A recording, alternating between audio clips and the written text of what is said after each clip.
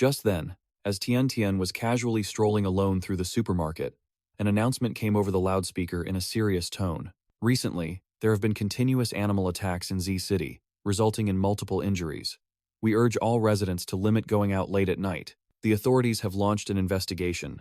We ask everyone to remain calm and avoid panicking. Hearing the announcement, Tian tightened his grip on the food container in his hand, murmuring to himself. Stocking up on a little extra food couldn't hurt. Suddenly, the supermarket's loudspeaker crackled on again, the voice more urgent this time. This is an emergency announcement. Dozens of people in Z City have been infected with a strange, unidentified flu virus. Media outlets will continue to monitor and update the situation.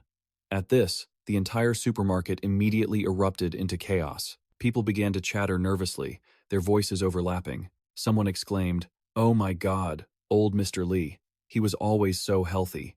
A few days ago, he suddenly came down with an acute illness and passed away just like that.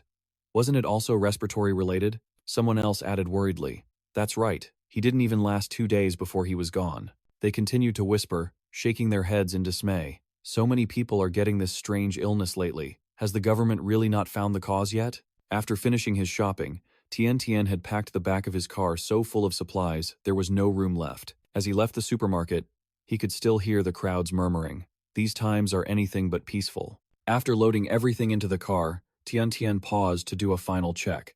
Seeds, instant food, frozen goods, meat, daily necessities, snacks, canned goods, everything was there. Satisfied, he sped off towards home, his mind still racing with calculations. He had to get back quickly to cook for Han, and the deer he'd hunted this morning also needed to be dealt with right away. Suddenly, his phone rang. Tian answered. "Hello?" A rushed voice came from the other end. Tian. "That proposal I mentioned before. What have you decided?" Hearing this, Tian replied calmly, "I can find a different job to make you look good in front of others." The voice on the other end softened. "All right, fine then." Just when it seemed settled, Tian suddenly became firm, his voice tinged with annoyance. "As for Li Han, I'm not sending her to an orphanage." The person on the other end immediately flew into a rage, shouting, "You and that brat aren't even blood related, and if you're going to drag around a burden like that, then don't even talk about marrying me." Tian didn't waver, his voice steady. "Li Han is my little sister. She's family, and she's very important to me." Seeing that she couldn't convince Tian, the voice on the other end grew harsher, screaming, "Li Tian, on what grounds do you expect me to raise a child for free who could practically be my own daughter? You and I have been through enough hard times together already." The girl refused to back down, yelling, "If you don't give a damn about me, then let's not get married. Let's just break up." With that, before Tian could even respond, she hung up abruptly. Tian was stunned, the words still half-formed on his lips. "Fine. Then let's not get married." He was in shock, his eyes wide. Panic seized his mind. "I'm screwed." Just then, his car slammed into something, sending a spray of crimson blood everywhere. Tian slammed on the brakes, his body lurching forward. The front windshield was smeared with blood. He flinched. He muttered, "What the hell was that? A dog?" But when he looked out, he was horrified to see it wasn't a dog. It was a goat. The small goat was a bloody mess, its head crushed from the impact. Its eyes were nothing but a demonic red mixed with pitch black. And yet, it was still alive. Tian's jaw dropped in disbelief. What the hell? Its brains are spilling out. And it's still alive? The goat dragged its mangled body, dripping blood, as it staggered to the side of the road and disappeared into the bushes. Tian stared after it, stunned, and mumbled, "Well, whatever." It ran off. "Good thing, too. Now I don't have to call the traffic police." He then continued driving back to the farm. When he arrived, Tian quietly began unloading the supplies from the car by himself. Suddenly, a cheerful call from behind caught his attention. Brother Tian. Turning around, he saw little Han and their 2 dogs running happily to greet him. "You're back!" Han cried out, her eyes sparkling with happiness. Seeing Han and the 2 excited dogs, Tian smiled softly, gently reminding her, "Slow down, or you'll fall." The 2 dogs wagged their tails furiously at his return, while Han beamed with an innocent smile, her eyes shimmering as she looked at him. "Wow, you bought so much stuff." The little girl scampered over to help him carry things. Tian handed her a small bag, saying, "Here, you take this one." Han nodded obediently. "Okay." Then, the 2 of them carried the pile of goods into the house, their cheerful laughter ringing out. While carrying the things inside, Han chattered away. Big brother, I finished all the tasks you gave me. I added grass for the worms, changed the water, and watered the crops too. Han Han is so tired. I need to eat Big Brother's meat to get my strength back. Hearing this, Tian Tian let out an indulgent laugh. All right, I'll make radish and deer stew for my silly Han Han.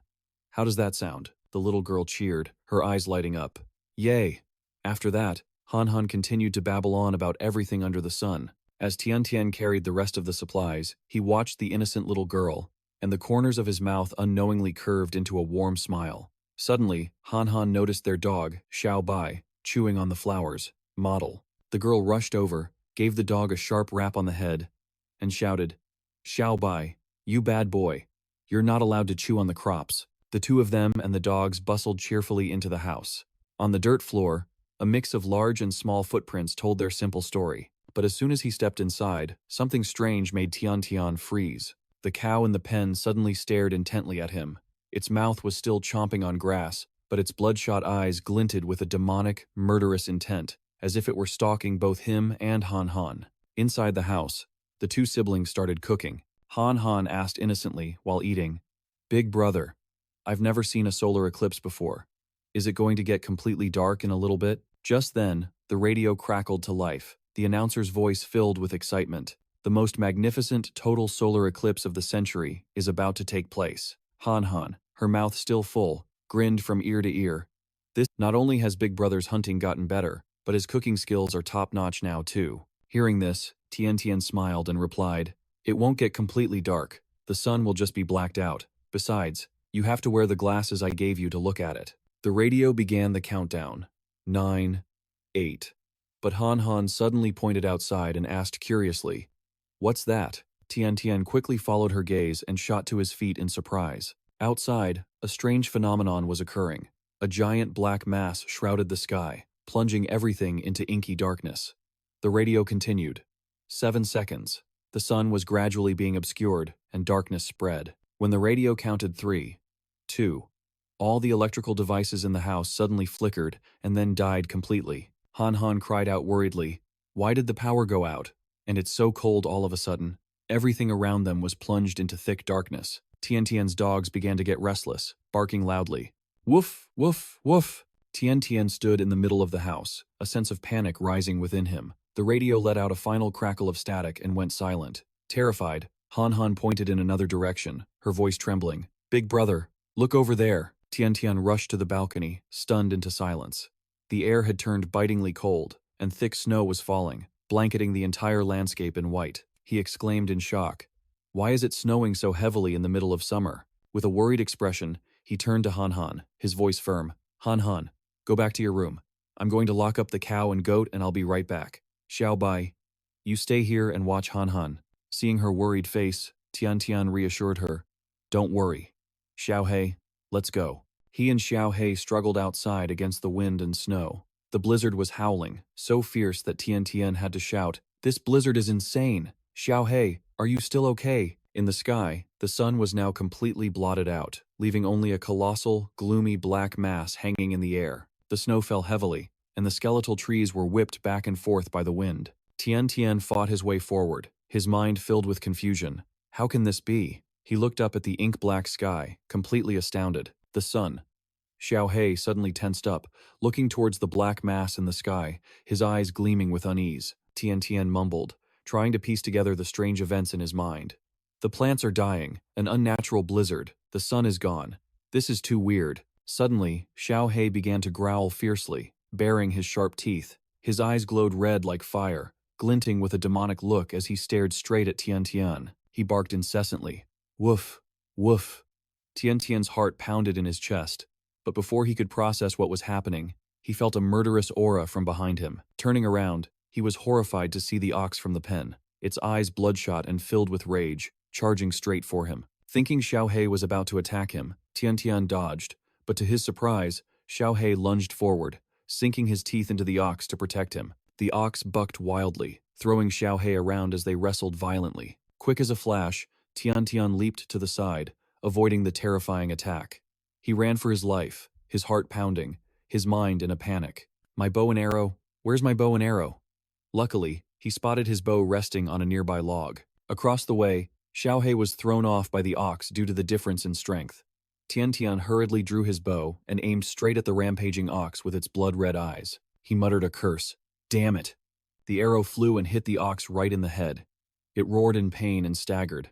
Tian Tian felt a glimmer of hope. Nice, that should do it. But the ox remained standing, not falling at all. In fact, it grew even more frenzied, charging towards him at a terrifying speed. Tian Tian gasped in disbelief. It's still not dead? Flustered, he drew his bow again, only to realize in panic that he was out of arrows. I'm screwed. In his desperation, he frantically looked for more arrows, but there were none. Just then, the ox rammed into him hard, sending Tian Tian flying, the pain so intense he saw stars. Xiao He barked in a panic, lunging at the ox and biting it, trying to draw its attention. The ox's eyes still burned with murderous intent as it advanced on Tian Tian, who was now writhing in pain on the ground.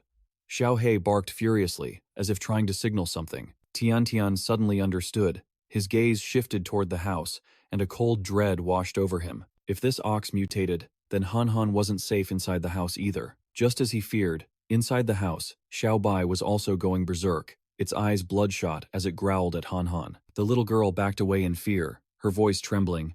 What's wrong with you, Xiao Bai? Xiao Bai lunged aggressively, but luckily, Tian Tian burst in just in time, kicking the dog hard and sending it flying, saving Han Han in the nick of time. Seeing Tian Tian rush in to save her, Han Han screamed in panic. Big brother! Seeing Xiao Bai's ferocious snarls, a terrified Tian Tian quickly scooped her up, saying urgently, I'm taking you to the safe house. Hide inside and don't come out, no matter what. It's not safe out here yet. Han Han's voice trembled with worry. But what about Xiao Bai? Tian Tian cut her off, his tone firm. Xiao Bai is too dangerous right now. Listen to me, and don't come out for any reason. The little girl obediently nodded. Okay. Carrying Han Han, Tian Tian trudged heavily through the fierce blizzard. The wind howled, and the thick, blanketing snow made every step a struggle. Finally, the two of them reached the safe house. Tense and panicked, they stood in the thick curtain of snow, trying to get inside. Suddenly, a strange screen appeared before Tian Tian's eyes. It read, Ammunition count, 0. Number of living beings within range, 4. He was stunned, thinking to himself, not this again. This can't be a hallucination, can it? What is this thing? Before he could process it, he quickly put Han Han inside and yelled, Get in, quickly. Okay, the frightened girl replied. Tian Tian continued to warn her in a stern voice, no matter what happens, don't you dare come out. Trust me. The strange screen appeared again. Ammunition count, 0. Number of living beings within range, 5. Suddenly, Xiao Bai charged from behind, pouncing right on Tian Tian. He couldn't react in time and stumbled forward. Xiao Bai continued to snarl, its bloodshot eyes fixed on him. Hearing the commotion from inside, a panicked Han Han pounded on the door, screaming, Big brother! Luckily, Xiao He rushed in to help, growling ferociously as it leaped forward to attack Xiao Bai. Woof! Woof! Tian Tian felt a brief moment of relief seeing Xiao He, but the scene around him was utter chaos. Xiao He was struggling with Xiao Bai, while the crazed bull, radiating killing intent, chased after Tian Tian. He yelled to Xiao He, just hold on. I'll be back as soon as I deal with this thing. Tian Tian ran for his life toward a tree and snatched up an axe lying nearby. He stopped in front of a massive, ancient tree and faced the bull, his eyes filled with determination. Come on. The bull charged aggressively, but Tian Tian deftly dodged to the side. With too much momentum to stop, the bull slammed its horns deep into the tree trunk, getting stuck fast. It thrashed wildly, trying to break free. Tian Tian gripped the axe, raised it high, and stared down at the bull with a cold glare.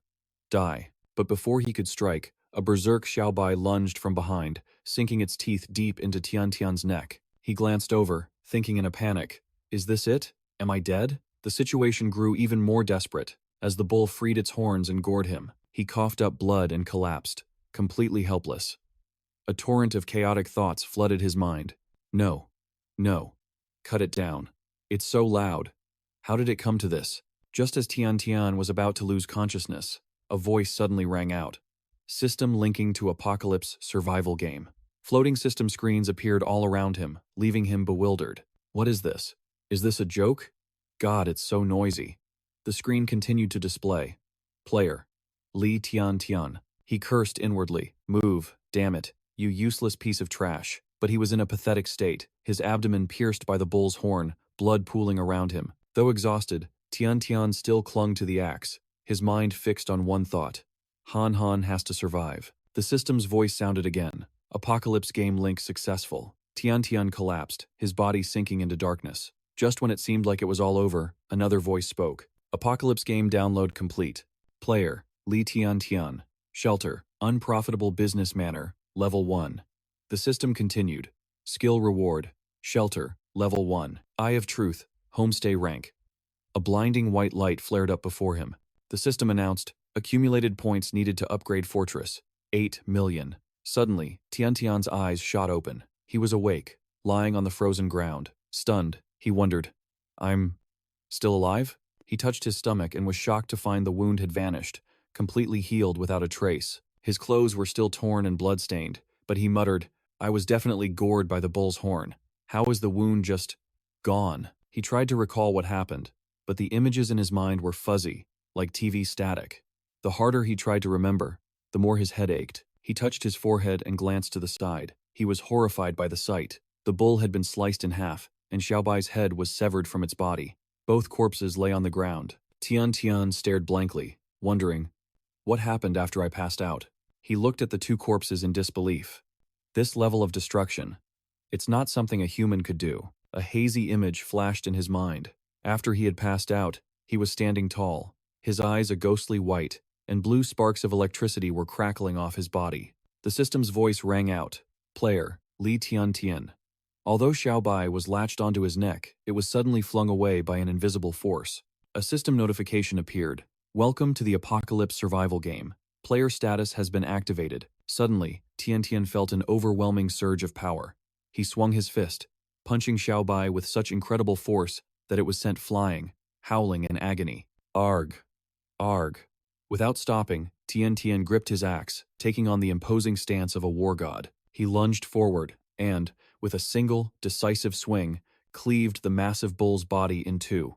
It roared in agony as its body split apart, spraying blood everywhere. But at that moment, Tian Tian was unconscious, acting purely on instinct, his eyes a horrifying, blank white. His body was healing at an incredible speed, wounds sealing up in an instant.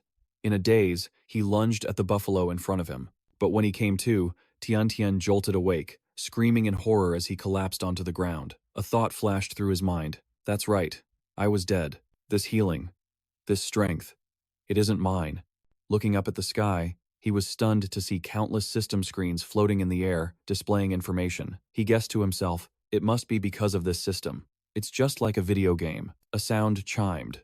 Game successfully loaded. Shelter successfully linked. Point shop activated. Novice rewards have been distributed.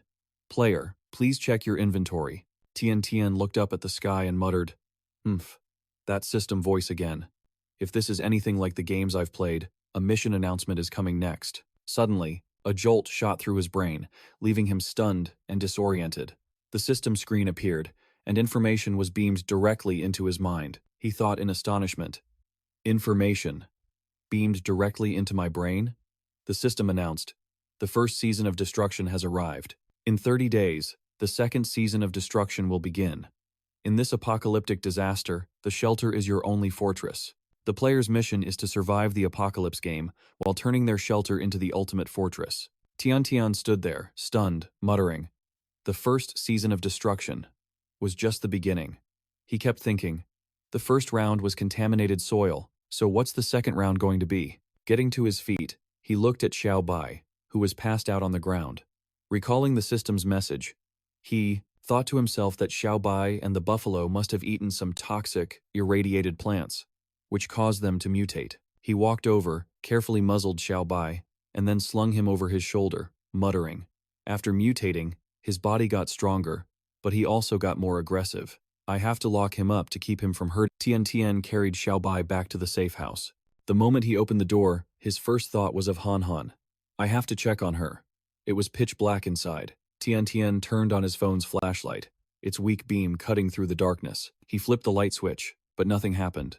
He thought to himself, the power grid is still down. Checking his phone, he saw there was no signal. The communication network is down too, he muttered. Good thing we have a backup generator. Nothing to worry about. He looked around, a sense of unease creeping over him. Han Han? Where is she? Why is it so quiet? Glancing toward a corner, He saw Han Han's feet sticking out from behind a crate, and his heart sank. Han Han, he screamed, rushing over and shaking her. But she remained motionless, her eyes closed. Tian Tian cried out in panic, Han Han, what happened to you? Just then, a system notification popped up. Name, Li Han Han. Status, deep sleep. Seeing this, he let out a huge sigh of relief. Han Han slowly began to stir, rubbing her eyes sleepily. Big brother, she mumbled weakly. I did what you said, and waited here, big brother. Then, there was a bright white light, and I can't remember anything after that. Big brother, are you okay? Touched by her concern, Tian Tian replied gently. Han Han, why were you sleeping on the bare ground instead of on your mattress? Don't worry, everything's been taken care of. Han Han then asked in a small voice, Where's Xiao Bai? Tian Tian replied softly, Xiao Bai got hurt, so he can't see you for a little while. You get some sleep here, okay? Big brother has some things to take care of. The little girl nodded, feeling safe. Tian Tian made the bed for Han Han, and once he made sure she was comfortable, he quietly left the room. Outside, the sky was pitch black, its oppressive gloom hinting at the nightmare to come. Tian Tian muttered, At least there are no more mutated livestock around for now. I wonder how this system is different from the games I've played, he mused, pulling up the system screen to explore. He mumbled, Novice rewards. Huh, just like a game. After poking around for a while and finding nothing interesting, he grumbled, Is that it? This is pretty underwhelming. I was hoping for some special weapon or skill, but I guess you can't just start at max level. Suddenly, a mysterious question mark appeared on the screen. Tian Tian muttered curiously, What's this question mark? He took a closer look and realized, so the system's currency is points, and these seeds can be planted in contaminated soil. Interesting. Before him, the system screen displayed a wide array of items, but the high prices made him sigh. How is a poor guy like me supposed to afford any of this? Sitting alone under a tree, Tian Tian continued to explore the system while taking stock of his supplies back at the house. He muttered, Anything that was in direct contact with the soil is contaminated to some degree. The network is down, the power is out. The situation outside can't be good. He suddenly froze, staring at the screen as the image of the mutated, aggressive buffalo and Xiao Bai flashed in his mind. He jolted. I have to deal with the source of the contamination immediately. In front of him, a large fire was blazing. Tian Tian stared at it for a moment, then walked toward a room. The moment he opened the door, he froze. An entire wall was covered with guns and ammunition. He flipped a switch, starting up the diesel generator, and a dim light flooded the room. Tian Tian casually picked up a gun, gave it a quick inspection, and tucked it into his jacket. He carefully placed a walkie-talkie next to the sleeping Han Han before heading out. Tian Tian got into a vehicle and drove off into the bleak atmosphere. Thick fog and swirling dust made the landscape look terrifying. Suddenly, a horde of mutated monsters charged at his vehicle from behind, snarling as they attacked. Tian Tian reacted instantly, pulling out his gun and aiming it at them. He muttered, Are these things drawn to me? Might as well get this over with quickly. But suddenly, another car appeared, firing continuously at him. Tian Tian frowned, confused about what was happening. The other car suddenly sped up and cut him off. They were too fast, forcing Tian Tian to slam on the brakes. Before he could even understand their intentions, someone from the other car pointed a massive gun at Tian Tian. He quickly raised his hands in surrender. The person looked at him, then turned to their walkie-talkie, their voice firm, The warning has been neutralized. Over. Tian Tian noticed the logo on the person's uniform, a military symbol. His face darkened as he thought to himself, The military, from some base in the city. There must have been an uprising. I wonder about Zhonglin. Is she? The person suddenly shouted. Hey you, it's very dangerous outside right now. Don't wander around the streets. Tian Tian replied, his voice urgent. I ran out of supplies at home. That's why I came out. Excuse me. What's the situation in the city right now? The person's walkie-talkie crackled to life. Sector B is under attack by a pack of mutated cats, requesting immediate backup. The person responded instantly. Roger that. Then they turned to Tian Tian and shouted, If you need supplies, go to the designated zone set up by the government. The city isn't safe anymore. Go home now. Tian Tian nodded. I understand. As he followed the military vehicle, the sky roared with the sound of helicopters. Tian Tian observed quietly, thinking to himself, Even specialized aircraft are out. It seems the number of mutated animals is anything but small. Even though he and Zhonglin had broken up, he still muttered, In this apocalyptic world, I can't just abandon her. Since it's on the way, I'll go check on her. Even though they were just acquaintances, he felt a sense of unease. The city was now desolate, thick with smoke and dust. The sky was dark and gloomy, as if heralding a nightmare. While driving, Tiantian heard a warning broadcast over a loudspeaker. All units, be advised. Another robbery has occurred on the road. A woman's body was found at the nearby lake. Time of death. He glanced in the rearview mirror and saw a police car speed past, his heart heavy. Besides police cars, I guess only ambulances are left on the road now. Elsewhere, an ambulance sped by. Frantic shouts echoing from within. The patient has lost too much blood. They're not going to make it. Hurry, hurry, another urgent voice cried out. It's another case of lung disease from the food. Amid the chaos, a girl in the ambulance groaned in unbearable pain. Meanwhile, a medic shouted, "Get the adrenaline ready." "No, wait, we can't. We have too many patients. The heart stimulants are all gone." On another street corner, the scene was even more grim. A desperate woman shook her husband, sobbing uncontrollably. "Honey, don't fall asleep. Please hold on. We're almost at the hospital." But the husband was weak, slowly giving in to his fate. He mumbled, "Just let it go. The medical system has collapsed. There are no more hospital beds, and the emergency number won't even connect." Watching the miserable people on the streets, Tian sighed wearily, realizing the medical system was completely paralyzed, unable to cope with the contaminated food. He gripped the steering wheel tightly, his heart heavy. Can I really get Han through this apocalyptic game? Outside, the streets were desolate, everything in ruins, shrouded in smoke and dust. A police loudspeaker blared. "Attention, all residents. This is the government-designated supply point for essential needs. Everyone, please maintain order." A police officer shouted. "Form a line to get your supplies. The quota is 5 kilograms of rice, 5 kilograms of flour, and 1 kilogram of vegetables per person." But the panicked crowd pushed and shoved. Someone roared, "Hey, don't cut in line. Damn it. I've been waiting for 5 hours. Let me go first." "This spot is mine. I just went to the bathroom for a second," he retorted arrogantly. "You uneducated peasants. I am the CEO of Tan Dong Company. You'll regret messing with me." Suddenly, he yelped, "Ouch. Who the hell stepped on me?" In another corner, a mother and daughter hugged each other, sobbing. The little girl, panicking, cried out, "Mommy, my food!" From his car, Tian watched the chaos outside as people fought, scrambling for necessities. Someone screamed, "That's my food, you bastard!" The supply area was noisy and chaotic. Seeing no chance to get anything, Tian had no choice but to leave, changing direction toward Zhonglin's house. He muttered to himself, trying to remember the way. "Turn left up ahead. That's her. Rented apartment." Suddenly, a car shot out unexpectedly, and Tian slammed on the brakes, narrowly avoiding a collision. A man got out of the other car, furtively looking left and right with a worried expression. He walked over and knocked on Tian's window, his eyes filled with tension.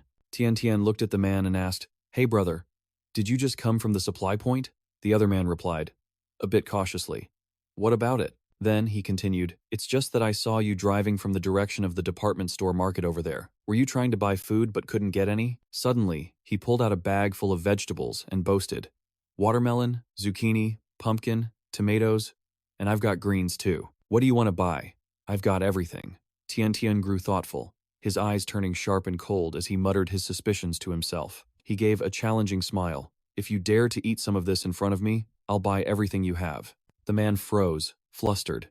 "What do you mean by that? Don't you trust me?" Then his tone changed, and he started cursing.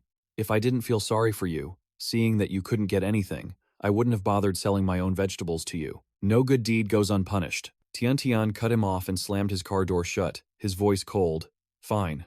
Now move." The man wouldn't let it go, yelling, "Hey, you, what's with that tone?" Tian shot him a sharp glare, pulling out a gun and pointing it right at him. The terrified man stammered, "Hey buddy, let's just talk this through." But Tian's voice was cold, filled with killing intent. "For a scummy deal like this, no one would bat an eye if I shot you. Get lost."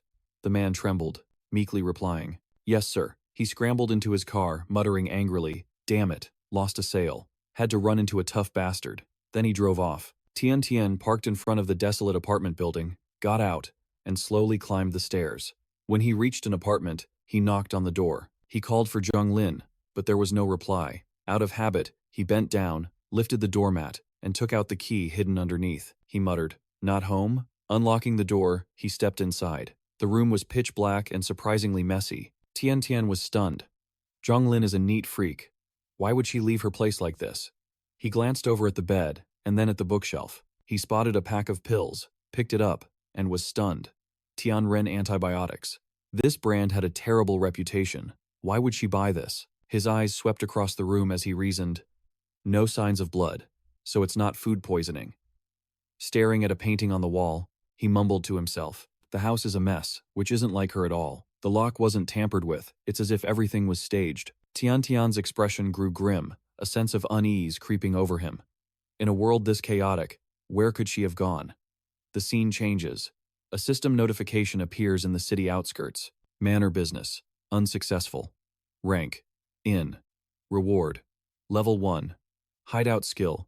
The Eye of Truth. All objects and creatures will be digitized before the host's eyes. The 30 mu area can be used for livestock, agriculture, and construction. The scene shifts to a shabby tent. The system continues. Profit status. At a loss. Dilapidated greenhouse. Level 1. Seeing this, Tiantian clenched his fists, determined to earn enough accumulation points to upgrade the items in his manor. He couldn't let radiation affect the crops. Tiantian diligently swung his hoe, digging at the soil, sweat beading on his forehead, when suddenly, Han's cheerful voice rang out. Big brother, those seeds actually sprouted. The seeds he had planted had begun to grow. The little girl's eyes shone brightly as she gazed at the fresh sprouts, filled with immense joy. Tiantian was thrilled too, setting down his hoe to reply. Let me take a look. He bent down to look at the vibrant green shoots, and the system immediately displayed the data for the tomato sprouts. Maturity time. 48 hours. He muttered to himself. It worked. The radiation-resistant grade seeds are just like the system described. Tiantian felt a surge of hope. The growth time is much shorter. As long as I can get enough points, Han and I will definitely survive this apocalypse. Han chimed in cheerfully. All the seeds I planted before just dried up and died. I was worried we wouldn't have anything to eat in the future. You're the best, big brother. Hearing this, Tiantian smiled with pride. Of course, your big brother will always figure something out. By the way, do you remember the rules I taught you? Han nodded and began to count innocently on her fingers. 1. Don't eat anything anyone else gives you, except for Big Brother. 2. Don't leave the manor without Big Brother's permission. 3. If you see a strange animal, you have to hide right away. And also, look after Xiaohei and don't let him eat just anything. She turned to the dog, her voice stern. Isn't that right, Xiaohei? Did you hear me? Suddenly, a system notification popped up. Radiation-resistant product has ripened. Please harvest now. Tiantian muttered in astonishment. They're ripe already? I just planted them. The tomatoes were bright red, juicy, and looked incredibly appetizing. He picked one, and the system continued. Radiation-resistant grade tomato. Highly nutritious. Enhances physical constitution. Shelf life, 30 days. Tiantian took a bite and immediately felt a current of energy rush through his body like an electric current. He was shocked. His entire body flushed with warmth, and the fatigue from the past several days melted away. He thought, it really improves my constitution. During an apocalypse with severe food shortages, not only do I have something to eat, but I can also boost my stats. This system is clearly pushing me to become the ultimate manor lord. The system announced again. Store purchasing privileges unlocked. Upgrading the hideout requires accumulation points. The exchange system is the only way to earn points. Recycle crops, livestock meat, and minerals, with prices varying by grade. The system then listed the crop tiers from highest to lowest. Buff, Super Divine Grade, Level 4, Divine Power Grade, Level 3, Ancient Medicinal Grade, Level 2, Radiation Resistant Grade, Level 1, Exchange Rate, 1 kilogram of radiation resistant. Grade equals 1 accumulation point. 1 kilogram of Ancient Medicinal Grade equals 100 points. 1 kilogram of Divine Grade equals 1,000 points. And 1 kilogram of Super Divine Grade equals 10,000 points. Tiantian gripped the tomato tightly, his eyes shining as he thought, if I can just get enough points, I can turn this manor into a top-tier military base. He mumbled, I'm really looking forward to this. This is only the radiation-resistant grade. There are still 3 higher tiers. Their effects must be way more powerful. Eagerly, Tiantian turned and exclaimed, Great! Let's check on the Ancient Medicinal Grade harvest. But when he looked, he froze, muttering, I should have known for an Ancient Medicinal Grade, the maturity rate is only 10%. He glanced to the side, where the system displayed Ancient Medicinal Grade Carrot. Growth status, 100%. Effect, Eliminates all negative statuses such as poisoning, illness, and even irreversible wounds caused by negative effects. Shelf life. Unlimited. Tian exclaimed with delight. This is incredible. I don't have to worry about medical problems anymore.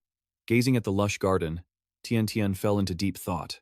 After some thought, he decided to sell 70% of his food for accumulation points, keeping the rest as a reserve. The system immediately prompted him. Decision. Harvest 200 kilograms of anti-radiation plants. Tian hit confirm, and the system announced he had reached 2,000 accumulation points. 3 ancient medicinal plants have been stored in the warehouse. 30 kilograms of anti-radiation plants have been stored in the warehouse. Then, the system's voice rang out. Congratulations, player, on completing your first harvest. Achievement unlocked. Master Harvester. Reward. Farming robot. Huh? Tian muttered in surprise. A reward for the first harvest? He picked up the tiny robot and saw it wave its little hand, making a sound. Babo. He pursed his lips. Something this tiny probably can't do much. As if it understood him, the robot frowned and glared at him. Tian was taken aback. Is it glaring at me? Suddenly, the robot shot out of his hand, flying through the air and slashing wildly while shouting, Babo. Tian was shocked. How does it know what I'm thinking? Is my consciousness linked to the system, sending commands straight to its processor? So convenient.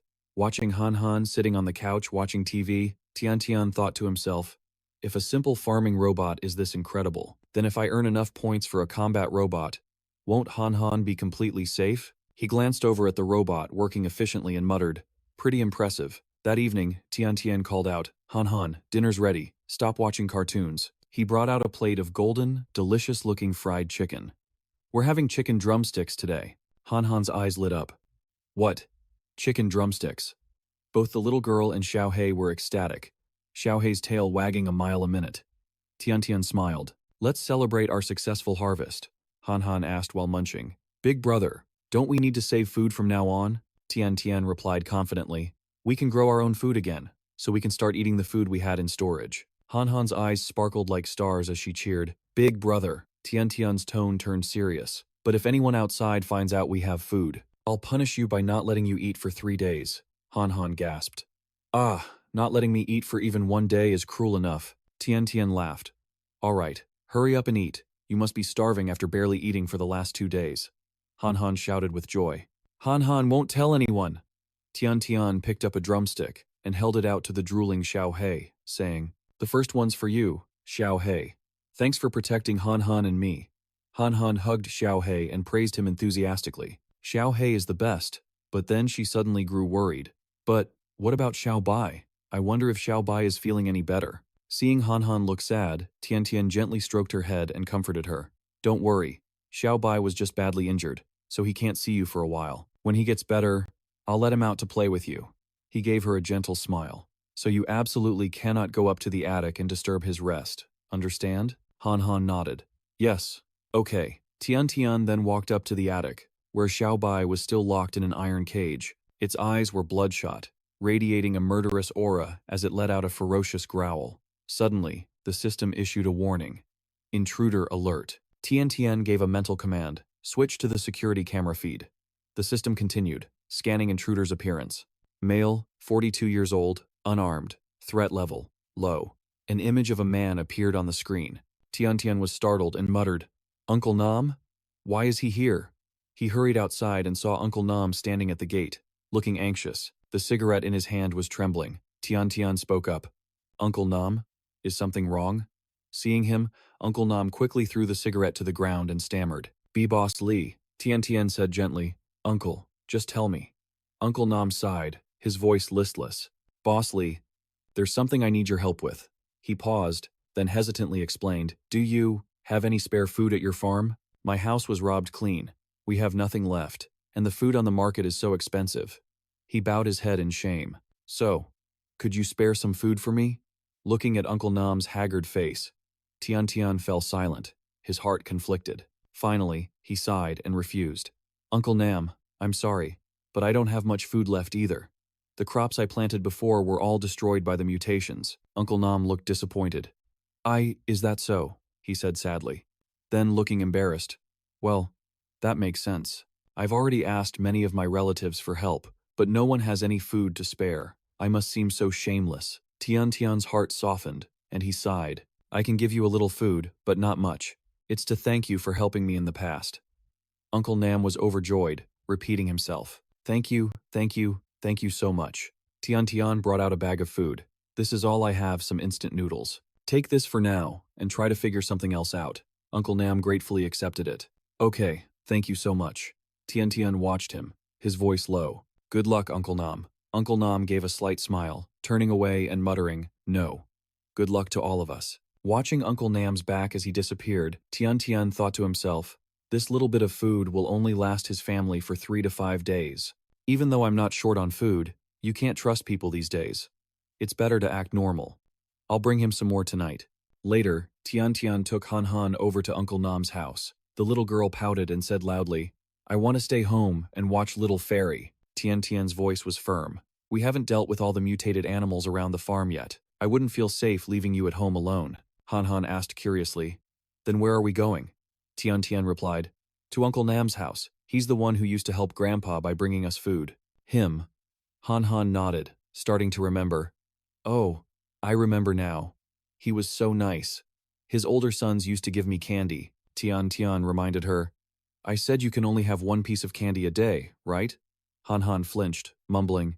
They didn't sneak me any candy. Han remembered now. On the road, the scenery was desolate, and the silence was unsettling. Tian muttered, It's too quiet. You can't even hear a single dog barking. The mutated livestock must have all been taken care of. He and Han got out of the car, holding bags of food. The little girl excitedly held out her own small bag, saying, And Han has food too. Tian smiled. Suddenly, a scream pierced the air. Ah, Xiao Tian, my son, what's wrong? Don't scare your father. Tian glanced at the house next door, hearing the sound of painful, choking coughs. Inside the house, a young man was continuously coughing up blood, his face deathly pale. Uncle Nam looked at his son, tears streaming down his face, his voice trembling. Son, weren't you feeling better just a moment ago? How did it get this bad? The young man cried out weakly, in agony. No. No. No. Outside, Tian stood by the door, holding Han, secretly watching. Han whispered worriedly. Uncle Nam's son is coughing up so much blood. Is he going to die? Tian quickly soothed her in a gentle voice. It's all right. It's all right. Han, don't look anymore. Watching the tragic scene unfold, Tian remembered the patient who was he muttered. The symptoms look like radiation poisoning from the vegetables. Did they eat through that food supply so quickly? Suddenly, a thought flashed through his mind. Wait a minute. Isn't this a perfect test subject? Whether he lives or dies will be up to his own fate. Inside the house, Uncle Nam frantically helped his son lie back down, his voice cracking. Xiao Tian, son, quickly, lie down. The doctors at the hospital said, there are no more beds, and even if there were, they couldn't do anything for you. The father and son looked at each other as tears streamed down their faces. Uncle Nam's heart was breaking. What am I supposed to do? The young man's eyes were bloodshot as he sobbed uncontrollably, with no strength left to fight. Suddenly, something was thrown hard into the house, shattering the glass window. The object landed on the young man's bed. Uncle Nam roared furiously. What kind of lunatic throws things in here? He screamed toward the outside. Get out here and show yourself. The young man weakly stopped his father. Dad, wait. He pointed to the bag that had just landed on the bed and whispered hoarsely, Dad, look at that. Uncle Nam's tone softened. All right, son, don't move. I'll take a look. He curiously opened the bag and his eyes widened. My God, it's food. Fresh vegetables. Inside, there was also a piece of paper. Uncle Nam read it, stunned. If you don't want him to die, make him eat this. He shouted in fury. Are you crazy? Even the big hospitals couldn't cure him, and you're mocking me with a single carrot? Looking at his son, he felt hopeless. What good are fresh vegetables at a time like this? My poor son, I'm so useless. Tears welled in the young man's eyes as he grasped his father's hand and whispered weakly, I want to try it. If I just lie here, I'll die anyway. I want to live. Uncle Nam wiped away his tears, his voice thick with emotion. You're right. The hospital can't cure you. How can I just sit here and watch you die? He handed the carrot to his son. Here, give it a try. Hurry up and eat it. The young man devoured the carrot. Suddenly, his body began to convulse violently. Uncle Nam cried out in alarm. Son! The young man then vomited a mouthful of blood. The floor was stained bright red, but then, the color began to return to his son's face. Uncle Nam laughed in sheer happiness, shouting, "It worked!" Standing outside, Tian Tian smiled, relieved. A nearby streetlight flickered and then stayed lit. He muttered to himself, "The power's restored. The signal should be back soon." He took out his phone and called Zhong Lin, waiting nervously. But he only got an automated message. "The number you have dialed is currently unavailable. Please try again later." In the distance, another person's phone rang, followed by a complaint. "So damn loud. Whose phone is ringing?" They quickly picked up the phone, their faces breaking into wide grins as they cheered. "The signal is back." Suddenly, a woman's ice-cold voice came from behind them. "Turn it off." The entire group immediately burst into raucous laughter. One of them said excitedly, "After we finish this job, how much food do you reckon we'll get? At least enough to last us a few months without going hungry." Another man nodded with a smirk. "Working with Fatty is always so easy." Another one chimed in, asking curiously, "Hey, any idea what they need all this stuff for?" The first man shrugged and replied bluntly, "Who cares? We get paid to do the work and keep our mouths shut." Another voice let out a gruff laugh. "Yeah, that's right." Meanwhile, Tian Tian was driving away with Han Han. The little girl sat next to him, her eyes sparkling with admiration as she said innocently, "Tian Tian, you're amazing." Xiao Tian was coughing up so much blood, but he just ate a carrot and now he's all better. Han Han continued excitedly. And just like that, Xiao Tian went from gray to green. It was so cool. She just sat there, gushing with praise. Hearing her, Tian Tian smiled to himself and thought, "This kid definitely watches too many cartoons. Even the way she describes things is so cinematic."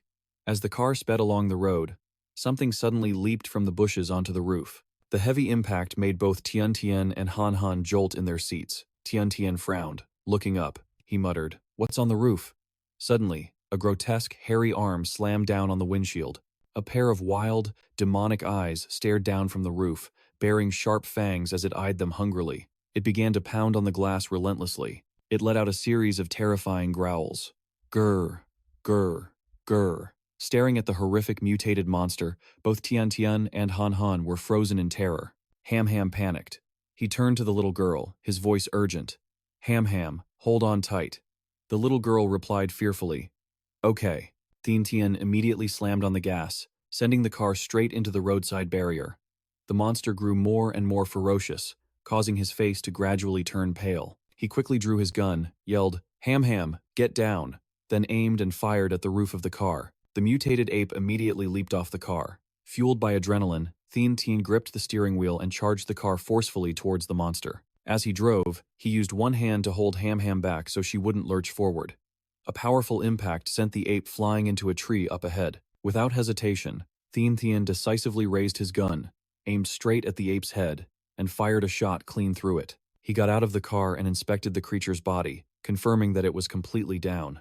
As the ape collapsed to the ground, Tian Tian was surprised to find a code number carved into its body. He frowned, thinking in confusion, "What is this? Where did it come from? There are no farms around here, and certainly no zoos." He suddenly remembered the medicine box at his ex-girlfriend's nearby house. Just then, the sky suddenly roared with thunder and lightning. Dark clouds rolled in, brilliant flashes tore through the sky, and rain began to pour down relentlessly. Seeing the weather turn foul, Tian Tian quickly told Ham Ham, "You stay here and watch cartoons. I have something to take care of." The little girl obediently nodded. "Yes, sir." Tian Tian went up to the attic, where Xiao Bai was caged. He sat down in front of the cage, facing its furious eyes, as if it wanted to lunge right at him. Sighing, Tian Tian put on his gloves. The system displayed a notification, asking if he wanted to retrieve the ancient medicine-grade carrot. He quickly selected yes, pried open Xiao Bai's mouth, and stuffed the carrot down its throat, thinking to himself, "I can't believe this medicine can actually counteract the poison from radioactive vegetables." After feeding it, he held the animal tightly, his eyes full of hope, and murmured, "Please, work." Suddenly, Xiao Bai's body began to tremble violently before it let out a terrifying scream. Downstairs, Ham Ham, who was watching TV, heard the booming thunder and started to worry. She jumped to her feet, muttering, "The thunder is so loud. I'm a little scared. Why isn't Big Pot back yet?" Unable to wait any longer, Ham Ham ran up to the attic. Seeing Tian Tian sitting there, she had a mischievous idea. Tiptoeing up behind him, Ham Ham suddenly yelled, "Boo!" Tian Tian jumped and turned around, while the little girl giggled smugly. "Scared you, didn't I?" In the middle of speaking, Ham Ham suddenly fell silent, her whole body freezing, unable to say a word. Her terrified gaze fell to the floor, where Xiaobai lay unconscious in a pool of dark red blood. Seeing this, Ham Ham trembled, her legs giving out from under her as she collapsed to her knees. Tian Tian cried out in alarm, "Ham Ham!" She fell into his arms, her breathing ragged. He held her tight, his voice urgent, "Ham Ham, calm down." Ham Ham sobbed, crying out in anguish. "Why? Why, Big Pot? Don't we have the carrot that can save it?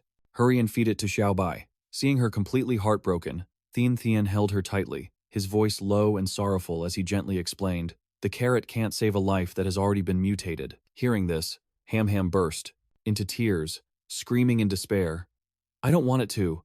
I don't want Xiaobai to die." She just kept sobbing, calling Xiaobai's name. Tian Tian held Hum Hum close, trying to suppress his own pain.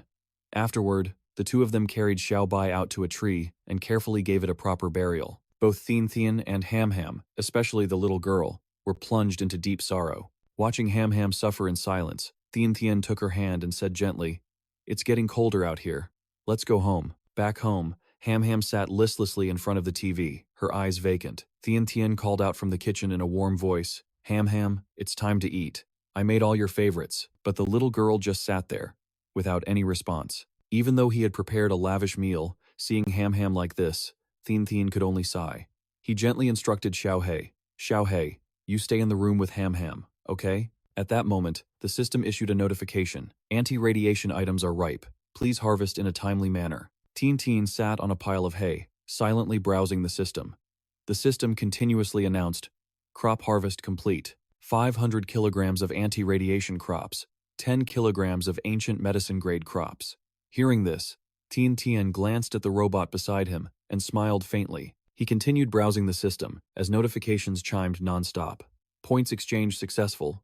Points exchange successful. Tian Tian's buildings were continuously upgraded. The old house was upgraded to level 1, and the standard greenhouse to level 2. Suddenly, a warning appeared. Player Li Tian Tian's current defense protection level is 3, capable of defending only against small, high-danger wild creatures. It is recommended to establish a defense system quickly. Hearing this, Tian Tian pondered to himself, "That's right. The most urgent task right now is to build a security system for the farm. With the current amount of crops, the point growth isn't high. Expanding production can wait." He began to upgrade the defense system, reinforcing the perimeter wall from level 1 to level 2. An electric fence was installed on the wall. The system announced, "Electric fence purchase successful." Next, he bought a patrol radar. Tian Tian muttered, considering his options, "I don't have many points left. I need to get some protection machines for Ham Ham." But when he saw the prices in the system, he frowned slightly in disappointment. Not enough points. Suddenly, an idea sparked. Tian Tian decided to sell all the food in his storage. It should be enough for the points he needed, and he could always earn more later. He pressed buy, and the system immediately notified him of the successful purchase. Right after, a robotic dog appeared, Hunter Hound number 1, along with a robotic bird for aerial patrol. The system displayed its data. Hummingbird drone number 1. Level 1. Ammo, 100 out of 100. Destructive power, 100. Speed, 5. Damage, 3. Defense, 1. Attack mode, shooting. Hunter Hound number 1, level 2. Ammo, 50 out of 50. Fuel, 100 out of 100. Speed, B. Defense, 4. Damage, 5. Attack modes, flamethrower, shooting, and biting. Tian Tian began to test the machine's power. He gave a silent command, "Hummingbird drone, shoot the leaves off that tree." Immediately, the hummingbird drone patrolled the sky, unleashing a barrage of bullets that shredded the leaves, sending them fluttering down. Seeing this, Tian Tian couldn't help but be impressed, thinking to himself, so precise. He looked at the hummingbird drone with satisfaction. Aerial patrol. Check. Next, he turned his attention to the hound, mentally ordering it to show him its ground-level firepower. He shouted, "Hunter Hound, blow it up!" The hound immediately gathered energy, and a brilliant beam of light shot from its mouth. Its terrifying power completely obliterated the boulder in front of it. Tian Tian was stunned by the destructive force, thinking, "With this, I can finally feel a bit safer." Inside the house, Han Han was still sitting listlessly, her eyes filled with sadness. Tian Tian called out to her, "Han Han," but the little girl didn't respond, still lost in the pain of losing Xiao Bai. Suddenly, Xiao He came over and gently licked her hand. Tian Tian smiled, brought the hunter hound over to Han Han, and said gently, "From now on, let him stay by your side and protect you." He added with a kind smile, "Give him a name. Let's call him Xiao Bai. How about that?" Hearing this, Han Han hugged the hunter hound tightly. With tears welling in her eyes, she replied emotionally, "Okay." Meanwhile, at a certain company, an employee was giving a hurried report. The specimen went out of control. "But it's been dealt with," the man holding a stack of documents said in a low, steady voice. "Number 7 stats are very stable. It can easily bite through a 5mm thick steel plate." He looked up and asked, "What's the progress on the other side?" The employee replied, his voice slightly worried. "Vice President Ren is very displeased that we haven't donated medical equipment. If she finds out and reports it to the head office, it'll be a big problem." This man was Liang Tianyu, the general manager of Tianran Corporation. Hearing the report, he just scoffed contemptuously. "She's just some girl with a bit of a background. This is being done in secret. Even if she wants to investigate, she wouldn't know where to start." The employee nodded, relieved. "Yes, yes." Liang Tianyu instructed him smugly. "Tell Chen Nan to keep an eye on Ren Xiao. Don't let her ruin my plans." The employee bowed his head. "Yes, sir." Liang Tianyu ordered, "Get out." When he was alone in the office, a mysterious smile spread across his face as he muttered, "This is sure to bring great fortune." Outside, Ren Xiao was storming towards Tianyu's office, shouting angrily, "Where is Liang Tianyu?" An employee ran after her, trying to stop her. "Vice President Ren, I'm sorry, but President Liang isn't in the office." But Ren Xiao didn't stop. She barged straight into the room, flustering the employee beside her. "Vice President Ren, if you do this, you're putting us in a very difficult position." As soon as she entered, Ren Xiao roared, "Liang Tianyu, what the hell are you thinking?" As the vice president of Tianran Corporation, she couldn't contain her rage. "The entire medical system of Nanchang is paralyzed. As a medical company, you should be leading your staff to cooperate with the hospitals, donating medicine and equipment, not busying yourself researching some kind of animal." In contrast to her fury, Liang Tianyu remained calm, completely unsurprised. He replied coldly, "Vice President Ren, this is the general manager's office. It's not appropriate for you to barge in like this." He stood up, his voice growing more serious. "I'm a businessman. Everything I do is for profit. At the current level of medical science, this global disease is untreatable." Ren Xiao was stunned. "Say that again? What?" Liang Tianyu stepped closer, his tone full of calculation. "You're a shareholder too, entitled to a share of the profits. Just imagine, if we develop a solution, how great will the rewards be?" Ren Xiao laughed sarcastically. "So, President Liang's research has had a breakthrough. Has it?" Suddenly, her pendant started making a beeping sound. She smirked sardonically. "Even the Yanhuang federal government has no news of a specific cure. In that case, I'll have to visit the lab and see for myself." Liang Tianyu smirked, replying mockingly, "Are you kidding? How could it be that fast?" "Vice President Ren, if you would agree to cooperate and add more manpower to this project, we could certainly speed up the progress." Ren Xiao maintained her mocking tone, replying coldly, "I'll be stopping by the lab later to check on the progress. I have to conduct a thorough inspection before I can coordinate our work, don't I?" Tianyu chuckled, his voice full of hidden meaning. "You're welcome to. I'll arrange for someone to accompany you." Ren Xiao huffed softly and replied curtly, "I'll see myself out." Then she turned and walked away. The fire of her anger was still smoldering inside. Ren Xiao's employee quickly reported, "President Ren, the tech team said you were in the office for too short a time. They only got a preliminary scan, but the entrance to the secret lab is likely in there." Hearing this, she muttered in frustration, "Humph, that old fox." Then she asked, "Has the test subject we captured revealed anything yet?" The employee replied, "Not yet, ma'am. They were blindfolded every time they went in, but we managed to get an access card." Hearing the good news, Ren Xiao praised them smugly. "Very good." The staff member handed her the lab's access card. She took the card, her eyes glinting as she thought to herself, "Besides these places, where else could it be? If what they say is true, the most dangerous place is the safest place." Ren Xiao entered the laboratory. A man approached and introduced himself. "I am Bei Zi, your guide," he added with a smile. "I'll be giving you the tour." Ren Xiao nodded. "All right then. Director Bei, let's go see the lab's progress first," he replied. "Of course, this way please." Bei Zi led her to a glass cage and introduced, "This is number 7, the only entity that didn't explode during the experiments. Its strength has increased tenfold. However, unlike the other failed specimens, it doesn't vomit blood, but it still poses a risk of attacking." Suddenly, a staff member rushed in frantically, yelling, Director, we have a problem. The man whispered something in Baizi's ear. After listening, his face turned pale, and he asked in panic, "What?" The staff member continued whispering anxiously, "We can't do anything about it. You need to come see what's happening." Seeing their panic, Ren Xiao glanced over, the corners of her lips curling into a smug smile. Baizi quickly spoke up, trying to tactfully get rid of her. "President Ren, my apologies. Something urgent has come up, so I can't continue the tour. I'll have another colleague accompany you." Ren Xiao replied calmly, "It's fine. It's just a tour. I'll just look around a bit by myself and then leave." But Baizi shook his head, politely refusing. "I'm afraid that's against the rules." Ren Xiao gave a faint smile. "This entire area is under camera surveillance.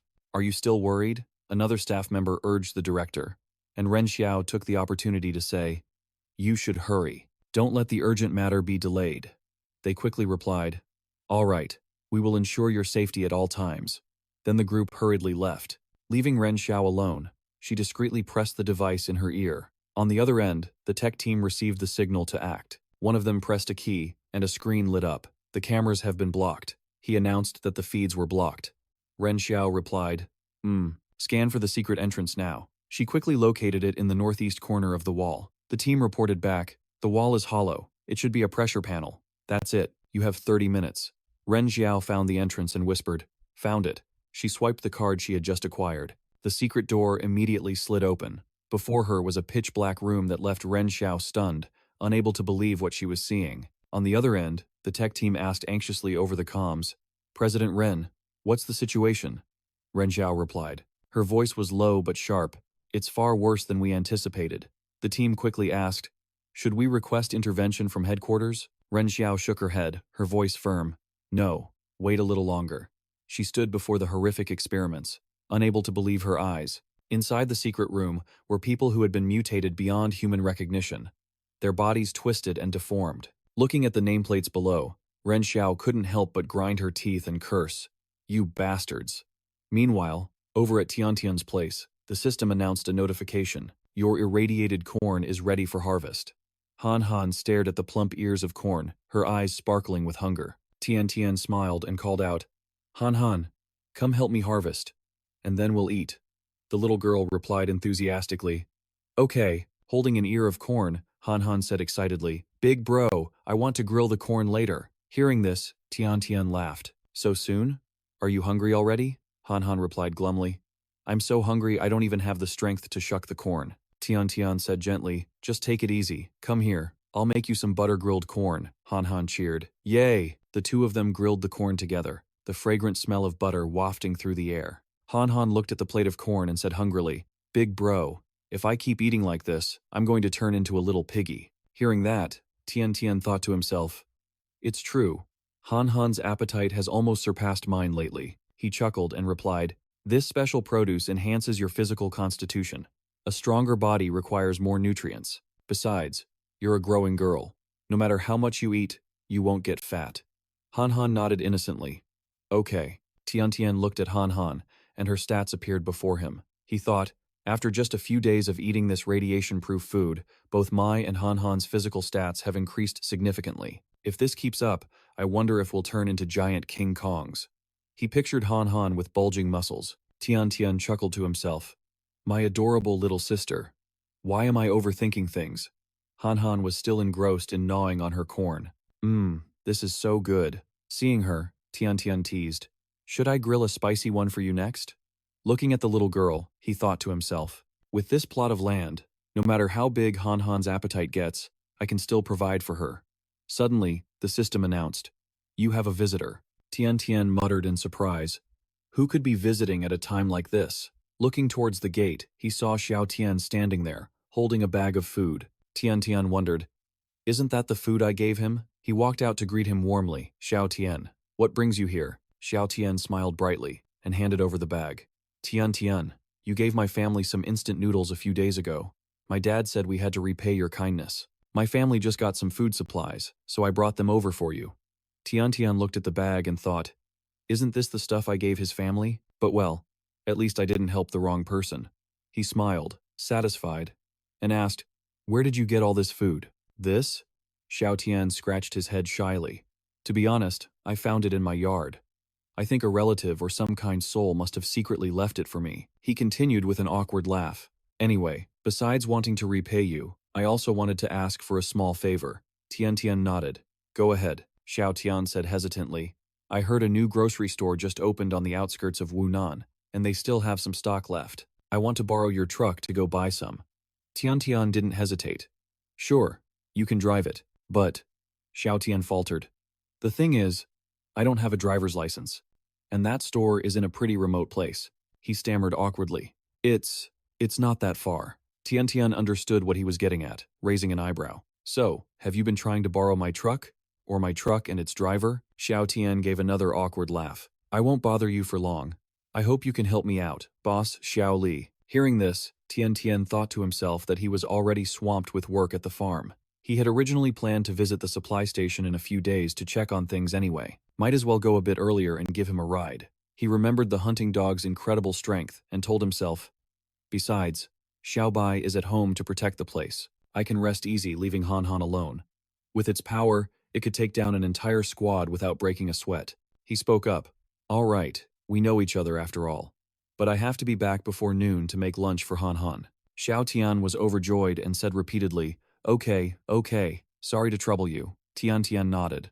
Wait here, I'll go get the truck. Xiao Tian replied enthusiastically. Okay, be careful. Tian Tian turned back inside to talk to Han Han.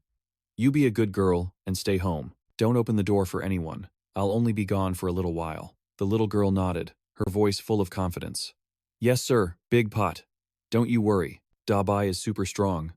Tian Tian was surprised. Why is it Da Bai now? Han Han beamed. Because it's an upgraded version. I tested it. It went boom and crack and blew up a huge rock. Hearing this, Tian Tian's voice turned stern. Is that so? From now on, you can only use Da Bai in an emergency. Otherwise, it's too dangerous. Han Han nodded with a wide grin. Ah, all right. I won't blow up rocks for fun anymore. Tian Tian patted her head and smiled. Okay, Xiao Tian and I are going to the supply station for a bit. I'll buy you some candy when I get back. Han Han, understanding, said, Oh, is Xiao Tian here? I'll go say hello. Tian Tian playfully pinched her cheek. What for? You're not allowed to show off Da Bai to outsiders. Han Han pouted irritably. I know. I'm 6 years old already. Not a little kid anymore. Besides you, Big Pot, there's no one else to talk to at home. It's so boring. Tian Tian drove the truck out, with Han Han trailing behind him. Seeing Xiao Tian, she called out cheerfully, Brother Xiao Tian, how have you? Before she could finish, Tian Tian gently patted her on the shoulder. Han Han yelped. He pushed her down from the truck step and laughed. All right, get down now. Let him get on. The sooner I leave, the sooner I can come back and make you lunch. Left behind, Han Han watched the truck drive away in frustration, muttering, Stupid Big Pot. I didn't even get to finish saying hello. Then, with a long face, she turned back towards the house, mumbling, Oh well, I guess I'll just go watch cartoons. Meanwhile, Tian Tian had driven a short distance with Xiao Tian. As he drove, he thought to himself, that little Han Han really can't keep her mouth shut. Suddenly, Xiao Tian spoke up. Boss Xiao Li, is Han Han really okay at home by herself? It's so chaotic outside right now. I'm afraid some bad people might target the farm, and she'll be in danger. Tian Tian replied casually. What's there to target at my rundown farm? There's no money, and we're out of food. Xiao Tian asked curiously. So, Boss Xiao Li, you didn't leave any weapons for Han Han to protect herself with? Tian Tian laughed. Han Han is only 7 years old. Even if she had a weapon, she wouldn't know how to use it. Besides, is there any place safer than the farm right now? He smirked slyly. Plus, my farm has an electric fence. Who would dare break in? Xiao Tian laughed loudly. Well, that's a relief. He fell silent for a moment, then suddenly took out his phone and started texting something.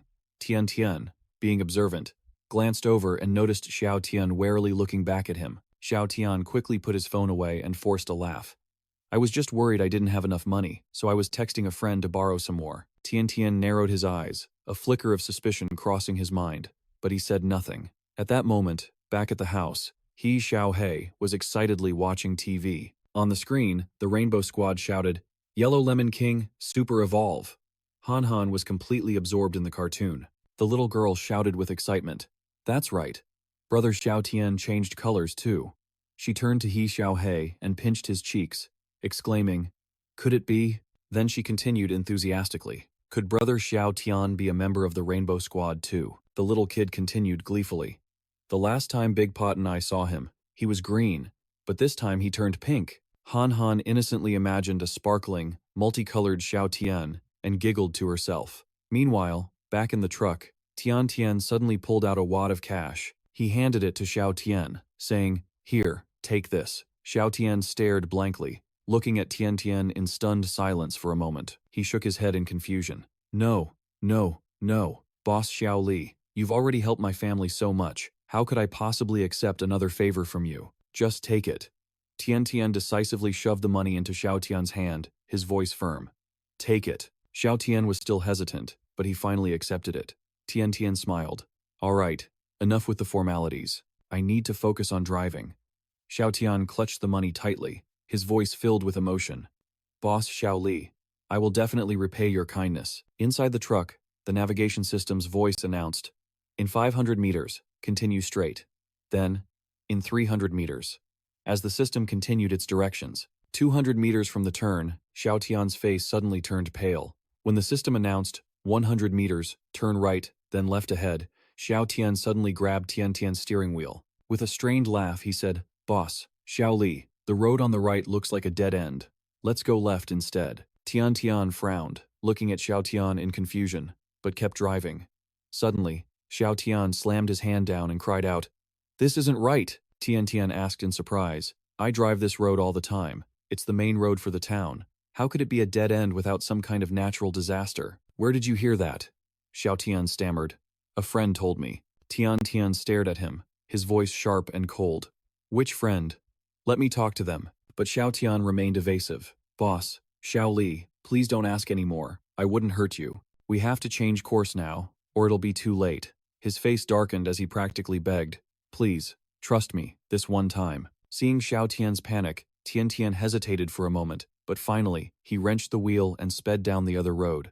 Elsewhere, a group of people was watching Tian Tian on a monitor. Seeing him change direction, Chen Nan slammed his fist on the screen and roared, Damn it, I knew something would go wrong. One of the men behind him asked nervously, Brother Nan, what do we do now? Chen Nan pressed the earpiece he was wearing and replied calmly, Luckily, Old Four was already prepared. Chen Nan immediately gave an order, his voice full of authority, target's location confirmed. All units, move in now. You must intercept CEO Liang. He then emphasized that they were to take him alive. Receiving the order, the guards responded in unison. Understood. Chen Nan then turned and gave the final decisive command. Block him. Team 2.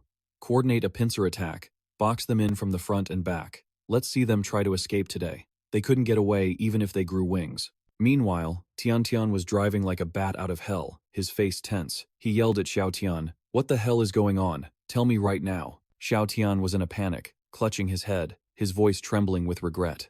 I'm sorry. I'm so sorry. It was me. I sold you out. Ashamed, tears streamed down his face as he continued. I had a moment of weakness, but I didn't have a choice. They kidnapped my father. I'm a horrible person. Seeing Xiao Tian's state, Tian Tian managed to restrain himself and tried to calm him down. Just calm down. Who are they? What do they want?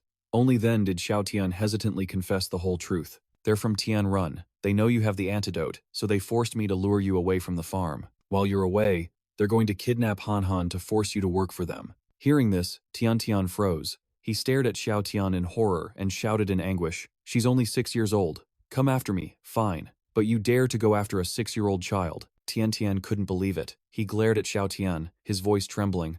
I didn't know they would use my father to threaten me. I really had no other way. Tian Tian started to panic. He glanced in the mirror and saw their pursuers closing in right behind them. Xiao Tian screamed in terror. They're catching up! Tian Tian furiously roared. Shut up! His face darkened as the full reality of the situation sank in. He turned to Xiao Tian, his voice seething with resentment. So all those questions you asked earlier, you were just feeling me out. You wanted to know if the farm had security. An image of Han Han flashed through his mind. Tian Tian gritted his teeth and questioned him furiously. And, when you were on your phone just now, you were tipping them off, weren't you? Back at Tian Tian's farm, the men from Tianran had already begun their assault. They even brought an excavator, ready to demolish everything. Xiao Tian stammered shamefully. I'm sorry. Just give them the antidote. There are too many of them. We're not going to escape. Please. But Tian replied coldly. Xiao Tian, I am so disappointed in you. I never wanted to be merciless, but I can't believe you would dare to lay a hand on Han Han. Xiao Tian broke down, sobbing. I'm sorry. I regretted it the moment they took my father, but by then, there was no way out. They're here. Please, just hand over the antidote. A powerful aura seemed to erupt from Tian. He gripped the steering wheel and roared.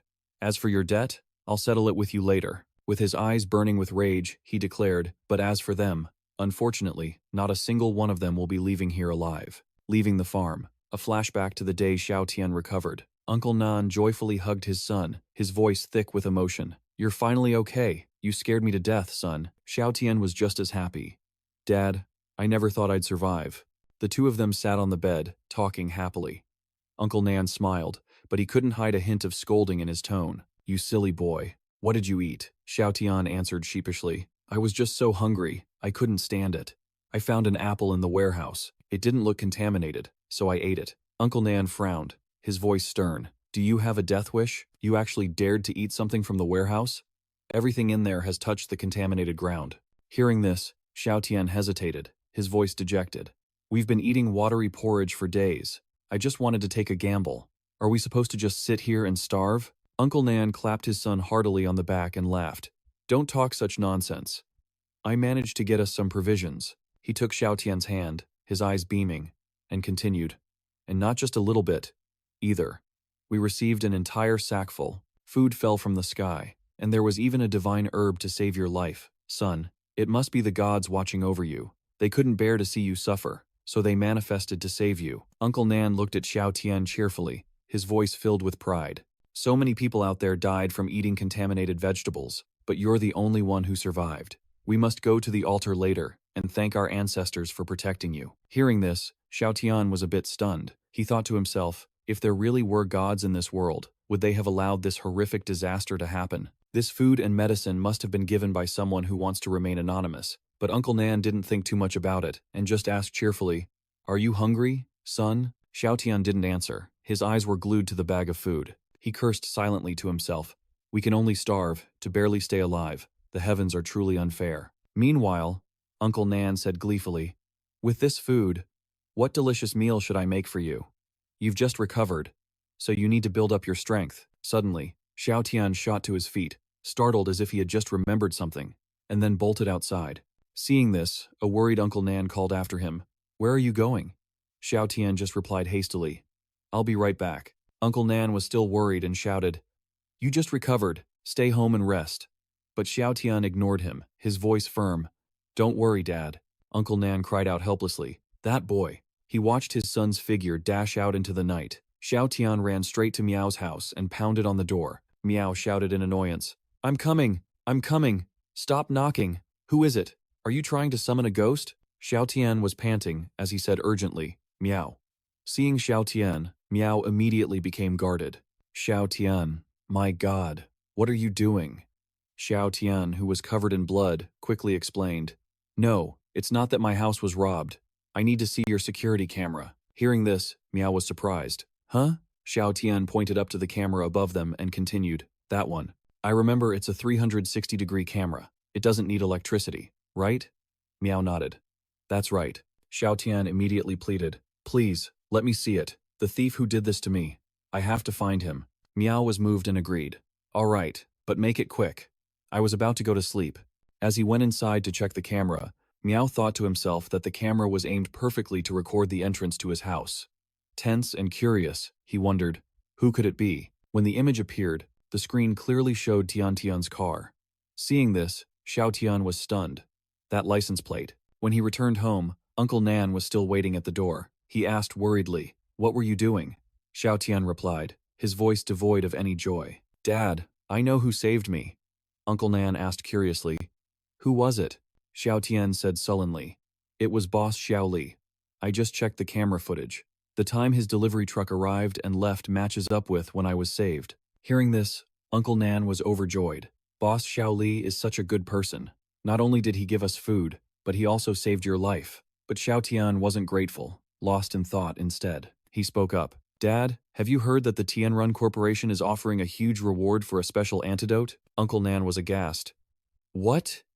You brat? What are you planning to do? Xiao Tian replied, his voice firm. I just want us to live more comfortably in these circumstances. How long can this little bit of food last us?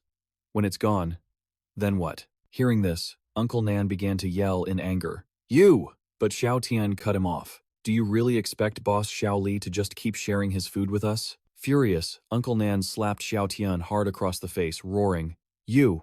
Are you trying to repay kindness with betrayal? How could I have raised an animal like you? The slap was so hard that it made Xiao Tian's nose and mouth bleed. Uncle Nan roared, If you dare to go, I'll break your legs. You hear me? But Xiao Tian remained defiant, his voice like steel. Dad, do you still not realize the situation we're in? If we want to survive, we can only rely on ourselves. He continued, his gaze cold and sharp. It's every man for himself. That's all there is to it. Back in the present, Tian Tian was being tailed closely by that group of men. He panicked, his mind racing. This is bad. They're too close. Tian Tian gripped the steering wheel, trying to shake them off, but it was useless. Up ahead, the men had blocked the entire road. He cried out in horror, I'm screwed. Even so, Tian Tian didn't give up, recklessly cranking the wheel and swerving to avoid them. But when another group blocked him from the front, he knew there was no way out. In a fit of desperation, Tian Tian dragged Xiao Tian out of the car and held him in a chokehold. One of the men saw this and spoke up. Li Tian Tian, right? Allow me to introduce myself. My name is Chen Nan, from the Tianran Pharmaceutical Company. My apologies for having to use such a special method to draw you out.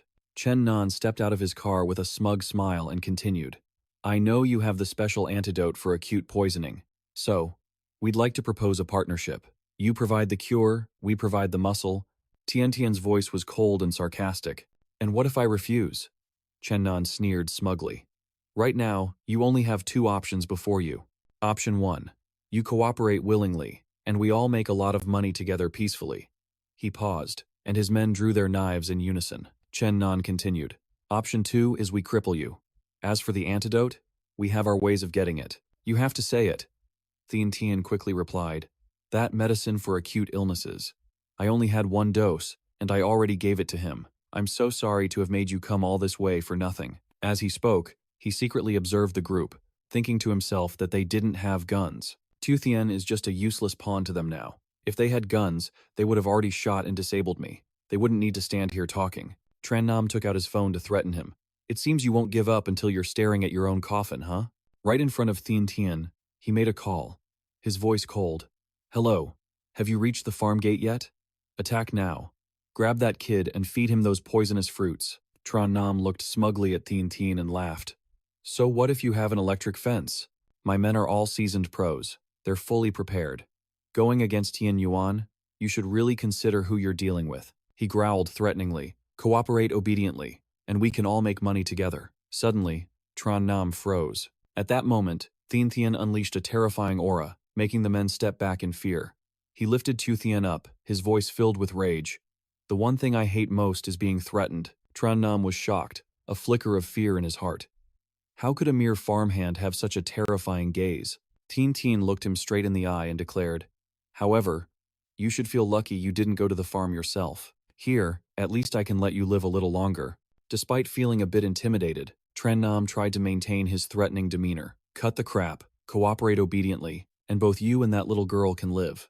But in his mind, he thought, there are so many of us. What's there to be afraid of? Thien Thien held Tu Thien tightly, his stance a clear threat. Not knowing what's good for him, Tran Nam pulled out a knife and shouted, So you won't cooperate, is that it? He gave an order. Aim for her tendons, just keep her alive. The men advanced menacingly on Thien Thien. At the same time, back at the farm, their accomplices were using an excavator to smash through Thien Thien's walls. Inside the house, Ham Ham looked at the monitor and yelled angrily, It's so noisy. Can't a guy watch cartoons in peace? I really want to smash the heads of these bad guys. Meanwhile, Thien Thien was still facing a menacing crowd, but he didn't hesitate, lunging forward to deliver a powerful kick to one man's stomach. Even surrounded by countless enemies, he still had the upper hand. Watching Thien Thien's terrifying strength from the side, a sense of unease began to grow in Tran Nam. His face instinctively tightened, his eyes revealing a clear sense of fear. Seeing his men beaten and scattered on the ground, Tran Nam couldn't hide his panic. He was stunned, thinking to himself, What the hell is this? Tran Nam tried to calm himself, but his unease only grew. The spy's report clearly stated there were only lethal defenses inside the farm, that they just needed to lure him out to capture him alive. He raised his binoculars to look toward the farm. Suddenly, he saw dust and smoke rise as rocks exploded in that area. Tran Nam was startled, muttering, "Something's not right with this farm." He continued to watch, realizing the explosion was too far away, which didn't fit with his initial judgment, that simply luring Tien Tien out would be enough. Glancing over at Tien Tien, who was still enthusiastically decimating his men, Tran Nam couldn't help but be stunned. How could a simple farmer be so powerful? Meanwhile, Tien Tien was thrilled with his growing power. He thought to himself, joyfully, "I never expected the physical enhancement effect from the anti-radiation farm produce to be this incredible. I've only been eating it for a few days, but my body's stats have increased significantly. The system clearly shows that not only my strength and speed, but also my bone density and nerve reaction speed have improved dramatically." Tien Tien landed a powerful punch on a man's face, knocking him to the ground. He chuckled to himself. In the old days, people achieved enlightenment through the sword or the fist. Am I going to achieve it through eating? Suddenly, he detected someone sneaking up from behind. With his sharp reflexes, Tien Tien quickly dodged. Unable to hide his excitement, he jumped back to create some distance, thinking, "All right, that's enough testing my body stats. I'm done playing around." Suddenly, Tien Tien pulled out a gun, aimed it straight at the men, and flashed a triumphant smile. Seeing the gun, Tran Nam couldn't hide his anxiety. He thought to himself, "I miscalculated. I thought at most he'd have a cattle gun. I never expected this guy to have a handgun." Still, he forced himself to make a threat. "You rotten punk. The big shot backing me is someone you can't afford to provoke. If you touch me, you better think about the consequences." Although he talked tough, Tran Nam was calculating in his head. "As long as I'm close, a gun is just a useless piece of iron." Tien Tien calmly replied, "That's right." Then, without the slightest hesitation, he opened fire, taking down, he said coldly, "You still have some use, but there's no need to keep the others around." Tran Nam's men fell one after another, screaming in pain. Tran Nam roared in anger, "Damn you!" Seeing the desperate situation, he dashed into the forest, thinking, "If I hide among the trees, I can make him waste his ammo." Tien Tien turned and fired at Tran Nam, but he quickly ducked behind a rock cliff, temporarily avoiding the bullets. Thinking Tien Tien was out of ammo, Tran Nam rejoiced inwardly. He stopped. "He's out of bullets. Good." But he didn't know that Tien Tien had already leaped onto the cliff above. He opened his system screen and pulled another gun from his inventory. Meanwhile, Tran Nam, down below, was still feeling smug, thinking to himself, "In this terrain, if I create a diversion and then launch a surprise attack, I still have a chance to win." Suddenly, Tran Nam, he instinctively looked up and was horrified to discover Tien Tien already standing behind him, a gun pointed straight at his head. He panicked, his voice trembling. "You! How do you have another gun?" At the same time, back at the farm, the group of intruders was being completely routed. They were being attacked by Han Han's catapult, falling and scattering across the ground until not a single one was left. The system announced coldly, "Following the orders of the Little Master Han Han, the head of the final intruder has been blown off." Then, the system asked, "Does the Little Master have any further instructions?" Han Han thought worriedly, "If my guardian comes back and sees this, will he think Han Han is a violent child and not like me anymore?" The little girl shook her head, telling herself, "I can't let my guardian find out. If I deal with this group outside, everything will be fine." On the other side, the intruders had been completely defeated. Back with Tien Tien, Tran Nam had been tortured beyond recognition. He pleaded weakly, his voice strained. "Tien Tien, I shouldn't have used a child to threaten you. Spare me. Please stop torturing me." Tran Nam's hands were covered in blood as Tien Tien cornered him against a cliff face. He interrogated him, his voice as cold as ice. Tran Nam stammered in fear. "I'll talk. I'll tell you everything." He continued to beg. "Please, just spare me this once." Tien Tien replied sternly. "Sparing you is impossible, but I can give you a quick death. Or, I can keep you alive, heal you just enough, and then continue the torture. After all, I have plenty of time and plenty of bullets." Hearing this, Tran Nam fell into despair, with nothing left to say. Tien Tien asked coldly, "Who is the boss behind you?" Tran Nam replied, his voice faint, "The CEO of Tianran, Liang Tianyu." Upon hearing this, a flash of anger lit up Tien Tien's eyes. "Ah, so it's that bastard who deliberately jacked up the price of medicine. No wonder he'd resort to such dirty tricks." He continued to question him. "Besides, Liang Tianyu, was anyone else involved?" Tran Nam replied, trembling. He was in charge of this whole thing. He kept a very tight lid on the information. People like us, and even the other managers in the company, had no idea. Recently, he got into a conflict with a vice president and planned to use this incident to boost his reputation and take credit in front of the company. He's preparing to force that vice president out of Tianran. Tian couldn't help but be surprised. A large company like Tianran, creating a monopoly in Nancheng, was just a branch of an even larger corporation. He slapped Tran Nam hard across the face and yelled, "Snap out of it!" Did Liang Tianyu report this to the main corporation? Lying weakly on the ground, Tran Nam replied, "No. That vice president seems to have powerful backing at the head office. Liang Tianyu hasn't dared to report it, because if the news were to leak to that vice president, all his plans would be ruined." Tian thought to himself, "The information hasn't leaked yet, so handling this shouldn't be too difficult." He asked one last time, "Final thing, you will order your men to take me to see Liang Tianyu." On the other side, Liang Tianyu's phone rang. He answered the call and asked, "Is the mission complete?" The voice on the other end replied, "Yes, we have the target under control, but the target insists that he will only cooperate if he can meet you under that fake name." Liang Tianyu complained, his voice full of annoyance. "You really are useless. Can't even handle a simple task like this. Now I have to come down there myself." Tran Nam replied, "I'm sorry, sir. He's a tough nut to crack. We lost a few of our brothers." Not suspecting anything, Liang Tianyu nodded. All right. Bring him to warehouse number 78. I have to see this for myself." As soon as the call ended, Liang Tianyu angrily threw his phone aside. He muttered, "Damn it. How dare he hang up on me first? Just wait until I get to the head office. I'll have you replaced immediately." Then, he hurriedly set off. Back with Tran Nam, he was tightly bound by Tian. The words just spoken were what Tian had forced Tran Nam to say. He led Tran Nam and another person into a car and headed straight for the warehouse. When they arrived, Tian dragged Tran Nam into the building. Liang Tianyu was already waiting, still oblivious to anything unusual, and spoke smugly. "So you're here? Are you alone? Where are Tran Nam and the messenger?" At this moment, Uncle Nam was tied up, his head forced down to the ground. Little Tian spoke up. "The messenger? I knocked him out in the car. Brother Nam had a stomachache and had to use the restroom. He was afraid of keeping you waiting, boss, so he told me to bring this guy ahead." Hearing this, Liang Tianyu complained irritably. Such a slowpoke. In reality, the person who was tied up was Tran Nam, but Liang Tianyu still had no idea. He laughed smugly. "Beaten to a pulp like this and he still won't talk? I guess my men didn't hit him hard enough, huh? Well, I'm here now. You talk, and I'll let your people go." Uncle Nam, his mouth gagged, could only cry silently as tears streamed down his face. He was screaming inside, "Don't say anything. He'll never let us leave here alive." Seeing Uncle Nam squirming, Liang Tianyu shouted in anger, "What the hell? This old bastard!" He kicked him hard, sending Uncle Nam sprawling onto the floor, and roared, "Behave yourself!" Little Tian witnessed the scene, trembling, and rendered speechless with fear. On the other side, Liang Tianyu's men continued to stomp on and torture Uncle Nam. Liang Tianyu ordered smugly, "What are you all standing there for? Bring him over here, a bunch of useless trash." "What?" Suddenly, Tian rushed in from nowhere, delivering a powerful kick to Tianyu's face. The henchmen were stunned, exclaiming in unison, "What the hell?" Tian stomped Tianyu to the ground, pointed a gun at his head, and said coldly, "This wall is surprisingly hard to break, isn't it?"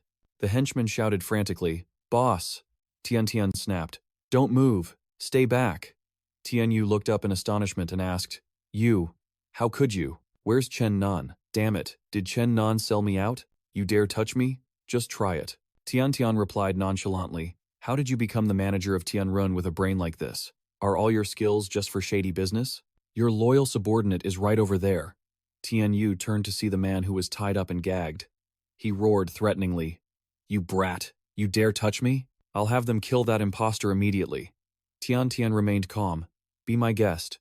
Compared to someone unimportant, killing you is still a much better deal for me." Tianyu screamed in panic. "Save me!" Xiao Tian cried out in fear.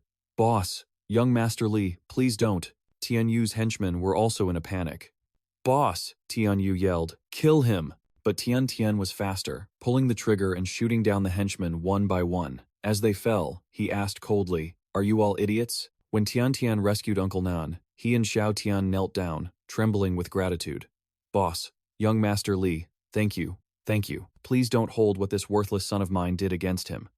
I know these apologies are useless, but thank you. Xiao Tian lowered his head, his voice full of remorse. I'm sorry. Tian Tian replied, his voice firm. Uncle Nan, we don't do this kind of bowing and scraping where I'm from. You've done nothing wrong to me. And Xiao Tian, you don't need to keep apologizing either. If you want to ease your conscience, you'd better drop that idea while you still can. You don't deserve forgiveness. Tian Tian's face darkened. The only reason I haven't touched you is because it's unnecessary. He turned to the others and asked, what should happen next? I'm sure you all understand. They quickly interrupted. We don't know anything. You can rest assured. Then one asked, but, Boss Li, what are you going to do with this place? Tian Tian replied, you guys go carry those bodies and pile them up. They hurried. Yes, yes, he continued.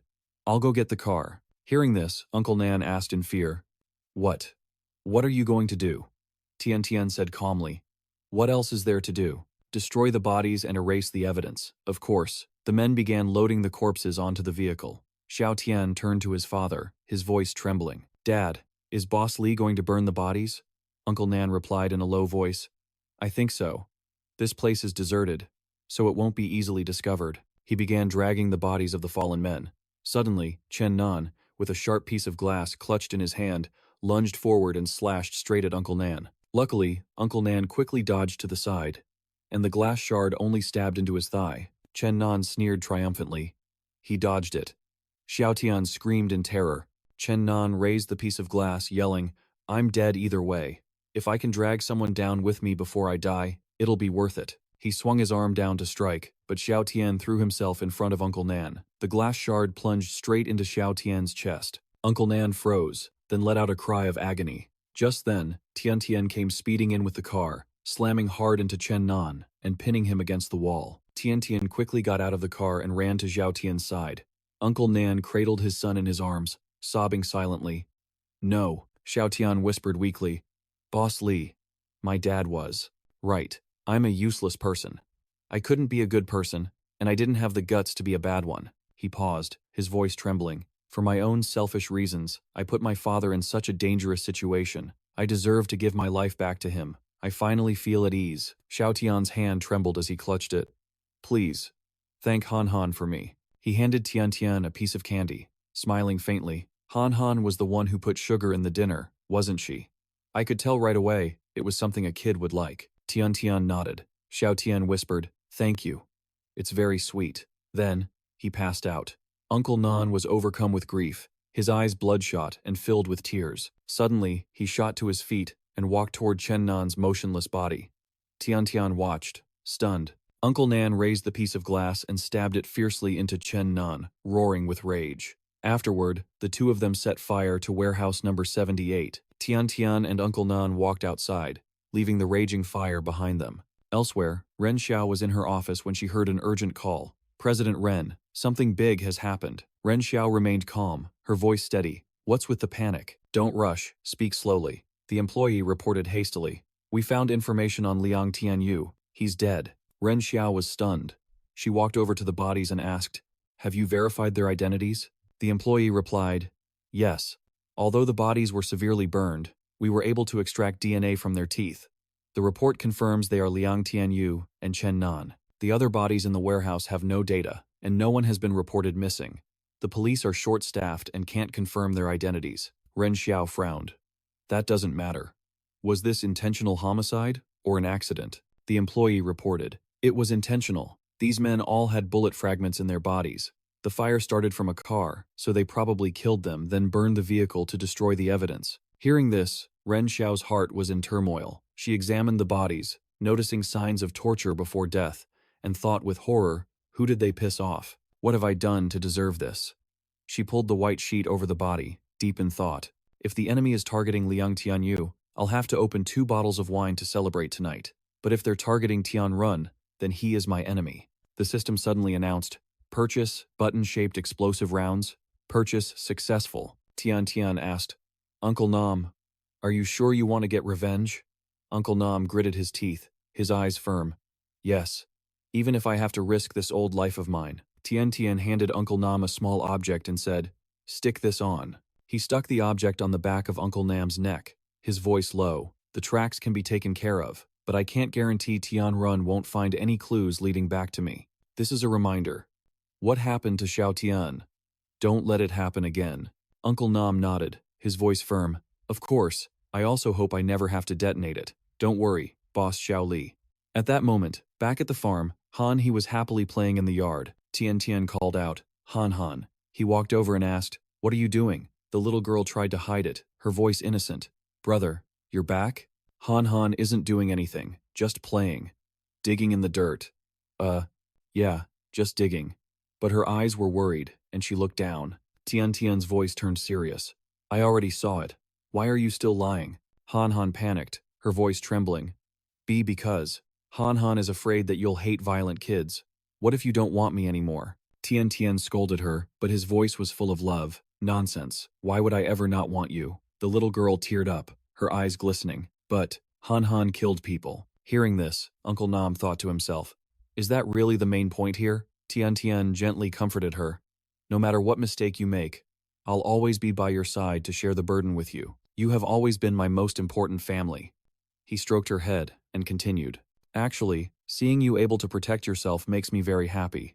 You just need to be yourself. I was the one who led you down this path, so don't feel burdened. In a gentle voice, he added, when faced with bad people with evil intentions, you did a great job. We don't harm others, but we won't let others harm us either. Han, he shouted happily, if anyone dares to bully you, I'll blow their head off. Tian Tian laughed and replied, your big bro feels the same way. Standing to the side, Uncle Nam thought, the world is changing too fast. I need to adapt. Tian Tian turned and asked, so, you mean you saw a red light coming from them? You felt disgusted, and so you ordered their heads to be blown up? Han Han nodded enthusiastically. And they were carrying saws. Han Han doesn't like the kind of light that makes people nervous. Surprised, Tian Tian asked again. So, besides those people, do you see light on anyone else? Han Han replied, her voice clear. Of course. You have a blue light that makes people feel relaxed. Xiao He is green, which makes people feel close to him. Hearing this, Uncle Nam looked confused. Han Han continued, Brother Xiao Tian is red, and Mr. Nam is gray with a little bit of blue. The passers-by I saw before were all gray. Tian Tian was shocked, thinking to himself, the common thread is that everyone who emits red light has ill intentions toward Han Han. Could it be that Han Han is also a player in the game? He quickly pressed her for more. Han Han, besides seeing different colored lights on people, do you see anything else? Like numbers, for example. The little girl shook her head. No. Tian Tian continued. So, when did you start seeing these lights on people? Han Han tilted her head, thinking, probably about a week ago. Tian Tian pondered. Han Han's ability appeared after the season of destruction began, but she can't see the system, so she's definitely not a player. It could be a natural evolution that occurred after she ate the anti-radiation vegetables. Just then, Han He tilted her head in thought, her eyes sparkling. Brother, every time you're thinking about something, you like to pinch my cheeks. Tian Tian burst out laughing, making Han Han's eyes go wide. Your laugh is so scary. Tian Tian joked. Is it now? I'm just happy, that's all. He thought to himself. The food exchanged from the system isn't like the irradiated food from outside. The side effects are lower, and the mutation rate is also higher. Han Han and I have only been eating anti-radiation food for a few days. Not only have our bodies been strengthened, but Han Han has also evolved an ability to see other people's emotions. Isn't this just like an affinity meter? Tian Tian mused. My datafication ability is the Eye of Truth, so why don't we call Han Han's ability the Eye of Good and Evil? He cheered happily. This is great. Han Han, this ability of yours is really useful. Han, he asked excitedly. So, does this mean Han Han can help you from now on? Tian Tian nodded with a warm smile. Of course, from now on, if you see anyone with a red light, you must tell me. You're my most capable assistant. The little girl beamed, her eyes shining brightly. Tian Tian patted her head and said, you must be hungry, right? I'll go cook you a big meal. A fragrant feast was laid out on the table. Tian Tian turned to Han Han and announced, Han Han, from now on, Uncle Nam will be living with us at the farm. He'll be helping out too, Uncle Nam said politely in a low voice. Although I don't fully understand the situation yet, this is what I should be doing. Whatever you say, I'll do it. Han, he clapped happily. Okay. So where will Mr. Nam stay? Uncle Nam replied, his gaze gentle. I'll just build a small hut by the gate.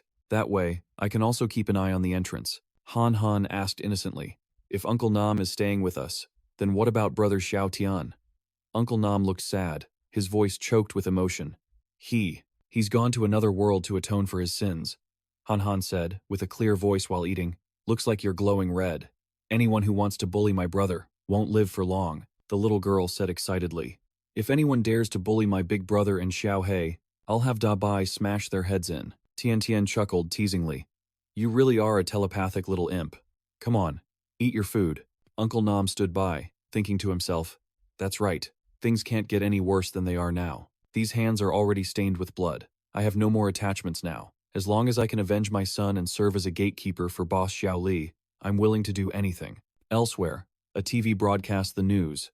Today marks the 15th day since the Great Cataclysm. The death toll in Linxing has reached 38.6 million.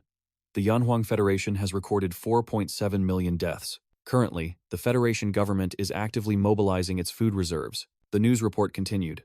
Soilless cultivation techniques will soon be implemented for large-scale production.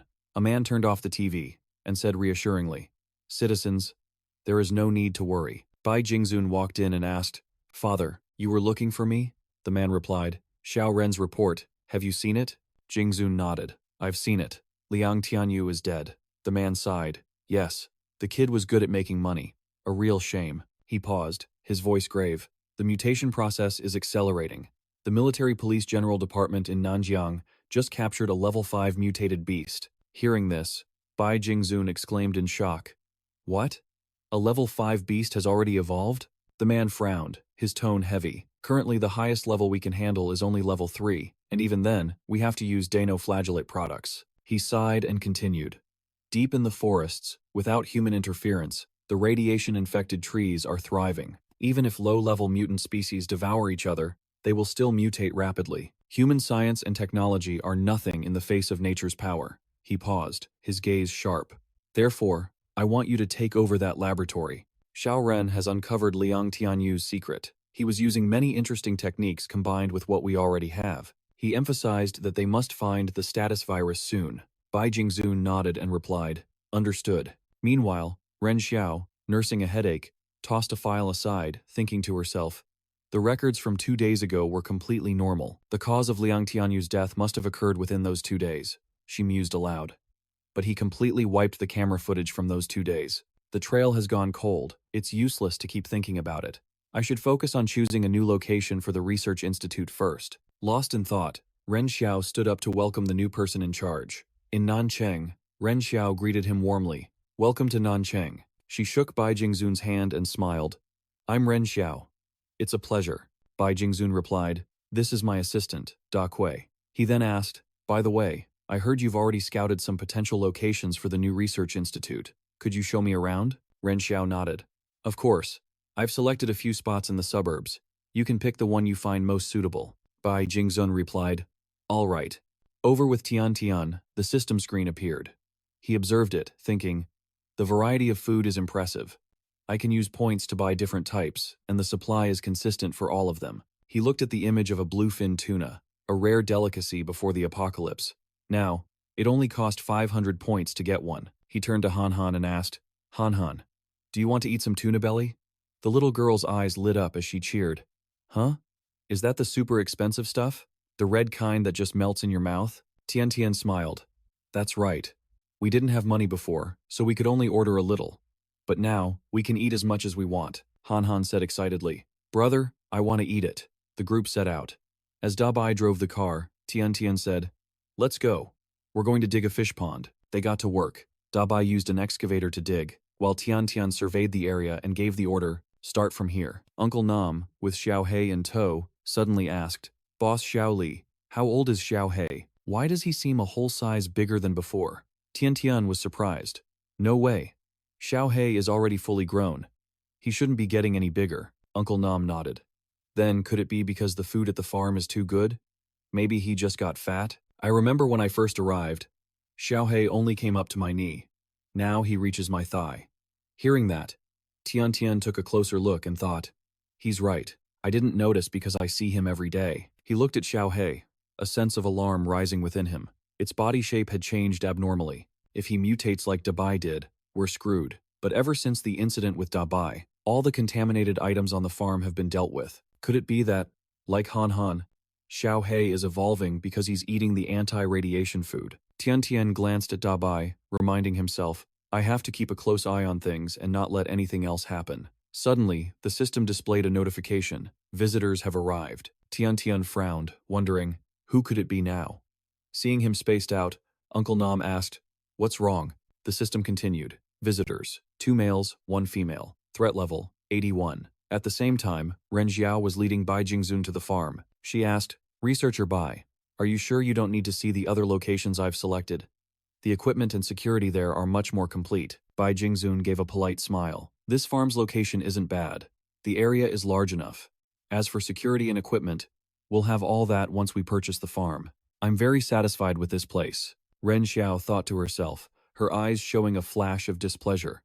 This guy smiles so brightly, but he's really not easy to talk to. I went through all this trouble to pick a spot, and you're not even looking. She smiled warmly and replied, all right, as you requested, sir. No one has come to this place for a while, so we should be safe. Bai Jingzun then ordered, Da Kui, keep not. Tian Tian stepped out and asked coldly, what do you people want? Bai Jingzun smiled. You must be the owner here, right? We have some business to discuss. Could you let us in to talk? Tian Tian refused bluntly. No. Say what you have to say right here. Get straight to the point. I'm very busy. Bai Jingzun conceded with a gentle tone. I understand. Things are chaotic right now. After all. Standing to the side, Ren Xiao thought to herself, what's with this attitude? She stepped forward and introduced herself.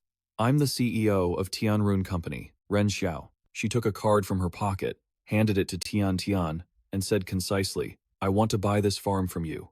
Name your price. Tian Tian's mind raced cautiously. Tianran. Could they have already traced me to the farm? Ren Xiao continued confidently. Name any price you want, whether it's supplies or anything else. I can satisfy. If you don't have a place to stay, I can even buy you a villa in the city's central district. Tian Tian replied flatly. Not interested. Ren Xiao frowned. You don't even want to hear the offer? You must know Tianran's reputation in Nancheng. Perhaps you'll change your mind after you hear the price. Tian Tian cut her off, his voice firm. There's no need. I like it here. You could offer me a mountain of gold, and I wouldn't trade. Hearing this, the big man, Da Kui, rushed to the gate and yelled, Don't be ungrateful. The system immediately announced. Alert. Violent attack detected on the farm's main gate. Attack intensity. Level 2. Deploy counterattack? Tian Tian commanded, Halt the attack. He glanced at Da Kui, thinking, this guy's punch was strong enough to trigger the system's alarm. He's no ordinary person. Ren Xiao turned to Bai Jingzun, but before she could speak, he shouted, Da Kui! The big man flinched and trembled. Bai Jingzun slapped Da Kui hard across the face and yelled, It seems you've forgotten what I taught you. If you act on your own again, you can get the hell back to Modu. Da Kui lowered his head, his voice full of remorse. I'm sorry, Mr. Bai. I was wrong. I won't do it again. Watching this, a glint of interest appeared in Tian Tian's eyes. He chuckled softly. Oh? Interesting. Bai Jingzun quickly tried to smooth things over. My subordinate doesn't know any better. Please don't take it to heart. Tian Tian replied nonchalantly. Oh, I don't mind. Hey, you. Come here. Da Kui stepped closer, but was caught off guard as Tian Tian suddenly threw a powerful punch into his gut, causing him to double over in pain and collapse to his knees. Taking the opportunity, Tian Tian deftly attached a wind control device to Da Kui. He said coldly, You punched my main gate once, so I'm returning the favor. We're even now. If there's nothing else, you can leave. Bai Jingzun watched this with an interested smile. He tore off a piece of paper and handed it to Tian Tian. It seems we were a bit too forward. My apologies for troubling you. He smiled, his tone gentle. This is my phone number. If you ever change your mind, feel free to contact me. Standing nearby, Ren Xiao guessed to herself, a guy this rude will definitely refuse it. But when Tian Tian took the paper, she was stunned. What? This bastard who looks down on everyone actually took it? As they left, Tian Tian waved. See you later. Holding the paper, Tian Tian mused. I can't believe the people from Tianran found the farm this quickly. Was it an investigation or a coincidence? The system announced, acquiring position of number 1, the wind control warrior. An image of their car appeared in Tian Tian's mind. He smiled smugly. We'll be seeing each other again very soon. Back at the farm, Tian Tian started cooking, thinking, the next season of destruction is about 10 days away. The planting area has stabilized production, The aquaculture area is starting to be excavated. I need to. Hanhi happily ran over and handed him a bowl of sauce. Brother, try the sauce I made. It's delicious. Tian Tian took it with a smile. Oh, really? Let's see. He tasted a bit and praised it. This is really good. The little girl beamed. Right? You have to eat lamb hot pot in the winter. It warms you right up. Tian Tian nodded. That's true, Uncle Nan asked with concern. You two are wearing so little, aren't you cold? He added worriedly. Besides, the land can't be cultivated anymore. How are we eating like this? Tian Tian understood and replied. You've been curious for a while, haven't you, Uncle? I can't really go into the specifics. Uncle Nan nodded. I understand. I shouldn't have asked in the first place. You have your secrets, Tian Tian said proudly, his voice full of confidence. The food here isn't ordinary food. If you eat it for a long time, your body will start to change. You won't feel the cold, your stamina will increase, you'll get stronger, and you might even evolve some unusual abilities. He looked at Uncle Nan and smiled. I'm really looking forward to your evolution, Uncle. Uncle Nan was stunned and stammered. What? This sounds like something out of a science fiction movie. Tian Tian laughed, delighted, his eyes sparkling as if he had just discovered something fascinating. Come on, Uncle. Isn't this whole great cataclysm basically science fiction come to life? Besides, if not for the fossils, it would be hard for people to imagine that prehistoric giants once roamed Blue Star. Given the current situation, gaining superpowers wouldn't be surprising at all. Instead of calling it a natural disaster, he said slowly, his voice contemplative, it's more like a form of evolution. Slow, but mysterious. Hearing this, Uncle Nam trembled, his eyes revealing a sense of fear. Young boss. Little Lee. I don't understand the things you're talking about. He stammered and quickly changed the subject, forcing his voice to sound natural. Let's eat. Let's just eat. Suddenly remembering something, he asked, Oh right, did anyone come by today? Tian Tian pondered for a moment, his brows furrowed slightly, then replied, People from Tianran. Hearing this, Uncle Nam froze, his face darkening. He shot to his feet, his hands gripping his chopsticks so tightly they trembled, his voice filled with indignation. Is that true? He took a deep breath, trying to suppress his anger, but his voice still shook. Young Boss Lee, even a useless old man like me. Can I also evolve by eating the food from this farm? Tian Tian remained calm, completely unfazed. That's right, he replied, his voice as calm as an undisturbed lake. Uncle Nam looked up at the sky and let out a heavy sigh, his eyes full of sorrow. I see, he mumbled. Tian Tian, instructed in a low, steady voice. You all should go rest early. I still have to go out for a bit. After speaking, he drove off. His figure quickly disappeared into the night. Meanwhile, Ren Xiao led Jingzun to his resting place. Mr. Bai pointed to the house in front of them with a welcoming expression. This is my house. I'm sorry for the inconvenience, but please stay here for tonight. I'll arrange a better place for you tomorrow. Jingzun replied politely. We're troubling you, Director Ren. Ren Xiao smiled and explained clearly. There are 4 rooms downstairs you can choose from. I'll have someone prepare your meals and bring them to your rooms. Jingzun nodded. All right, Ren Xiao continued. Please get some rest. Jingzun replied. You should rest early too. Ren Xiao walked upstairs, annoyed. Damn it. How can there still be mosquitoes when it's this cold? She muttered, thinking to herself as she walked. I've been exhausted all day. I'll just take a shower and get some rest. After her shower, she stood in front of the mirror, admiring herself with satisfaction. Who is this stunningly beautiful woman? She praised herself, her tone full of pride. Ren Xiao, oh Ren Xiao, you're not only incredibly capable at your job, but you're also this beautiful. How is anyone else supposed to live? As she was gloating, she suddenly noticed Tian Tian's spy device, and her expression turned to anger as she muttered, No, that's not right. Why does that buzzing sound so much like that disgusting bug? She walked over and opened the window to see if it could fly out. Taking a deep breath of fresh air, she mumbled, I've been in the A.C. for too long. It's finally nice to breathe some natural air. Suddenly, she came face to face with Tian Tian. Both were startled and had no time to react. Without a moment's hesitation, Tian Tian lunged forward, and quick as a flash, covered Ren Xiao's mouth. She screamed in her head, Help! What kind of job are those bodyguards outside doing? Tian Tian pinned her to the floor, his overwhelming strength making it impossible for her to move. Panic flooded her mind. Fired. They're all fired. This guy is too strong. I can't fight back. I have to take out the bad guy first. Tian Tian spoke, his voice low but sharp as ice. I'm going to let you go. Don't scream, understand? Don't get any funny ideas. You can try and see what's faster, your blade or your bodyguards running here. Ren Xiao tried to calm herself down, muttering in her head, "Calm down, I have to calm down." When Tian let her go, she trembled, her voice stuttering. "The bed. There's money in the nightstand. I'm not lying. And there's some gold jewelry. You can have it all. Just don't hurt me. And I swear I won't call the police." Tian looked at her, his gaze cold but unable to hide a hint of satisfaction. "You're quite cooperative," he replied, his voice as deep as stone. Ren Xiao quickly continued, trying to keep her voice steady. "In this day and age, people are just after resources. Harming me won't do you any good. Just take the money and go. It's enough to trade for a lot of food." Tian's lips curled into a slight, sarcastic smile. "Oh, but unfortunately, I'm not here to rob you." Hearing this, Ren Xiao panicked, her eyes wide with terror. "Huh? Don't tell me you're—" She suddenly exploded, cursing with a trembling voice. "You pervert! You sick, twisted maniac! I have a deadly disease. You'll catch it if you touch me. Remember this?" Tian immediately covered her mouth again, his eyes sharp and cold. "I'm asking you, did you send people to take care of Liang Tianyu, President Liang? Otherwise, why haven't you found the killer after all this time?" Ren Xiao was stunned, her mind in chaos. "Huh? So he's not a sex offender?" She thought to herself. "All of Liang Tianyu's assistants are dead. So where did this guy come from?" She asked cautiously.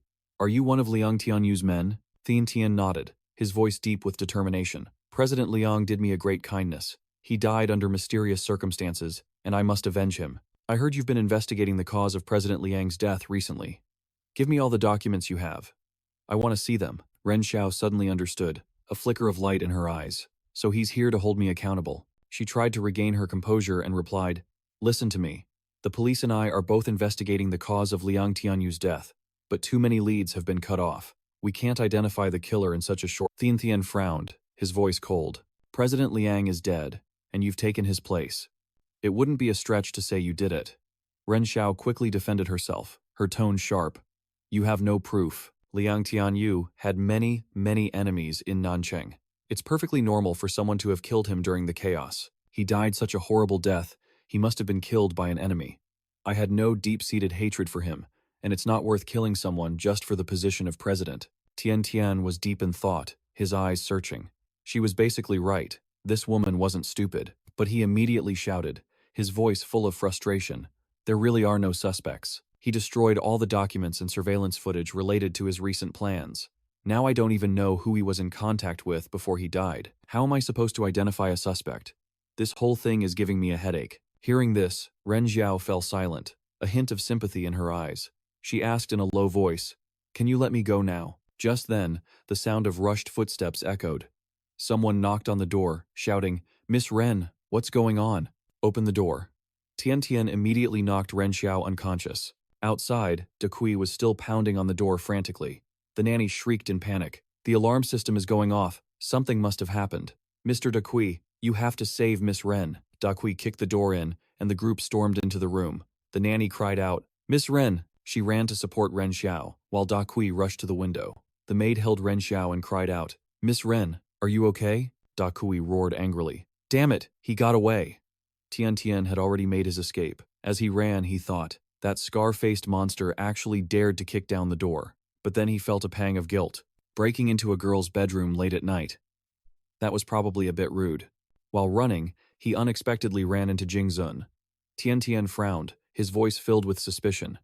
"How did you find me? I clearly didn't leave any traces." Jingzun replied calmly, his sharp eyes focused. "The moment you stepped on the pressure sensor on the windowsill, I told Kui to block the main door. You didn't want a direct confrontation with us, so you would definitely jump out the window. This was the most optimal route." Hearing this, Tian thought to himself, "This guy is formidable." But he immediately scoffed. "Just a bodyguard. You think you can stop me?" Without hesitation, he lunged forward, throwing a punch at Jingzun. Suddenly, he was sent flying. Jingzun had countered with a lightning-fast knee strike. He smiled excitedly, his eyes sparkling with interest. "The bones in the hand can't compare to the knee joint. By my calculations, your hand should have broken from the direct impact of 700 kilograms of force. Even your wrist bones couldn't have absorbed that force. Yet you show no signs of injury." Jingzun's lips curled into a smirk, his eyes full of fascination. "Have you trained in martial arts? But I can't see you using any kind of technique to disperse the force. I'm very curious right now. Care to explain?" Tian glared at Jingzun, his voice cold. "If I don't, you're not getting away tonight." At that moment, Tiantian's hand trembled slightly.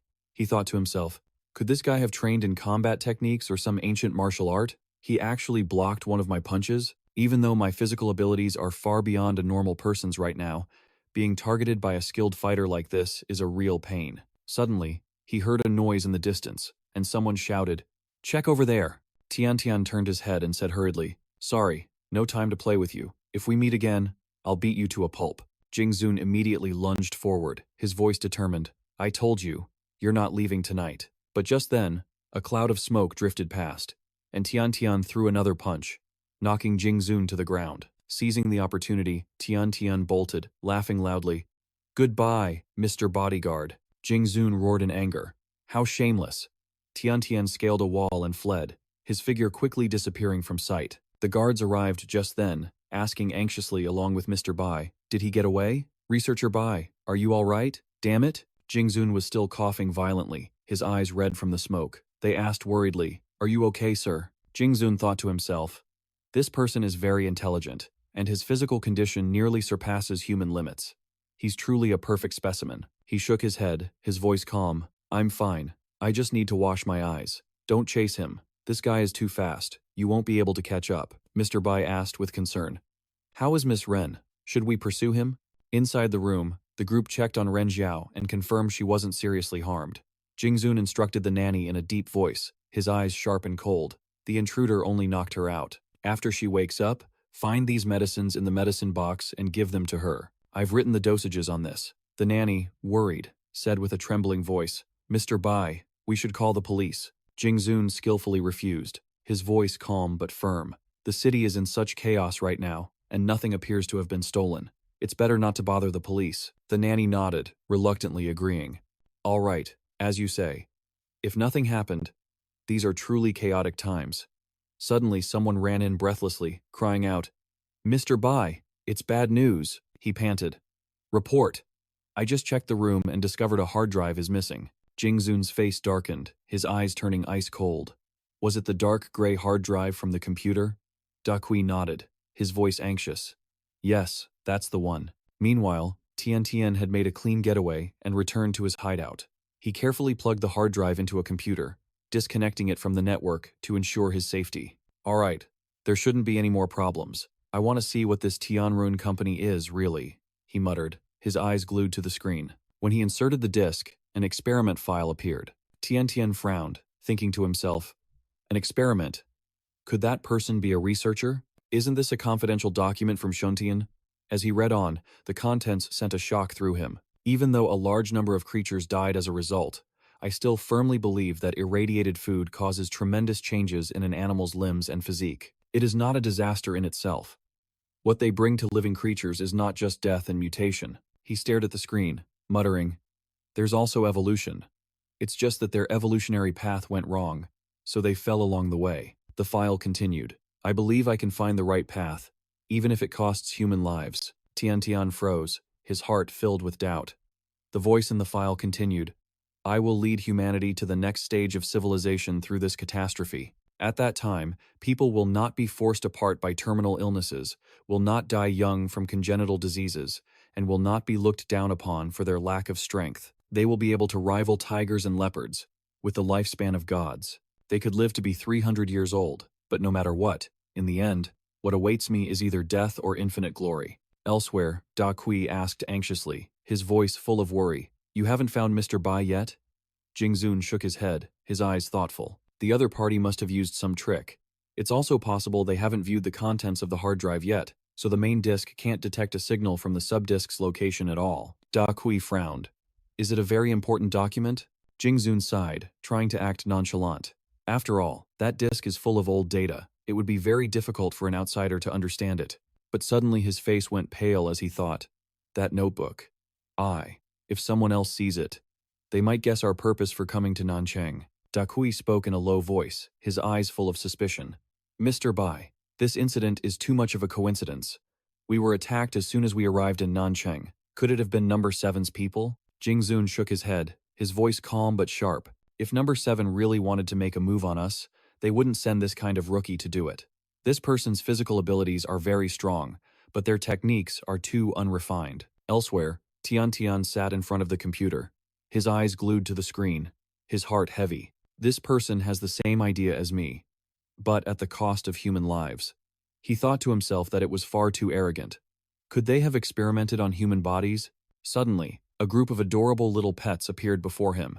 Cheese stick-like creatures, baby fragrant piglets, little Wenshaw rabbits, and young Yuanji chicks. Their common trait was an infinite cuteness that could make anyone's heart melt. Han Han, the little girl, whose eyes shone as bright as car headlights, couldn't help but exclaim, "Where did you get all these fluffy little animals?" The little girl's infatuation made Xiao Bai, the old pet, frown, worried he was about to be replaced. Tian was still stroking his V-shaped chin, thoughtfully trying to find an explanation for his little sister. While he was lost in thought, Han Han had already quickly picked up the little rabbit, excitedly wanting to draw on it. After a moment of thought, Tian bluffed, making up a story that he had the magic pocket of some blue robot cat, which naturally meant he had the whole world in his hands. Han Han, with her carefree innocence, believed him without a doubt. She was still holding a crayon, doodling a loving heart on the poor little rabbit's face.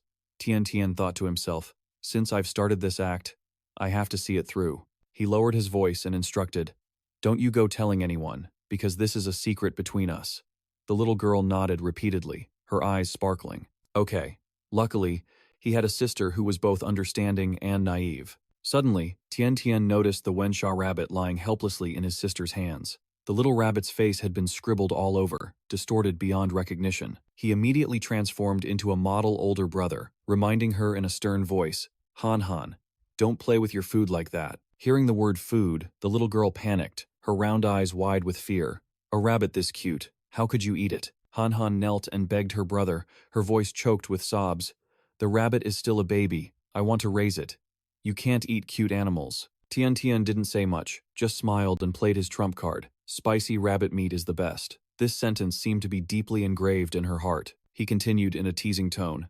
"And that's not all you can make with rabbit. There's spicy rabbit hot pot, diced rabbit stir-fried with pickled vegetables, not to mention pork, chicken, pork rice, and a full set of grilled chicken feet." Hearing her brother list all the delicacies in the world, Han Han's mouth started watering uncontrollably. Tian teased her on purpose, his eyes twinkling with amusement.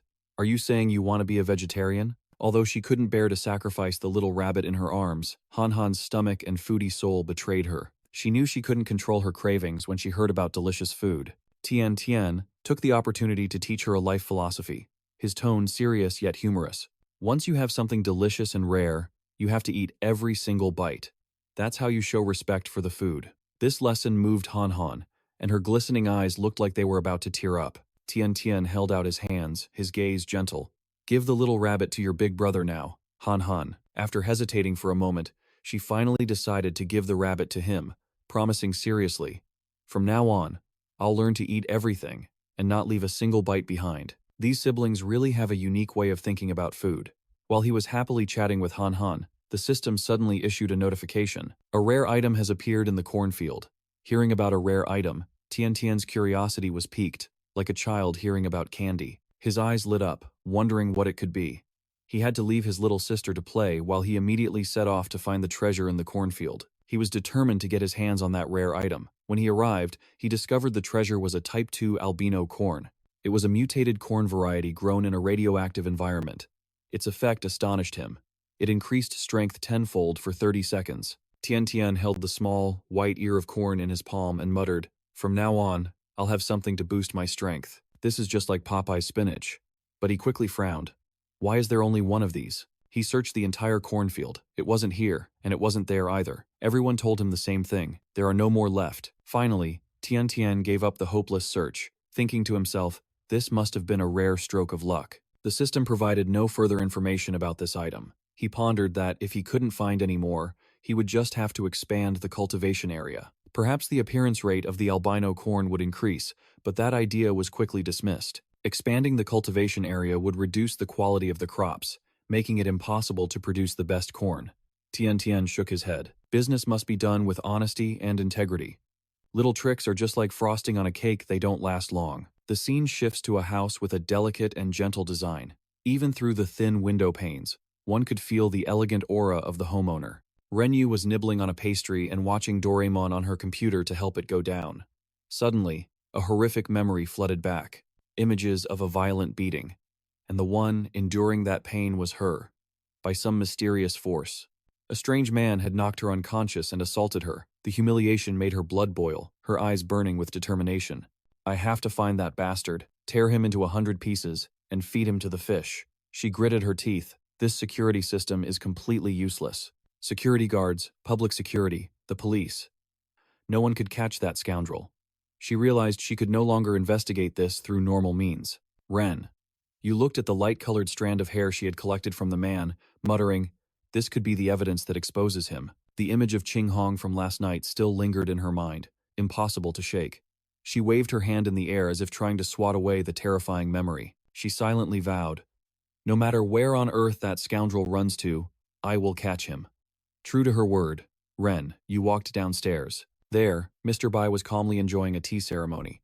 As soon as he saw her, he immediately closed the book in his hands. He gave her a gentle smile, his doting eyes ready to listen. Ren, you slowly sat down and spoke softly. "Thank you for your MAS technology. It's thanks to it that I've recovered." She skillfully steered the conversation. "I want to introduce you to a factory I found. Now I want to hand it over to you to use as a research institute."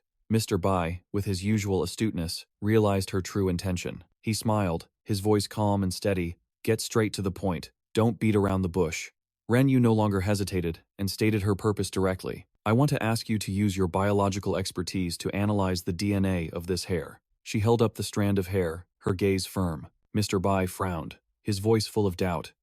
"This is very difficult. Comparing it to over 100,000 DNA samples in Nanchang City, that's no different from finding a needle in a haystack. Not to mention the work of collecting and analyzing the samples." He wondered if this person was someone important to her. Ren, you sighed, temporarily shelving this impossible idea, but she accidentally let it slip.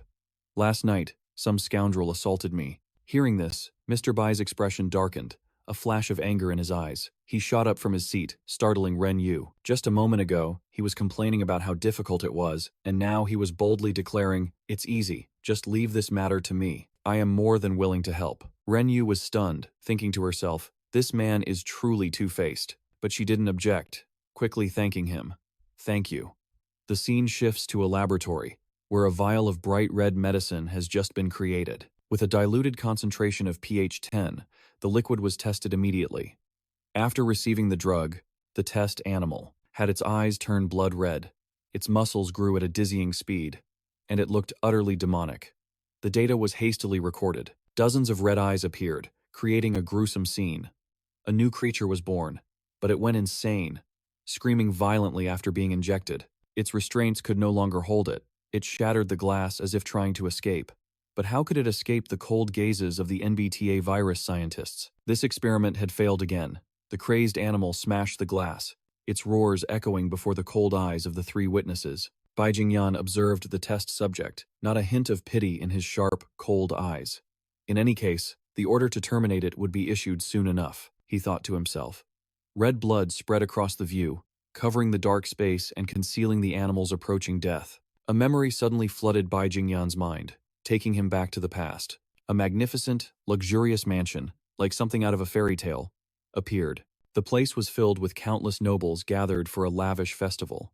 Bai Jingming, the eldest son of the family, was laughing and joking with his close friends. Everyone was curious why he would let his younger brother stand all alone in a corner like that. Jingming had never liked his cold younger brother, denying that Bai Jingyan was a half-breed who wasn't worthy of being his brother. In another corner of the mansion, Jingyan leaned against the wall, looking pensive and sad. No one wanted to talk to the family's outcast. Pathetically, he became a source of entertainment for the nobles. They played a stupid game of shoving his head underwater. Jingyan couldn't breathe, nor could he cry for help. He could only let them do as they pleased, completely helpless. Two of the nobles, who despised half-breeds like him, pushed his head down while delivering a painful kick to his back. Instead of protecting his brother, Jingming just watched with a mocking tone. "Don't hurt his face. Just torture him for my amusement." He only did this to fool his father and avoid being reprimanded. Swallowing his pride, Jingyan tried to beg his brother for help, but his words fell on deaf ears. Jingming clicked his tongue, his eyes filled with contempt. "This filthy half-breed has no right to call me brother." The painful memory tormented Jingyan's mind until he suddenly woke up with a start, screaming, "Don't hit me." It turned out to be just a horrible dream. His breathing was heavy, as if he had just lived through a haunting nightmare. He looked at the vial of NBA virus on the table, which was growing stronger every day. Soon, I will create thousands of mutants to defeat that brother I despise, he thought to himself, his eyes flashing with determination. The scene shifts to a TV screen, broadcasting the news. Today, more mutations have occurred in Nancheng. The bodies of creatures are piling up, their origins unknown, forcing government authorities to launch an investigation. Han Han, who usually only liked watching cartoons, was now watching the news, which surprised Tian Tian. He teased with a twinkle in his eye. Is my little sister acting so grown up today? Han Han puffed out her cheeks in a pout. You always treat me like a 3-year-old. I need to keep up with what's going on outside. You know, I want to be more helpful to you, big brother. Her mature words made Tian Tian look at his sister in a new light, his heart swelling with appreciation. He smiled, his eyes sparkling with confidence as he said that just the fact she could see the secrets in other people's hearts was already a huge help to him. It turns out Xiaohei was getting stronger and stronger, enough to fight alongside her big brother, so she needed to grow up too to keep up with it. Speaking of Xiaohei, he suddenly remembered that the mischievous dog hadn't been as hyperactive lately. Perhaps thanks to the effects of the anti-radiation food, Xiaohei had become calmer. That meant he could go out with Uncle Nan without worry, promising to bring back lots of delicious food for her. After all, she was at that growing age, as greedy for food as a little puppy. She'd always nod in agreement, never protesting. Time flew by, and before she knew it, an hour had quietly passed. Her stomach began to rumble, protesting for food. Her gaze accidentally fell upon a dark brown wooden box on the table. Inside were 2 level 4 god-tier growth seeds, glittering with a magical light. Curious, she got the idea to taste them. She gave one to Xiaohei, and without a moment's hesitation, she popped the other one into her mouth without even bothering to peel it. Although Xiaohei wasn't interested, it reluctantly swallowed it, following its little master's greedy example. But as soon as Han Han took a bite, she winced. Her mouth filled with an intensely bitter taste. She rushed to rinse her mouth out, while Xiaohei, having swallowed the whole thing, began to feel a wave of drowsiness. It curled up, let out a big yawn, and fell into a deep sleep. Suddenly, in the silence, a savage howl echoed, making the atmosphere chilling. Time passed quickly, and soon it was pitch black. From the tool-filled warehouse, a creaking sound rang out, as if someone was pushing something. Even though he was half asleep, Uncle Nan fumbled for his flashlight and went out to check, suspecting a thief had snuck in late at night. The beam of the flashlight swept across a corner, and he jumped when he spotted a large, hairy back doing something shady. All around were splatters of fresh red blood, a horrifyingly gruesome sight. When that back turned around, Uncle Nan was stunned to realize it was Xiaohei. Before he could run, the dog suddenly went berserk, losing control and charging straight at Uncle Nan. With its jet-black fur and enormous body, it slammed into the wall, shaking the entire room. Uncle Nan quickly dodged to the side, his heart pounding. If he had been just a second slower, he would have been a goner. The flashlight fell to the ground, its light shining directly on the creature, clearly revealing Xiaohei's form. But this time, it was different. Its eyes glowed red like fire, and its sharp teeth glinted in the darkness.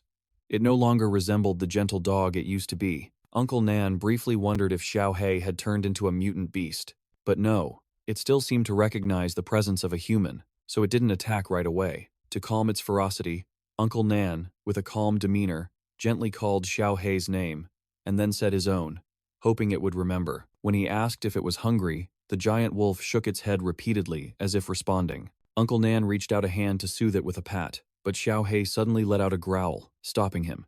Stop it.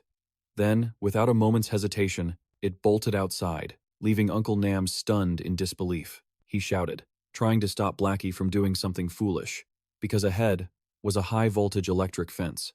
Touching it would mean getting fried to a crisp, but Blackie paid him no mind. It leaped up, clearing the electric fence as if it were nothing. All Uncle Nam could do was stand there helplessly, watching its giant silhouette disappear into the night. Meanwhile, Li Tiantian, who had been sound asleep, was jolted awake by the commotion from Uncle Nam. He was immediately told that Blackie had gone crazy and bolted outside, completely out of control. Though worried, Uncle Nam was careful not to alarm him unnecessarily. He knew that no matter how wild Blackie became, it somehow retained enough awareness to recognize who was in front of it. Hearing the news, he hurried over to check on his sister. The little girl hadn't seen her beloved puppy all night and was filled with anxiety. Not wanting to worry his sister any further, he had to lie, gently reassuring her that Blackie had just wandered off for a bit and would be back soon. But Tian Tian wasn't easily fooled. She refused to go to sleep without her best friend by her side. Her small feet were already scratched up from anxiously running everywhere looking for the black puppy. Seeing her little feet, he couldn't help but feel a pang of heartache. Fear was rising in Tian Tian's heart. She was worried that one day, Blackie would disappear forever, just like Xiao Bai had. He pulled the little girl into a hug, patting her gently before asking softly, "Have you fed Blackie anything strange lately?" She hesitated, then insisted that she would never disobey her big brother. She fed Blackie 3 full meals a day, with food from the farm. Except that this afternoon, she had accidentally shared a strange, glowing nut with him. Hearing this, he immediately understood that Blackie had swallowed a 4th-grade divine growth seed. But why did it go berserk? He wanted to activate the system right away to find out the cause. The little girl was still crying, begging her big brother to bring Blackie back.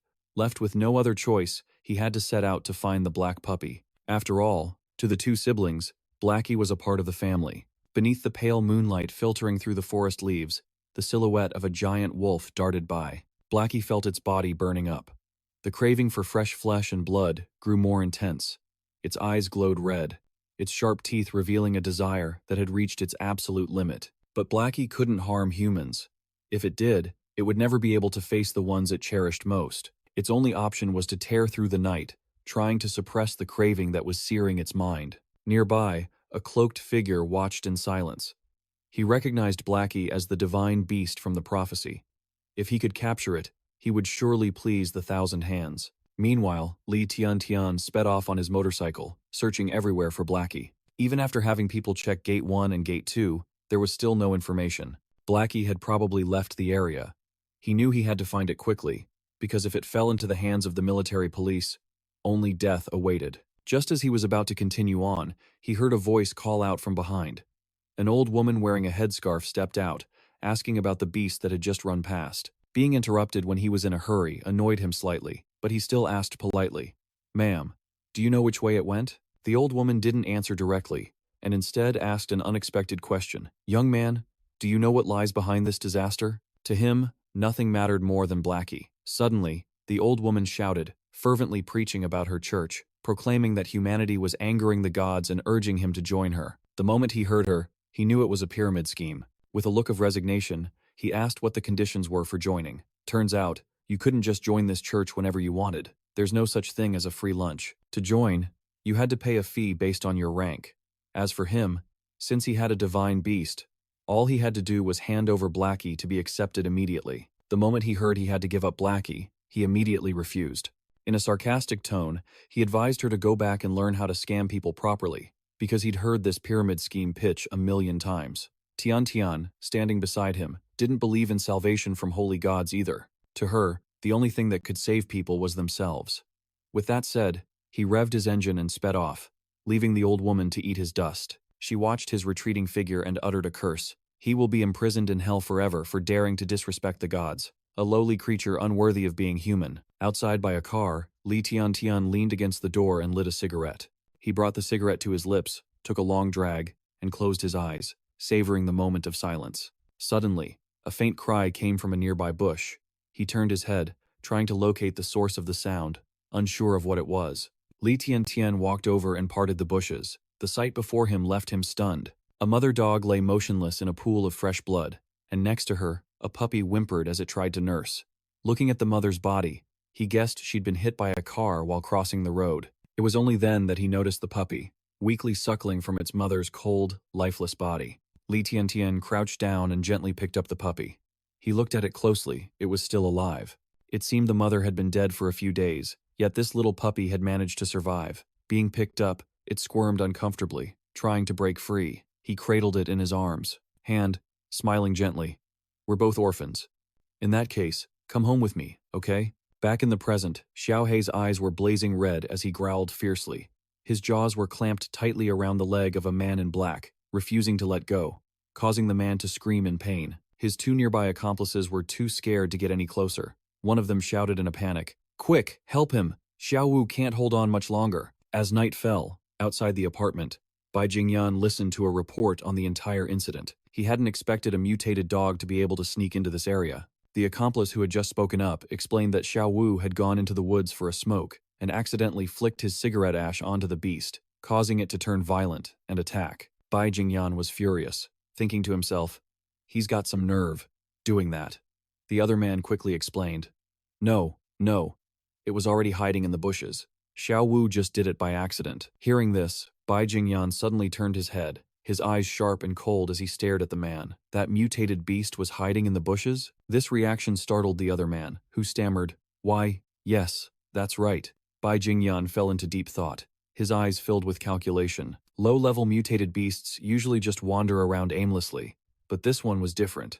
It only bit the staff member's leg, as if it understood the danger of a gun and was intentionally using the man as a hostage. Simply put, it was terrifyingly intelligent. He thought to himself, if I can capture this beast for research, the stability of the virus could be significantly improved. Could you be the perfect mutated creature I've been searching for? Bai Jingyan murmured, a greedy glint in his eyes. Bai Jingyan turned back, his gaze cold and sharp, instructing his staff to inform everyone that they must capture the mutant beast alive before the army and police arrive. The staff member hastily replied, Yes, sir. Bai Jingyan gave a dark smile and continued his orders. Tranquilizer guns and sedatives are authorized. Remember, it must be captured alive. A staff member quickly handed him a tranquilizer gun. Bai Jingyan took it and carefully reminded them, Shoot carefully.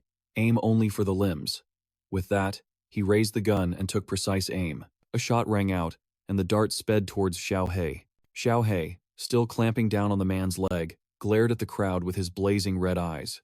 As the tranquilizer dart hit the ground, he immediately leaped up, dodging it with incredible agility. The staff member didn't give up and continued to fire at him. Xiao He was hit by a dart and howled in pain. Enraged, he growled and swiped his sharp claws viciously at the staff member who had just shot him. Bai Jingyan clicked his tongue, a flicker of disappointment in his eyes. Despite being injured, Xiao He didn't linger. He turned and shot off into the deep forest. The people present shouted in alarm, This is bad, it's escaping. Xiao He moved quickly, disappearing into the darkness. Even as the shouts and footsteps of his pursuers echoed behind him, he didn't slow down. At the same time, Li Tiantian's system announced, Windbird number 2 reporting. Footprints of a large creature have been detected 700 meters to the southeast. Hearing this, he immediately turned his vehicle and sped off at a dizzying speed. When he arrived, Li Tiantian stopped, his eyes widening in horror at the pool of blood splattered before him. The large footprints and the fresh blood trail were still wet, indicating that not much time had passed. He pressed his lips together, his heart tightening with fear. It's definitely Xiao He.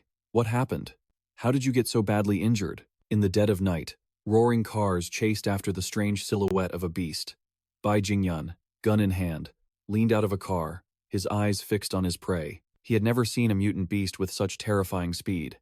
A wild smile spread across his face as he grew more and more excited. Watching Xiao He's toned muscles as he sprinted, he murmured, What a perfect creature. I absolutely must capture you. Xiao He, despite his injuries, pushed himself to escape from the group of people. Li Tiantian's system announced again that the target had been found. He ordered, Guardian Windbird, send the image to the screen now. On the screen, a clear image appeared showing the group of people in cars chasing Xiao He. Li Tiantian requested to zoom in on the image. As the image was enlarged, he watched intently and requested again. Zoom in further. I want to see the faces of the pursuers clearly. Bai Jingyan's face appeared, and Li Tiantian immediately recognized him, that technology-obsessed madman. He furrowed his brow, wondering why he was chasing Xiao He. Could it be that he wanted to capture him for research? Without hesitation, he reached out and touched the system screen, confirming the immediate retrieval of the Wu Baizhang. Holding the Wu Baizhang gun in his hand, Li Tiantian gritted his teeth. That bastard. You're not getting what you want. Gunshots erupted continuously at Xiao He's feet. He summoned all his strength to sprint away from the gun barrels pointed at him. From one of the cars, a voice came over the radio, giving a firm order. Cars 02 and 03, continue attacking from both sides, heard it towards the old factory. The two cars immediately obeyed, splitting up to surround Xiao He from both sides, while the remaining car stayed close behind. Xiao He, his sharp teeth glinted in the darkness as he glanced back at his pursuers. Suddenly, he kicked hard against the base of a nearby tree, launching himself high into the air, then plummeted down onto one of the cars with all his might. His two front paws slammed into the vehicle's body, shattering the windshield. The person inside screamed in panic. Damn it! The radio immediately broadcasted the message. We have a problem. Car number 2 is in trouble. The guy from the opposite car quickly raised his gun and aimed at Xiao He, who was currently tearing apart the arm of the second driver. 2 bullets shot out. Xiaohei turned its head, its crimson eyes staring straight into the path of the bullets. But just then, a hand, wreathed in a brilliant white light, flashed out, catching both bullets in midair. Li Tiantian dropped the 2 bullets to the ground, his eyes sharp and cold. The system announced that eating the Wu Baizhang would send him into a berserk state. Time remaining on the effect, 26 seconds. The car carrying Bai Jingyan screeched to a halt. He was stunned, not understanding what that white light was. Xiaohei, standing beside him, also seemed momentarily bewildered, as if wondering if this was really its master. Without a moment to think, Li Tiantian moved at a speed the naked eye couldn't follow, tearing through the surrounding men like a whirlwind. Bai Jingyan roared in anger. Damn it, what the hell is going on? He raised his gun defensively, but in that instant, his eyes widened in shock as Li Tiantian suddenly appeared right in front of him. His eyes emanated a murderous aura. A powerful punch slammed straight into Bai Jingyan's chin, sending him flying backward, blood gushing from his nose. Li Tiantian was about to land another punch, but the system suddenly warned him. Effect duration, only 2 seconds remaining. His body trembled, and he collapsed to his knees, sweat pouring down. This thing has side effects, he thought to himself, breathing heavily. Bai Jingyan scrambled to his feet, lucky to have escaped a fatal blow. Trembling, he raised his gun and pointed it straight at Li Tiantian. This guy was too dangerous. He had to be eliminated. Just as he pulled the trigger, Xiaohei leaped forward, sinking its teeth deep into Bai Jingyan's neck. The bullet hit Li Tiantian's shoulder, drawing blood, but Bai Jingyan's neck was now clamped in Xiaohei's sharp fangs, blood pouring out relentlessly. Though exhausted, Li Tiantian felt Xiaohei's soft fur beside him and stirred slightly. His blue eyes looked with suspicion at the black pup, which was panting heavily, drool dripping from its mouth. Xiaohei. Xiaohei, he called out softly. Hearing its master's voice, Xiaohei froze, then suddenly knocked him to the ground and collapsed on top of him. Li Tiantian was startled. Xiaohei, what's wrong with you? Despite his aching body, he pushed himself up and moved closer. His expression turned grave when he saw Xiaohei convulsing violently. System, what is this? He screamed, his voice filled with panic.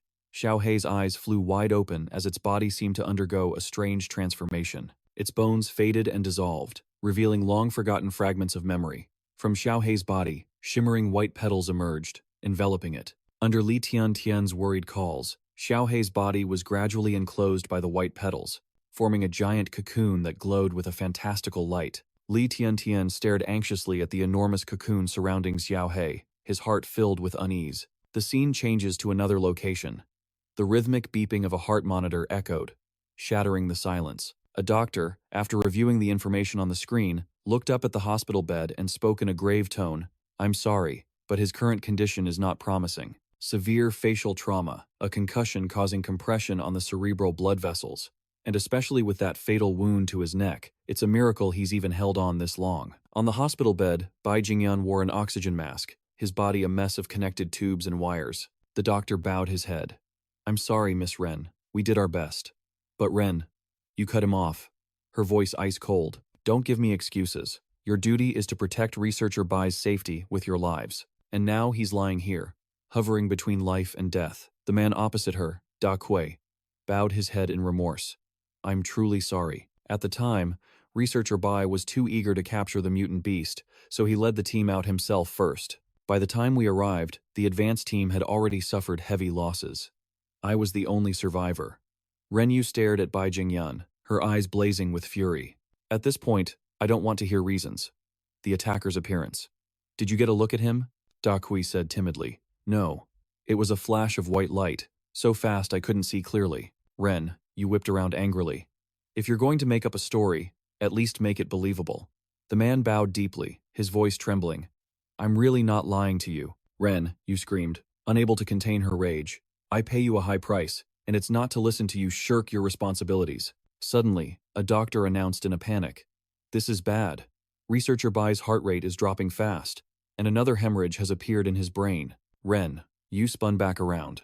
Begin emergency treatment immediately. But the doctor shook his head helplessly. It's pointless now. Miss Ren, Researcher Bai, can't be saved. It would be better to use his final moments to ask if he has any last words. Ren Yu froze, unable to believe what she was hearing. With her consent, the doctor injected a shot of adrenaline into Bai Jingyan. He slowly opened his eyes, his voice a weak, strengthless whisper. Da Kui. Da Kui quickly responded, Mr. Bai, I'm here. Bai Jingyan gave a feeble order. Inject me.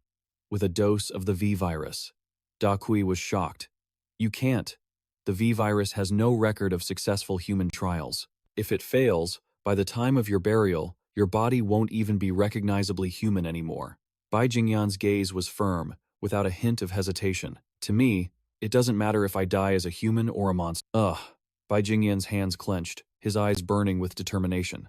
They finally agreed to inject him with 5 milliliters of the virus. A collar and a bomb, fastened around his neck, were prepared, emitting a cold red light. The doctor spoke up. Mr. Bai, do you need me to contact the Bai family? Bai Jingyan shook his head. No need. We just happen to share the same blood. That place was never my home. Begin. The doctor injected the virus into his body, and the drug took effect immediately. Bai Jingyan roared in agony, losing control as his eyes lost focus. His body began to transform under the virus's assault.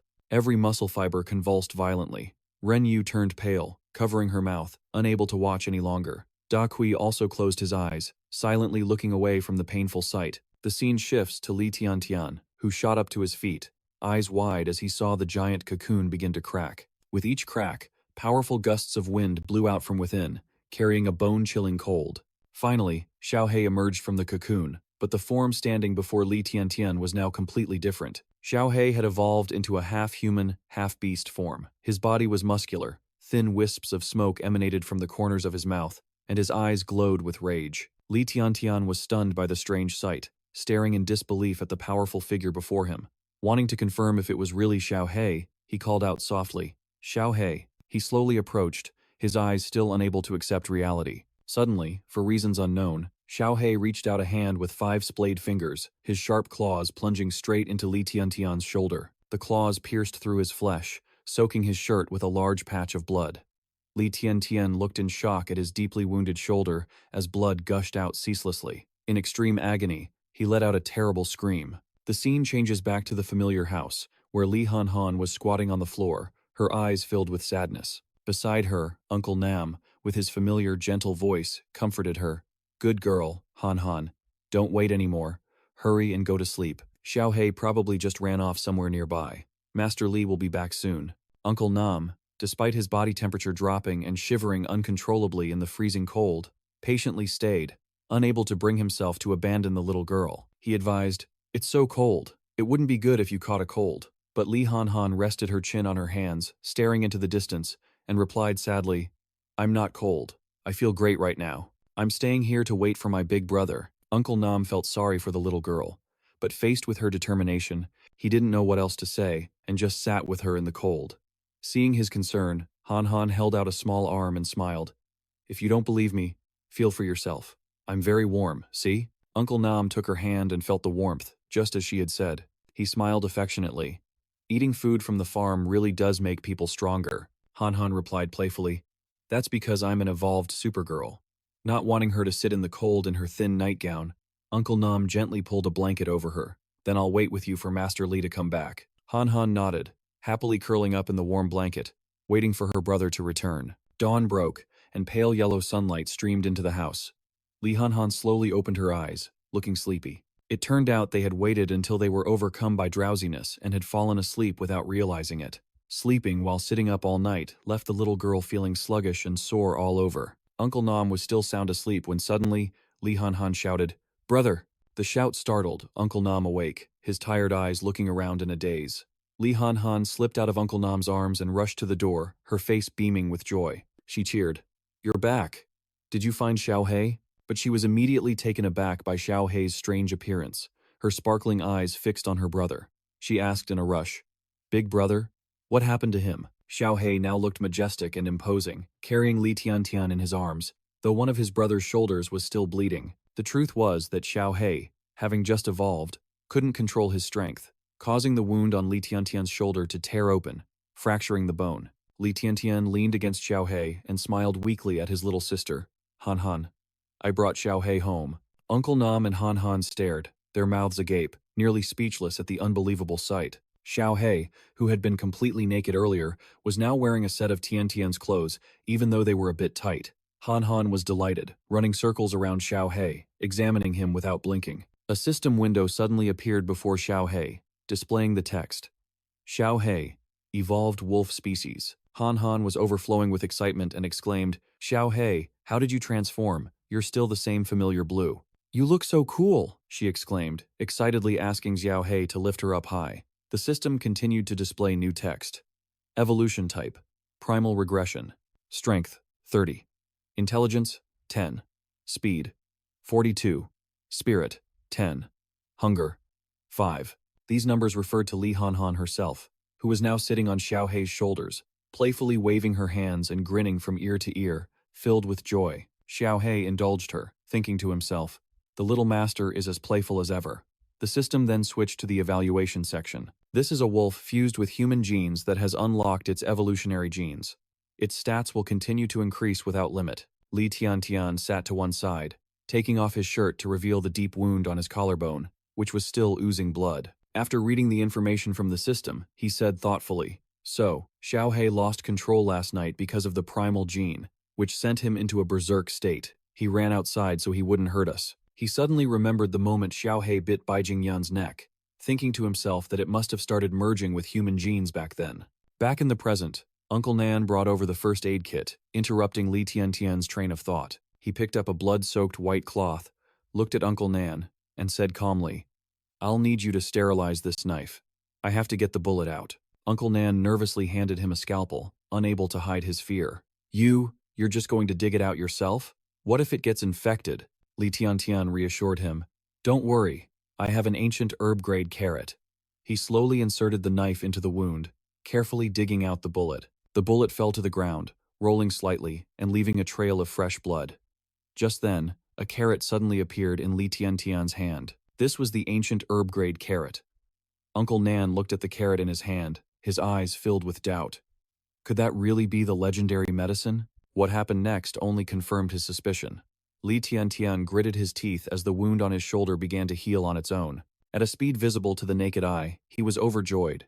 He shot to his feet, feeling his broken bones regenerating. Although a throbbing pain still lingered, Li Tiantian silently called upon the system in his thoughts. He understood that on Blue Star, the genetic cells in all living organisms constantly replicated, divided, and transformed. Old cells die, and new cells replace them to sustain life. During this replication process, most stable cells completely regenerate the original genes. However, this stability was only relative.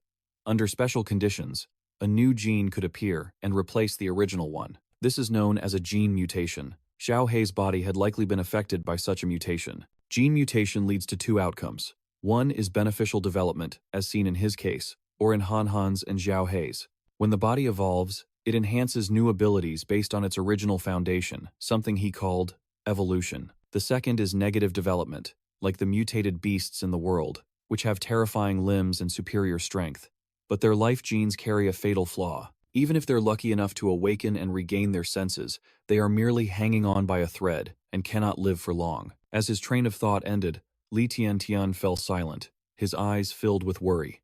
Elsewhere, Bai Jingyan's eyes suddenly shot open. As if waking from a terrible nightmare, his body trembled slightly. The cuffs on his arms cracked and shattered, revealing abnormally bulging veins. Without hesitation, Bai Jingyan frantically sat up, placing his right hand on his chest and feeling the strong, steady beat of his heart. A voice echoed in the room.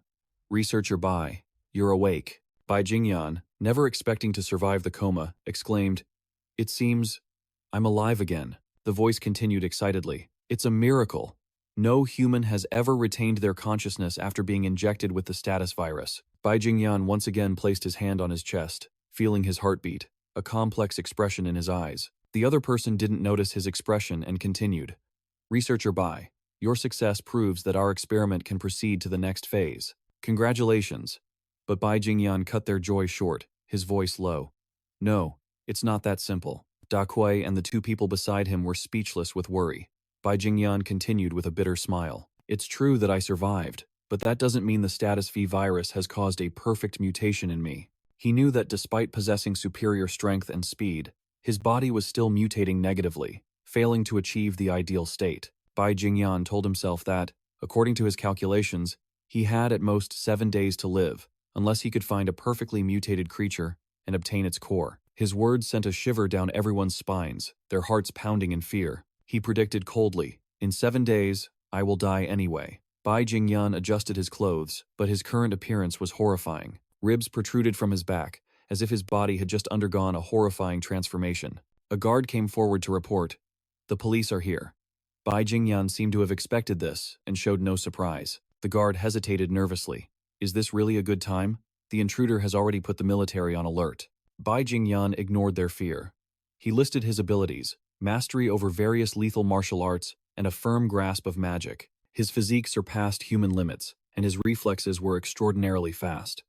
With the power granted by the Golden Dragon Medal, he was confident he could rule the world. I'm unrivaled. No one would dare face me head-on, he thought. But there are still people who would try a sneak attack. He bet his attacker was also a mutated creature, perhaps with a power source similar to the mutated wolves. What intrigued him wasn't the wolf, but the attacker's methods. They reminded him of someone from his past. The guard exclaimed in shock. Could they be the same person? Are all our years of research going to fall into the hands of some stranger? Bai Jingyan fell into deep thought, his gaze profound. The V-virus he had created was still far from perfect. If the government granted him the authority to search for the perfectly mutated creature, he was prepared to bear any and all consequences. After all, he didn't have much time left. In the vast laboratory, the figure of a young female police officer appeared. She was the person Bai Jingyan needed to see today. Fearing she would be horrified by his wretched appearance, he offered an apology. But the police officer, with her calm demeanor, waved it off. I'm a police officer. I don't care about appearances. She got straight to the point. I want to know what interest you have in military matters. Bai Jingyan slowly unbuttoned his shirt, revealing a body covered in scratches, with bulging veins and a faint heart visible beneath his translucent skin. As you can see, this condition must be quite a shock, he said in a low voice. With a body like this, it's hard for me to survive. The bones inside me are growing malignantly, just waiting to pierce my heart. When that happens, the day I face death won't be far off. He needed to find someone, based on an ID he had acquired, and he had to find them quickly because time was running out. The police officer witnessed the unbelievable sight, silently considering her options. Seeing his critical condition, the corner of her mouth lifted into a slight smile. A pleasure to work with you. Bai Jingyan's sincerity had earned him her help. The scene changes to a small house sitting quietly in a field of weeds, shrouded in the silent night. Li Hanhan and Xiao He, now in a half-human, half-wolf form, were lost in a sweet dream, oblivious to the chaotic world outside. Suddenly, the system displayed a notification about the purchase of level 4 growth seeds, accompanied by a host of information on how to plant them, and their outstanding growth efficiency. These seeds had the ability for gene splitting and modification, sounding like a living biology lesson. Li Tiantian looked at the seeds in his hand, his eyes shining like a child looking at candy. This is the key to unlocking a new era for humanity, he muttered, his smile gradually losing its humanity. If humans use these seeds to become gods, then I will be the god who creates gods. The chance to rule the world had arrived, but planting these precious seeds required a large amount of land, and the price of land was exorbitant. He was stunned when he saw the price. Luckily, he still had enough money. So he spent 95,000 N to upgrade regular land to good land, leaving only 568,000 in his pocket. Just having land to plant on was good enough to dream of the day he'd become the mother of the world. There wasn't much time left before the second wave of destruction. He had to prepare quickly. The growth formula was just as expensive as the land, but he had to buy it because the plants needed to be sprayed to grow. To increase productivity, he invested in a few more farming robots, reducing manual labor while still ensuring a good harvest. The second wave of destruction was approaching, more severe than ever. If they didn't plant enough crops before the catastrophe, the whole group would starve to death. The scene shifts to a magnificent city, sparkling with lights. Two figures in white cloaks walked silently through the night. One of them said with a trembling voice, "I feel this humble body is unworthy of meeting the Holy Lord." The other replied calmly, "Just speak honestly to the Great One, and it will be fine. He has already led many people down this wicked path. He certainly won't treat us poorly. He might even give us a great reward." Hearing about a reward, the other person thanked him profusely. Inside the building, a mumbling sound echoed as if someone was discussing mortgaging their house during these apocalyptic days. The two figures walked amidst the whispers of unknown origin. News of the discovery of a new holy beast had been reported to the Holy Lord. Even while talking to someone else, the Holy Lord unconsciously turned his head upon hearing the strange news. He wanted to know the specific details of this matter. After a moment of conversation, the Holy Lord clapped his hands in excitement, a grin stretching from ear to ear. This holy beast will increase the Master God's power. The man in the suit beside him chimed in with congratulations, conveniently mentioning the remaining shipment. When there's good news, trivial matters should be set aside. The Holy Lord ordered for everything to be brought back. The Master God is tired of eating the same things. All that mattered was that the holy beast be brought here for the Master God to evolve. Behind them, a deep black hole emitted a strange groan, as if it craved wolf meat. The appearance of a holy beast at this very moment was truly timely. On the TV screen in the quiet room, the news report played on. A car accident on the South City Highway had resulted in the death of an entire family. It was sad news, as their lives could not be saved in time. The scene shifts to the kitchen, where Li Tiantian's deft hands are preparing ingredients. The news report wasn't over. It added another update. Fortunately, one child from the family was rescued. Li Tiantian sighed, feeling pity for the small child who had lost both parents. Thinking of his own parents, he glanced at the clock. It was past 3 in the morning, but his parents, who had gone on a trip, had not yet returned. He silently cursed them for breaking their promise like this. With no other choice, he put down his kitchen work and picked up his phone to call. But he only received a notification that the subscriber could not be reached. The atmosphere suddenly fell silent. Li Tiantian sat there stunned, looking at the lavish meal he had prepared, his hand still clutching the phone, as if trying to find the person on the other end of the line. The dishes looked appetizing, but the subscriber unavailable message echoed endlessly. Perhaps there were no parents here at all. It was all just a memory from the past that he had imagined. The scene changes to a huge fire, with waves of water being sprayed to extinguish it, but it seemed to have no effect. The car was engulfed in thick smoke and flames, the fire blazing as if it wanted to burn everything to the ground. Desperate screams for help rang out from those trapped inside. Luckily, a small child was thrown onto a tree branch, escaping death by a hair's breadth. At the hospital, whispers and gossip arose about the little girl's origins. The little girl was rescued from a fire. No one knew who her family was, only that she had been adopted for 2 days before losing both her parents. Li Hanhan sat silently on the hospital bed, her childlike face listless, as if drained of life. The pain was too sudden and overwhelming for a child like her to bear. People whispered, calling her a jinx, saying that any family who adopted her would meet with disaster. But no one understood the pain gnawing at the little girl's soul. While 2 nurses were discussing whether the victims' families had arrived to claim the bodies, a family member appeared, asking for directions to the morgue. Officer Yuan Wen led a young man to see his parents' faces one last time and confirm their lineage. The air was heavy and suffocating. Li Tiantian's eyes, a mixture of horror and detachment, stared at the 2 charred bodies, which were no longer recognizable as human. Yuan Wen understood that this truth was hard to accept and quietly offered his condolences. But Tiantian turned his head, his face numb, unable to utter a word. He couldn't believe these were his parents. How could that child have been there when they went out? There must have been a mistake. Seeing his stubbornness, Yuan Wen suggested running another DNA test, just to be sure. Tiantian agreed immediately, not out of belief, but because he didn't want to face the painful truth. He sat waiting on a hospital bench, his body slumped, as if he no longer had the strength to stand. A young man forced to witness a scene beyond his endurance. The glimmer of hope within him seemed to have been extinguished. Suddenly, a small hand pulled him back to reality. Hanhan hugged his weary body, choking out an apology. "It's all my fault. If I hadn't run out to ask your parents for help, maybe things wouldn't have turned out this way." 2 streams of tears rolled down the little girl's face. Tiantian wrapped his arms tightly around the poor child, whispering, "This isn't your fault." Just then, Yuan Wen came out to announce the results of the DNA test. "It's a 99% match. I'm very sorry for the loss of your parents." In moments of agony, people often search for a place to pour out their hearts. Tiantian held Hanhan tightly, as tears streamed down his face. The sight of the 2 siblings clinging to each other on the brink of life and death was heartbreaking for anyone to witness. The scene changes to a laboratory, where an employee carrying a stack of documents enters to report to Bai Jingyan that they have identified the intruder as Li Tiantian. The thick stack of documents only contain details about him. After his parents passed away, Tiantian and Li Hanhan returned to South City to manage a farm. Bai Jingyan frowned, finding the information too scarce. He asked, "Is that all?" The employee didn't hide anything. Information about him is extremely rare. A female researcher asked in surprise, "How did you know it was him?" Bai Jingyan was lost in thought. Although Li Tiantian appeared ordinary, he exuded an extraordinary aura that night. An ordinary person couldn't have done that in their 20-something years. He figured there was only one possibility.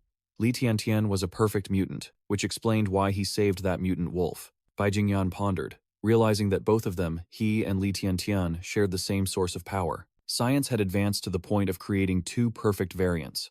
The female researcher shook her head, feeling like the story had hit a dead end. How could an ordinary person gain such superior strength so quickly?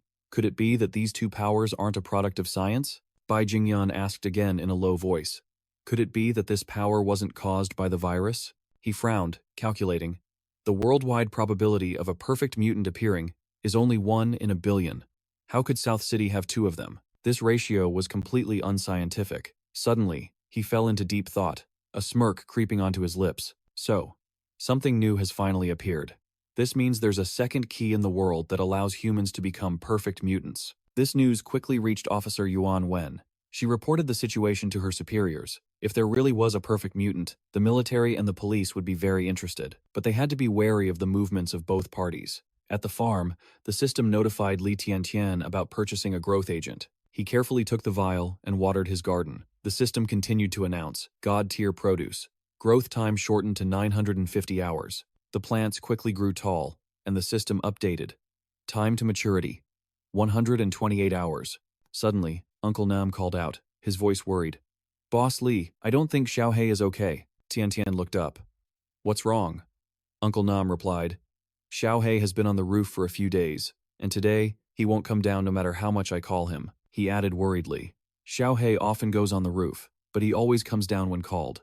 Today, he's different. Tiantian looked up at the roof where Xiaohei was standing, growling softly. Xiaohei's sharp, cold gaze startled him. This reaction was exactly the same as before the first disaster. He figured this atavism after its evolution had strengthened its ability to sense danger. He ordered the guards to check a 1,000-meter radius around the farm. The reconnaissance drone returned with data. Tiantian checked his phone, wondering if it was some kind of scam message. Still trying to make money during the apocalypse, he muttered. But when he looked at the screen, he froze, and the basket of fruit in his hands fell to the ground. His face darkened. What kind of joke is this? Who would be so cruel? Tiantian rushed to leave the farm, unaware that he was being watched.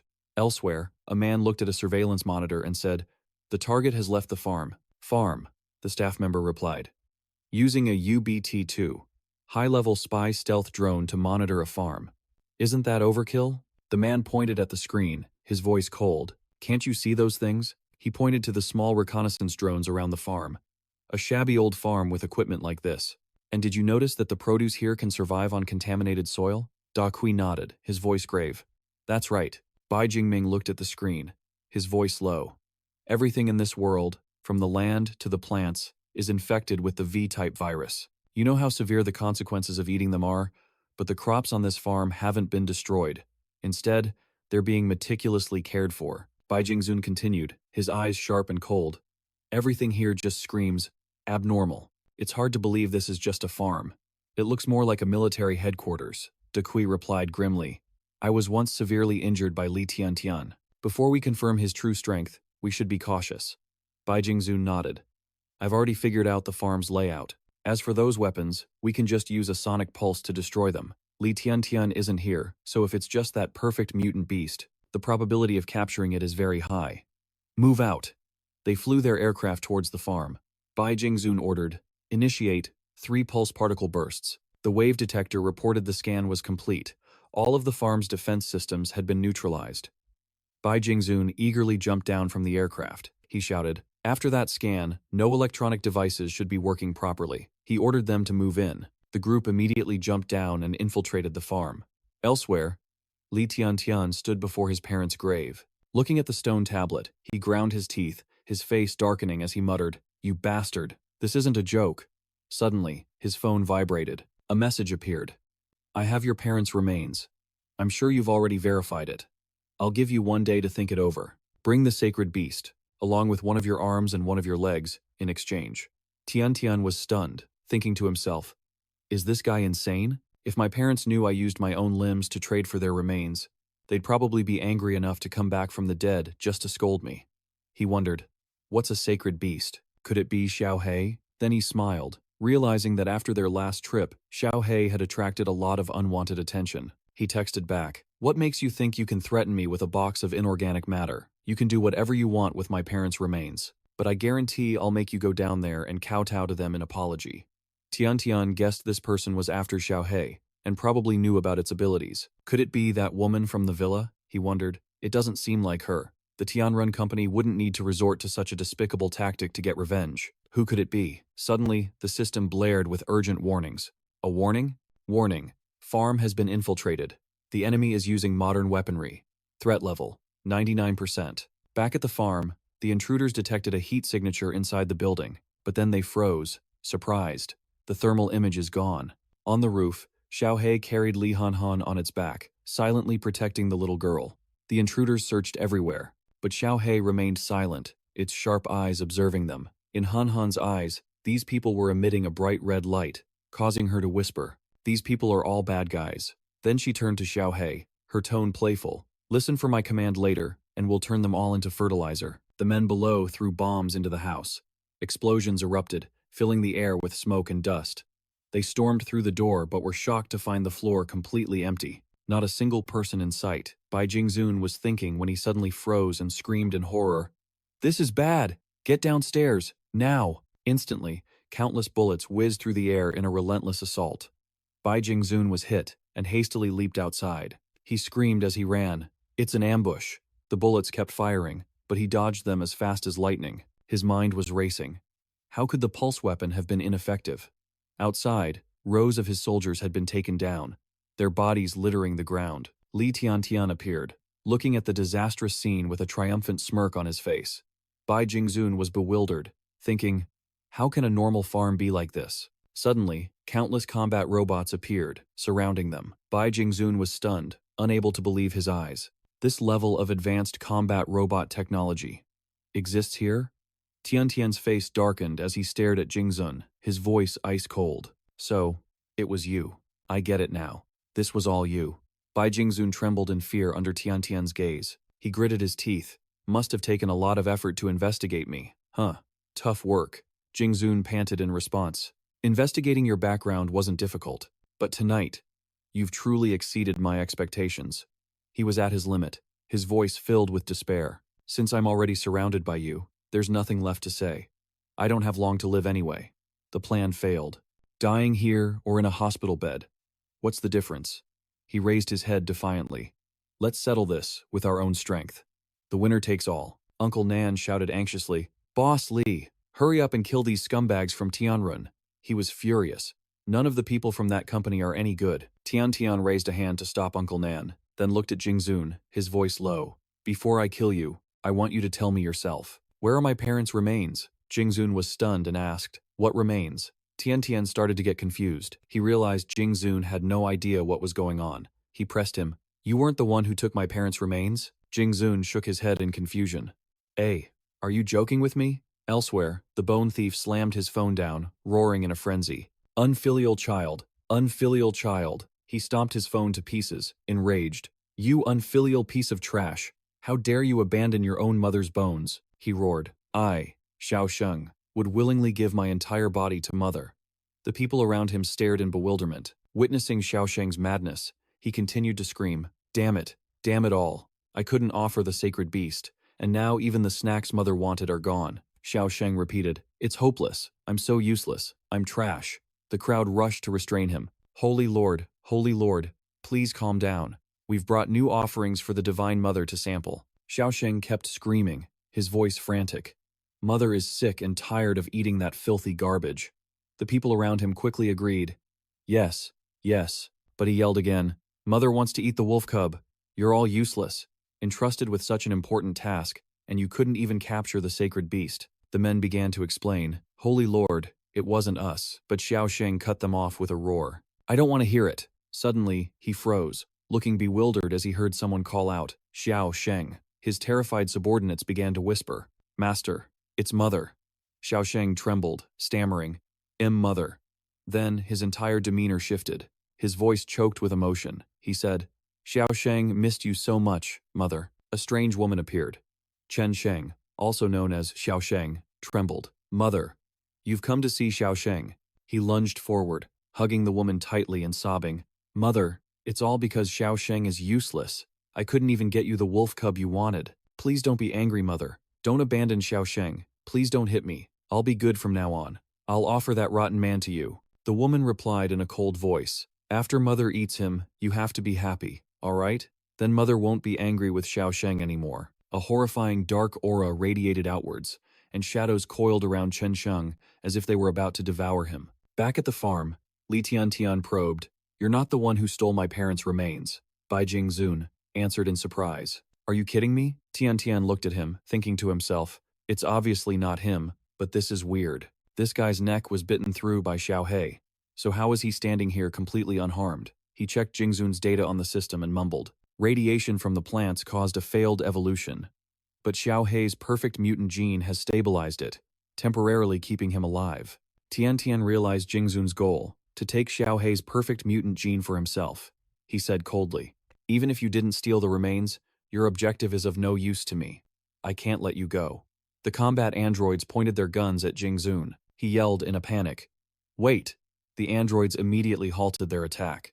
Jingzun quickly said, "Your parents' remains are important to you. Perhaps I can help." He tried to negotiate, speaking frankly, "There's no deep-seated hatred between us that can't be resolved. I want the evolved one's genes, and you were just acting in self-defense." Tiantian listened in silence. Jingzun continued, "Why don't we turn this conflict into a transaction?" Tiantian signaled for the androids to lower their weapons, then asked, "You'll help me get the remains back?" Jingzun replied, "I have vast human resources and technology. Finding someone in South City will be much faster with my help than if you do it alone." Tiantian smirked, "Wanting the evolution gene in exchange for just this? I'm afraid that's not nearly enough. Besides, even without you, I'll find them eventually." He paused, his eyes turning sharp. "But I'm curious. You keep stressing your resources. It's not Tianran, is it? What is your connection to them?" Jingzun's voice became stern. "I don't belong to Tianran. I act for my own benefit, unaffiliated with any faction. I bear you no malice. You killed Liang Tianyu, broke into the villa, attacked Nian Yu. I don't care about any of that. I only want what I came for," he continued. "In other words, I can be a tool for you." A flicker of interest appeared in Tiantian's eyes, but Uncle Nan angrily tried to object. Jingzun stepped forward, his voice firm. "You get a useful tool, and I get the evolution gene I need to save my life." Bai Jingzun extended his hand, a gesture of goodwill for a win-win outcome. The interested glint in Li Tiantian's eyes deepened, and he let out a faint smile. He walked over, his voice cold. "Tell your subordinates to drop their weapons, put their hands on their heads, and squat against the wall. You come with me." Tiantian led Jingzun over to Xiao He. Li Hanhan watched, noticing a strange blue glow radiating from around Jingzun. The little girl signaled to Tiantian, whispering a warning to him. Tiantian just smiled and reassured Jingzun, "No need to be nervous. This is the gene you're looking for." Jingzun stared, blurting out, "What? This? This is that perfect shape-shifting mutant beast? But why is it like this?" Tiantian explained in a calm voice, "If I'm not mistaken, during its perfect mutation process, Xiao He integrated with human genes, and the human it took those genes from was you. Judging by the compatibility rate, its genes can halt your malignant evolution." Jingzun was overjoyed, exclaiming, "This is the most perfect mutant beast I have ever seen. Even the beast king of the southern border only became a mindless monster that did nothing but eat ravenously after integrating with human genes. But this one," he said excitedly, "it's not only sentient, but it even listens to your orders. If I can unlock the secrets within its genes, I could mass-produce them." Tiantian cut him off coldly. "All right, the tour is over. Now, you should. A deposit." He held out his phone, showing the message. "Help me find this phone number. Investigate its calls and signals for the last 10 days. He smirked. "Let me see what you're capable of. I'm very picky about my tools." Jingzun nodded. "This is easy, but I urgently need a blood sample. If I don't study the key soon, I'll have less than 5 days to live." Tiantian sneered. "Right now, you're in no position to make deals with me. Get to it. Find that person." Jingzun sighed, helpless. "I know." In the sky, a helicopter landed. A man stepped out and said, "Boss Bai, this is Lan Ming." He laughed heartily. "Long time no see. What could possibly be so hard to investigate? To think you had to call me all the way out here for something in my field." This young master really didn't want to leave the house. The man opposite him held out a phone and said, "Cut the crap. Trace the signal location of this phone number." Lan Ming adjusted his glasses and looked down, muttering, "So remote. To bring a private jet all the way here. Just for this." Jingzun replied, "Later, You can fix Boss Lee's chip network. Consider it your apology for using the nuclear pulse weapon. Tian Tian nodded. How sensible. Lan Ming grumbled. Fine, fine. What can I do? The boss is the boss. He's the big shot. I'm just the poor sucker, Tian Tian said jokingly. Don't trust hackers. They talk too much. Jingzun chuckled softly. The technical side of it is nothing. Lan Ming got to work, still mumbling under his breath. Tian Tian suddenly asked, Tell me, how did you become a mutant, turning into something neither human nor ghost? Is that what you call the Age of Gods? Jingzun's voice deepened. So, you did look at the data in UBQ1. I admit, when it comes to upgrading the human life form, you are ahead of me. About 10 or so days after the world changed, my team discovered a Y-type virus in irradiated plants. This virus causes living cells to divide while increasing the rate of adverse mutations. It creates bizarre monsters with short lifespans that do nothing but eat constantly. He continued, I thought that I might find some inspiration from Xiao Hei's genes. Tian Tian frowned. So, this conclusion of yours comes from human experimentation. Jingzun was blunt. I won't deny that my actions were cruel. Throughout history, countless pieces of biological data have been obtained through human experimentation. Before I arrived, Tianran had already allowed Liang Tianyu to experiment on people. Instead of them living a life worse than death, why not let them achieve their greatest value before they die? I don't mind being a guinea pig myself. Even if I fail, I'll still obtain valuable data, right? Li Tiantian shook his head and muttered, You're truly insane. Bai Jingzun gave a dry laugh. The advancement of biology and science has always been achieved by stepping on countless bones. His expression turned serious, his hands flying across the keyboard. In a triumphant voice, he said, Found it. The file was sent over. Tian Tian stared thoughtfully at his phone screen, a flicker of surprise in his eyes as he read the message. He looked up and asked, I didn't provide an inbox. How did you send it?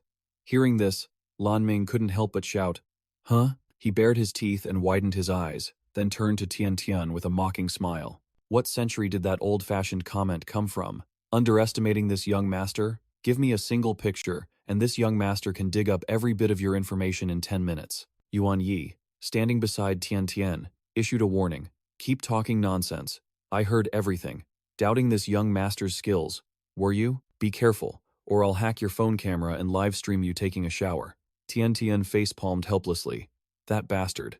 He's just running his mouth. He does have some professional ethics, though. Yuan Yi glared and snapped. Keep blabbering, and I'll cut your funding. Lan Ming immediately froze and quickly replied, Don't. I'll shut up. I'm working. At an ancient castle, 2 guards stood at the gate. One of them yawned, his eyes fixed on a fly in front of him. He suddenly exclaimed, My God, why is there such a huge fly when it's this cold? The other guard said cautiously, Be careful. You think it's poisonous? There are mutated beasts everywhere now. It could be a mutant fly. Just as he spoke, the fly lunged forward and attacked the man. With a grunt, the other guard was also taken down in an instant. Li Tiantian was perched on a nearby building. He murmured softly, Go to sleep. In his hand was an exquisite white box. Inside were 2 brilliant red beads. As the box opened, a priest began the ceremony, his voice echoing, The Lord God loves us. He is the true God who created the universe and all living things. We thank and praise him for his great power and love. The priest held the 2 pomegranate red beads and the box high, shouting, Grant us truth and hope.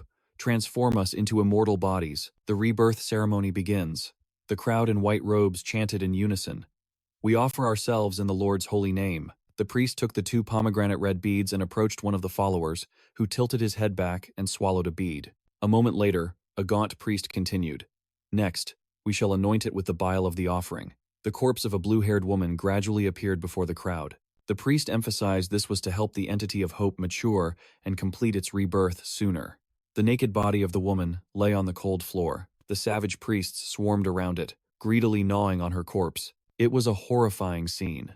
2 of them were eating the girl's flesh, their eyes wide with madness and disgust. Under the cold moonlight, Li Tiantian stood on a high rooftop, his sharp cold eyes looking down at the crowd below. He gritted his teeth, roaring in fury. Damn it! A flash of light, and a bullet shot from his hand, precisely embedding itself in one of the men who was greedily devouring the young woman's flesh. That man collapsed, dead in an instant. The one beside him panicked, scrambling to his feet and screaming, Ah! The others around them saw the horrific scene and immediately scattered, screaming their heads off as they ran. Oh my God! The priest witnessed the chaos, his face darkening as he furiously yelled, What the hell is going on? he growled, trying to suppress his fear. Who dares to ruin my rebirth ritual? Suddenly, his gaze fell upon Li Tiantian, who was standing defiantly on the rooftop, the gun in his hand aimed directly at his head. The priest, overestimating his own strength, boldly shouted, "You! Who are you to cause trouble?" Fury blazed in Li Tiantian's eyes as he replied coldly, "I'm your father." Then he immediately gave an order, his voice as sharp as a knife. "Feng Niao, destroy these animals." In an instant, a guard shot out like lightning, leaving the crowd with no time to react. Many were injured, collapsing as blood stained the ground red. One man risked his life to shield the Holy Lord, but he was also hit by a barrage of attacks, his body torn to shreds. On the other side, the panicked crowd scattered, screaming, "Run! Help!" A few trembling people yelled in unison, "Get out of here! The right protector has been killed too." The scene was absolute chaos. Li Tiantian landed lightly on the ground, his face as dark as a storm cloud. His voice was icy. "I thought you were just a bunch of rats stealing remains, but it turns out you're animals worse than beasts." Just then, the man known as the Holy Lord recognized him, growling provocatively, You're Li Tiantian?" Without a moment's hesitation, Li Tiantian aimed the gun right at his head and snarled, "Chen Sheng, hand over my parents' remains, and I might give you an easier death." Suddenly, Li Tiantian's eyes darted to the man beside the Holy Lord, who had been dead for a while, but something mysterious and horrifying suddenly crawled into his mouth. Seeing this, Chen Sheng's eyes lit up, and he laughed maniacally. "Kill me. Humph. If you kill me, you'll never get the remains back. Haha. Kill me if you have the guts." Li Tiantian gritted his teeth, his warning voice as cold as ice. "Don't test my patience." Chen Sheng grinned from ear to ear, laughing like a madman. Ha ha ha. Suddenly, behind Li Tiantian, one of the men who was supposed to be dead showed signs of movement. Before he could notice, the Holy Lord laughed savagely. "Ha ha, you fool. Go ahead and be arrogant. You're finished. My brothers have awakened." Something disgusting crawled out of the dead man's mouth. It revealed its true form, a hideous monster that emerged with a savage, croaking sound. Li Tiantian gritted his teeth, his sharp, cold eyes observing the creature. It crawled out of the corpse, transforming into a bizarre creature with skin as hard as steel. A large number of these monsters advanced on him in unison, clearly intending to attack. He forced his eyes wide to look at the disgusting slimy horde in front of him, gritted his teeth, and aimed his gun at the nearest monster's head, yelling, "You ugly thing, you're an eyesore." The monster opened its slimy maw, and along with 2 or 3 others, lunged at him. Li Tiantian, dual-wielding 2 guns, fired continuously, but he quickly realized the bullets couldn't penetrate their steel-like skin. He frowned, wondering, "God, it's so tough, the guns are useless." He opened his backpack to check his arsenal, muttering, "Don't I have any stronger weapons?" Suddenly, he thought of the rocket launcher, and his eyes lit up. There it is. But immediately after, a warning sounded in his head. Insufficient points. Purchase failed. He remembered with frustration. "Damn it, I just bought a batch of seeds the other day. My points are all gone." With no other choice, Li Tiantian leaped back, dodging the monster's attack, and shouted, "Feng Niao warrior." He continued to fire at a monster's neck, but still couldn't pierce its skin. He muttered in frustration, "Tsk, even Feng Niao's firepower is useless. I thought it was just an ordinary cult causing trouble. Who knew they had these bizarre monsters?" He thought to himself, "If I had known, I would have brought some bigger combat warriors." Calmly retreating to a corner, Li Tiantian observed the situation. The Holy Lord, not seeing him, shouted provocatively, "Where'd you run off to? I thought you were so tough." With a calm and cold expression, Li Tiantian pulled 2 weapons from his inventory space, telling himself, "This is going to be tough. It's making my skin crawl. Normal weapons can't kill these monsters." He cautiously glanced at the monster in front of him, his sharp eyes preparing for a life-or-death battle. Just then, the stone pillar Li Tiantian was hiding behind suddenly shattered under a fierce attack. He gritted his teeth, thinking, "So fast." Before he could regain his composure, a brilliant pillar of light suddenly descended, striking the group of monsters directly. The mansion shook violently, as if hit by an earthquake. Meanwhile, at the police station, the phone rang incessantly. A beautiful police officer picked it up, her professional voice coming through, "Hello, this is the Nancheng Military Police Department." The old woman on the other end of the line spoke urgently, her voice trembling. "Oh, officer, I finally got through. There was just an explosion near my house, a huge commotion, and I heard strange noises. It sounds like mutated beasts are on a rampage. A little boy is here with me." Next to the old woman, a child hugged her leg tightly, trembling as they whimpered, "Grandma, I'm scared. The female officer immediately replied, "We'll be there right away. Ma'am, give me the location of the explosion." After the call, she turned and gave a firm order. "Quick, call the soldiers and tell them to prepare for cleanup. There might be a level 2 or even a level 3 mutant beast in Jiao City." A male police officer nodded. "I'll go inform them right away." Another officer chimed in curiously. "A mutant beast of that level is in the city? I'm actually looking forward to seeing it. Who knows, we might capture one alive and get a reward." Another police officer smiled brightly as he prepared his equipment. "If it really is a level 3 mutant beast, don't underestimate it." Meanwhile, Li Tiantian's expression was grim as he confirmed to himself, this isn't some easy-to-handle level 1 mutant beast. He was cornered by the monsters, his back slamming into a wall so hard it left a deep crater. He thought bitterly, even if I blast their eyes, it'll only buy me some time. My ribs are broken. He rummaged through his backpack, looking for an ancient-grade medicinal tomato to recover. Looking down at the disgusting, slimy monsters at his feet, he frowned. The Holy Master stood above, shouting smugly, "You're at death's door, and you're in the mood for a tomato?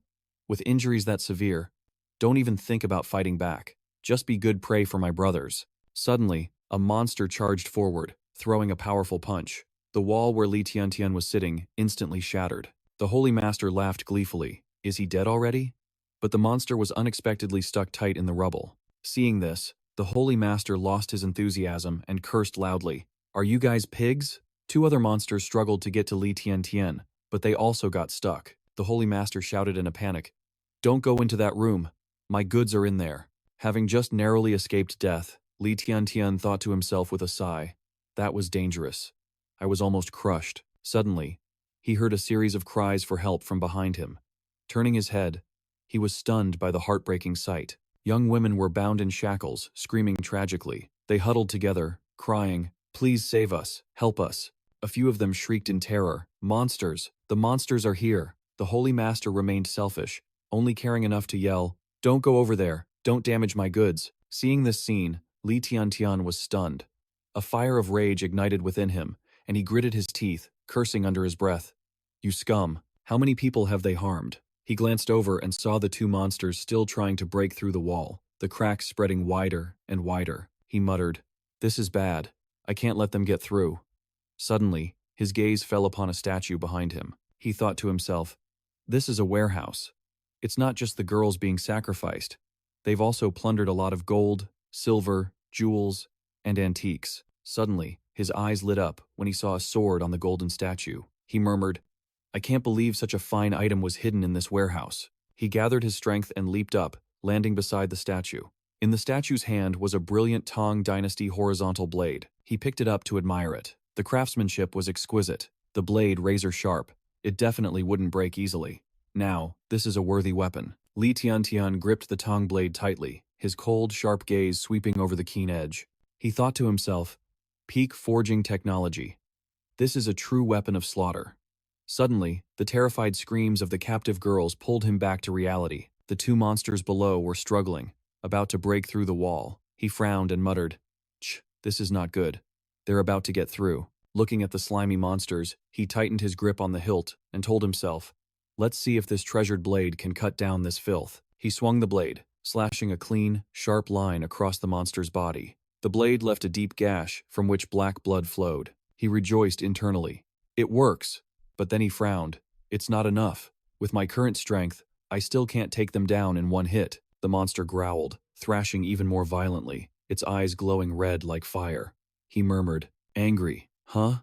Good." As the monster broke free, he immediately changed direction and darted away, thinking, "I need to get out of here first." To provoke them, he yelled loudly, "Come and kill me, you stupid beasts." The two monsters roared, bloodthirsty, and gave chase. After running a short distance, he suddenly turned back to face them head-on.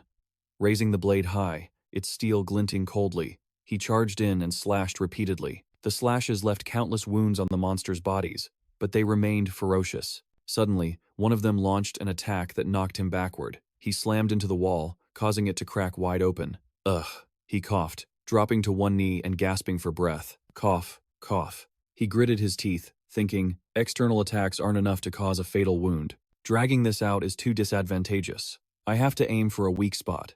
His eyes widened as he observed the monster in front of him carefully. and suddenly he spotted an opening at its mouth. Tightening his grip on the hilt, he rushed forward and delivered a decisive slash. The blade pierced through its mouth, severing the monster's head.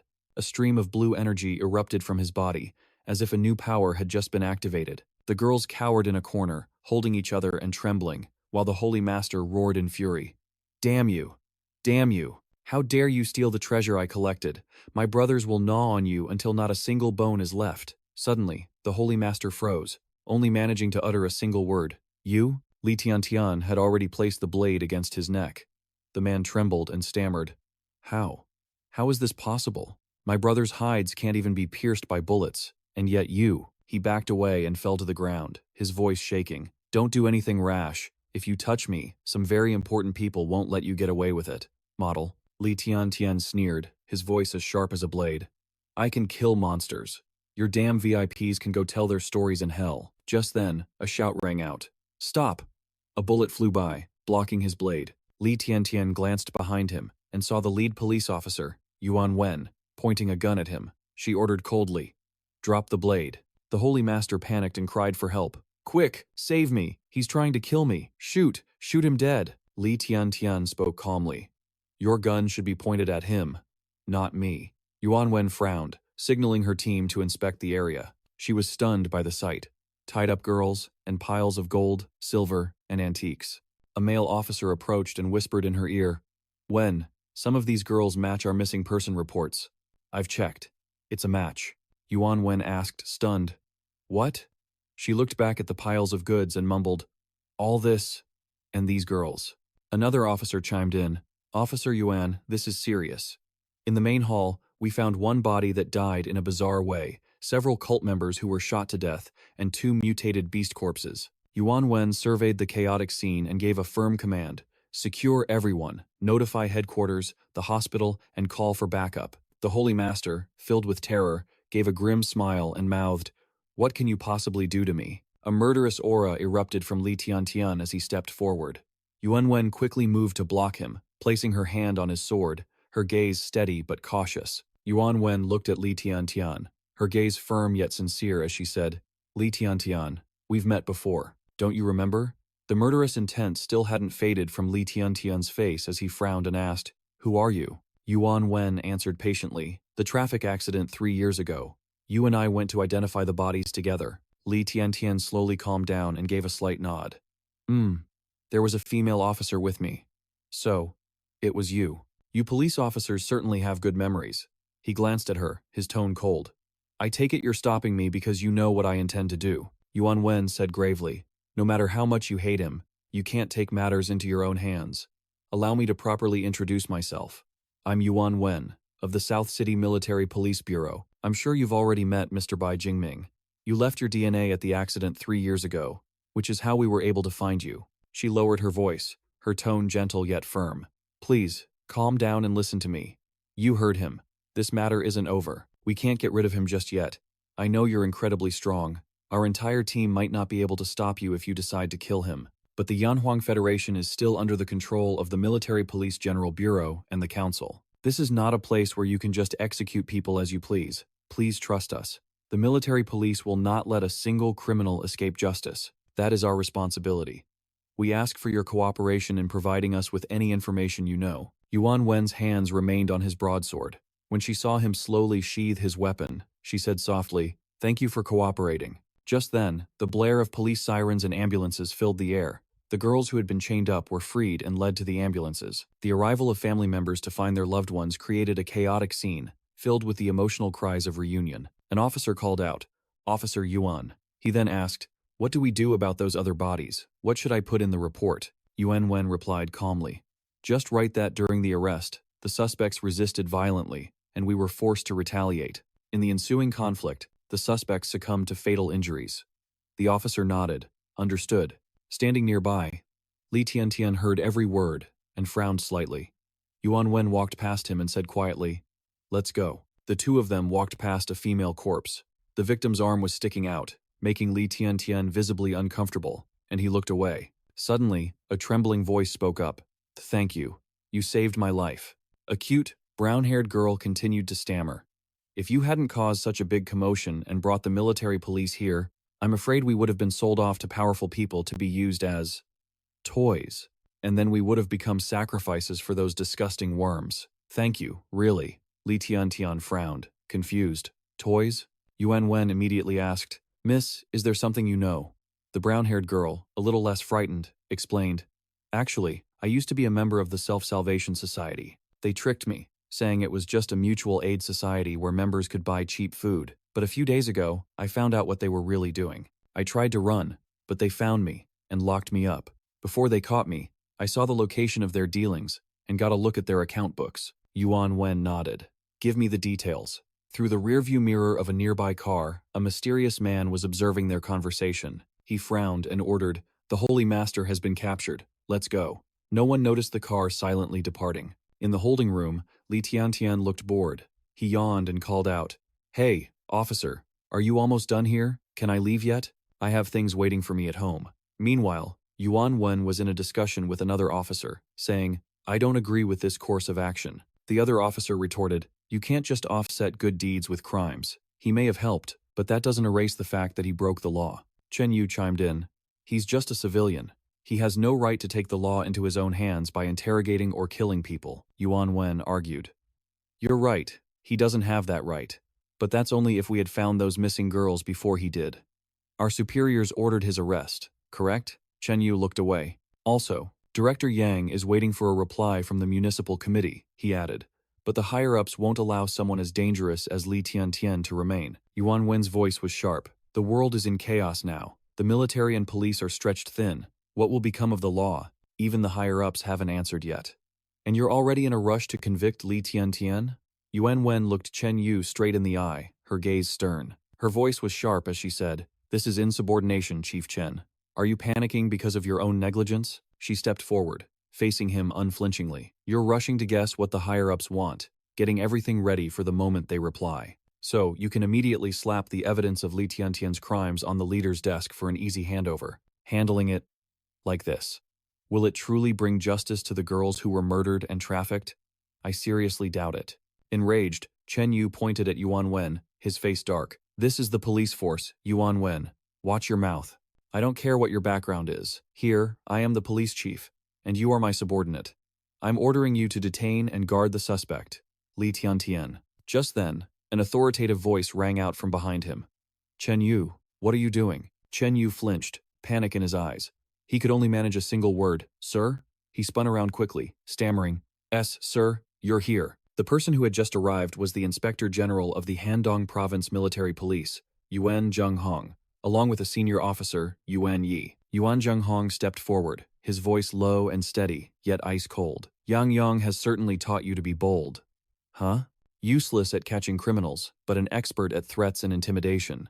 Chen Yu stammered awkwardly, Chief Yuan, I had no choice. It was an order from above. Yuan Zhenghong asked coldly, Yang Yong or Wang Dongchuan? Then he commanded, Chen Yu, stand right here and recite the police regulations 2011 times for me. Chen Yu could only lower his head and answer, Yes, sir. Yuan Zhenghong then turned to Yuan Wen. Officer Yuan Wen, on the phone. Director Yang already gave me a rough summary. Now, take me to see this kid, Li Tiantian, at once. Yuan Wen replied formally, Yes, sir. She reported formally. Officer Yuan Wen reporting. Li Tiantian is in room number 3. This way, sir. Yuan Zhenghong nodded. Inside the room, Li Tiantian glanced at the door. Yuan Zhenghong entered, pulled up a chair, and sat down, greeting him casually. You're Li Tiantian, correct? He sat up, replying succinctly. That's me. Yuan Zhenghong introduced himself. Inspector General of Handong Province, Yuan Zhenghong. Li Tiantian was slightly surprised, a smirk playing on his lips. The Provincial Inspector General. To think this case would warrant a big shot like you to interrogate me personally, it seems I won't be leaving here anytime soon. Yuan Zhenghong chuckled, his tone easygoing. Haha, young man, relax. I'm here because I have a file I'd like you to see. He was surprised. Me? Yuan Zhenghong took out a file and handed it to him. That's right. I believe you'll be very curious about those 2 mutated beasts. This file is for you. Li Tiantian took the folder, his voice full of doubt. For me? Yuan Zhenghong affirmed. Exactly. It's for people like you. He opened the file and skimmed it, exclaiming in surprise, This is? He looked more closely, muttering, A human face. Yuan Zhenghong explained. This is a mutated beast our soldiers discovered in the Lingma mountain range 5 days ago. When we surrounded it, we saw it. Clemenson something. Li Tiantian's voice dropped as he finished the thought. A human? Yuan Zhenghong didn't try to hide it. Yes, we found the pattern of a human face on its back. Its intelligence is rapidly increasing. It even managed to outsmart our squad on several occasions. Do you understand the implication of this? He answered instantly. The intelligence and behavior of these monsters are becoming more human. Does this mean their genetic locks have been broken? Yuan Zhenghong nodded. Yes. They aren't just merging animal genes to evolve physically. They have also successfully integrated human genes, thereby gaining sentience. A new, highly intelligent species is emerging. We call them Beast Kings, Yuan Zhenghong continued, his voice grave. Across the Yuanhuang Federation, we've recorded at least 5 instances of these perfectly mutated beasts, and that number is still increasing. Li Tiantian closed the folder, frowning. Why are you telling me classified information like this? Yuan Zhenghong gestured to Yuan Yi. Understanding the signal, Yuan Yi stepped forward and held something out. Li Tiantian looked closer, his eyes widening in surprise. Aren't these? Yuan Zhenghong cut him off. Yes. The 2 unhatched eggs. After you killed those 2 cultists, these eggs stopped incubating inside their bodies. He went on. Our research staff extracted them to analyze their genetic makeup. The results show a majority of insect and animal genes, but there is also a component of human DNA. Stunned, Li Tiantian blurted out, Are you saying? Yuan Zhenghong nodded. There is very likely a Beast King hiding in South City, and it's creating its own kin. Li Tiantian was astonished. What? He couldn't understand. But with a Beast King's destructive power, how could it possibly lie hidden in the city without being detected? The Inspector General replied, That's connected to another issue. The ledger. Li Tiantian's brows furrowed. So, you found the ledger. Yuan Zhenghong nodded. We did. Even though a Beast King possesses a degree of intelligence, it hasn't evolved to human levels. It couldn't possibly establish such a complex organization in just the few dozen days since the outbreak began. Unless. Li Tiantian finished the sentence. You're saying there are humans helping these mutated beasts. But why? Vian Qinhong shook his head. We don't know yet. He frowned, his voice full of suspicion. Then why are you telling me all this? Inspector Vian tapped lightly on the table, his voice serious. So that you can fully understand the current situation. I trust you'll be able to make a suitable judgment. Regarding the situation, Li Tiantian narrowed his eyes. What do you mean? Vian Qinhong replied. Based on your violent attack that resulted in multiple fatalities, causing severe repercussions and a terrible social impact, the military police have received orders to arrest you and process you according to national law. Vian Van was startled and was about to speak, but Vian Qinhong raised a hand to stop her. Li Tiantian, furious, slammed his hand on the table and roared, I killed those cult scum, and you call that severe repercussions and a terrible impact? What kind of law is that? What kind of principle? That's ridiculous. Vian Qinhong quickly tried to calm him down. Young man, don't be so hasty. Hear me out. His expression turned grim. The world is mutating. I'll be honest, it's brutal. In the future, the city's military police might be powerless to protect the entire population. But until social order collapses, the state is still the most powerful force. With the rate of mutation of the mutated beasts, the Federation has promoted a military political system. If the military district takes over the city, they're completely different from the military, police and regular police. They are a Cold War machine that does not tolerate any illegal activity. Right now, we can protect you, wipe your record clean. But if the military district takes over, we won't have that authority anymore. Li Tiantian looked straight at Vian Qinhong, his voice firm. What are you trying to say? The inspector didn't beat around the bush and answered immediately. It's very simple. Join us. He laid out the terms. I can give you a privileged status. That way, even if the military district takes over the city, you'll still have special authority. Li Tiantian asked again to be sure. You want me to join the military police bureau? Vian Qinhong nodded. Having an official government status isn't a bad thing. You and your family will be guaranteed safety. Vian Van let out a sigh of relief, her gaze softening. Li Tiantian fell into thought. Give me some time to think. Vian Van handed him the Tong broadsword and said, This is your sword. By tomorrow morning at the latest, I want an answer. If you agree, fill out the application form. If not, I'll be leading an enforcement team to find you tomorrow morning. Li Tiantian was speechless. a smirk playing on his lips. Such a beautiful woman, yet your words are so cold. Vianvan pushed the sword into his hand. Flattery won't work. Joining the military police bureau isn't a joke. Li Tian took the sword and the form, replying, I'll give you my answer tomorrow morning. He glanced at the group of people being escorted past and wondered, are those all the people involved in the transactions listed in the ledger? Vianvan nodded. Mm-hmm. Li Tian observed them, suddenly recognizing two familiar faces and muttering, wait a minute. Isn't that a councilman from the South City Council? The councilman turned to look at him, then quickly walked away. He gritted his teeth, thinking that what the cult leader said was true. He'd thought it was just a bunch of thugs and rich merchants, but who knew even a city councilman was involved? He wondered if these guys were just involved in the transactions, or if they've already sided against humanity. Back at home, Li Tian stood in the garden, looking at the watered God-tier tomato plants.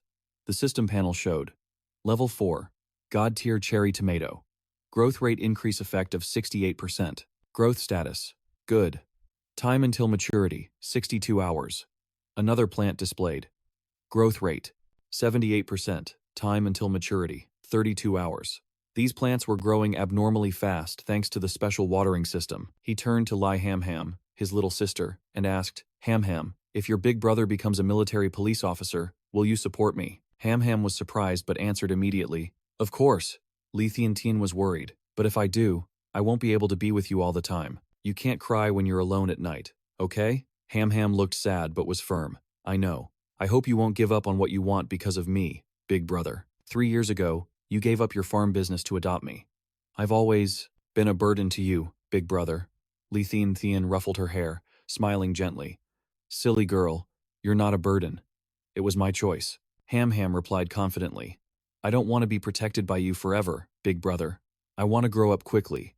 No matter what you choose, I'll support you. Besides, I have Xiao He and Mr. Nam to look after me. I'm not scared. Li Tian smiled. Ham, you've really grown up. He hugged his little sister and entrusted her. Then, from now on, I'm leaving the job of detoxifying the God-tier tomatoes to you, okay? Little adults can't be lazy, watching cartoons all the time. The scene changes to a dark dungeon. The sound of quiet footsteps echoes down the corridor in front of a cell. Tran Thang is in handcuffs, laughing maniacally. He. Where's the stuff? Someone shoves an item through the iron bars. The item rolls to his feet. Tran Thang picks it up, a sinister grin on his face. He. He shoves it into his mouth. Li Tian stands in the shadows and pulls out a vial of bright red blood, saying, here's the werewolf blood sample. Take it to your boss. The other person is called Xiao Jia. He looks at the vial, then at the tied-up werewolf, muttering, this is a perfect mutated beast, unlike those beast kings, whose limbs and vital characteristics change so drastically, making them look less powerful. Li Tian explains, perfect mutation has many paths. The mutation path of the beast kings isn't necessarily the true path to perfection. Li Tian mused to himself. In the end, is it simply enhancing strength, changing physical form, or increasing intelligence? Different mutation paths will naturally lead to different outcomes.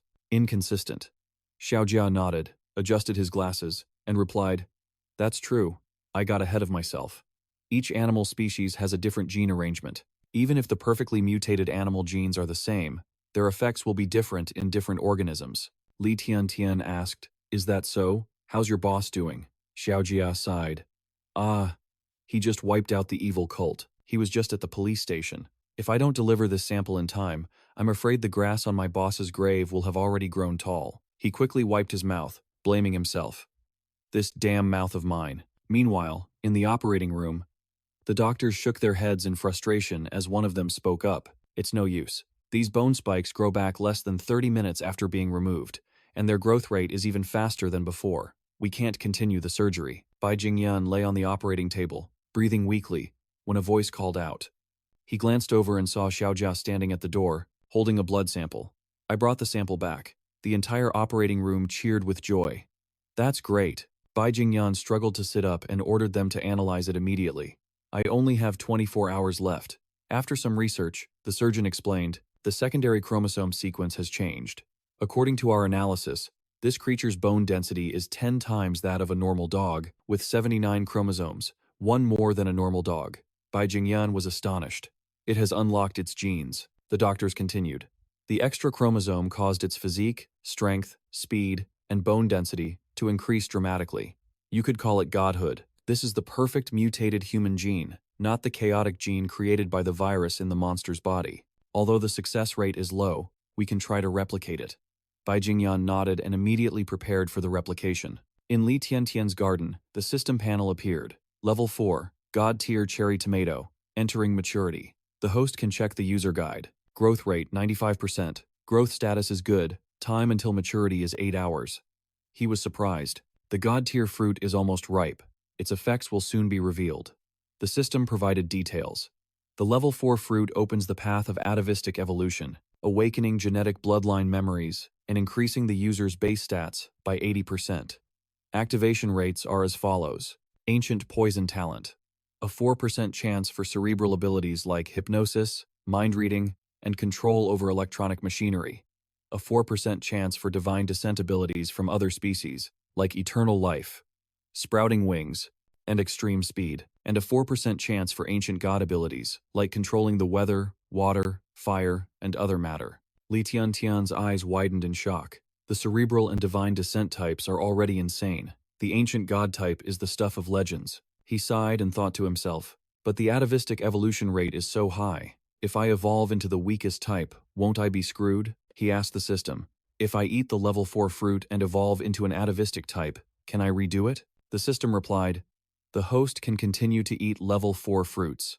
If a different evolution type is activated, the host can choose to keep any of the evolution methods. Li Tiantian nodded, his eyes lighting up as he mentally calculated the path ahead. Hearing the system's reply, the corners of Li Tiantian's mouth curved into a smile. So, as long as I have enough god-tier fruits, I can evolve into the ancient god type. The scene shifts to an office. Inspector Zheng Hong asked Yuan Wen. He agreed? Yuan Wen nodded. He just contacted me and said he'll bring the application form tomorrow morning. Yuan Zhenghong beamed. Excellent.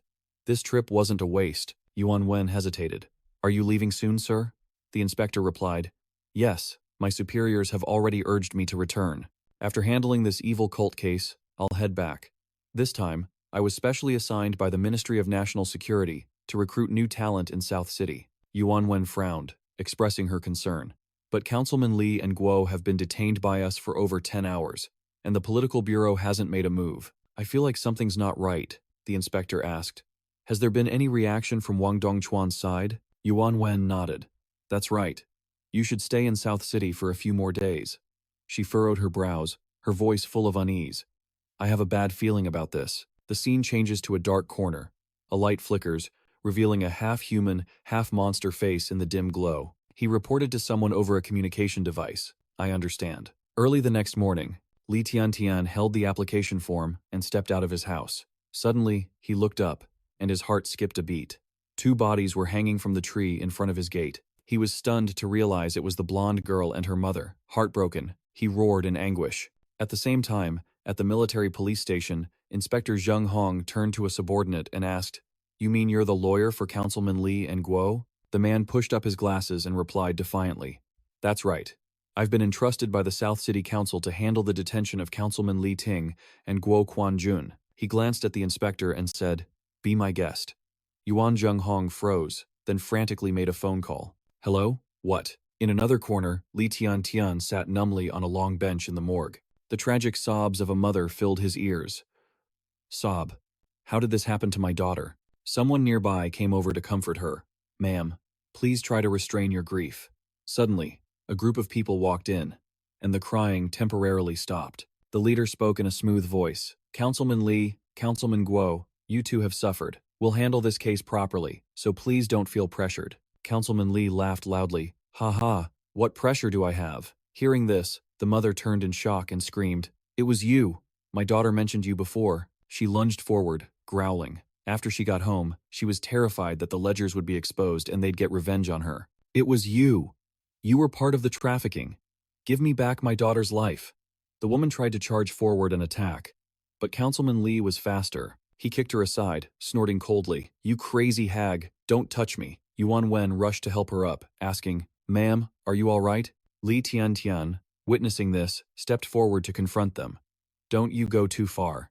This is the military police department, Yuan Wen added, her voice sharp and cold. A criminal in custody dares to use violence inside the military police department. The man leading the councilman's group stepped forward to mediate.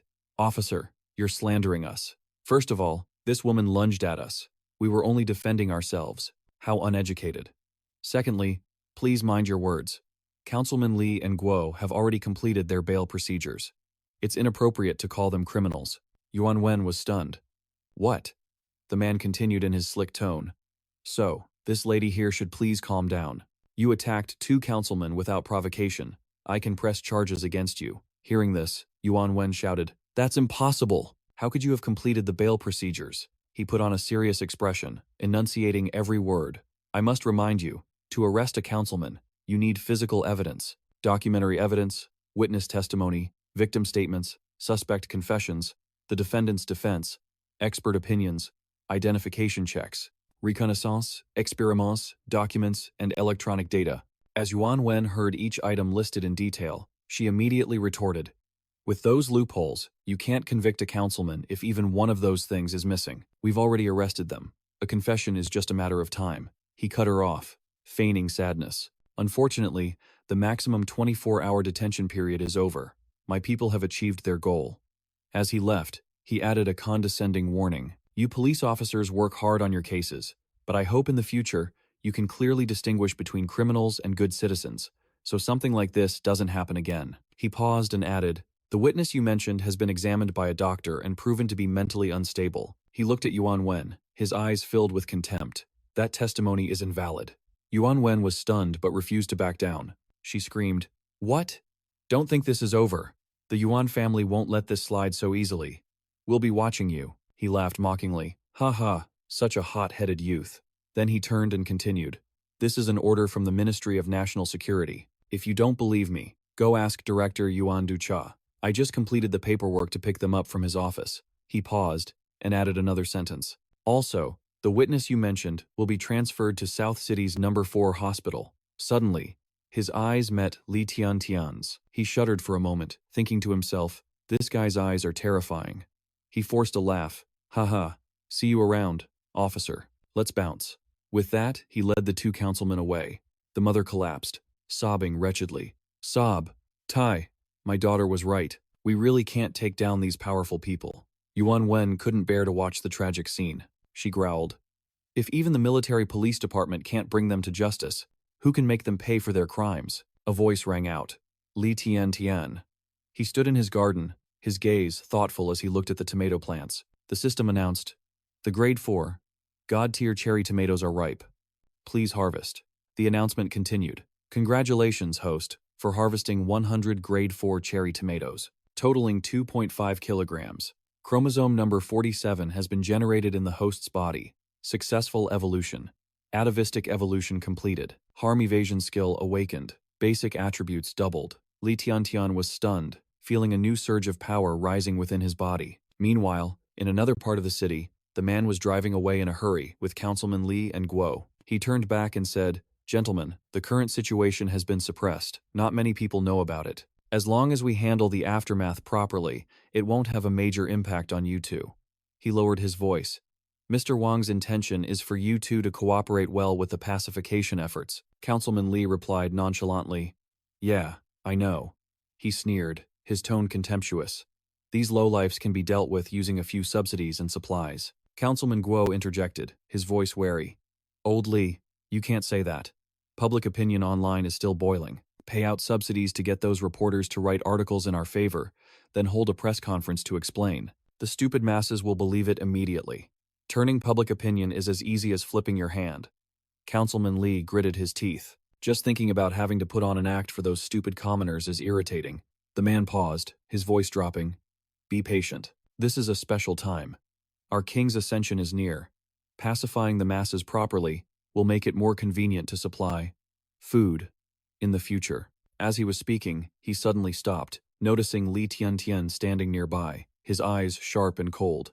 Food. Li Tiantian gripped his tongue broadsword tightly and advanced. Councilman Li roared, I am a councilman. Wasn't the last warning enough for you? Are you looking to die? Li Tiantian replied coldly, So, it's true. You all eat that stuff. Only blood can wash away your sins. If you don't want to be human anymore, then don't be. Councilman Li pleaded in a panic. No, no, I didn't. But Li Tiantian growled, his eyes as sharp as a knife. Simple enough. Suddenly, with a thud, the councilman's car crashed into a tree. On the ground lay the corpses of parasitic creatures. Slimy goo was splattered everywhere. Li Tiantian stomped on one, making a squelching sound. The system chimed in. Successfully completed primal evolution. Skill awakened. Flash speed. Base attributes doubled. Evolution path has been reset. Successfully completed primal evolution. Skill awakened. Power. Base attributes doubled. Li Tiantian ate another Godsnatcher cherry, thinking to himself that this was the 40th one, and it was still a weak primal type. I'm full. I'll digest a bit and then continue. Suddenly, he felt something was strange. The system announced that the evolution path has been reset again. Congratulations, host, for obtaining a rare type, cerebral type. Skill awakened, telepathy. Base attributes are suitable for enhancing stats when used with primal types. Li Tiantian was intrigued. Interesting. Telepathy. He tried to test the ability. The range for sensing living things was about 10 meters. He raised his hand to catch a bird, thinking that if he made direct contact, he might be able to sense its thoughts. The bird sent out a faint signal. Hungry. Hungry. He frowned. Not enough. Good bird, bad person. Resetting the evolution path consumes the food first. The scene changes to a hallway, where Li Tiantian is talking on a communicator with someone named Lan Ning. Little bro, wasn't that guy locked up in the hospital room? The security cameras captured him. He continued. The culprit was swapped out. It was just a lookalike. I'll scan again. I can take it from the boss, but why are you ordering me around like this too? Lan Ning replied quickly. Got it. I'm sending you a map of the room area. He warned. The target is on the move. If he doesn't appear within the range of the security cameras, you'll have to find him yourself. I can't help you any further. Li Tiantian looked at the simulated map and thought, so, he's hiding underground. No wonder I couldn't. A moment later, he followed the trail to where the guy was hiding. As soon as he turned his head, he was met with a punch to the face. The guy sneered. You were hard to find, you bastard. He showed no fear, only a smirk. Haha, Li Tiantian blurted out in surprise. So it really is you. Without letting the guy react, he swung his saber in a continuous flurry of attacks. The sharp blade slashed down, and blood splattered from his opponent's arm, making him grit his teeth in pain. Suddenly, the guy flash-stepped away, a triumphant look on his face as he laughed loudly. Ha! Li Tiantian charged after him, shouting. Trying to run? The guy maintained his arrogant smile, and suddenly appeared behind him. Li Tiantian tightened his grip on the saber's hilt, raising it to strike, but a strange feeling made him freeze. Just then, another man appeared, his voice cold, too slow. He turned to the first guy, speaking respectfully. I apologize, Holy Lord. The main body just evolved, and I'm not yet used to this form. Li Tiantian spun his saber and leaped up, unleashing a barrage of slashes surrounded by blade energy. The moment he landed, he was surrounded. In that critical moment, the one called Holy Lord ignored him, ordering, Forget it. I don't have time to punish you right now. He turned to Wang Dongquan, who had just appeared, and exclaimed in surprise, Holy Lord, you're injured? The Holy Lord waved his hand dismissively. I'm about to undergo metamorphosis. This wound is nothing. Taking advantage of his distraction, Li Tiantian brandished his saber and charged forward, but Wang Dongquan blocked him, roaring, You brat! You dare injure the Holy Lord! A vortex of energy erupted, surrounding Li Tiantian. He gritted his teeth in anger, but before he could retaliate, the Holy Lord ordered his subordinate, Control it better, don't let any bugs fall on me. Wang Dongquan bowed his head apologetically. This subordinate is not yet proficient. Please forgive me. The Holy Lord said coldly, Go kill that guy for me. Wang Dongquan nodded. Yes, sir. He turned to Li Tiantian with a faint smile. After you complete your metamorphosis, I'll deal with you. Oh, no. I'll just leave you barely breathing. A life hanging by a thread is much more nutritious. Li Tiantian, who had been silent until now, finally spoke, his voice ice cold. The one thing I hate most is your type, who loves to mumble to themselves. On the other side, the Holy Lord began to stagger, panting heavily. Ugh, I can't hold on any longer. He made a decision. In that case, I'll form my chrysalis right here. A giant chrysalis began to form, enveloping him.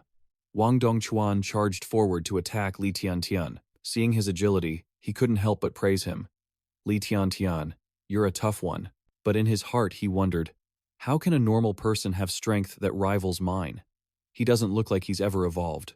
Damn it, Why can he always dodge my attacks as if he's predicting my moves? Li Tiantian attacked relentlessly, aiming for his left back and throwing a direct punch. He remembered the moment he touched Wang Dongchuan during the chaos. As long as I make contact, I know his every move. He suddenly asked, the cerebral type ability. Telepathy. You know me? Wang Dongchuan burst out laughing. Haha, you don't even know who your opponent is? He paused, his voice dripping with sarcasm. That fruit I gave you, did you like how she was dangling from the tree? What a beautiful landscape painting. Li Tiantian was stunned, his saber held fast by his opponent, but he quickly regained his composure and retorted, a rotten bug like you should be washed away by the sewers. Inside the chrysalis, a brilliant purple power source pulsed, and the shell began to crack. Blinding rays of light shot out. In an instant, a horrifying creature took form, its mouth full of sharp teeth, looking like a walking, talking locust. It roared, Brat, do you have any idea who you're facing? You despicable human. Li Tiantian tightened his grip on the saber, his eyes not wavering for a second, ready to face the monster before him. Face. Li Tiantian swung his Tang broadsword, blocking the monster's attack. Suddenly, his eyes glowed with a mysterious blue light, causing the monster to roar in discomfort. Its eyes swirled as if hypnotized by Li Tiantian's gaze. In that instant, through the monster's eyes, he saw his own reflection, and at the same time, its memories flooded into him, pulling him into its past. In the memory, Chen Sheng was laughing savagely. Haha. He looked at the man kneeling before him, his tone full of temptation. Wang Dongchuan, you're just a petty mayor. Are you satisfied with that? If you're not, why not cooperate with me? I can grant you an immortal body, allowing you to evolve into a being superior to humans. The man kneeling on the ground was Wang Dongchuan.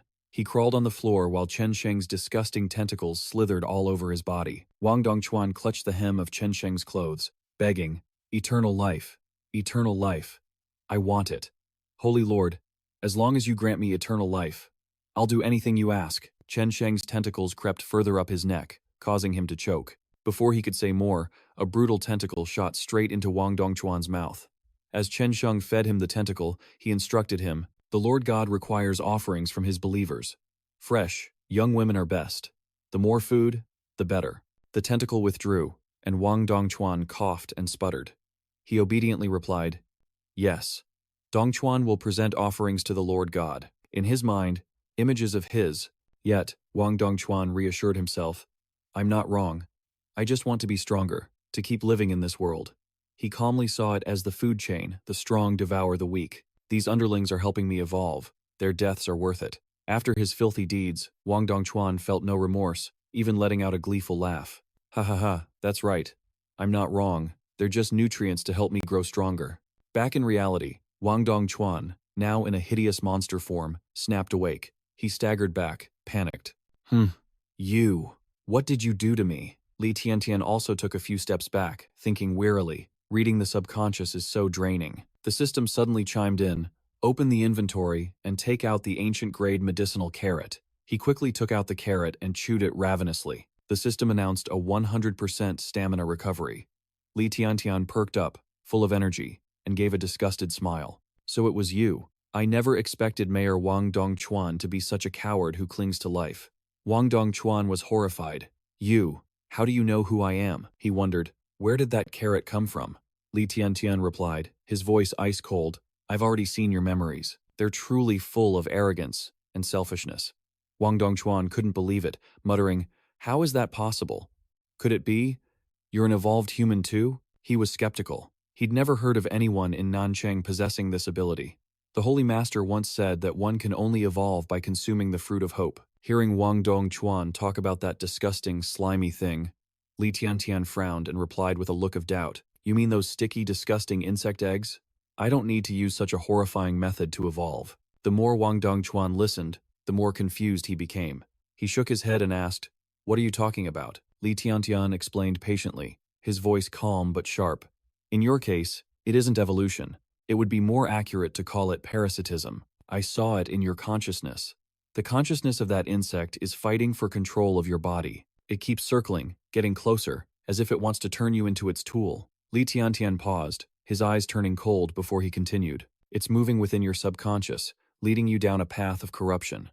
For you, evolution is nothing but a descent into evil. At this moment, Wang Dongchuan was imprisoned within his own subconscious, powerless against the invasion. Li Tiantian stated gravely, "Your corruption is only a matter of time. Inside your body, that insect has already started to form, growing day by day. Eventually, it will shatter your will." Li Tiantian elaborated, his voice full of warning. "How much longer can your personality hold out? You'll just become a mindless monster, with no consciousness of your own." Although Li Tiantian was kindly trying to warn him, Wang Dongchuan flew into a rage and roared, "Don't compare me to those low-level ants. I ate a high-grade egg, second only to the prince." He continued to defend his position, his voice filled with arrogance. "Even if my consciousness can't control this body, I have still become a high-level existence. This useless, fragile human shell. I don't need it anyway." Hearing these words, Li Tiantian was inwardly surprised, thinking to himself, "The prince?" An image of Chen Sheng suddenly flashed through his mind. Could it be that idiot ate that egg? And an even higher grade one at that? While he was lost in thought, the system suddenly sounded an alarm. Living entity detected. Li Tiantian whipped around in alarm, thinking, "I'm screwed." Before he could defend himself, Wang Dongchuan lunged out of nowhere and took a huge bite, tearing away half of Li Tiantian's body. He was stunned, wondering, how did it hatch so fast?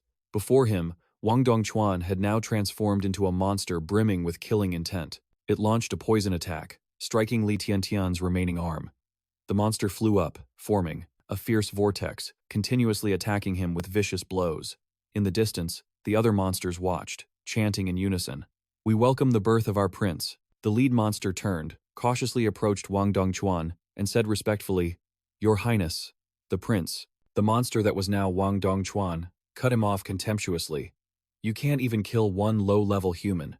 You're completely useless," the underling hurriedly explained. "Holy Mas, no, Your Highness. He's an evolved human too," Wang Dongchuan blurted out in surprise. "Oh? There's another evolved human in Nancheng?" The underling chimed in. "That's right. It's not that I'm incompetent." But the monster immediately shut him down. "Evolved or not, he's still just a low-level human. He doesn't even have an evolved body. What a waste of the third-grade egg Mother bestowed upon you." The underling stammered awkwardly. "Well." Suddenly, another monster shouted, "Your Highness, look!" He pointed at Li Tiantian in amazement. "He took out an ancient-grade medicinal carrot. How can a human have something like that?" Li Tiantian coughed, blood trickling from the corner of his mouth, but his severed arm began to miraculously restore itself. A brilliant green light radiated around him, stunning the monsters. The lead monster remarked, "Oh, interesting." Li Tiantian grunted in pain. He grit his teeth and stared at the monster, thinking to himself, "This ancient-grade medicinal carrot is precious, but regenerating the body takes time. If I reveal this weakness, they'll realize it, and I'll be in big trouble." Suddenly, the monster clapped, its eyes flashing with satisfaction as it praised him. "Well now, you've grown up so fast. I've changed my mind. I don't want to kill you anymore," he continued with a sinister smile. "I do covet your genes. But just eating you, wouldn't that be too boring? You still hold so many secrets. Why don't we make a trade?" Li Tiantian looked at him, his gaze cold, and didn't answer. After a moment of silence, he spoke, his voice full of caution. The monster put on a sweet, deceptive tone. "You're an evolved human. We should be joining forces. At this current stage, the poisoned land has already caused a food shortage. And then there are the various beast kings that are slowly evolving. With humanity's current level of science and technology, it's only a matter of time before you're all eliminated. Weak, low-level creatures like humans will only become resources for the strong in the future." He grabbed Li Tiantian's hand, trying to pull him over, his voice persuasive. "Only the evolved can adapt to this new environment. Why not join us? Before the great Beast King forces expand, we can take South City first. Become one of my brethren. We can enjoy food, resources for survival, and evolve to a higher level together." The monster rambled on, its voice excited. "Aren't you even a little tempted to side with the alliance under our rule?" Li Tiantian replied, his voice firm and unwavering. "Your pitch is very tempting, but, unfortunately," he growled, his eyes sharp as ice, "humans are not your blood bags. Don't underestimate us." The monster looked disappointed, muttering, "Is that so?" It suddenly lunged forward, roaring. "Then I guess negotiations have failed. As curious as I am about your abilities, you can still become my nourishment. Go to hell." On the other side, Li Han clutched her chest, groaning in pain. "Ugh, arg." Uncle Nam rushed over, asking worriedly, Han, what's wrong?" Li Han clutched her chest, gasping for breath and stammering, I'm fine. It's just, my chest suddenly hurts so much. I'll be okay after a little rest. She thought to herself. This uneasy feeling in my heart is so strange. This sharp pain always feels like a bad omen. Li Han looked at Uncle Nam and said, Uncle Nam, you should continue gathering food. Uncle Nam hesitated. But Big Brother said we have to stock up on a lot of food before the second doomsday wave hits. Han comforted him, her voice weak. I'm feeling much better now. I won't be a burden to Big Brother. Suddenly, the monster roared. I've figured it out. Li Tiantian was startled, exclaiming, Huh? A jolt of pain shot through him as the monster stomped hard on his hand. It smiled sinisterly. You can only recover your body after eating this sacred fruit, it bellowed. In that case, I just have to stop you from eating it. It stomped with all its might, breaking Li Tiantian's arm. The monster mocked him, its voice dripping with contempt. In a 2-on-1 situation, you still managed to seriously injure one of my kind. It feigned a sigh. What should I do? Someone like you makes me not want to kill you. I'm getting more and more curious about your fruit. Suddenly, another monster in the distance whispered weakly. It groaned in pain. Croak, croak. Holy Lord, Your Highness the Prince. It tried to call out. Help me. The monster approached, smiling with delight. If you tell me your little secret, it smirked, then I'll consider letting you have a more comfortable death. Suddenly, a gunshot rang out. It wasn't an ordinary gun, but a special type containing mystical power. The monster shook its head, completely unfazed by the silver bullets. It clicked its tongue. Tsk. Still more of you? You really don't give up. It stood up, stomped hard on Li Tiantian's body, and sneered. You already tried this earlier, didn't you? The firepower of this thing has no effect on my hard armor. It narrowed its eyes, smiling contemptuously. In fact, it would be more dangerous if the bullets hit you. Li Tiantian thought to himself. Of course I know that. But the target. That's not my goal. The monster growled in annoyance. Who's buzzing like a fly? So noisy. He mocked. Are you trying to scratch an itch for me? Li Tian calculated in his head, a glint in his eyes. Now's the time. Suddenly, a green bullet shot forward, hitting the iron rod next to it. The rod vibrated and unexpectedly flew towards Li Tiantian, glowing with a mysterious light. Li Tiantian quickly grabbed the iron rod, swung his scythe forcefully, and severed one of the monster's legs. He cried out in shock. Ah! Li Tiantian smiled, his voice full of sarcasm. Your hard armor is indeed a pain, but the joints aren't quite as tough. The monster roared in agony. Ah, damn it. He staggered back a few steps, clutching his leg and groaning. My leg. Li Tiantian stood up and, without hesitation, swallowed a sacred fruit, thinking to himself, I can't keep this up. I have to make a bet. He still had a few precious sacred fruits in his possession. The monster whined, its voice pitiful. Ow, ow, damn it. I just evolved and haven't eaten yet. I don't have enough energy. I can't regenerate my body. He panted like a dying man, on his last breath, so hungry. The subordinate behind him was still whispering, Your Highness, Prince, save me. He pleaded with all his might. Your Highness, Prince, pull me back. The fight up front drained too much of my energy. I can't get up anymore. The lead monster replied coldly. Which means you're useless now. The subordinate stammered in fear. No. As long as you take me back to the mother body, I can recover. You need my help to control South City. It was so hard for me to evolve this far. I don't want to die. The lead monster roared, its voice filled with contempt. Hiss, hiss, so noisy. I'm starving to death right now. I haven't eaten a thing since I hatched. He licked his lips, his eyes filled with gluttony. I'm hungry again, and I don't have enough energy. And that human is like a cockroach, not easy to catch. I'm in a really bad mood right now. The subordinate trembled in panic. Your Highness, Prince, surely you don't mean to. No, I don't want this, he whimpered, begging. I'm begging you. Please don't. The military government of South City needs me to infiltrate it. I want to live. I've worked so hard to get this far. Please, don't. The monster sneered contemptuously. In reality, your only use was to gather food quickly.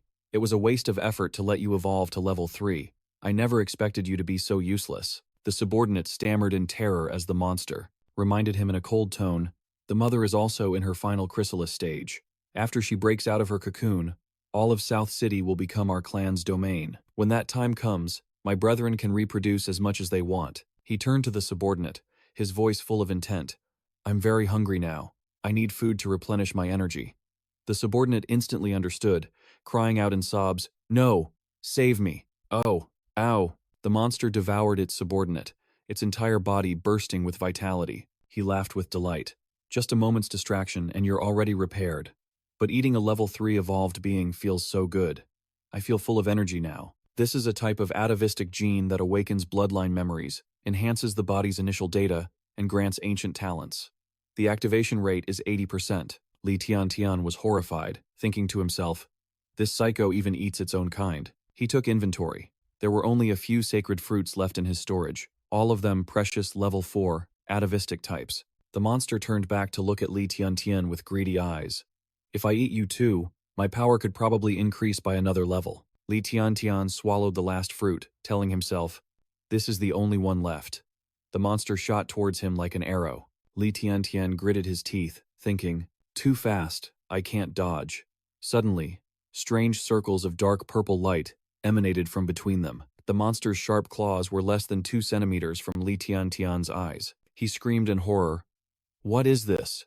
Why can't I move my body? The system's cold, mechanical voice rang out. Evolution path successfully reset.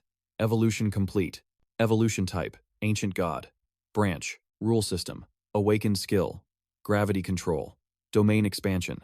Adapt to basic attributes. Atavistic evolution has enhanced your stats. Li Tiantian sighed in relief, smiling smugly to himself.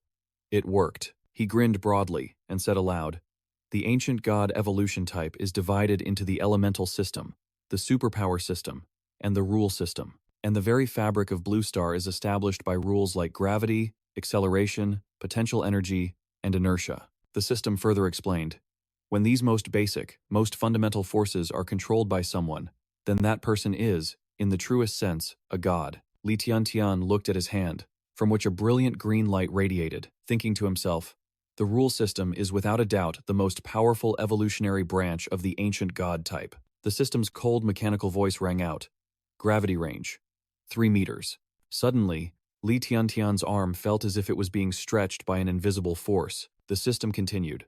Short-term domain expansion can increase the range of gravity control tenfold, but it consumes a massive amount of mental and physical energy. His hand and the monster were connected by a stream of brilliant green light. The monster groaned. Ah! Unexpectedly, a powerful force erupted from Li Tiantian's hand, sending the monster flying and slamming it hard against the stone wall. It coughed, spitting out green blood. Cough. A large hole was torn in its stomach, the result of a terrifying impact. It muttered in astonishment, I just fused with a level 3 evolved human. I should be stronger than before. How could this happen?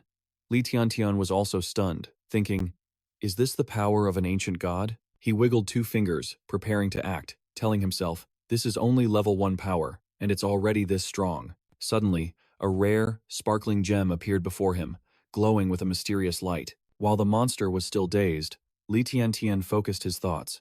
Eating energy cores and flesh from beings above level 4 can further enhance my abilities, but he worried for a moment. What form will I evolve into in the future?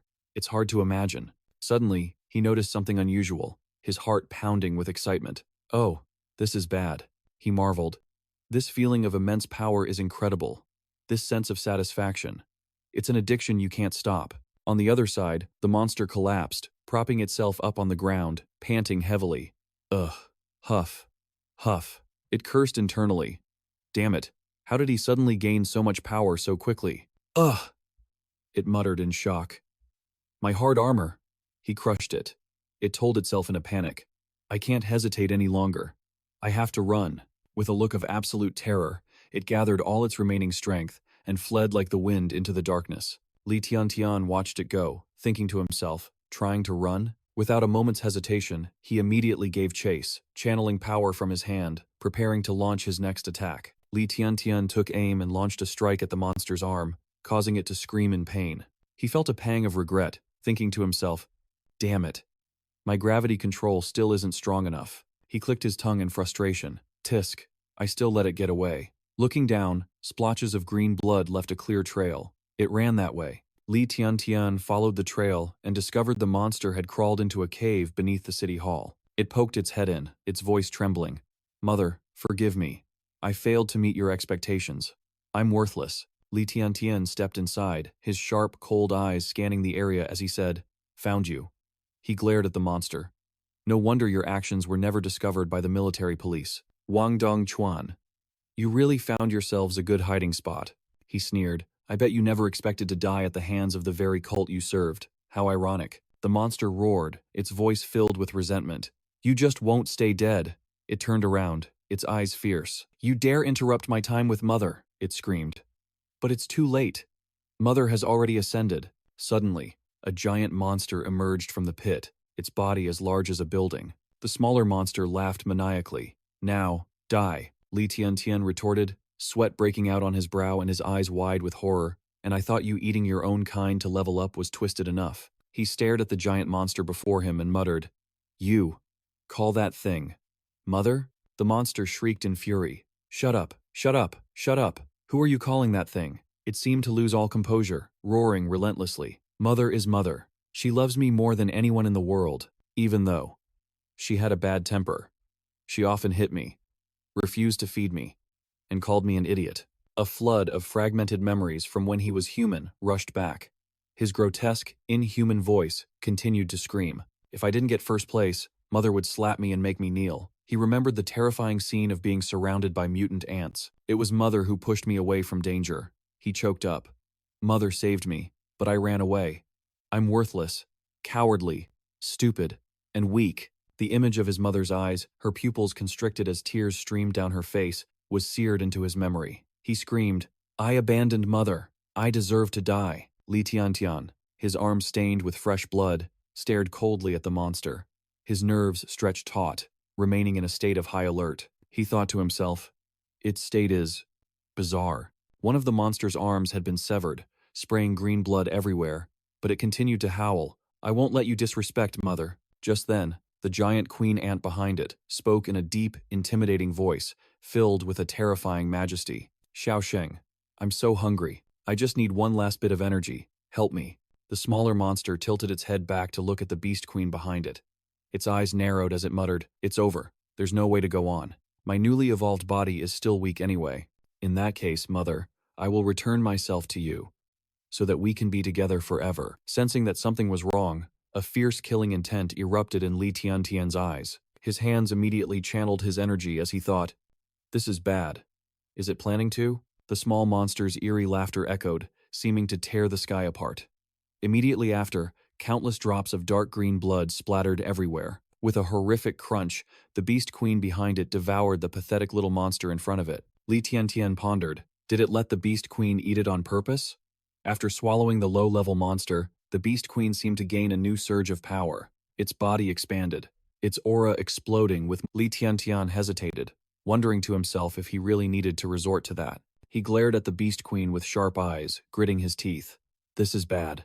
They fused. Dark green blood still dripped from the beast queen's sharp fangs.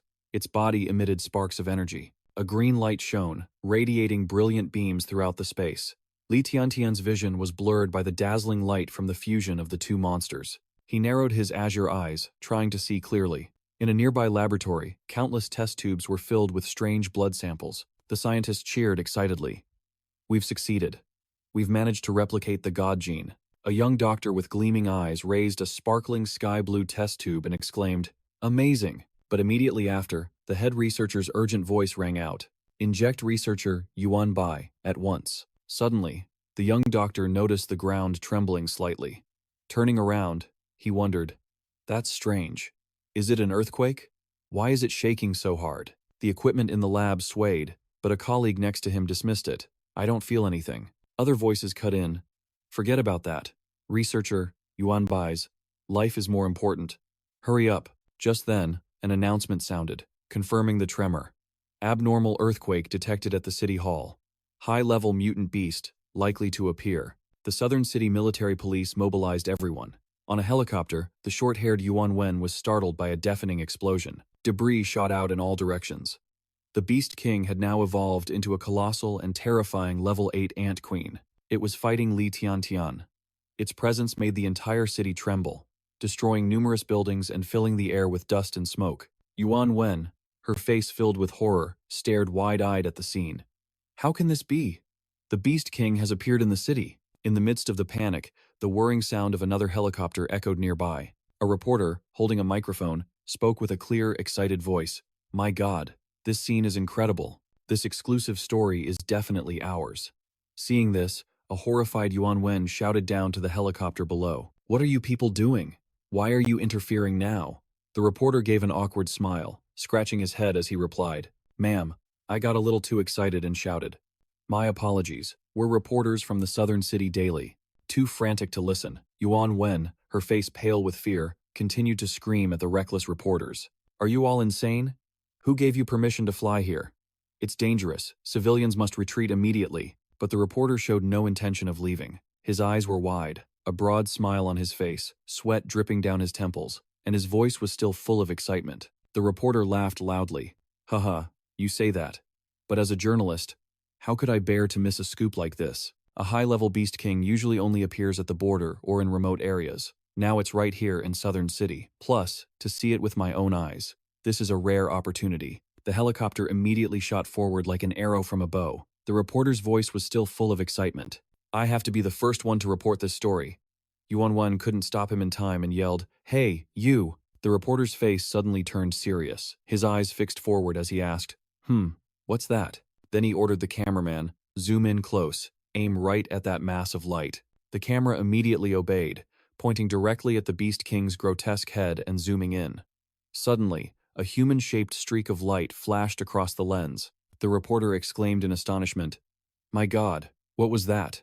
A person?" Li Tiantian shot through the air, his face showing unshakable resolve, his eyes blazing like fire. As he moved at a terrifying speed, he thought to himself, "After changing my own gravity, I'll charge forward and land a punch on the monster's head." The punch carried immense power, causing the Beast King's massive body to stagger and slam into a building behind it, sending rubble flying everywhere. The combination of the gravity field skill and the change in gravity created a blow so powerful that his speed soared beyond imagination. That one punch caved in the Beast King's head, sending thick, green blood splattering everywhere. A powerful, deep blue aura emanated from Li Tiantian's hand, but he knew that maintaining his levitation would constantly drain his mental and physical energy. After the critical hit, he landed firmly at the Beast King's feet.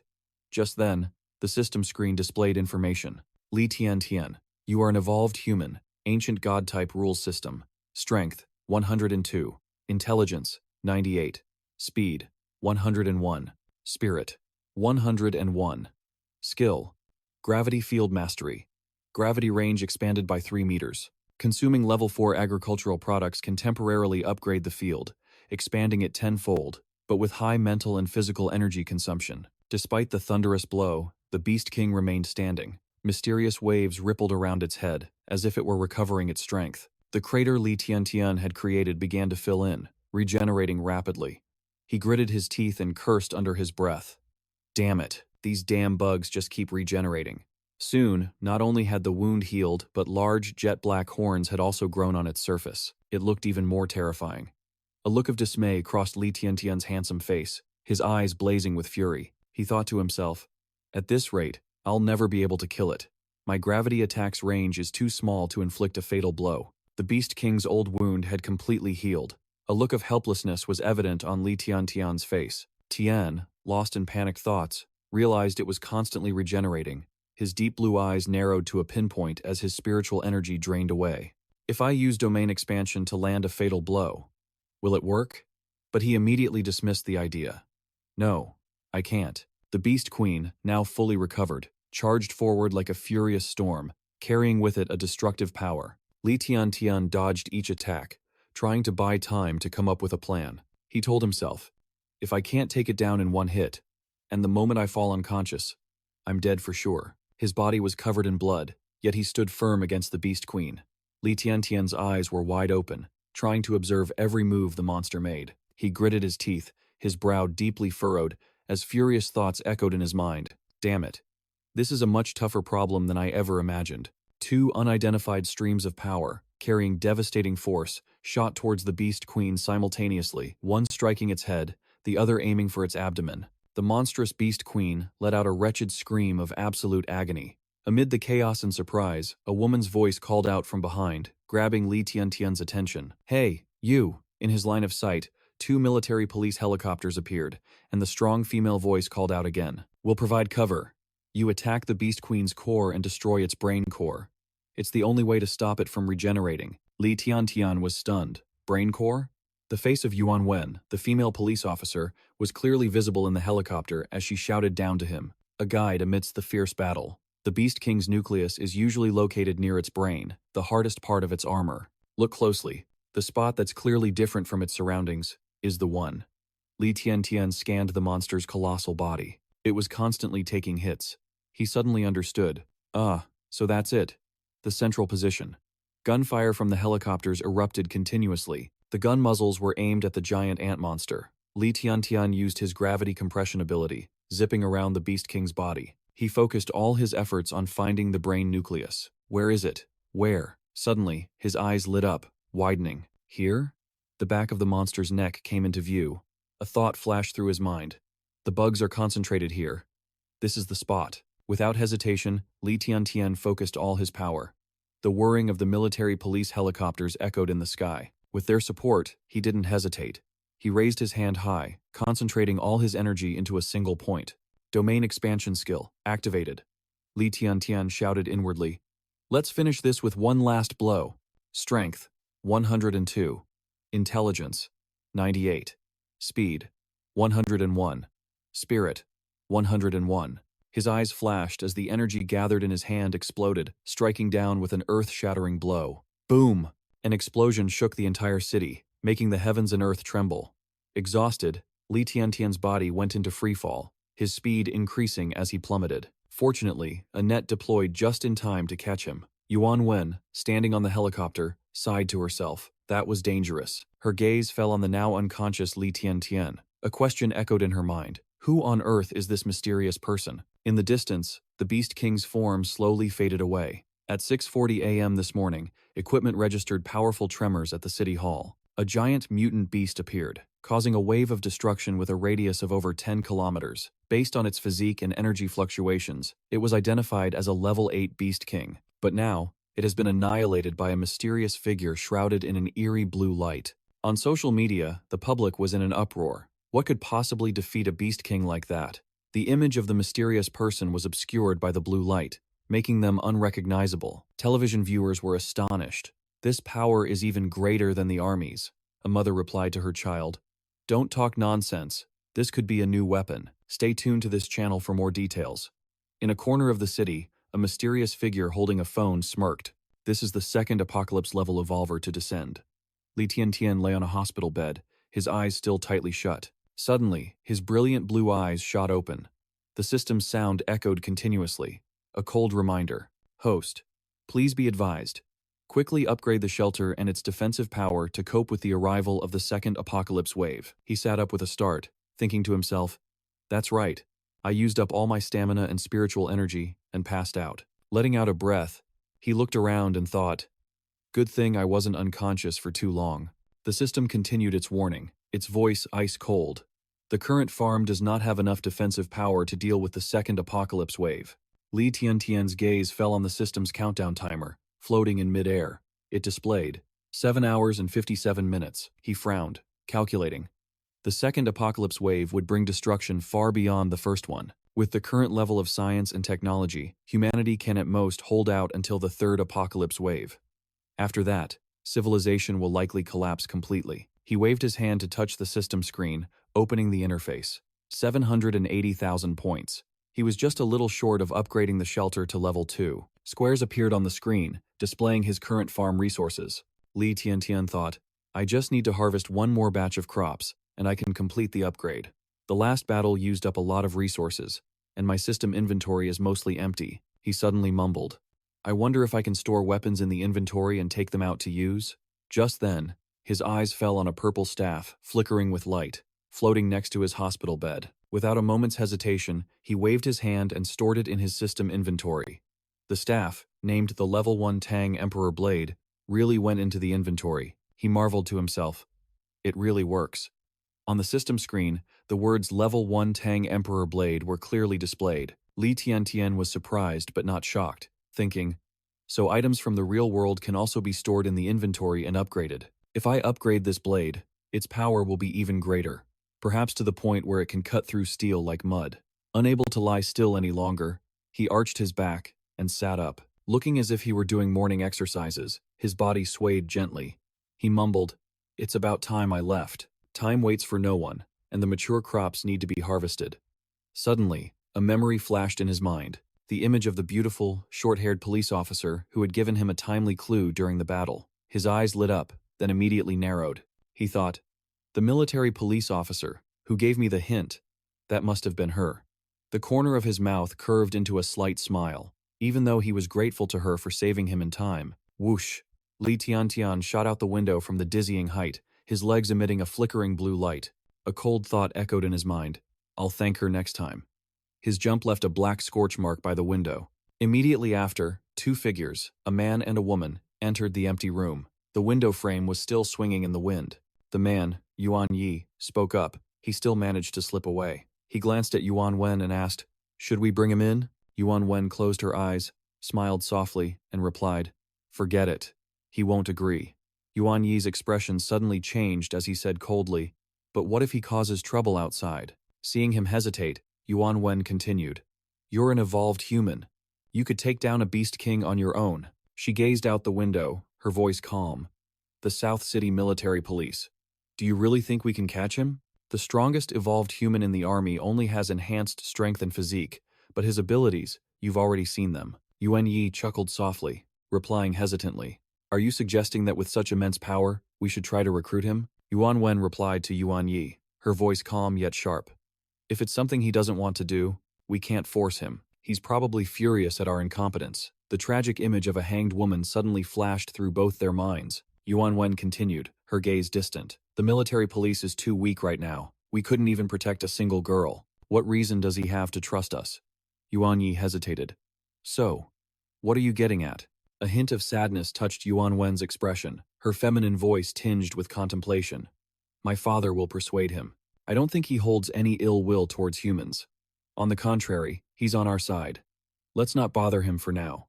We'll just observe the situation first. I'm quite eager to see just how powerful he can become." They both turned their gazes to the window where Li Tiantian had just sped away. Yuan Yi nodded with a slight smile. "All right, whatever you say. I'm just afraid of getting a beating from your father." Meanwhile, back at the farm, Li Tiantian had just stepped through the gate. Little Li Han, Xiao He, and Uncle Nam rushed out to greet him. Little Han, a small round ball of fluff, chirped, "Big bro, you're back." Uncle Nam followed behind with a bright smile. "Boss Li." Han leaped forward and threw her arms around him. Li Tiantian beamed and said, "Sorry for making you all worry."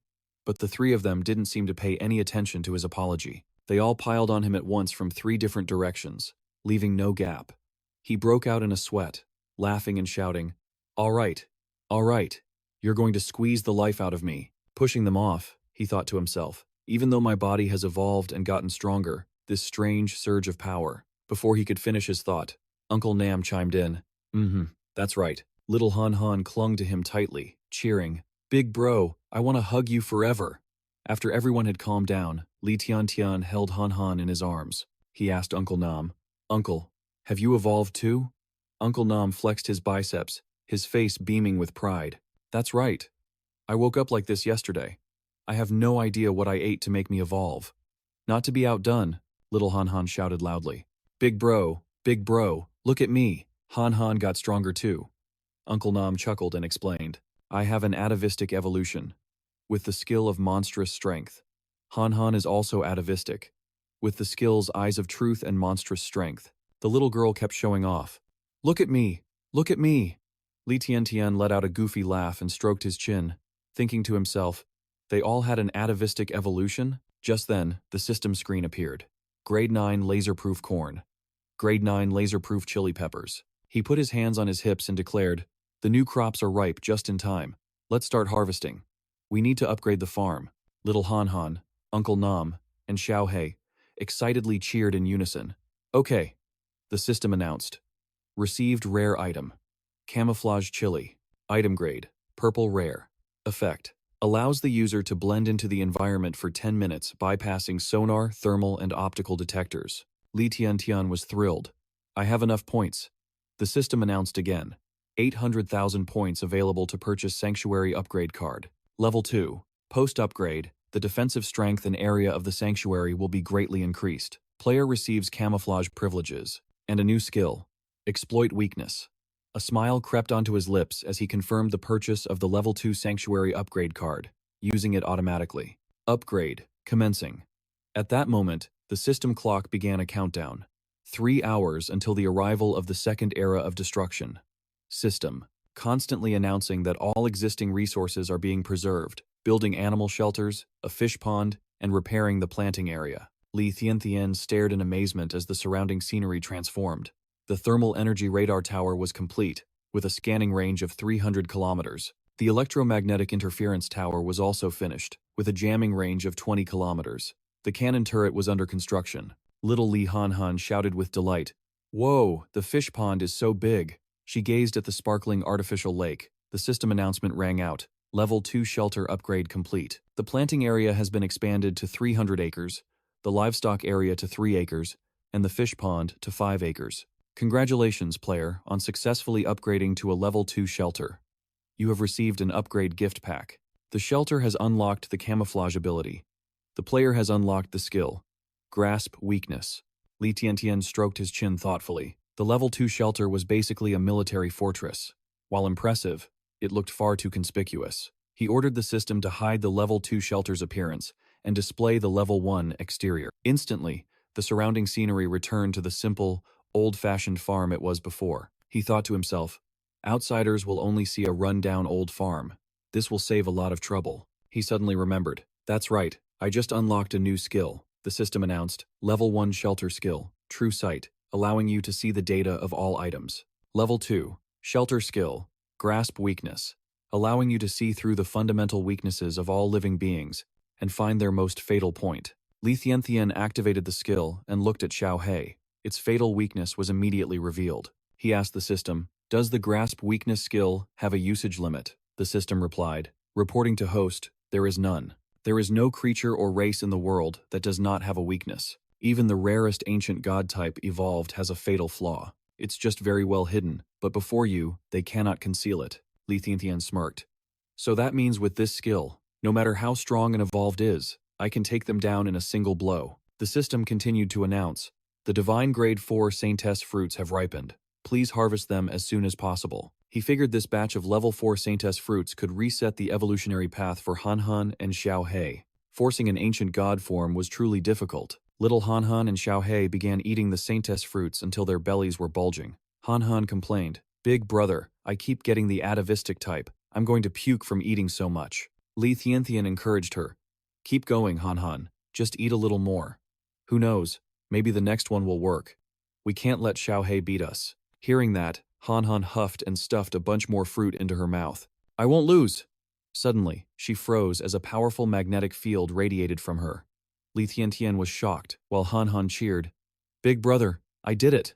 The system displayed, Han, brain type evolved. Skills. Magnetic field control, true sight. At the same time, Xiao He also had a breakthrough, a brilliant purple light radiating around it. Han's eyes sparkled. Xiao He is so cool, the system announced. Xiao He, Divine Form Beast King, Skill, Royal Aura. Li Tiantian smiled brightly and stroked his chin. Well done, both of you.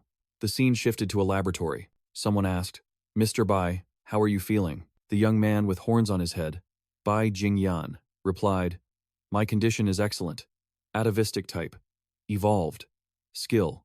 High-speed exoskeleton manifestation. He laughed loudly, trembling with excitement. His body now fully recovered. I have successfully copied the god gene. I will become the leader in this new age of gods. Just then, the countdown for the second cataclysm began. Fresh water sources on the surface started to disappear.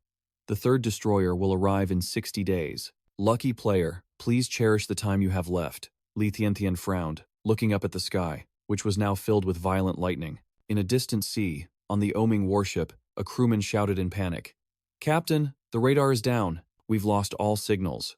The seawater is turning a murky red, like diluted blood. Another crewman screamed, Captain, you have to come see what's happened to the ocean. The crew rushed out onto the deck, horrified by the sight before them. The mutated bodies of sea creatures floated everywhere, their white bones covering the surface of the water. The captain exclaimed, his voice trembling, "My God! Ko, is it just this area, or is all the water in the world like this?" In the laboratory, the beeping of machinery echoed non-stop. A person stood before the gene core, opened the storage unit, and muttered to himself, "So this is the God gene? I can't believe he actually created it." He decisively reached for the test tube, but suddenly, a sharp bone tail shot out from a distance and snatched it away. Attacked so suddenly, he had no time to react and could only cry out in pain. From above, Bai Jingyan's cold voice rang out, "Who dares to touch my things?" The intruder remained silent for a moment before speaking. "Your evolution was a great success."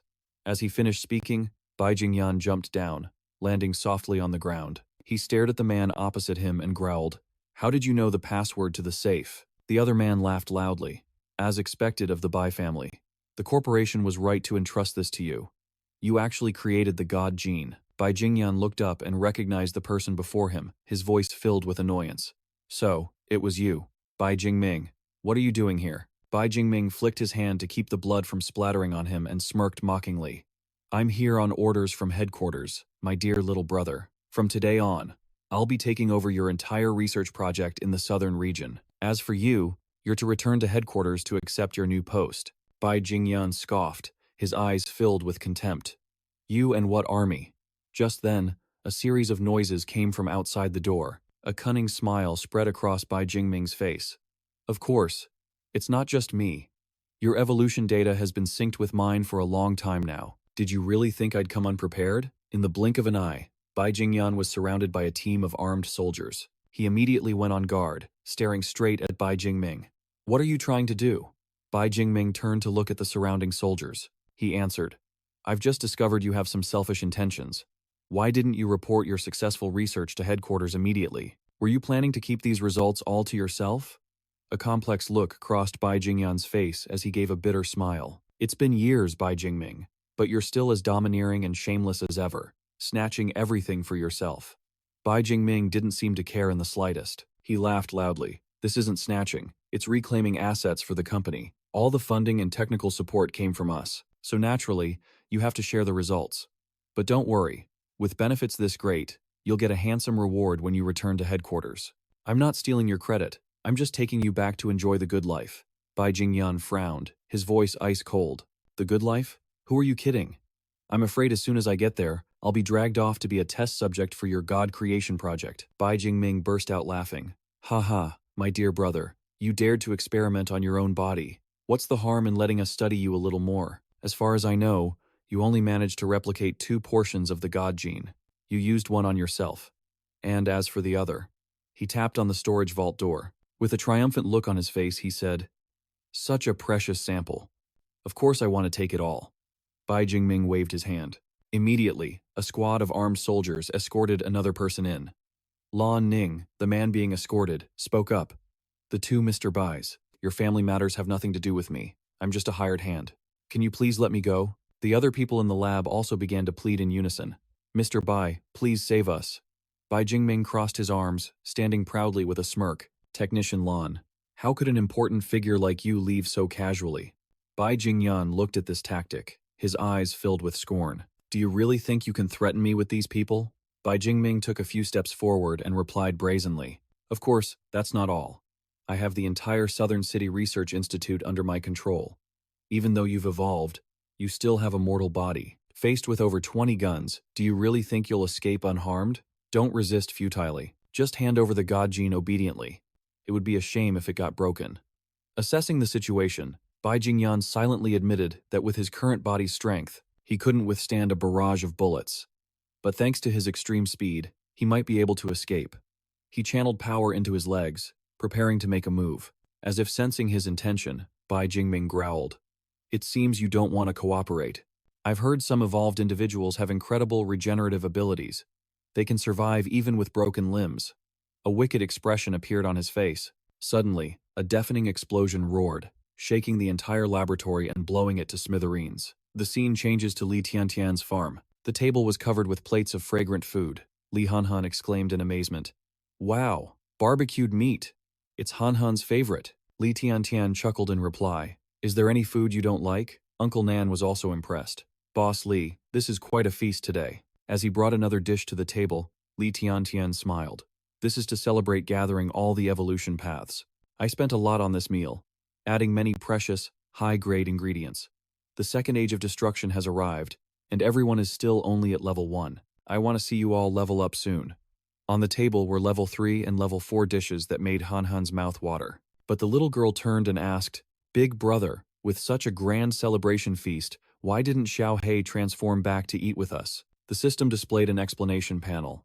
Xiao He has reverted to his Beastman state. Reason 1. The Beast King state has been deactivated. 2. Stamina is too low to maintain the Beast King state. Li Tiantian put on a dignified air and explained. Xiao He prefers his current form. I made a separate portion for him and left it outside, since he's too big to come in. Han Han nodded. That's true. He does look more handsome. In the middle of their happy meal, the system suddenly sounded an alarm. Warning. 2 heat sources are rapidly approaching the farm. Li Tiantian was startled. The system continued. Human heat signatures. Speed. 38 meters per second. 1 target is heavily injured. Body temperature is dropping. They will enter the farm's perimeter in 23 seconds. He frowned, realizing something was off. A speed of 38 meters per second. Only a mutant could move that fast. He immediately activated his flaw insight skill to check the situation. 2 figures appeared at the farm's gate, one of them severely injured. When he got a clear look at the faces of the 2 people at the gate, Li Tiantian quietly uttered, Bai Jingyan. At that moment outside, Bai Jingyan was trying to find a way into the farm. He struggled, muttering to himself, What's the deal with this farm? It's like there's an invisible wall blocking me. Damn it, it looks like he's not going to help me. Worried that Bai Jingming would find him soon, Bai Jingyan decided to carry. His injured friend was leaving, but just as he turned, a voice called out from behind. Hey, you're gonna leave looking that pathetic? Bai Jingyan was startled. He turned around to see Li Tiantian, who continued to tease him. Why the long face? Trying to sneak off? Just then, the system announced. Permissions opened. Outsider Bai Jingyan is granted access to the farm. Li Tiantian gestured with his hand. Come in. The system continued. Outsider Bai Jingyan is permitted entry. Bai Jingyan was stunned, but before he could step inside, Li Tiantian added, I'm very interested in your evolutionary path. The gate opened, and Bai Jingyan was dumbfounded by the sight inside. Just a few days ago, this place was nothing but a dilapidated old farm. Now it's turned into a fortress like this. He was even more astonished. Modern technology couldn't create such a perfect disguise. This farm is truly something else.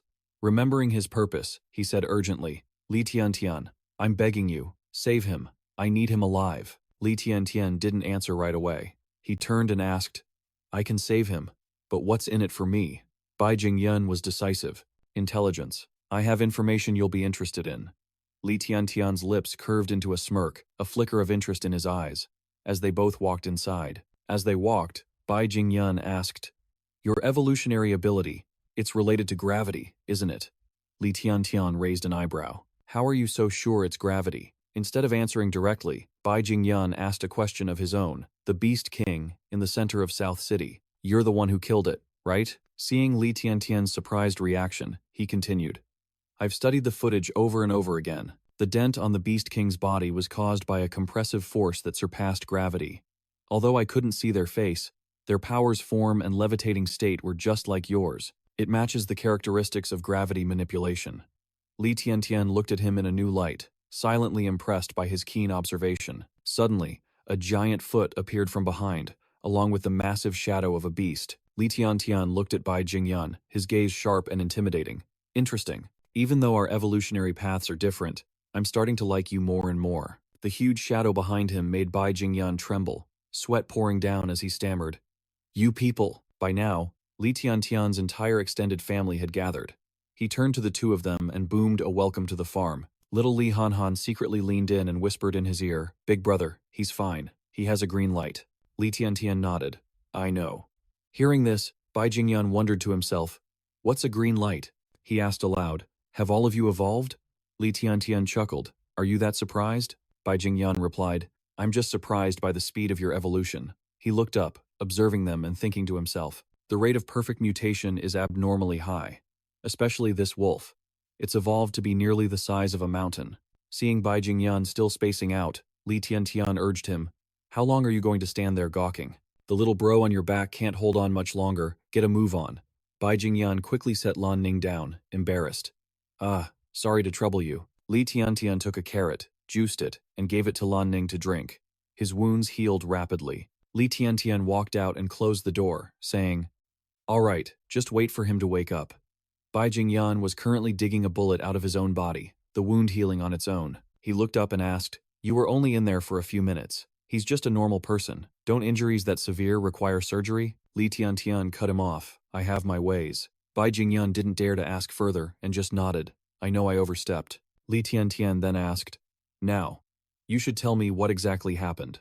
After he finished his story, Li Tiantian was stunned. "You mean you copied Xiaohei's evolutionary gene, used it on yourself, and not only survived but also achieved a perfect mutation?" Bai Jingyan confirmed it, taking out a gene sample. "That's right. I call it the God gene.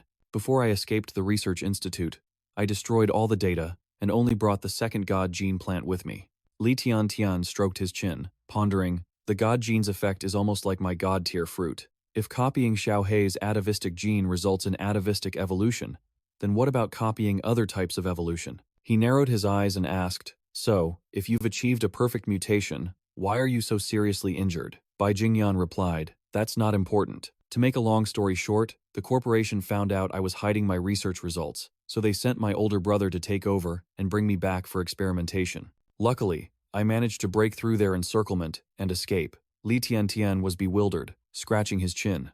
"Not important?" he thought to himself. "What is with this researcher?" After hearing the story, Han Han became furious. "Huh? He's your big brother. How could he dare to hurt you? If anyone dared to harm my big brother, I'd beat them to a pulp." Bai Jingyan froze for a moment, then turned his head away.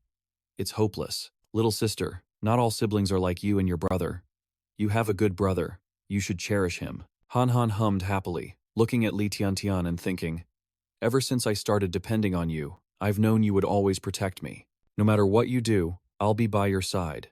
Li Tiantian said, "Even though I haven't known you for long, with your abilities, your healing speed, and your composure, you'd probably make the most advantageous decision. Escaping by yourself would be easy, but what about the person in there?" He pointed to the room. Bai Jingyan looked up, remembering the moment Lan Ning took a bullet for him, yelling, "Boss, watch out!" He sighed.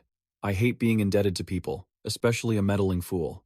Then, he silently turned and walked away. Observing Bai Jingyan's expression, Li Tiantian realized he had misjudged him as a heartless man who took life lightly. "It seems I was too judgmental," he said with a smile. "I haven't known you long, but I find myself liking you more and more." Bai Jingyan looked up, his expression serious. "I can't stay here for long. The corporation knows I have the only data on the God gene. Soon, they'll launch a full-scale search of Nancheng to find me. The allure of the God gene is immense enough to change the entire world." Li Tiantian asked, "Considering you're bringing an ordinary person with you, can you even escape? And even if you get out of Nancheng, where could you possibly go?" He thought to himself. To think that a simple atavistic gene has become a treasure everyone is fighting over. Bai Jingyan lowered his head. "I knew that after deceiving the corporation, I would be hunted down for sure. The original plan was to sneak away with the data and weapons, but a mole exposed me. My assets in the Oming Union are frozen, so I plan to head to Storm Island." Hearing Bai Jingyan mention Storm Island, Li Tiantian instinctively straightened up, his eyes wide. Unbelievable. The system's introduction began to play. Storm Island, an island located between the three major powers, the Yanhuang Empire, the Oming Union, and ancient Egypt. Due to its unique geography, it is battered by storms year-round. Lacking any mineral resources or strategic value, the island has become a lawless land. The inhabitants live by herding and fishing, with a primitive level of technology and civilization. Bai Jingyan continued. "A few years ago, I went to the island to conduct biological research. I built a small outpost there that was never reported. That's why Storm Island is the perfect place to hide from the corporation's pursuit." Li Tiantian frowned, asking, "What exactly is this corporation?" Bai Jingyan paused thoughtfully before explaining. "It's a multinational conglomerate formed by an alliance of 5 great families. It has a hand in nearly every major industry in the world. After the world changed, I discovered that non-irradiated plants held limitless potential. So I proposed the God Creation Project to the corporation. But the plan was controversial. Many factions, like the Ren and Lan families, opposed it on ethical grounds. However, the Qin and Zhang families saw the enormous potential profits. They poured resources into my project, and I established the Research Institute in Nanchang under the He sighed, his eyes filled with sorrow. My true intention was to use the corporation's resources for my own goals. I never wanted my research to be used merely for their profit and dominance. As an illegitimate son of the Bai family, I have no real power in the clan or the corporation. To get what I wanted, I had to lie and persuade them. I thought I had everything under control, but I clearly overplayed my hand. He gestured to the countless scars crisscrossing his body. Li Tiantian stared blankly for a second before bursting into laughter. I can get you to Storm Island. Bai Jingyan was stunned. What? He held up a hand, explaining, traveling by boat is out of the question. The seas are polluted, and mutated beasts will attack. Besides, the corporation is monitoring every available ship. Li Tiantian smirked. Who said we're using a boat? He walked to the door, opened it, and glanced back. Follow me. After walking for a long time, they finally stopped. Bai Jingyan was stunned to see Li Tiantian standing before a helicopter. Li Tiantian grinned. An investment should yield a great return. This helicopter is coated with stealth materials and equipped with a radar array. It will help you evade their pursuit. Not only will I take you and your friends safely to Storm Island, but I'll also supply you with experimental materials and provisions to live. Bai Jingyan couldn't believe his eyes. Why are you helping me? Don't you think my ideals are twisted? Li Tiantian looked down, his voice low. After witnessing so many tragedies, my views have changed. Especially with the polluted oceans, humanity's living conditions desperately need improvement.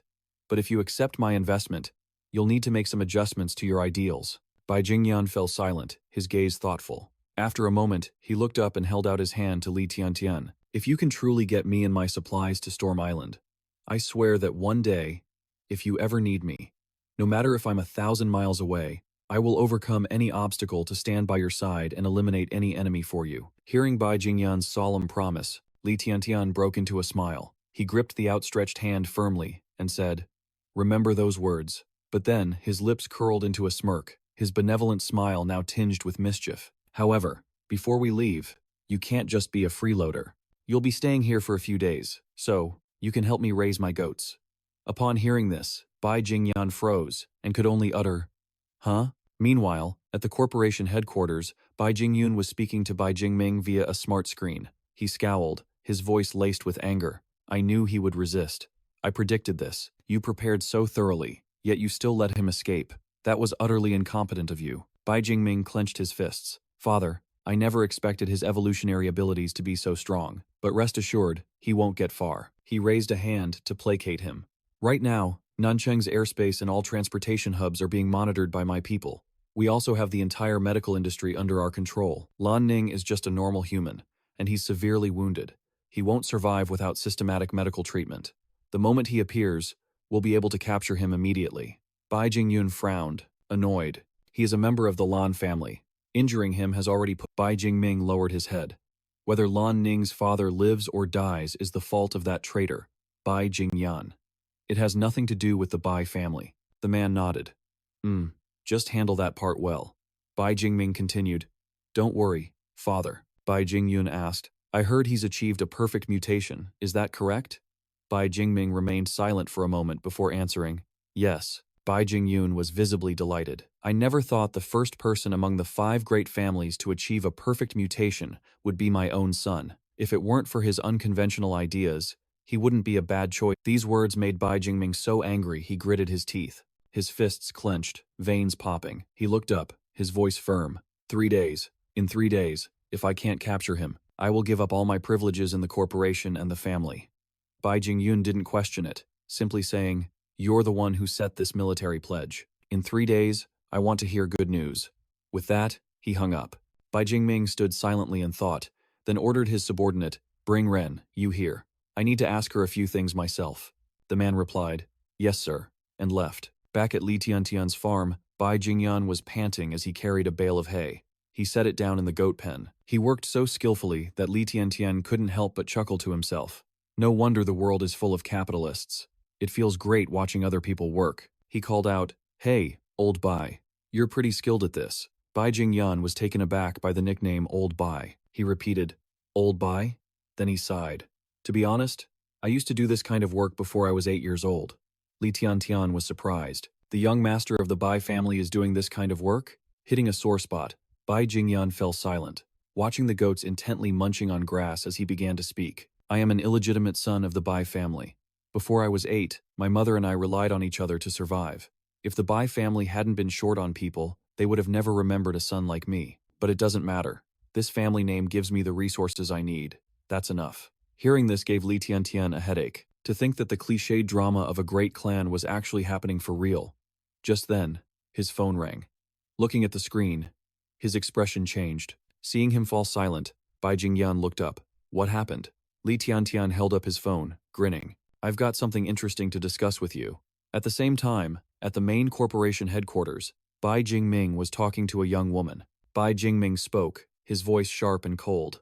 Director Ren, I want you to tell me everyone Bai Jingyan has been in contact with, and everything he has done. Ren, you crossed her arms and looked him straight in the eye, replying, Mr. Bai.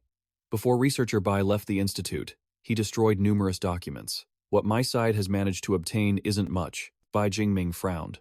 Wasn't there anything out of the ordinary? Ren, you stood tall, her voice calm. That's all the information I have.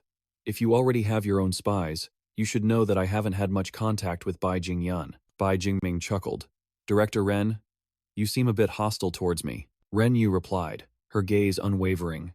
It's just that I find it suspicious that as soon as you arrived in Nancheng, you destroyed the laboratory that I worked so hard to set up. Bai Jingming smirked, feigning ease. Director Ren, that was the decision of the 3 great families. The Genthan belongs to them. Bai Jingyan has betrayed us.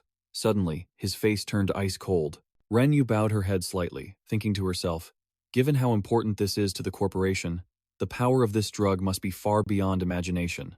The name Genthan echoed in her mind. Strange images flashed in her head, the creatures in the lab that were neither human nor monster. Their bodies grotesquely mutated after Bai Jingyan injected them with the semi-finished drug. The results linked Gen to the death of Liang Tianyu, the man who had secretly broken into Li Tiantian's villa. A thought suddenly struck her, and she spoke up.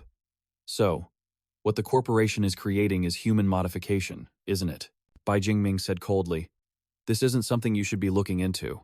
Before the 3 great families lies an opportunity to transcend the limits of power. You just need to do your job well. And I will find Bai Jingyan. A thought flashed through Ren Yu's mind. How irritating.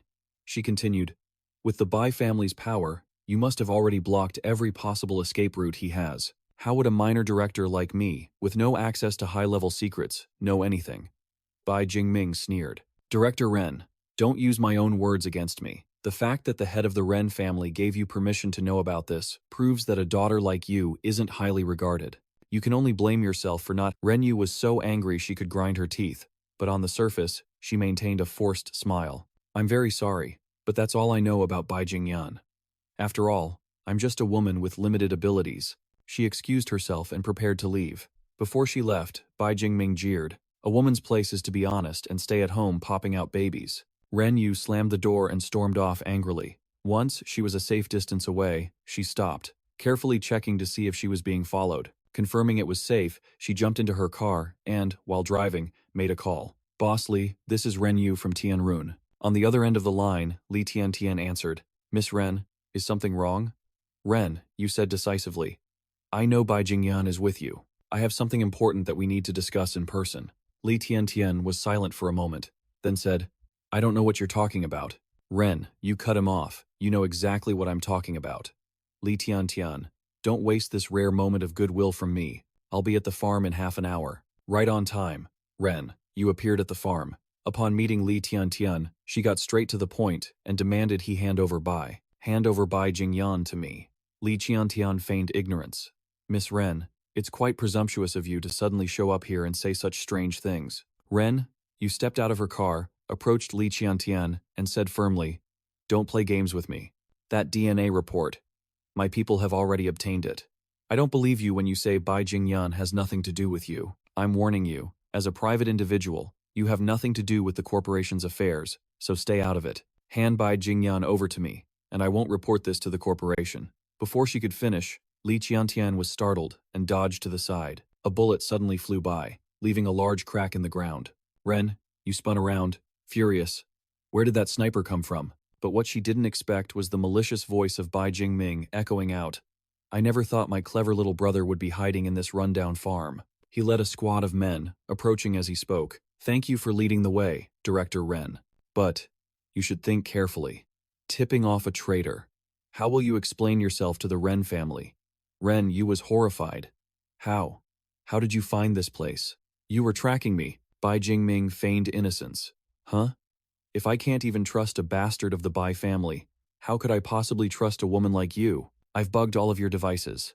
I deliberately provoked you earlier, and you exposed your weakness. He looked down on them with a superior air, trying to secretly hand Bai Jingyan over to the Ren family. How foolish. He gave a signal, and the snipers aimed their rifles at Ren Yu's and Li Qiantian's heads. Ren Yu was enraged, but Bai Jingming continued. My incompetent little brother. Both of them are an embarrassment that shouldn't be seen in public. Li Qiantian said nothing, but his cold, sharp gaze revealed his fury towards this braggart. Bai Jingming stood tall, his hands in his pockets. Don't move. My snipers are very skilled. Let's resolve this peacefully. He turned to Ren Yu. Director Ren. As long as you don't oppose me, you're still part of the Ren family.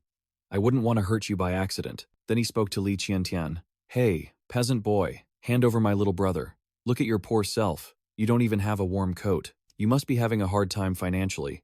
What benefits could a wanted criminal like him possibly offer you? Hand him over, and I'll give you wealth and supplies. Li Qiantian kept his hands in his pockets, standing calmly, paying him no mind. Bai Jingming grew even more boastful.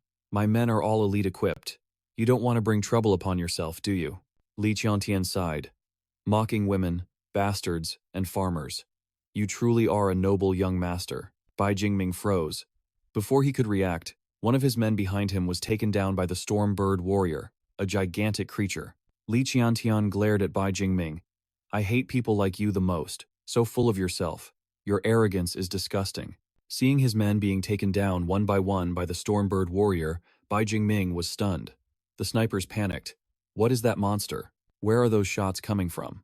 As the situation descended into chaos, Bai Jingming roared, Snipers, kill them! A volley of bullets flew towards Li Qiantian, but he remained motionless. Ren, you screamed. Mr. Li, watch out! The bullets drew closer, only a hand's breadth away from him. Suddenly, Li Qiantian activated his gravity control ability, causing all the bullets to stop in midair before falling to the ground. Bai Jingming was dumbfounded, staring in shock at the scene before him. Every single bullet, no matter how many were fired, was rendered useless and thrown to the ground. After witnessing this, Ren Yu collapsed to the ground, breathing a sigh of relief. Just then, Li Hanhan appeared, floating in midair. She used her brainwave control skill, observing the group before saying, Big brother, I've never controlled this many people before. Li Qiantian smiled. It's okay, your level is still low. He turned to tease Ren Yu, who was hiding behind the car. Director Ren, why are you hiding so well? Still don't trust me? Ren, you scrambled to her feet, clutching her head and mumbling, Mr. Li, I was just trying to stay safe. I never expected you to be this strong. Haha, that was terrifying. Li Qiantian laughed. I understand. Bai Jingming, now immobilized, roared in fury. Why can't I move my body? Don't tell me. You're all perfect espers? His henchmen were being attacked by the storm bird warrior, screaming in panic. Bai Jingming's face turned pale as he watched his men get wiped out. He yelled, Ren Yu, you dared to trick me. How long have you known? Ren, you stood tall and replied, you placed a spy in my team. Of course I had to take precautions. My security equipment was scanned, and it detected your listening device. I borrowed a colleague's phone to text Mr. Li and set up this little play. Luckily, you were so impatient that you brought all your subordinates here, saving us the trouble of dealing with them one by one. Bai Jingming trembled with rage, screaming, You! He struggled, but Han Han exerted more force to control him, thinking to herself that she was starting to lose her grip. Suddenly, an overwhelming killing intent appeared. The sharp tip of Bai Jingyan's bone tail was pressed against Bai Jingming's neck. He said coldly, Bai Jingming, you deserve to die. Recognizing the person behind him, Bai Jingming screamed, Bai Jingyan! You!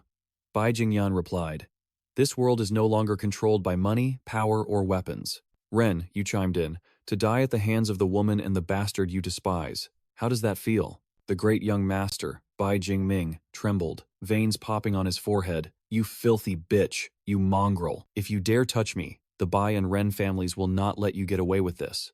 Can you bear the crime of murdering an heir? The Bai family, you say? Ren, you sneered. And what if the heir of the Bai family doesn't pursue the matter? Bai Jingming was stunned, sweat breaking out on his skin. What nonsense are you spouting? Bai Jingyan's voice came from behind. Bai Jingming, don't forget that I also carry the Bai family name. He screamed in panic. You dare? Bai Jingyan cut him off. What's stopping me from killing you? The Bai family only has me left. With the old man's personality, even if he doted on you and you were the heir, do you really think he'd move against me when I'm the only son he has left? Bai Jingming turned his head in disbelief. Impossible. You're just a mongrel born from some lowly woman. The old man would never acknowledge you. Bai Jingyan laughed coldly, as his bone tail dug deeper into his opponent's neck. The Bai family's acknowledgement? Is that really so important? I've already lost everything. I have nothing left to fear. Bai Jingming screamed in terror. If you dare kill a member of the Bai family, you'll never be acknowledged. Once you lose your value, the old man won't spare you.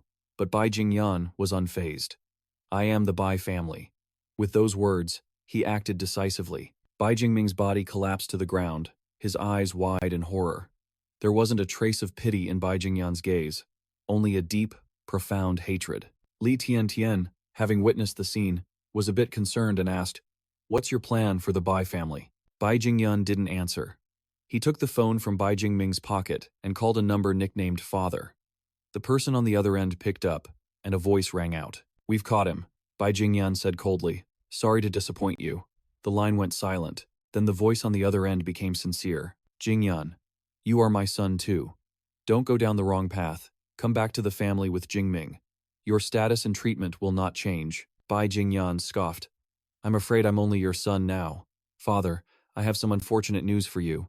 The heir you chose, Bai Jingming. He stepped on Bai Jingming's body on the ground and said with a cold laugh, just died at my hands. Bai Jingyun roared in anger. You killed your own family? Bai Jingyan fell silent for a moment, then replied, I haven't had a family since I was 8. Now, I will make an official announcement. Mr. Bai Jingyun, if you continue to hunt me down, I will donate the medicine in my possession to the state, or hand it over to the Lion King Corporation. There are many people in this world who want this medicine. The person on the other end of the line coughed violently. Bai Jingyan continued, I am now the only son, the only heir to the Bai family. If you want to preserve what little family bond we have left, perhaps after you die, I will continue to let the Bai family prosper. Bai Jingyun was so furious he coughed up blood, only managing to choke out, You, Bai Jingyan went on, if you put all your effort into killing this bastard son to avenge your beloved eldest son, I will accept it. But as long as I'm alive, I will bring the Bai family to ruin and ensure that every single member of the Bai family dies without a proper burial. The old man coughed violently again. Bai Jingyan laughed coldly. Old man, I won't be returning to Yan Huang anytime soon. Take care of yourself, and try not to die of anger, because it'll be difficult for you to hold on until the day I return. He hung up without hesitation. In the sky, a spatial gate opened up. A modern helicopter flew out. Lan Ning waved happily from inside. Boss! A rare smile appeared on Bai Jingyan's face. Li Tiantian walked over and asked, Do you think your father will give in? Although reason tells me that anyone would go crazy after hearing their beloved son was killed. Bai Jingyan chuckled. That's the dilemma of those in power. No matter how enraged they are, they still have to rationally weigh the benefits. He analyzed. He is the head of the Bai family and a major shareholder of the corporation first, and Bai Jingming's father second. He wouldn't dare to give up his power. Li Tiantian nodded. You're right, Bai Jingyan continued. For now, the Bai family will focus on me, so they won't pay any attention to you. Bai Jingming was extremely vicious. Even though he knew I was at the farm, he didn't report it to the corporation or the Bai family, because he didn't want the Ren or Lan families to take the credit. Now, as long as we kill all of his men in Nanchang City, the farm will remain safe. Mentioning Renyu, he hesitated. Renyu stood tall, her eyes full of expectation. She glanced at the blood on Bai Jingyan's hand and took a step back in fear. What's this? Are you going to get rid of me now that I've served my purpose? I had a hand in Bai Jingming's death too. We're in the same boat now, Bai Jingyan replied. Miss Ren, it's not that I don't trust you, but siding with the corporation is the safest choice for you. My suspicion of you comes from my overly cautious nature. I don't want Boss Lai's identity to be exposed because of someone I can't fully trust. His hand twitched, his intention to strike clear. Ren, you gritted her teeth, furious. You people! Li Tiantian quickly intervened. Old Bai, hold on. Let her finish. Ren, you sighed, crossing her arms and closing her eyes as she recalled past events. She spoke up. Fine. Cooperating with you is indeed a huge risk, but I'm willing to take the gamble. I believe you. You and I are on the same side, which makes you more trustworthy than the corporation. Besides, young Master Bai's sexist tone is truly disgusting. She frowned, her voice lowering. Among the 5 great families, discrimination based on gender and bloodline is hardly a rare thing. Images of the cold, terrifying gazes of the members of the 5 great families flashed through Renyu's mind. She placed a hand on her chin and chuckled softly. I'm helping you because I want you to help me seize the position of head of the Ren family. For someone like me who has always been looked down upon. If I could overthrow those old geezers, the look on their faces would be priceless. Aren't you looking forward to that day as well? She looked directly at Bai Jingyan, who laughed and praised her. Miss Ren, you're quite interesting. Cut to Bai Jingyan and Lan Ning's journey to Storm Island. The two cross a ruined city. Lan Ning looks around and exclaims, looks like Boss Li has cleared the whole place out. This is total annihilation. He turns to Bai Jingyan. By the way, boss, did you really just accept his request like that? Bai Jingyan doesn't answer, just gazes silently out the window, his distant eyes lost in thought. He recalls what Li Tianchen had said before they boarded the helicopter. I will not accept experiments on human bodies that disregard personal will. Bai Jingyan had replied, I agree to modify the experiment plan. I thought following the rules would be enough, but I was too naive. I need a binding rule to keep myself from falling into the abyss. If survival becomes difficult, I won't be short of test subjects. Hearing this, Lan Ning flinches, looking concerned. That's our boss for you. What a cold-hearted thing to say. Bai Jingyan glares at him, causing Lan Ning to quickly turn away and focus on flying the plane. A slight smirk plays on Bai Jingyan's lips. Soon, they reach the sea. Bai Jingyan looks down. When I arrived, I stood at the top of the world. Now the sea is in chaos. Monsters rise from the depths, churning the water's surface. Fighter jets open fire, taking down one beast after another. A large ship approaches, its speakers announcing, Sea Area Number 50 has been cleared. Continue patrol. On the ship, a large screen displays the situation. An older sailor asks a younger one, You've completed the mission, so why the long face? What are you worried about? The young man replies, The sea beasts are ferocious, but they can't stand against our sturdy ships and cannons. Against our fleet, they're just bigger, more frenzied wild animals. At sea, even if their numbers were 10 times greater, I'm confident we could wipe them all out. The old sailor, not understanding, asks, So, seeing the chaos on the mainland, what is it that worries you? The young man replies, We can blockade the harbor, but who can guarantee there aren't underwater currents flowing into the city? Or underground magma chambers? If a single monster breaks through, can we really use fortune? The old sailor observed, thoughtfully. That is a difficult problem. Did you notice anything strange about the sea beast's attack this time? The young sailor, heeding his mentor's words, turns to him. Please, sir, enlighten me. The old sailor explains in a low voice. The mutated sea beasts this time are attacking as if on a suicide mission. Past experience showed they would frenziedly tear each other apart. But this time, they unanimously attacked our naval port. He points to a danger sign and analyzes. They are not acting on beastly instinct, but more like an organized tribe. The young sailor is bewildered. Are you saying the sea beasts have formed a civilized society in such a short time? The two look up at the screen, where the sea is stained red with the blood of the sea beasts. The old sailor hesitates. Not yet to the point of civilization, but it's an early-stage tribal phenomenon. I feel their attacks aren't meaningless. They have phased frequencies, as if they're studying and researching our weaknesses. The young sailor says fearfully, If you're right, sir, that's terrifying. The mentor replies, A perfectly mutated beast king has intelligence on par with a human's. Let's hope I'm wrong. He stops, not daring to say more. Suddenly, an announcement rings out. Report! Urgent message from the Ministry of National Security. A sailor runs in, holding a folder of documents. The young sailor reads, his voice tense.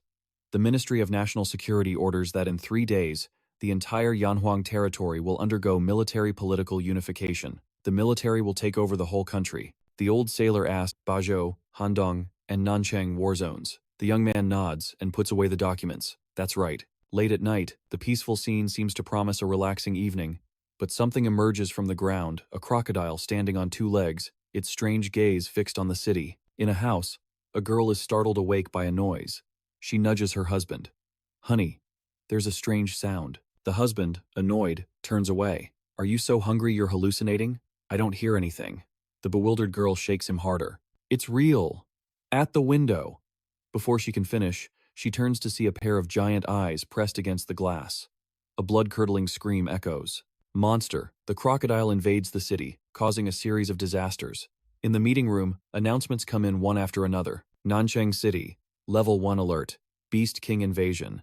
Maishi Town, 200 kilometers from Nancheng City, over 500 people dead in one night. People gather at the refugee area. Citizens hastily pack and evacuate. The announcement repeats, all citizens, please gather at the refugee area for unified management. Warning, warning. The crocodile smells something, heads towards a small farm, and mutters, the smell of food. The system immediately issues a warning, large heat source reaction approaching the farm. Xiaohei immediately rushes out to fight. The two colossal creatures face each other, the air thick with suffocating tension. The giant crocodile looks at Xiaohei and roars in surprise, standing upright on its two legs. Little punk. Things like, you aren't even big enough to get stuck in my teeth back in the water. It is a creature of atavistic evolution, a Purosaurus, calling itself a king. Just then, Li Tiantian's cold voice rings out. Strength, 850. Speed, 105. Evolutionary trait, berserk. Fatal flaw, oversized brain. A mountain of meat. He looks down, not even deigning to glance at it, standing proudly atop Li Tiantian's beast. Tiantian smiled and gave an order. Xiaohei, take care of it.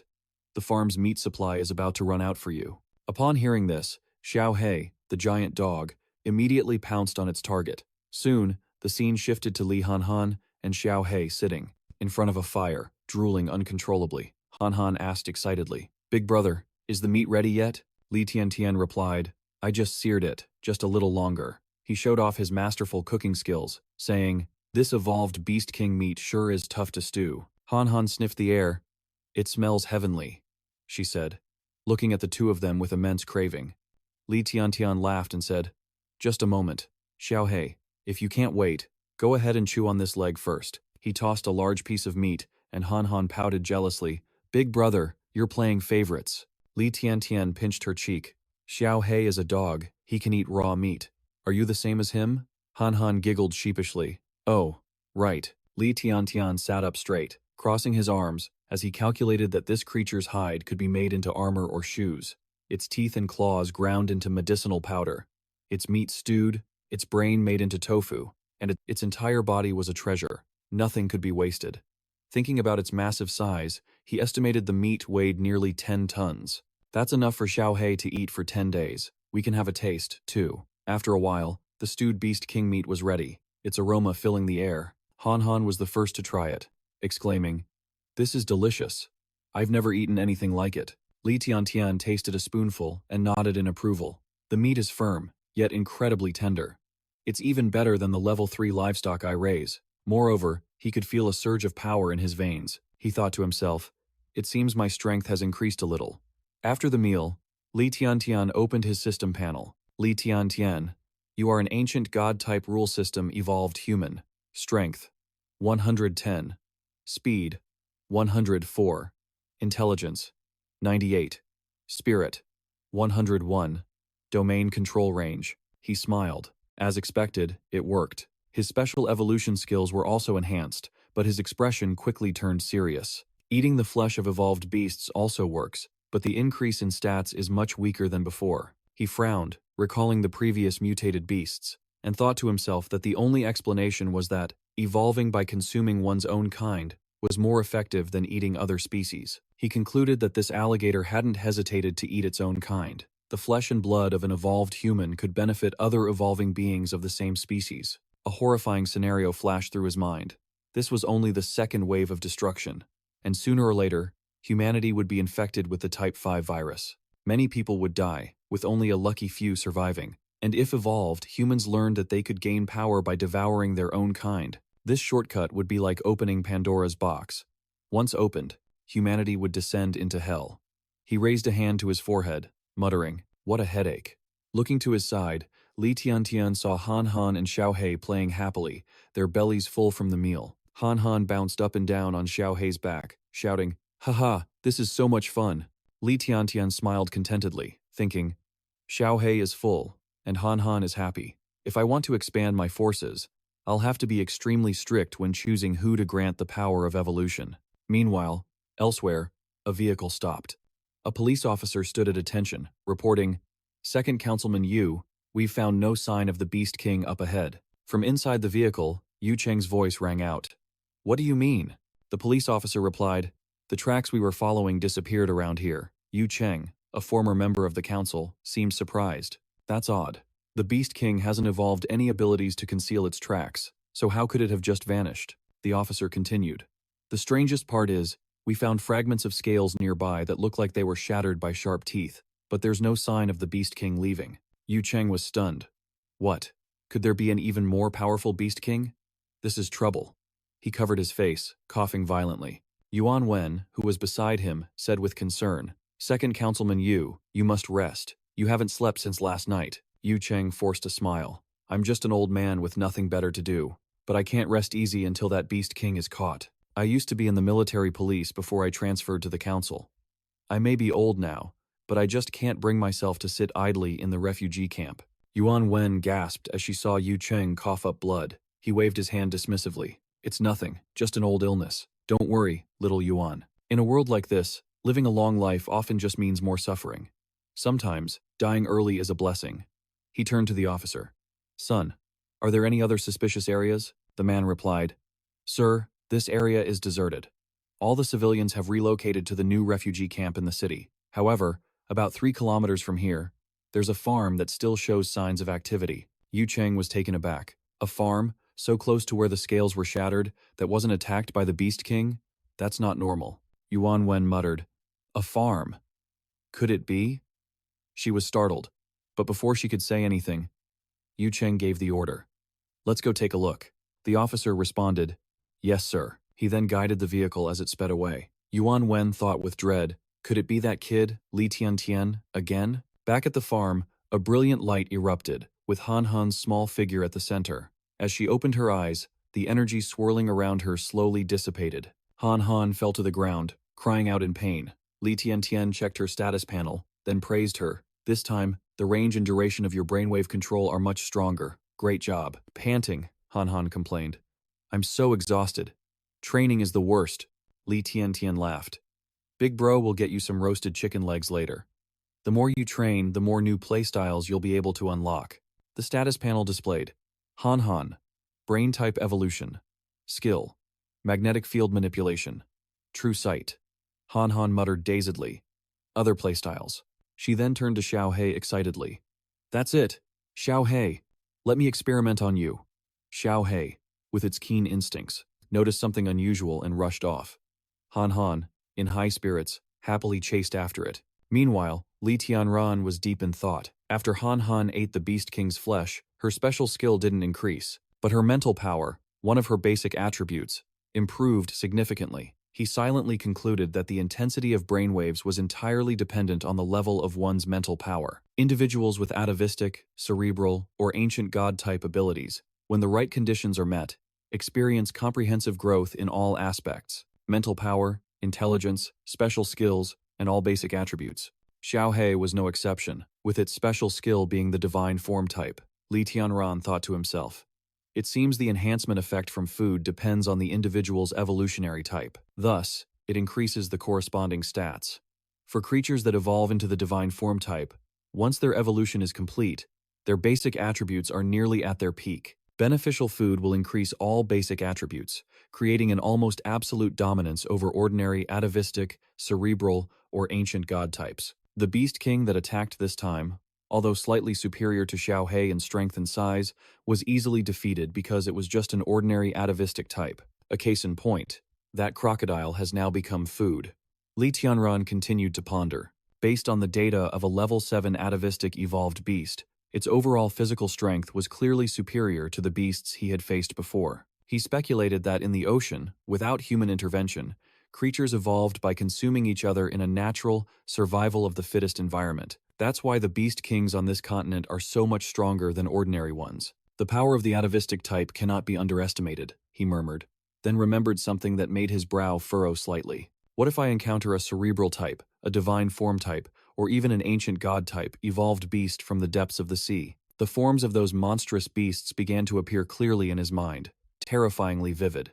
At this thought, Li Tianran turned around, murmuring helplessly, The more I think about it, the scarier humanity's survival rate seems. But he immediately shook his head to clear his thoughts. Wait, I shouldn't jump to such pessimistic conclusions, he told himself, raising a hand to his chin and sinking back into thought. Right now, most sea beasts haven't evolved to the point where they can come ashore. With their massive bodies, they depend on the buoyancy of the seawater.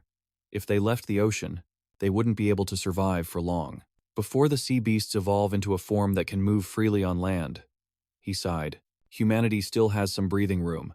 We have to seize this chance to increase our strength. Suddenly, he slammed his fist into his palm, muttering it over and over. Li Tianran's brows knitted slightly. He had originally planned to capture a beast king and raise it. With a beast king's super strong self-healing ability, he could continuously harvest its flesh to increase his power. But the previous experiment proved that the flesh and blood of the same beast king only provided limited growth. That crocodile just now, its flesh and blood only helped Xiaohe level up 3 times.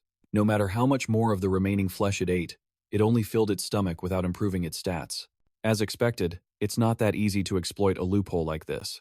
He clicked his tongue, a look of regret on his face. Just then, a meow rang out, an unusually loud one that startled Li Tianran. He turned around in surprise, wondering where such a loud cat's meow could be coming from. But when he saw the scene before him, he froze. Xiaohe, usually so large and majestic, was now meowing like a little kitten. The bizarre sight left Li Tianran stunned. Meanwhile, Han Han was laughing like a maniac, skipping and jumping around, completely unaware of the murderous aura silently approaching from behind. Instantly, a hand reached out from behind and grabbed a tuft of Han Han's hair. Li Tianran looked down at her, asking in a stern voice, Han Han, what is the meaning of this? Caught by surprise, Han Han yelped and quickly backed away. She stammered out an explanation. But didn't you say so, big bro? You told me to try out new playstyles.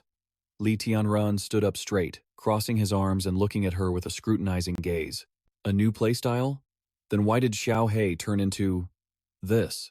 Xiaohe, at this moment, was still meowing dazedly. Han Han put on a pitiful face, pouting as she explained, well, I recently watched the animated series The Legend of Luo Xiaobai, and I wanted a cat too. Then I discovered I could enter and change Xiaohe's memories, so I made Xiaohe think it was a cat. Li Tianran was speechless. Anger was clearly written all over his face. He cursed inwardly. I told you to explore new playstyles, not this kind of playstyle. Outwardly, he gave a stern command. Change Xiaohe back to normal. Now. Seeing her brother's grim expression, Han Han's heart skipped a beat. She thought to herself, Big Bro is so scary.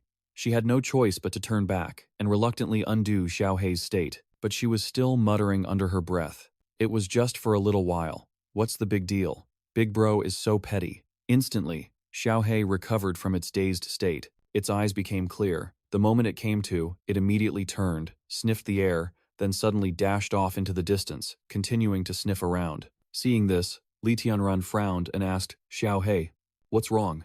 Xiaohe sniffed, hesitated for a moment, then let out a few strange growls, sounds that only Han Han could understand. After listening, she turned to her brother excitedly. Big Bro, Xiaohe says there's new food nearby. Li Tiantian let out a soft "oh," his eyes glinting. The scene shifts to a dense forest. Yu Cheng and Yuan Wen's vehicle was being chased by a giant crab. Both of them were in a panic, screaming in terror. These crab's shells are too tough. A whole volley of bullets didn't even scratch it. They cursed in despair. Damn it, why are all these sea monsters coming onto land? The machine gun kept unloading on the crab, but it didn't even flinch. The police officer's face went pale as he screamed in panic. It's no good. The machine gun can't pierce it. Though she was trembling, Yuan Wen held her position and continued firing. Aim for its eyes, she yelled. Right after, they managed to hit a fleshy part of the crab's body, but suddenly, the wounded flesh retracted, pulling deep inside its hard shell. The police officer screamed in greater horror, It's useless. Whenever we hit it, the flesh just retracts into the shell, and then it regenerates. Just then, the crab began to swell, its pursuit growing even more frantic. In an instant, it raised a massive claw and slammed it down hard on their vehicle. The horrifying impact sent the vehicle flipping several times before it crashed violently into a large boulder and stopped. Yuan Wen's consciousness began to fade, but she could still hear a voice calling out to her, Little Yuan, wake up! Yuan Wen struggled to open her eyes, letting out a weak, unconscious groan. The person desperately trying to shake her awake was none other than Yu Cheng. He kept pushing her, his voice urgent. Hurry, Get out through here. As he scrambled out himself, he yelled, "Run!" The moment Yuan Wen poked her head out of the vehicle, she quickly glanced back to assess the situation. But the sight behind her instantly drained all the color from her face. Yu Cheng screamed, "Don't look back." Over there, the giant crab was holding the police officer high in the air, its mouth wide open. It was enjoying its meal, accompanied by horrifying cracking sounds. Yu Cheng, still struggling to crawl out, roared, "Don't let Xiao Chen's death be for nothing." Though terrified to the point of tears, Yuan Wen gritted her teeth and risked it all. Scrambling out of the vehicle, she used every ounce of her strength to sprint deep into the forest. But unfortunately, the monster crab had spotted them. It immediately changed direction, chasing after Yu Cheng and Yuan Wen at a terrifying speed. Seeing the crab about to catch up, Yu Cheng quickly shouted a warning, "Watch out." Just as Yuan Wen heard him and turned to look, the crab's enormous shadow had already covered half her face. It raised its pincer, preparing to deliver a finishing blow. But just then, Yu Cheng lunged forward, wrapping his arms around her and taking the fatal strike in her place. Yuan Wen let out a horrified, choked scream. In that very instant, the crab was suddenly struck by a strange force, sending its massive body tumbling over. Yu Cheng was severely injured, lying motionless. Dazed, Yuan Wen mumbled his name. Suddenly, she felt a massive shadow fall over her. As she opened her eyes, she realized with terror that the monster crab was charging at her. Yuan Wen squeezed her eyes shut, thinking to herself, "This is it. I'm really dead this time." But after waiting for a long moment, death still hadn't come. She curiously peeked open her eyes to see what was happening. The crab's giant pincer, just inches from her, was being held in place by an invisible force. It had stopped right in front of her. A split second later, and she would have been dead.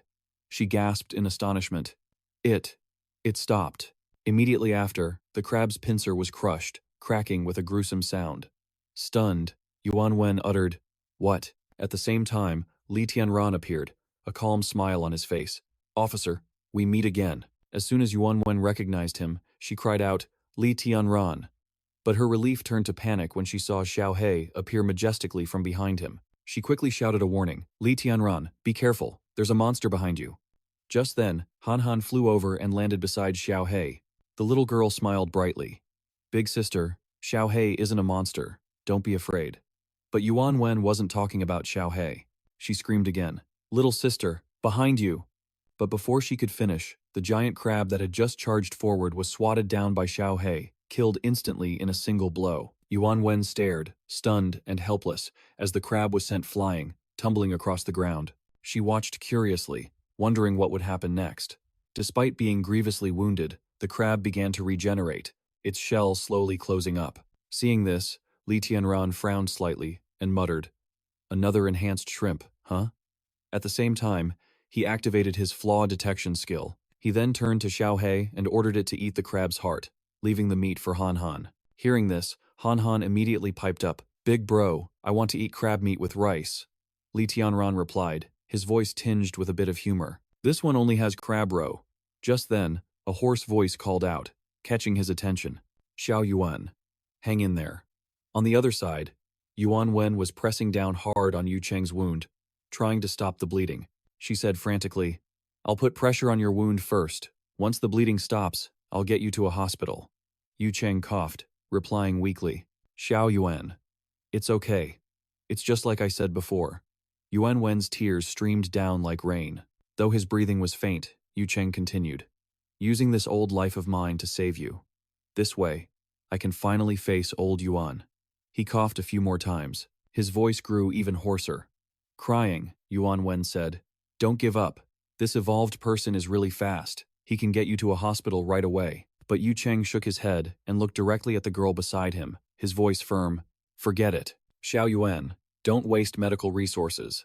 Leave them for the young people who need them more. Besides, after seeing this young man's strength, I know there's hope for our country. I can die with no regrets." Just then, Li Tianran walked over and asked blankly, "Is he a council member?" The question left Yuan Wen speechless. She turned and snapped, "Hey, is this really the time to ask that? Hurry up and help get him to a hospital." Her sharp attitude made Li Tianran think for a moment. Man, women are fierce. But realizing she'd been rude, Yuan Wen quickly corrected herself. "I'm sorry, that was out of line. I'm just so anxious. Please, I'm begging you, take him to the hospital. The military police will owe you a favor." Seeing this, Li Tianran couldn't help but feel a bit awkward. He scratched his head and said, "Hey, don't cry. Calm down. I won't let such a good man die for nothing." From his pocket, he took out a level 4 divine-grade cherry tomato and handed it to Yuan Wen.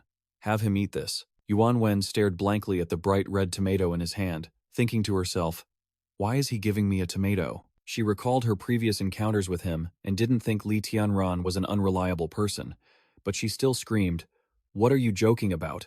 He has a fatal wound. He's not hungry. Do you think a single tomato can solve this? This isn't the time for jokes. Hurry up and take him to the hospital. When we dealt with that cult case before, why didn't I notice you were so improper?" Listening to her ramble on, Li Tianran put a hand to his forehead and muttered, "Oh, for God's sake." He glanced at her, thinking to himself, "This woman is seriously injured, yet she still has the energy to cause trouble." The analysis showed that Yuan Wen had a mild concussion, a fractured rib, multiple soft tissue injuries, and a shattered femur. But seeing her still standing there shouting, he couldn't help but feel annoyed. Yuan Wen continued to yell, "Are you even listening to me?" In the end, Li Tianran didn't say another word. He took out another level 4, divine-grade cherry tomato, and directly stuffed one into each of their mouths. Yuan Wen swallowed the cherry tomato, a look of shock still on her face.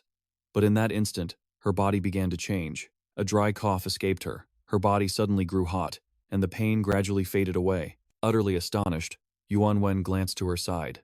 Unexpectedly, Yu Cheng's body was also transforming. His wounds were closing up, and his flesh was regenerating at a speed visible to the naked eye. Her body began to sway, and she tried to utter a word before collapsing, unconscious. Seeing Yuan Wen fall to the ground, a frantic Han Han asked, "What's wrong with her?" Li Tianran calmly explained, "It's nothing. When a weakened body undergoes its first evolution, it enters a dormant state to repair itself." Hearing this, Han Han breathed a sigh of relief, patting her chest.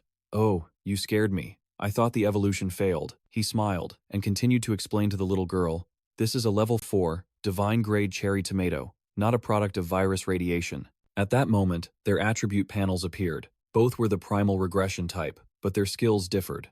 Yuan Wen possessed super speed, while Yu Cheng had an enhanced physique. Li Tianran turned to Han Han and ordered, "Han Han, come here and erase their memories of meeting us." Hearing this, Han Han asked in surprise, "Huh?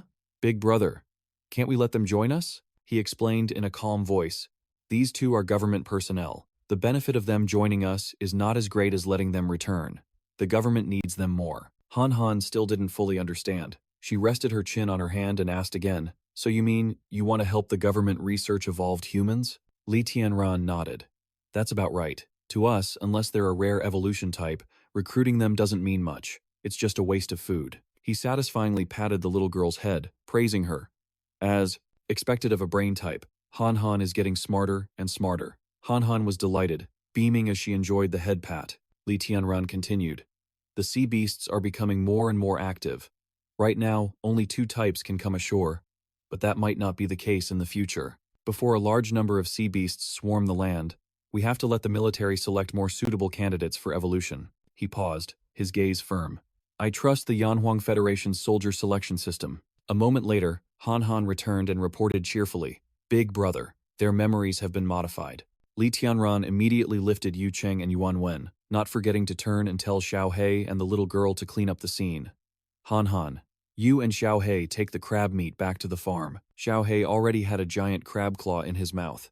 Han Han boasted proudly, "Modifying memories takes a lot of mental energy. I'm so hungry I could eat a whole elephant right now. Big brother, after you drop them off, come back and cook some crab for me." He smiled. "I'll be right back." As he spoke, he carried the 2 of them and soared into the sky. Elsewhere, on the roof of a tall building, a helicopter had just landed. Waiting there were the head of the Chengnan Military Police Bureau, Yang Yang, and high-ranking police officer Yuan Di. A moment later, Miao Yu stepped out of the helicopter with a commanding presence. The moment they saw him, Yang Yang and Yuan Di were at his side. Dai immediately stood still and saluted. "Commander." Miao Yu returned the smile. "At ease, men." He introduced himself, his voice sharp and firm. "I am Miao Yu, Colonel of the Dongyan Squadron, under orders to assume military and political command of Nancheng. These are my deployment orders. From this day forward, all operations in Nancheng will be under my command. At 3 o'clock this afternoon, the Huangshan War Zone will dispatch 2 regiments to garrison Nancheng." Yuan Di carefully examined the confirmation papers and replied, "Awaiting your orders, sir." Miao Yu nodded, his tone turning serious. There is one more thing I'm very curious about. Yuan looked up.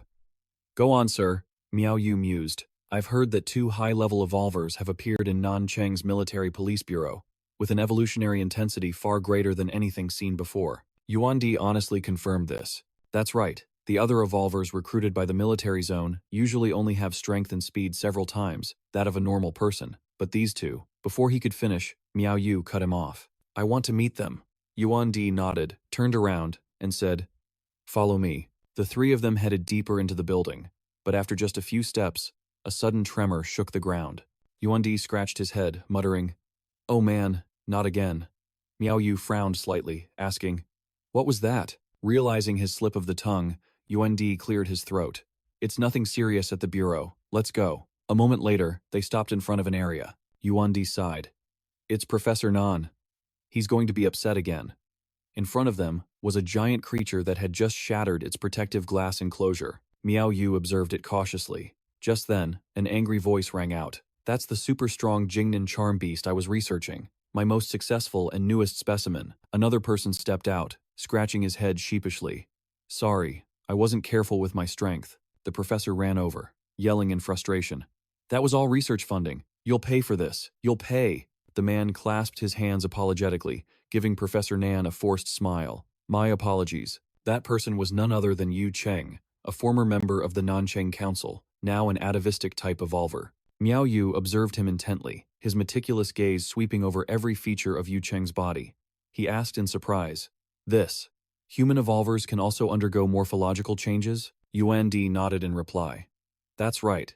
It's a visible mutation, a form that military evolvers haven't shown before. He added, not only that, but Yu Cheng's physical data far surpasses others. He's even developed a special skill. We call it blood rage, but it only lasts for about 3 minutes. Hearing this, Miao Yu's eyes lit up with excitement. Oh, how interesting. It sounds like a short burst power-up ability. I'm growing more and more curious. Before he could finish his sentence, Yuan Wen swooped down from above, lightly poking Miao Yu's cap with her finger and asking, Hey, are you looking for me? The sudden action startled him, and he quickly turned to look, but Yuan Wen didn't stay still, phasing in and out of sight, jumping behind him, and then reappearing right in front of him. As she jumped, she said, So, this is Colonel Miao Yu, my father's successor? Then she landed lightly, stood up straight, and smiled. I've heard so much about you. Looking at the girl before him, Miao Yu couldn't help but think, so fast, and I can't sense her presence at all. Yuan cleared his throat and introduced her.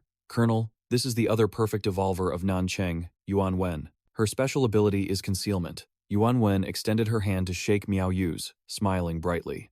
A pleasure. Miao Yu replied, his voice filled with admiration. No wonder I couldn't detect your presence. That's truly incredible. Yuan Wen shook her head modestly. You flatter me. My ability is only suitable for dealing with small swarms of mutated beasts. It's not very effective against the thick armor of a beast king. When it comes to destructive power, you need a strength-type evolver, like Yu Cheng. Miao Yu nodded in agreement. Indeed. To be able to take down such a large mutated beast with a single punch, that's truly terrifying strength. Just then, Yu Cheng's steady voice came from behind. What is everyone chatting about over here?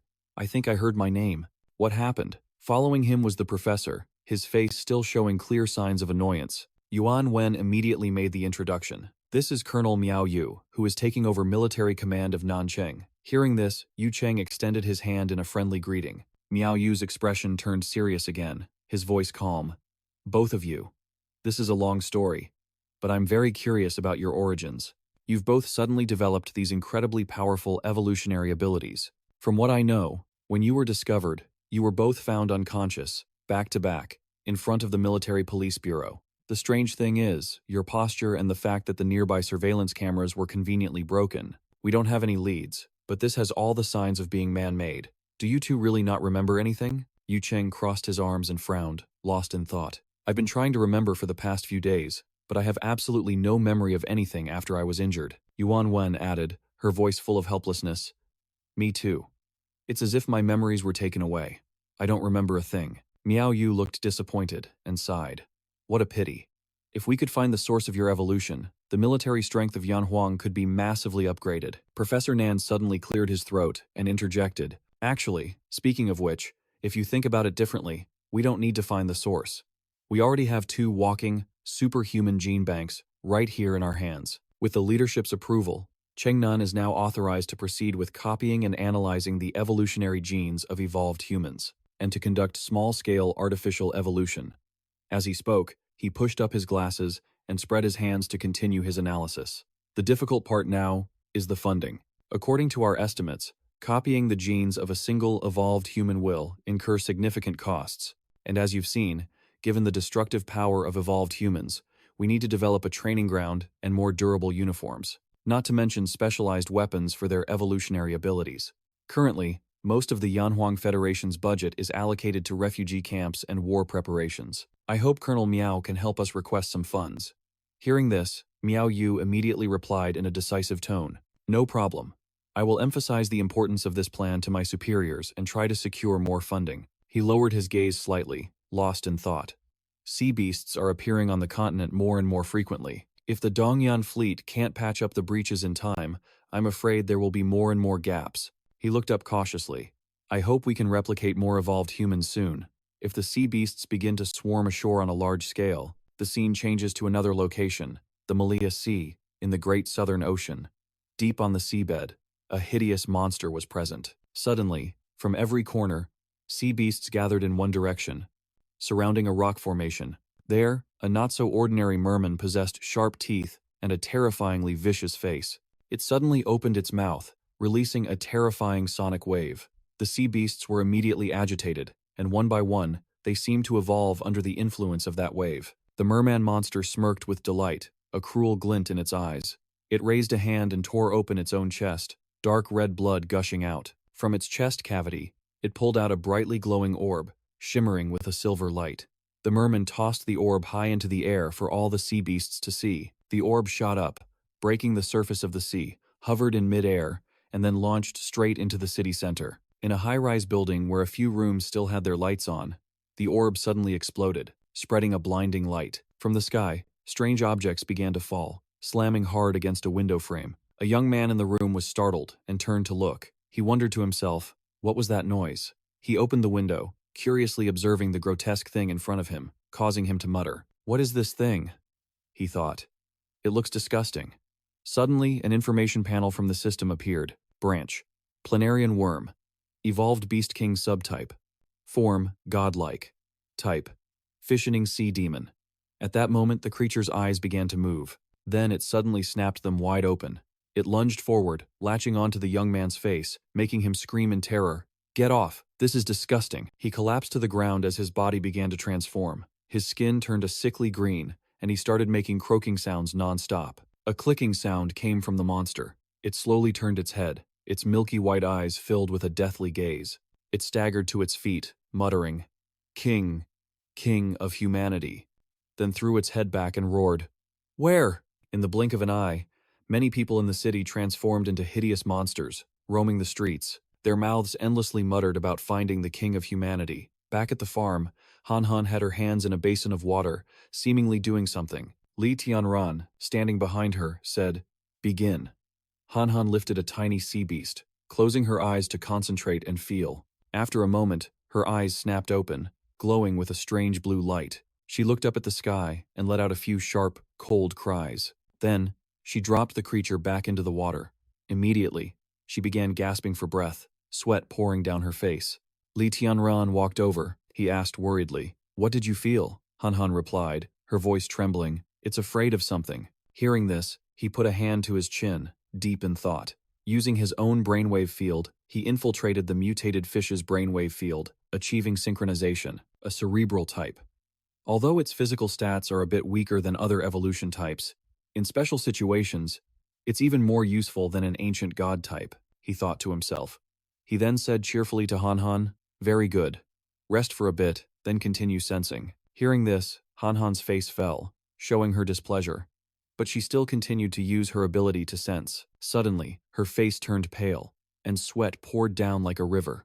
The energy inside her body spun out of control, fluctuating violently. While sensing, she had seen the terrifying face of the merman monster, causing her to scream in sheer terror. Seeing the unstable situation, Li Tianran quickly yelled, Han Han, but the little girl was now floating in midair. Powerful, swirling gusts of wind surrounded her, Han Han stood up straight and let out another sharp, cold cry. Li Tianran was horrified. He rushed forward, reaching out his hands while shouting, Han Han. She went into freefall, but he managed to catch her just in time. At the same moment, deep beneath the sea, the merman monster shot up, as if it had sensed something. It remained silent, its eyes staring intently into the distance. Li Tianran called out worriedly, Han Han. Lying in her brother's arms, the little girl spoke weakly. Big brother. I sensed it. Han Han's face was pale with fear as she struggled to continue. Slaughter. It's terrifying. A place very far from us. There are many large clusters of creature brainwaves. And in their brainwaves, there's only madness and tyranny. Li Tianran hugged his little sister tightly, gently stroking her head and comforting her. It's okay now, Han Han. Don't be afraid. But Han Han was still trembling, her voice filled with panic. It saw me. I've been discovered. Hearing this, Li Tianran looked confused for a moment, then his expression changed. Discovered? Who is it? Deep beneath the sea, the merman monster spoke, its voice childlike, yet filled with cruelty. Such a powerful human brainwave sensor. Its face showed a hint of shock, but it quickly regained its composure. It continued. A human child with such strong brainwaves, she must be the king of humanity. It emitted a sonic wave, broadcasting a message to all its sea beast slaves to find her. Slaves of my sea tribe. The hosts parasitized on land immediately heard the command. The merman monster was terrifyingly excited. It roared. Find this human girl. This king wishes to challenge her personally. On the streets, the parasitized hosts wandered, letting out horrifying laughs. A girl, being choked, pleaded in fear. Don't. I beg you. Spare me. But the monster showed no mercy, crushing her throat instantly. After she stopped breathing, it tossed her body aside, muttering, Not her. Suddenly, an attack shot down from the sky, piercing straight through a host's head. It collapsed, unconscious. A mysterious flash of light swept past, continuously eliminating the other hosts, one after another, with speed and precision. The one responsible was none other than Yuan Wen. After cleaning up, she spoke into her earpiece. The cleanup in Sector D is complete. But suddenly, the ground began to shake violently. In the sky, an explosion of unknown origin erupted. Yuan Wen looked up and sighed in relief. Looks like Sector F is clear too. Elsewhere, Yu Cheng was gripping a puppet by its head. He thought to himself, where the hell did these damn things come from? The puppet continued to make a clicking sound, muttering from its mouth. Found. The little girl. Just then, Professor Nan's voice came over the radio. Stop the cleanup. Bring me back a few live specimens. Yu Cheng and Yuan Wen replied in unison. Roger that. Yu Cheng added, Professor Nan, I have something to report. It's about the puppets. They keep repeating a few very suspicious phrases. Little girl and found the human king. Professor Nan sounded puzzled. Human king? Yu Cheng confirmed. That's right. Professor Nan fell into a thoughtful silence. Their behavior pattern indicates they're searching for something. He frowned. Combining these keywords. I have a very bad feeling about this. Back at the farm, the group was enjoying a sumptuous meal. Li Tianran announced, This is the last crab leg. In front of them was cheesy crab meat, cooked right inside the giant crab claw they had caught earlier. Hearing this, Han Han pouted. Does that mean there's no more seafood for me to eat? Li Tianran chuckled. You're such a little seafood-loving cat. Isn't there enough food for you on the farm? Han Han giggled mischievously. But I just feel that the meat from these evolved beasts is something special. It wasn't just about the taste. The farm's meat production simply wasn't enough.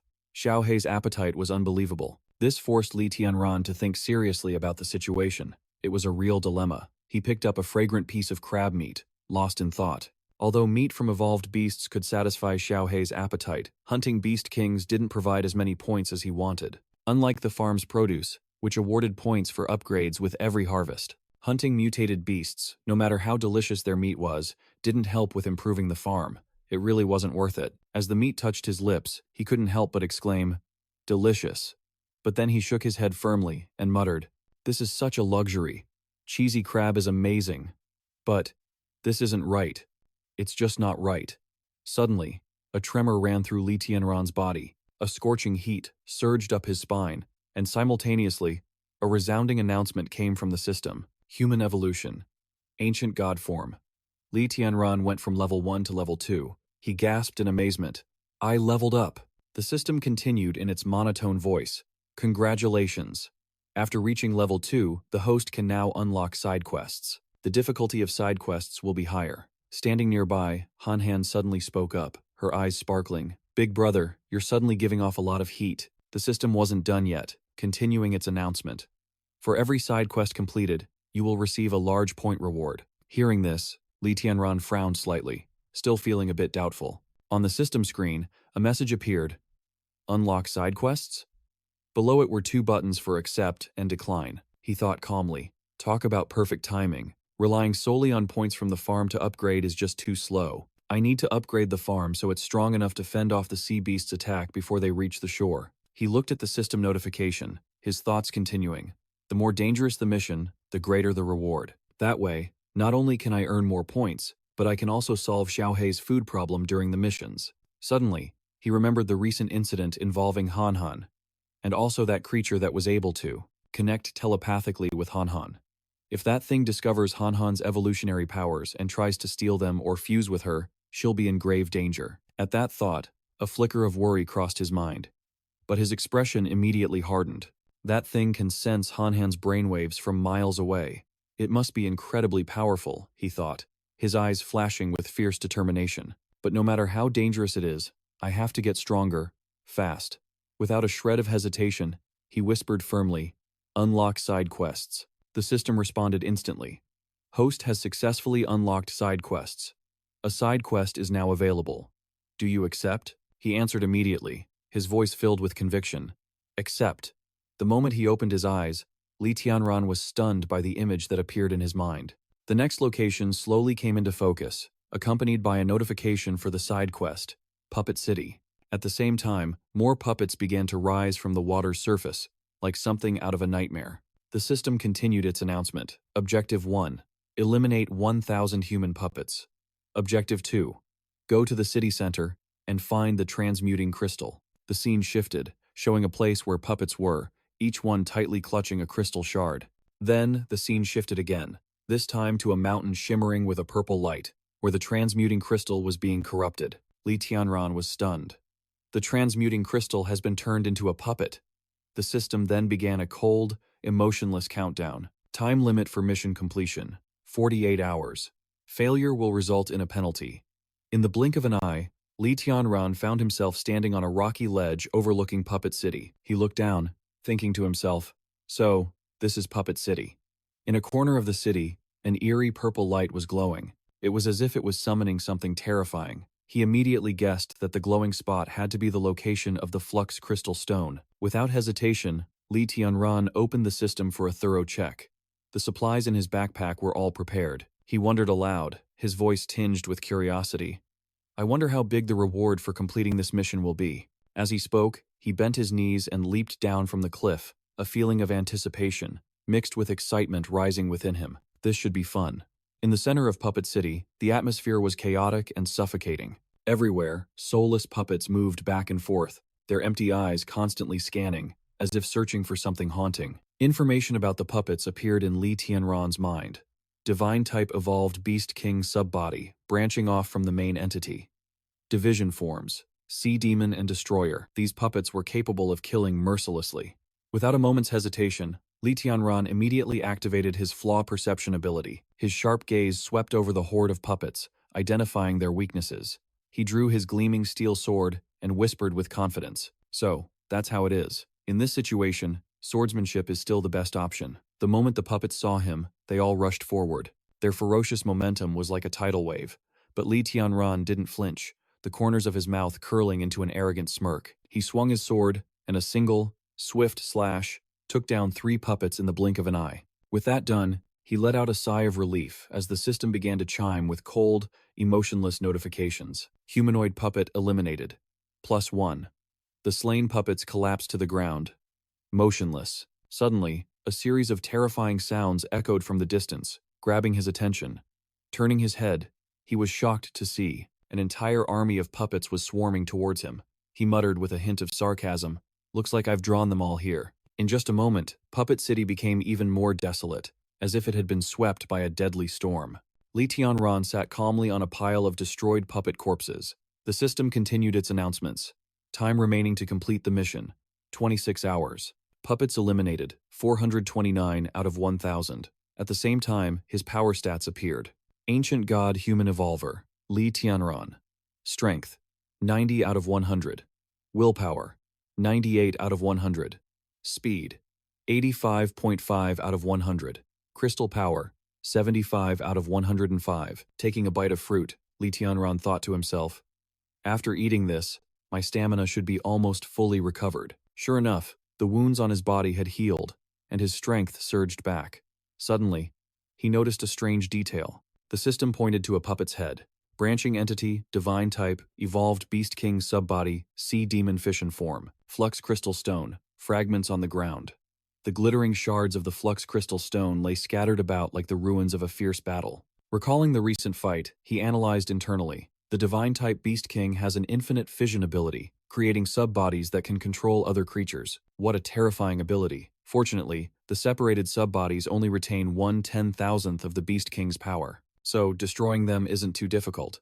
But if I have to kill them one by one, 48 hours won't be enough to complete the mission. I wonder what the penalty for failure is. If all the points I've worked so hard to earn get wiped out, that would be a huge loss. A flicker of worry crossed his mind at the thought, but he quickly pushed it aside. He told himself resolutely, I'll cross that bridge when I come to it.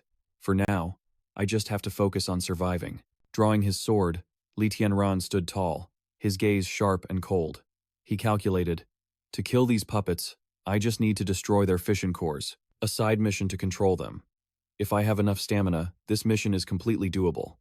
26 hours left, that's still enough time. I'll head straight for the crystal's center. I've already cleared out most of the puppets around here. He jumped down from the building, his feet landing firmly on the ground. Looking around, he couldn't help but marvel. So this is where they've all gathered. A quick glance tells me there must be a few hundred of them. Suddenly, he noticed something strange. There was a formation. What is this formation for? The puppets were constantly moving small crystal shards, piling them up in an organized manner. He muttered, so the crystal fragments I shattered earlier still have a purpose. That means the crystal itself isn't the key. Maybe destroying this formation is how I complete the second objective. Or maybe I have to destroy that largest crystal over there. He nodded, convincing himself, guessing is pointless. I'll have to test it to find out. With burning determination, Tianran leaped down, landing in front of hundreds of puppets. He told himself, focus on wiping out the puppets first. Raising his hand, he focused his energy, his body radiating a powerful aura. The moment the puppets saw him, they surged forward like a tidal wave, giving him no time to rest. But in the blink of an eye, he had already dealt with a large group. He jumped, spinning in midair, his sword flashing as he took down 3 more puppets. However, in the middle of the fight, he suddenly realized something was wrong. Tianran turned his head, a look of alarm flashing across his face. What's going on? He mumbled, an intense wave of fatigue washing over him, much faster than before. After using the increased gravity skill, his strength and spirit were significantly drained. Without hesitation, he quickly opened the system interface. The status window appeared clearly. Ancient God Human Evolver, Tianran. Strength, 75 out of 100. Willpower, 98 out of 100. Speed, 85 out of 100. Spirit, 69 out of 105. Looking at the numbers, his expression immediately darkened. Damn it. I was too careless. He pushed himself up from the ground, thinking with a worried expression. As expected, completing a side quest isn't this easy. Could it be that after using the ancient remedy to recover, the stamina consumption gradually increases? As soon as he composed himself, Tianran charged forward. He swung his sword, finishing off a whole group of puppets with one slash, but panic began to set in. I can't keep using the increased gravity skill. Otherwise, before I can even kill all the puppets, I'll run out of energy and be devoured by them. With that thought, he plunged into the crowded horde of puppets, his sword flashing like lightning. A moment later, he was still fighting with all his might. The system continuously announced, puppet eliminated, +1. But his status window showed a worrying warning. Ancient God Human Evolver, Tianran. Strength, 35 out of 100. Willpower, 98 out of 100. Speed, 40 out of 100. Spirit, 35 out of 105. His strength, speed, and spirit had all dropped sharply. Suddenly, his face froze, his eyes filled with horror. Puppets were swarming in from all directions like a deadly tide. With each slash that destroyed a puppet, the system announced monotonously, +1. The status window continued to update. Ancient God, Human Evolver, Tianran. Strength, 23 out of 100. Willpower, 98 out of 100. Speed, 37 out of 100. Spirit, 32 out of 105. He cursed inwardly. Damn it. This time the stamina-restoring carrot only lasted for 20 minutes. My body feels like it can't take it anymore. Tianran yelled. I'm almost out. He hurriedly opened his backpack interface. But when he looked, his heart sank. His items were depleted. There was almost nothing left. The carrots are all gone, he panicked. As the system coldly announced, 4 hours remaining to complete the mission. With a look of fear on his face, he calculated inwardly, all I have left are the remedy beans, but the amount of stamina they restore is just a drop in the bucket against this tide of puppets. His stats were now pathetic. Strength, 16 out of 100. Speed, 37 out of 100. Spirit, 28 out of 105. A single remedy bean only restores 5 points of stamina, far too little to fight against this horde. Swish! Tianran let out a sharp hiss as he dodged a vicious attack from a puppet. As he fought, he calculated, if I used the albino corn, I could wipe out all these puppets in 30 seconds. But, no. He immediately dismissed the thought. Once the power burst ends, if they're not all dead, the side effects will leave me weakened. The chances of survival then would be too low. Seeing the puppets, now swarming like crazed beasts, he gritted his teeth and threw himself into hand-to-hand combat. But his strength was rapidly fading. His body began to sway. He decisively opened his backpack interface again, shoved a few kernels of corn into his mouth, and mumbled, "Screw it. Every little bit helps." Just then, a set of sharp teeth and a terrible growl came from behind him. He turned, but it was too late. A puppet bit down hard on his shoulder, tearing away a painful chunk of flesh. Tianran cried out, immediately shoving the puppet away and breaking free from its grasp. With a single, sharp slash, he finished off the monster, but his steps faltered. Blood poured from the wound on his arm, staining his clothes red. What a waste. But I have no other choice. He gritted his teeth and shoved another item into his mouth. Instantly, Tianran's body vanished before the eyes of the hundreds of puppets. The puppets looked around, bewildered, unable to spot him. He had now become invisible, clutching his bleeding arm as he hurried away. He thought to himself, his voice filled with worrying. Without the healing ability of the ancient medicinal carrot, the constant blood loss and rapid stamina drain will be fatal. What he had just eaten was a high-grade camouflage pepper, a rare purple item that allows the user to blend into the environment, becoming invisible for 10 minutes and bypassing all sonar, thermal. With burning determination, Tianran thought to himself. He had to use higher-grade food to recover his stamina. A moment later, he was sitting on a giant flux crystal stone, his gaze sharp. He opened the system and took out a valuable item, a level 2 delicious cold bento box. Ingredients: chicken, egg, level 3 corn, bok choy mushrooms, and tomato. With a deliciousness rating of 6 out of 10. The moment he swallowed the first bite, his stamina was instantly and fully restored. Satiety increased by 5. The body was also optimized, removing negative statuses like hunger, thirst, and bleeding. Looking at the delicious bento box, Tianran couldn't resist picking it up and taking a huge bite. The wound on his shoulder began to heal, and his body quickly returned to its peak condition. He breathed a sigh of relief, feeling much lighter. At the same time, the system announced, invisibility status has been removed. Time remaining to complete mission: 3 hours. In the blink of an eye, the system updated. Puppets eliminated. 1,000 out of 1,000. Time remaining to complete mission: 20 minutes. Chewing on some corn, Tianran listened to the announcement of his stats. Ancient God Human Evolver, Tianran. Strength, 5 out of 115. Willpower, 98 out of 100. Speed, 24 out of 110. Spirit, 15 out of 115. He stepped into the center of the formation, looking up at the spirit-changing crystal mountain, shimmering with a purple light. He whispered with determination as he put away his backpack. Tianran raised his hand, gathering energy as a powerful aura radiated from his body. The system immediately reported his current stats. Strength, 75 out of 115. Speed, 24 out of 110. Spirit, 100 out of 115. With a solemn gaze, he stretched his hand toward the mountain. The ground trembled, and rocks shattered, flying everywhere. In just a moment, the spirit-changing crystal mountain began to collapse. Tianran's strength and spirit dropped sharply, but he didn't waver. Clenching his fist decisively, he unleashed one final blow. An earth-shattering explosion rang out, shaking the entire region. The spirit-changing crystal mountain completely disintegrated. The system continued its announcements. Countdown, 15 seconds, 12 seconds. The aftershock of the terrifying blow gradually subsided. The system announced, spirit-changing crystal destroyed, 1 out of 1. Mission objectives, puppets, 1,000 out of 1,000. Spirit-changing crystal, 1 out of 1. The land before him was now nothing but rubble, with not a single puppet in sight. Tianran struggled to sit down, sweat beading on his forehead, as the system's cold voice rang out. Congratulations, host, for completing the side mission. Calculating rewards. Received 2 million points, 1 level 1 weapon upgrade scroll, and 100 level 4 seeds. But his status. Panel showed a critical condition. Ancient God, Human Evolver, Tianran. Strength, 1 out of 115. Willpower, 98 out of 100. Speed, 5 out of 110. Spirit, 1 out of 115. His body could no longer hold up. His eyes gradually narrowed, his eyelids growing heavy. The system issued an urgent warning. Warning. Host's stamina is critically low. Warning.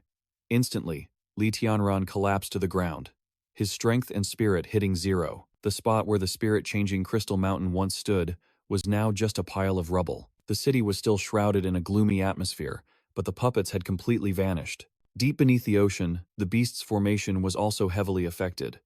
The monster felt a sharp pain from the formation's collapse and let out a furious roar as fresh blood spewed from its mouth. It was clearly not lightly injured. Sensing something was wrong, it immediately swam over to investigate. Inside the formation, a massive spirit-changing crystal was floating, but the adjacent formation had been completely extinguished. The beast roared, its voice filled with rage. How could this be? Another core has been destroyed. Unable to contain its anger, it let out a shriek, summoning all the beasts under its command. Once they had all gathered, it gave an order with overwhelming authority. All soldiers, to the surface. Hearing the command, the beasts gnashed their teeth, their eyes flashing with ferocity. The merman monster continued to give orders. Go and investigate. Who exactly destroyed my formation? As it spoke, a terrifying aura erupted from its body, as if wanting to crush everything. With a voice full of killing intent, it ordered, find that saboteur, and kill him. Meanwhile, Tianran slowly opened his eyes. The system's notification sound echoed, pulling him from his unconscious state. New side mission received. He gradually regained his senses. Though his body was weak, his will was as firm as steel. Finally, he was fully awake. Tianran shot up, his eyes sharp, as the system relentlessly announced the new side mission. On the interface, the familiar question appeared. Accept, accept, decline. Looking at his status panel, he saw that all his stats had almost completely recovered. He thought to himself grimly, a new side mission has already been triggered so quickly. It's a good thing my stamina has almost fully recovered. But it's a shame the food in my backpack is about to run out. As he thought, he swiped through his backpack interface. Suddenly, an item caught his eye, the weapon upgrade scroll. He suddenly remembered that the side mission rewards had been issued before he passed out. Instantly, the sword in his hand materialized, glowing with light. In a blur, the upgrade scroll in the backpack vanished, and the system made an announcement. Upgrade rights granted to the Tang Emperor's blade. The sword in Tianran's hand flashed with a brilliant light, exuding an overwhelming aura. The weapon's information panel appeared. Level 2, Tang Emperor's Blade, new skill. Sword aura, which deals a large amount of damage in a short time, along with a continuous bleeding effect. Hearing this, Tianran frowned slightly, his mind filled with questions. The system continued to prompt him to accept a new mission. He sighed and mumbled, this mission is really urgent. Without hesitation, he pressed the accept button. The backpack interface slowly faded away, replaced by a new mission notification. Mission objective. Eliminate the Armored Legion. Countdown, 8 hours and 59 minutes. Tianran was astonished. How did it start so quickly? Just then, the ground shook violently. Tremors originating from the coast made him narrow his eyes. The vibrations felt like they were coming from the coast. Without hesitating, he leaped into the air, landing on a high vantage point to observe. Looking out towards the sea, his expression immediately changed. He gave a bitter smile. It's just one thing after another, and there are so many of them. Off the coast, a pitch-black mass emerged from the water's surface, making horrifying, chattering sounds. When he got a clearer look, he realized it was a swarm of giant pincer crabs. The horde of beasts swarmed towards the mainland. They roared, "Death to the one who destroyed the formation." It was the divine-type Beast King, the Sea Demon, with its domination skill. Above them, a single eye glowed brightly, seemingly belonging to a grotesque merman, an atavistic-type beast king. The horde of beasts used sound waves to scan the surroundings, quickly detecting Li Tianran. One of them reported detecting a single heat source. Deep beneath the sea, the merman water demon observed through its subordinate's eyes. It mumbled, its voice filled with doubt. Just one human was able to destroy the formation? Looking at Li Tianran's tiny body, its fury grew. It gnashed its teeth. He even wiped out the puppet army I stationed in this city. Besides the human king, what other human possesses such strength? It recalled the information from its minions. It clearly remembered that humanity's evolutionary level was lower than the sea tribes, an enlightened race destined to rule. It hissed, its voice dripping with killing intent. Unforgivable. I absolutely cannot stand these weaklings daring to lord over my sea tribe. If it weren't for the seawater imprisoning my tribe, and that damned restriction on the continent, its smile twisted into a grotesque, horrifying expression. It spread its arms wide and roared, I really want to have a good, satisfying slaughter with the other side. Thinking of its beastly subordinates, it couldn't contain its excitement. After all, my generals and I have been thirsting for fresh blood and battle for far too long. In this world, only the stronger race deserves to continue on. The more it spoke, the more maniacally the merman water demon laughed. These pathetic little ants on the surface dare to compete for my tribe's resources. I originally thought I just needed to kill the human king to become the overlord of the continent. I even thought it would be a little boring. I never expected that, besides the human king, the human race had someone else who could awaken my lust for battle. Its face became twisted, its eyes flashing with fervor. Let me see if this guy's strength can give me the ultimate combat experience. The merman water demon spread its arms wide, its roar echoing with power. Before I find the human king, let's have a little warm-up, it shouted, unleashing the skill. Domination Descent. Its words were immediately transmitted to its subordinates, most clearly to the Crab Emperor. This beast swayed a few times, its eyes widening, and roared in unison with the water demon below the sea. Domination Descent. The Crab Emperor slowly advanced, its voice dripping with cold sarcasm. So, it's this tiny little thing, the human who destroyed my water-shifting crystal. It stared directly at Li Tianran and continued, I hope you can put up a decent fight. If you just die on me, I'll be very disappointed. The Crab Emperor's words were spoken on behalf of the merman water demon deep below. Facing that ferocious aura, Li Tianran was completely unfazed. He raised his head proudly and retorted, what's it muttering to itself about? Then he pointed directly at the Crab Emperor, his voice filled with defiance. Hey, you, the one hiding behind the crab. Did blowing up that pile of junk rock make you that angry? Sending all this seafood just to deal with me? Hearing this, the Crab Emperor was startled. Its giant body trembled slightly. Beneath the sea, the merman water demon gnashed its teeth, thinking to itself, his perception is too strong. He could actually see that I'm the one pulling the strings. It spoke, its voice laced with suspicion. How do you know how to speak the language of my sea tribe? In reality, Li Tianran was using the Eye of Truth skill. He scoffed, his voice full of arrogance. The sea tribe's language? What about it? Is it supposed to be hard to learn? Sorry, but it was too simple. I picked it up easily. But humans have dozens of languages. I bet you couldn't even learn one, could you? The information panel appeared. Atavistic-type Beast King, with the added skill, Domination Descent. Hearing Li Tianran's words, the Crab Emperor trembled with rage, its massive pincer shaking violently. He thought to himself, back when Little Black's language system wasn't complete, I bought a translator from the store. This time, I have to intimidate it and make it hesitate. With that thought, he flashed a sinister smile, a cunning glint in his eyes. Beneath the sea, the merman monster gnashed its teeth in anger. How simplistic. How dare you look down on my sea tribe, it roared, stomping its foot and causing the water to surge. My tribe doesn't bother learning the languages of lower-level races. The sea tribe believes only in absolute power. Compared to Li Tianran, the Emperor Crab was many times larger, yet he remained calm, not faltering in the slightest. Looking straight into its glowing eyes, he replied nonchalantly, in the face of absolute power, those iron shells of yours are nothing but child's play. Hearing this, Li Tianran burst out laughing, his voice dripping with sarcasm. If you're all so powerful, why haven't you conquered the continent in one fell swoop? Is it because you don't want to? Or is it because you can't come ashore on a large scale? Each of his questions was like a knife striking a fatal weakness of the sea tribe. The Emperor Crab finally couldn't hold back, becoming absolutely furious. It roared a single word, you, then slammed a giant pincer into the ground, making the earth tremble. Rocks shattered and flew everywhere, and a cloud of dust obscured the entire area. It took a moment for the dust to settle, and for visibility to return. Looking at the devastated scene before it, the Emperor Crab continued to mock. A mere human who talks far too much nonsense. Meanwhile, at the farm, Xiaohei was curled up, fast asleep, looking incredibly peaceful. Li Han, who was lying on Xiaohei's back, suddenly woke with a start. She unconsciously looked in a certain direction, as if sensing something unusual. Without a moment's hesitation, Li Han jumped down, her eyes full of vigilance. Li Han stretched, her eyes sparkling with excitement. The little girl's clear voice rang out. "Let's go, Xiaohei. Everyone, let's get to work." There wasn't a trace of fear on her face. Instead, it was lit up with brilliant excitement. Meanwhile, on the battlefield, the Emperor Crab remained defiant, its voice dripping with arrogance. Overconfident fool. But suddenly, it sensed something unusual. Turning its head, it thought to itself, "Something's not right."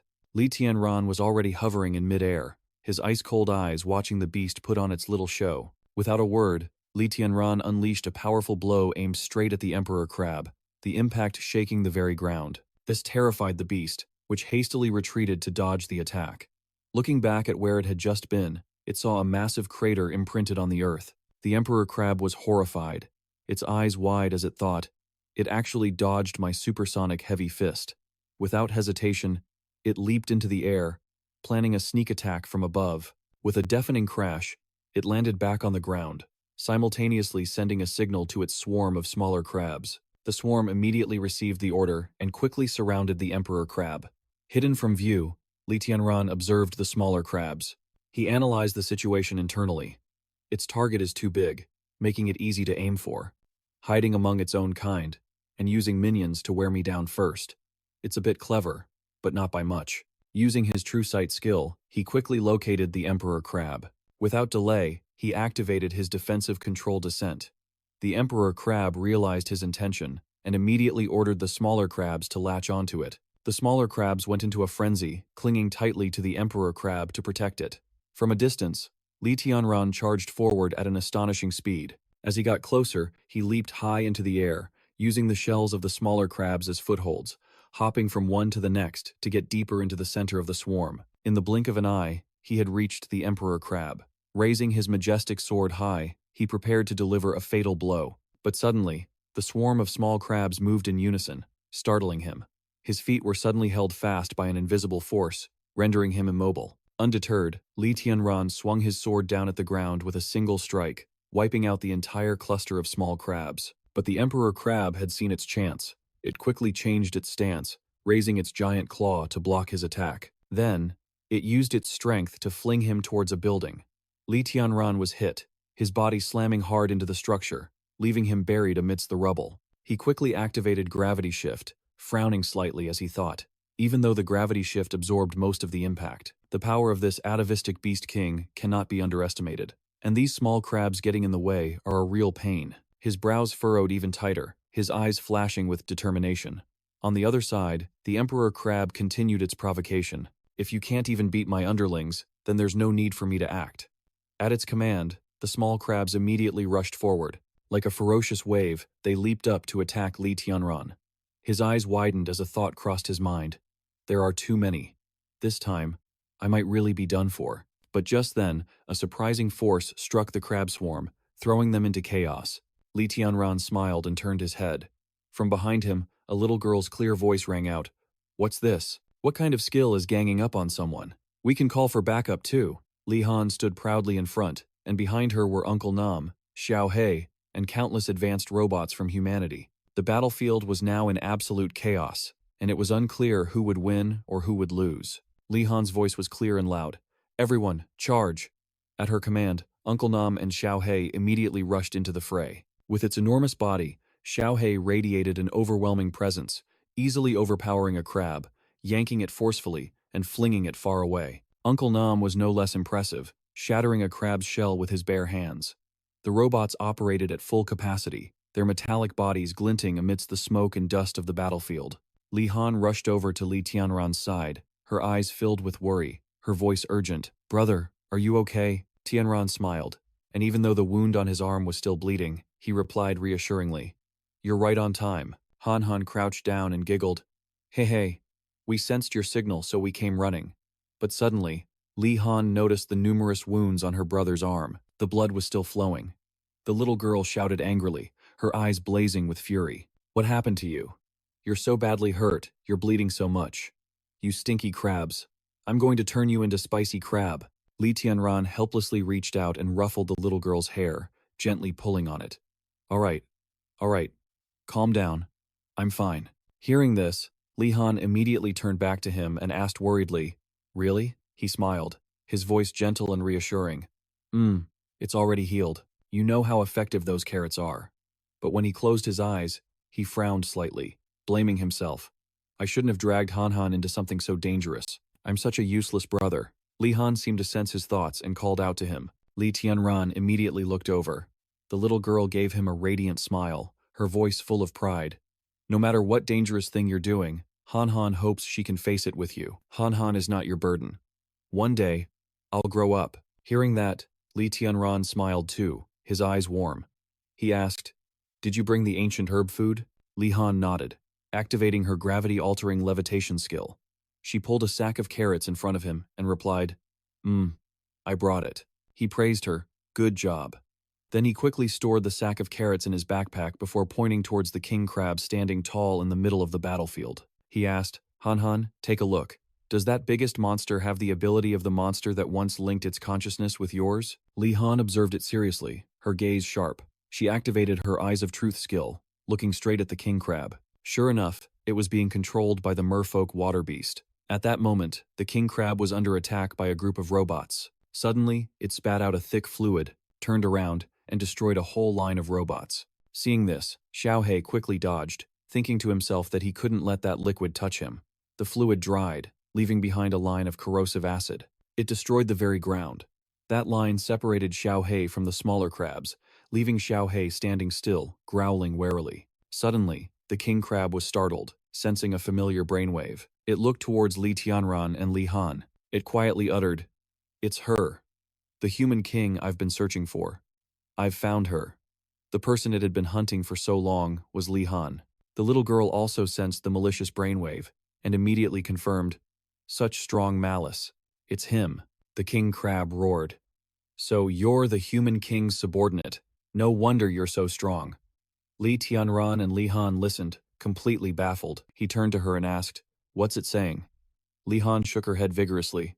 I don't understand either.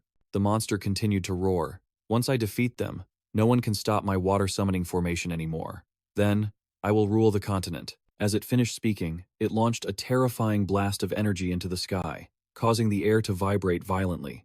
Li Tianran narrowed his eyes and muttered, Just as I thought. Li Tianran looked directly at the king crab, his voice firm, each word as sharp as a sword's edge. That formation. If I'm not mistaken, it's used to summon groundwater and flood this city, right? That way, your sea tribe can come ashore on a massive scale, gradually devouring the continent. The merfolk water beast gnashed its teeth. It roared in fury. Enough of your nonsense. I must make anyone who stands in my way disappear. As soon as it spoke, it channeled its power into the king crab. In an instant, the king crab was enhanced, transforming into a mid-tier god form beast king. Its body grew larger, and it radiated a terrifying aura. On the ground, the water beast let out savage howls, readying its attack stance. Li Tianran realized something was wrong. His eyes were full of vigilance as he stared intently at the enemy. Suddenly, the water beast leaped powerfully. The ground beneath its feet shattered, sending earth and stone flying everywhere. It jumped high into the air, aiming straight for Li Tianran and Li Han, hurtling down like a storm. It landed with a deafening crash, sending debris flying in all directions. Li Tianran witnessed the horrifying scene. He clenched his teeth, thinking, So fast! This speed is way beyond what it was before. Unexpectedly, the water beast spun around and leaped to attack. It flung Li Tianran away along with a pile of rubble. His eyes widened, sweat breaking out on his brow as he realized something was wrong. Oh no. The water monster immediately changed direction and chased after Li Han. Li Tianran was certain now. Its target was Han Han from the very beginning. The monster leaped onto a tall building opposite them, causing the brick wall to crack wide open as fragments rained down. It was determined to catch the little girl. Li Tianran felt helpless, his heart burning with anxiety. I can't draw its attention at all. Frustrated, he gave his all to chase after it, thinking, could Han Han really be the human king it mentioned? Why is there this misunderstanding? Does it think it can rule just by killing the king of humanity? How terrifying. But with the pack mentality of an animal, this actually makes sense. He gritted his teeth, a determined glint in his eyes. No matter what, it won't achieve its goal. In a flash, Tianran shot forward at supernatural speed, his body turning into a streak of light. The water beast leaped nimbly across the tall buildings, causing them to sink or crumble, sending bricks and stones everywhere, relentlessly pursuing Li Han. As the little girl zipped through the air, she glanced back and muttered, "So annoying. Why can't I shake it off?" Suddenly, from a nearby skyscraper, the water monster lunged straight for her, charging with enough force to seemingly topple the entire building. Li Han was startled, a flicker of worry on her face, but she quickly activated her telepathic sense to contact Li Tianran. "Big bro, head to the residential assembly point." He immediately replied, his voice urgent. "Got it. You have to be careful." He shot off, his face dark. On the other side, the Emperor Crab was unleashing terrifying blows, kicking up clouds of sand and dust. Uncle Nam, his clothes torn to shreds, his face and body covered in bruises, blood, and mud, gasped for breath as he struggled to get up. Xiao He stood amidst the wreckage, its eyes wide and glowing with a brilliant light, its entire body drenched in blood. It spread its 4 legs, standing firm like a mountain, ready for battle. Xiao He let out a roar and charged toward the enemy like a bolt of lightning, baring its terrifyingly ferocious fangs. Uncle Nam turned his head, his anxious gaze following Xiao He, his heart filled with worry. The small friar almost cleared out, but before he could even think about its injuries, he saw Xiao He charging bravely forward. It stood tall in the middle of the battlefield, growling with a menacing glare, exuding an overwhelming aura. A worried thought crossed Uncle Nam's mind. There are still 3 of them. I don't think my stamina can hold out any longer. Xiao He is in bad shape too.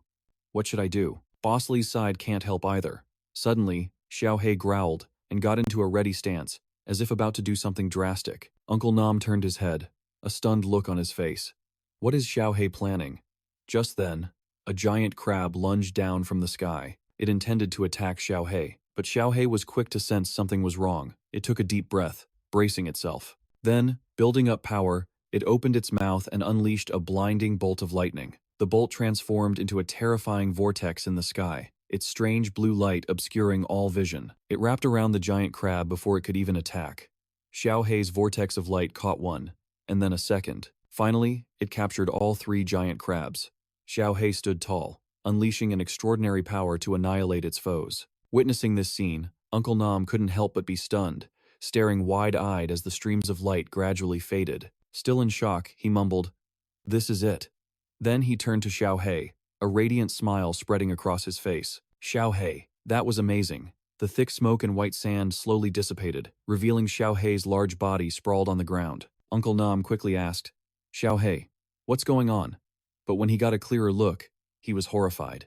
Xiao He was motionless, its eyes rolled back and white. There were no signs of life. Uncle Nam shouted in alarm, "Xiao He." On the other side, the water monster was still frantically chasing Li Han. It lunged forward, letting out savage sounds. "What's wrong? What's wrong? Weren't you so arrogant just a moment ago? Stop running." Then it leaped, trying to pounce on the girl. "Fight me." Li Han spun around, her gaze fixed resolutely on a skyscraper. The building was in ruins from the water monster's rampage. She replied, "I will face you head on." Seeing Li Han stop, the water monster gloated, its horrifying eye half open. "So you finally decided to fight. That's more like it. I'm going to smash you into a pulp." With that, it dove straight down from above. Li Han calmly closed her eyes and let out a soft breath. Her eyes flew open as her brainwaves erupted, shooting out beams of light that attacked the water monster. It was suddenly enveloped by the streams of light. It roared. "What?" The monster struggled, trying to escape the light, but to no avail. It let out a long bellow. As Li Han struggled to hold on, her psychic energy depleting, she opened her mouth to call out, "Big brother, hurry! I can't hold on much longer." Just then, a sharp slash from a blade shot out of nowhere, aimed straight at the water monster. Struck by the blow, it groaned in pain. "Guh!" Bright red blood flowed from its eye, creating gruesome streaks. It uttered, "You cunning human." Li Tianran, his arm covered in blood, still held the Tang Huangqing sword tightly. He didn't reply, simply pulling the Meng Qing Dao that was embedded in the monster's head, raising it high and slamming it down. In an ice-cold voice, he said, "What foolishness are you spouting? In a fight, you obviously have to use your brain." The water monster exploded, creating a terrifying shockwave that tore the skyscraper above into many pieces, as if it was about to crumble. Tianran landed, his expression cold as he looked at the water monster. Its body now covered in black blood, its face split by a long, gruesome gash. Li Han also landed beside him, plopping onto the ground and panting in satisfaction. Whew, we did it. Li Tianran held a carrot out in front of her. Here, eat this to recover your stamina. Han, you did great. Controlling such a large creature must have been tough, right? Li Han took the carrot, drenched in sweat, her eyes misty and weak, as if her life force had been drained. She spoke as she ate. Phew, it was so hard. Controlling that large brain for just a few short seconds nearly used up all my psychic energy. She paused, letting out a breath.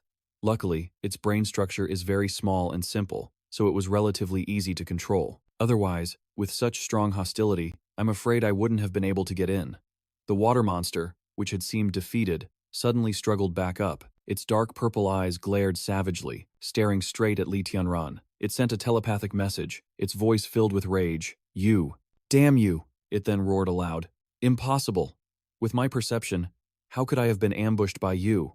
It thrashed about, letting out continuous croaks. Li Tianran calmly raised his head and replied, It's true, your sensory abilities are very strong. He straightened up, a triumphant glint in his eyes, his voice cold. But when you and I were fighting for control of my body, that was precisely when your 5 senses were at their weakest. You focused all of your psychic energy on gaining control, on stealing my body. When your Beast King possession state was broken, all I had to do was hide among the dense structures and attack from your blind spot. Taking you down was as easy as flipping my hand. The water monster trembled violently, roaring in anger. Damn it, you damn human, despicable and cunning. Li Tianran remained completely calm. He put one hand on his hip and smirked disdainfully. How can you call me despicable? Your tactics were foolish, but didn't you also plan to use your minions to wear me down earlier? It's all just strategy. Don't use a double standard. Hearing this, the water monster wanted to reply, but could only tremble in pain, letting out helpless gurgling sounds. Suddenly, it lay still, its eyes pitch black, completely lifeless. Li Tianran suddenly hummed, scratching his face and wondering, There's no more movement. Could it have died of rage? Just then, a system notification popped up. Side quest, defeat the hard shell lead. The reward has been distributed. Li Tianran reached out and received a strange item. Level 1, deep water lungs. He frowned, thinking to himself, diving equipment. Why would the system give me this? Suddenly, Uncle Nan's urgent voice called out from behind. Boss, little Li, hurry and help Xiao He. Li Tianran turned around, horrified to see Uncle Nan carrying Xiao He on his back. He quickly asked, Uncle Nan, Xiao He, what? What happened? Uncle Nan replied, his voice filled with worry.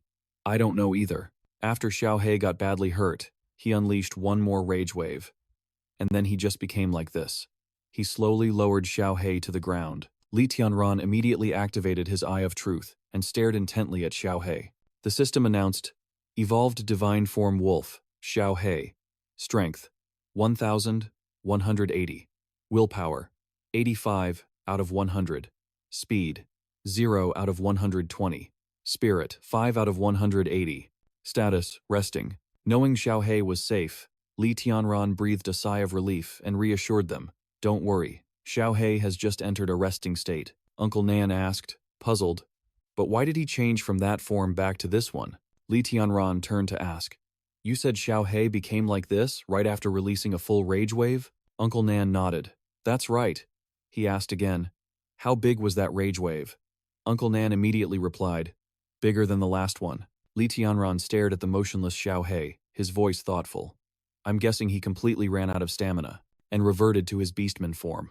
After all, maintaining the Beast King form consumes a certain amount of stamina. Han, who was more relaxed by now, suggested that feeding him a carrot would fix him.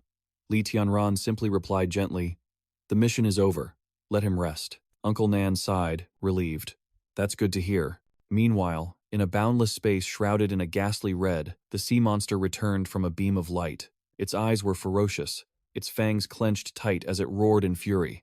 I can't bear this humiliation any. Thousands of invisible eyes appeared, staring intently at it as a voice echoed out. Leader, you cannot surface yet. Our sea tribe is facing immense pressure and needs your leadership.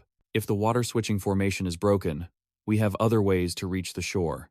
Leader, please reconsider. The lack of water weakens our people. The sea monster remained silent. If I cannot defeat the human king at this stage, it only proves that we are not yet strong enough. Humanity's evolution has far surpassed our understanding. The eyes seemed agitated, all clamoring at once, creating a chaotic chorus. If that's the case, then the rest of the sea tribe will not yield either. They shouted in unison, "We will fight alongside our leader. The warriors of the sea tribe will never bow down. Let's kill the human king together and advance to the shore." Hearing these words, the sea monster was not pleased in the slightest. Instead, it grew even more furious. It clenched its teeth, its eyes blazing with rage. "No, you will all remain in the abyss. This is my battle to fight alone. As long as this deep sea still exists, our sea tribe will continue to grow and evolve, creating beings more powerful than ever before." The sea monster closed one eye, while the other widened, emitting a terrifying, savage light. It bared its fangs and muttered menacingly, "The day will come when I make my enemy pay the price." Hearing this, the surrounding eyes immediately erupted in absolute fury. They bared their teeth and growled, the sound echoing as if it would tear space itself apart. This humiliation can only be cleansed with blood, either his or ours. The sea monster seemed to awaken something deep within, as colorful vortexes began to radiate from its body. The blended colors created the sensation of a spatial vortex or a cosmic black hole hidden deep beneath the ocean. The powerful, swirling patterns looked as if they could swallow everything. With a deep, resounding voice, the sea monster commanded, "Awaken." Instantly, a pair of enormous eyes flashed open in the darkness. Gigantic tentacles began to stir. It moved, clinging tightly to the cliff where the sea monster stood. Cthulhu Noah, the legendary sea demon mount, had finally risen from the abyss. Its 4 piercing eyes opened wide, staring directly at the sea monster. With incredible strength, it easily lifted the sea monster, placed it on a giant tentacle, and then spoke in a deep voice, "Master, you summoned me. What are your orders?" Cthulhu Noah's gaze was as deep and profound as the ocean. The sea monster, a cold smile playing on its lips, looked it straight in the eye. "I need the power to defeat my enemy. With you here, I am truly complete." The sea demon mount nodded, its voice firm. "I understand." An image of the sea monster appeared in its eyes wide and white, teeth clenched. "My master's humiliation is my humiliation.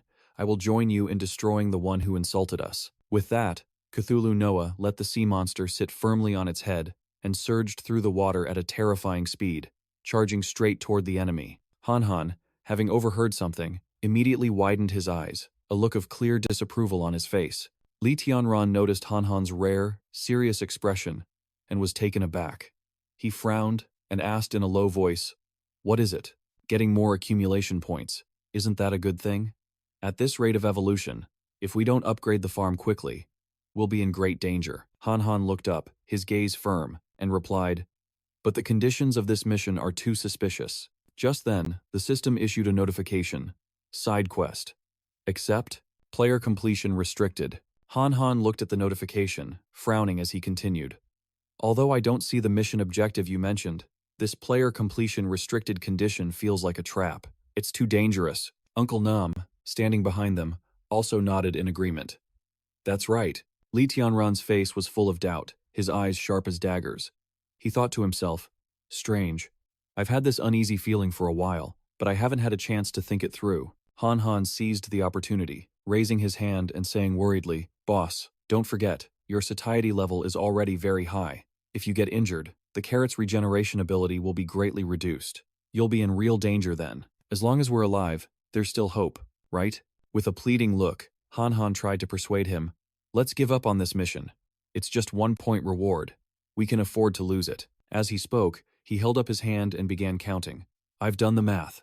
The farm's output over the next 10 days can make up for the points. If we skip this mission and use the point rewards from the last 2 times to exchange for growth potions, the farm will definitely be upgraded before the next destruction cycle." Before he could finish, Han Han was cut off by Li Tianran's calm yet ice-cold gaze. He said in a deep voice, "Han Han, I trust your calculation skills after your brain evolution, but this isn't a simple algorithm problem." Han Han looked blank, not understanding, and asked what he meant.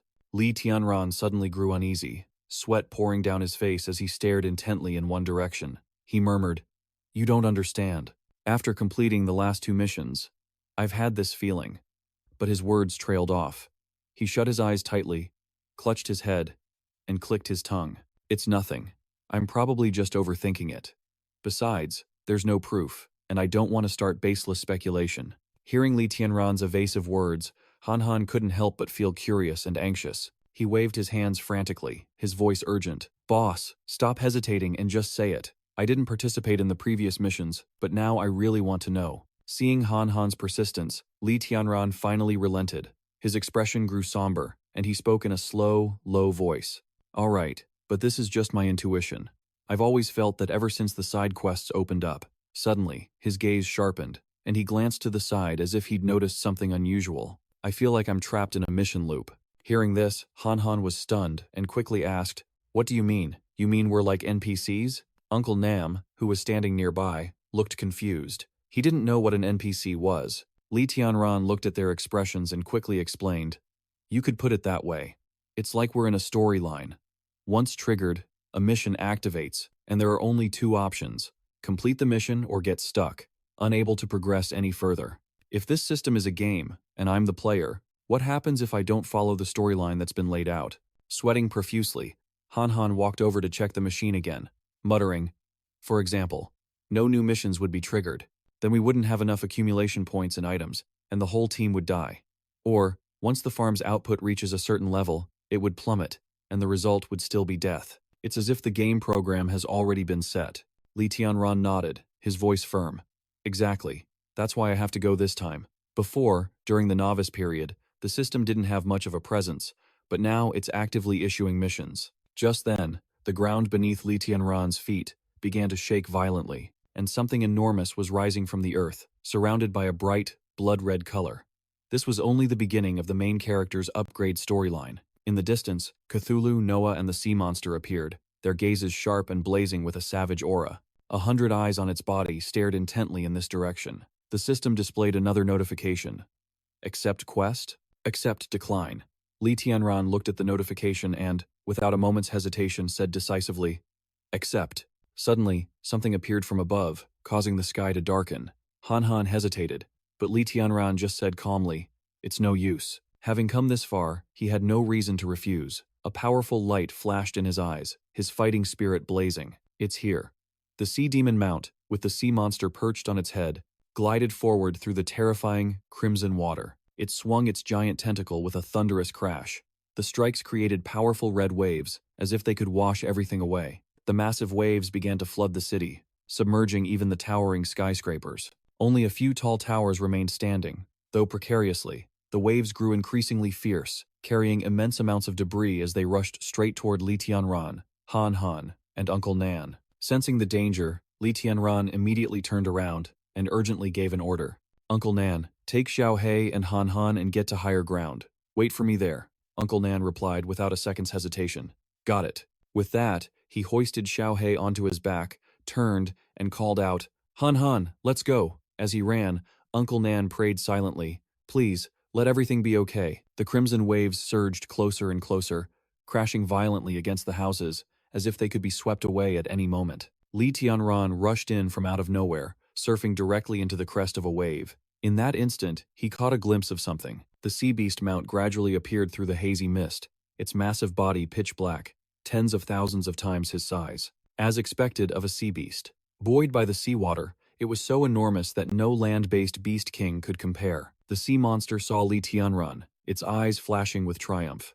It smirked slightly and sent a telepathic message dripping with sarcasm. So, you've come. Let's settle the score for the humiliation of that single slash you gave me earlier. Li Tianran stood firm on the crimson water, completely unfazed. He asked in a clear voice, You're the Sea King? Is that right? A cold, electric glint flashed in his eyes as he sized up the monster. He thought to himself, a human torso and a fish tail, just as Han Han described. This ferocious, murderous aura isn't something an ordinary evolved beast can achieve. A god descent type evolved beast king, with a god descent skill. Hearing the question, the sea monster gave a wicked smile, its voice full of arrogance. Your senses aren't half bad. I am the king. Li Tianran glanced at the system's notification panel, but only saw a few meager lines of information. He couldn't help but worry. He muttered, Where's the important information? Why aren't there any files on this octopus? He suddenly looked up, his sharp gaze fixed on the sea beast mount. A god descent type evolved beast king, and it has an illusionary mist skill. I can see that much. But does this mean that after evolving to a certain level, or when facing a higher level evolved beast, my eye of truth gets restricted? This is the first time it has failed against a beast king. As expected, once you leave the beginner's village, things are no longer so easy. Suddenly, the sea monster bared its fangs and spoke with a sneer. At first, I thought your king was that little girl, but after fighting her, I realized my mistake. Her aura is much weaker than yours. Li Tianran shot a piercing glare at the sea monster, wondering to himself, what does that mean? Is it something only beast kings can see, or do you have to evolve to a higher level to notice it? Not letting his opponent revel in victory for long, the sea monster continued proudly, you are the king of the human race. Li Tianran paid it no mind, immediately raising his sword and pointing it directly at the sea monster, ready for battle. I don't care if you're a king or not. Anyone who dares to harm my sister must die. The sea monster's face darkened, leaving only its bewitching, glowing eyes and sharp fangs glinting in the shadow. It raised a hand, its voice cold. Huh. Such big words. Li Tianran didn't reply. He moved like lightning, swinging the sword in his hand, and unexpectedly severing one of the sea beast mount's tentacles. With swift and powerful slashes, he continuously chopped off the gigantic tentacles. With each slash, a tentacle was instantly severed, falling into the red water. But the sea beast mount remained silent, offering no resistance. It just uttered in a low voice, "Ooh, how dangerous. A sneak attack? You have no honor." Suddenly, the severed tentacles began to sprout new flesh, and in a flash, they had grown back completely. Li Tianran was momentarily stunned, a hint of unease rising within him. Its physique, speed, strength, and on top of that, regenerative abilities. This is one tough opponent. After a moment's thought, he suddenly let out a cold smile and directed a taunt at the sea monster. You sent a whole mob of your little generals to gang up on us before. Why are you the only one who's come ashore now? He calculated in his head, I have to keep my momentum. I can't lose. They give me the impression of being simple-minded and easily provoked. They probably prioritized muscle growth, leaving no nutrients for their brains to evolve. If I taunt him, this guy might reveal something useful. He continued with a confident smile. Could it be that the rest of the sea tribe is scared? Too afraid to face us anymore? His sharp eyes glanced over, in the distance, as if trying to see through his opponent's intentions. Hearing this, the sea monster growled in fury. The sea tribe believes in absolute power. This is a duel between kings. How can you let another sea beast interfere? Let me relive the feeling of a one-on-one battle. Only when one of us falls will my anger be appeased. With that, its face darkened, and it drew a hand through the air, casting a domination skill. Li Tianran maintained a confident smile and began to speak. If this is a duel. But before he could finish his sentence, the sea monster lunged forward to attack. Li Tianran quickly leaned back, only managing to yelp. Whoa! Luckily, he dodged the vicious blow. Angered by its miss, the sea monster pointed directly at him and growled. Stop your nonsense. The air pressure here makes me uncomfortable. Fight back. Now. My patience is wearing thin. Li Tianran stood firm, unfazed, facing the two monsters, while internally calculating the effects of the air pressure. If I'm not mistaken, a species that lives in the deep sea can't adapt to the strong pressure on the surface. Damn it, this is all the information I have, and it's just a guess. I couldn't get anything more useful. Suddenly, the sea monster mount moved. Its giant tentacle swung up, preparing to strike. With his quick reflexes, Li Tianran immediately darted to the side, evading the blow. The sea monster's rider stared grimly and pointed at him. A faint purple mist appeared, accompanied by a flash of light. It seemed to be casting some kind of skill. Suddenly, from beneath the red water, two giant tentacles, even larger than before, emerged. They aimed straight for Li Tianran, ready to unleash a terrifying attack. The giant tentacles thrashed violently, trying to seize Li Tianran, but with swift movements, he swung his sword, delivering sharp, precise slashes. He severed them one by one, sending them falling into the red water. The sea monster's rider suddenly flashed a sinister smile, pointing a finger straight at Li Tianran's face. He was now under the water, still nimbly dodging the tentacles that lunged at him like the Grim Reaper's scythe. Suddenly, an attack struck his cheek, drawing fresh blood. Startled, Li Tianran's eyes widened as he looked toward the source, his whole body trembling. He stared intently, suddenly realizing his body was going numb. The tentacles are poisonous. His eyes blazed with furious anger as he looked at the tentacles covered in sharp barbs. Once those barbs hit you, you don't just lose a piece of flesh. You fundamentally can't escape. Without hesitating, he plunged into the red water. He dove deep to find a blind spot and escape the enemy's line of sight.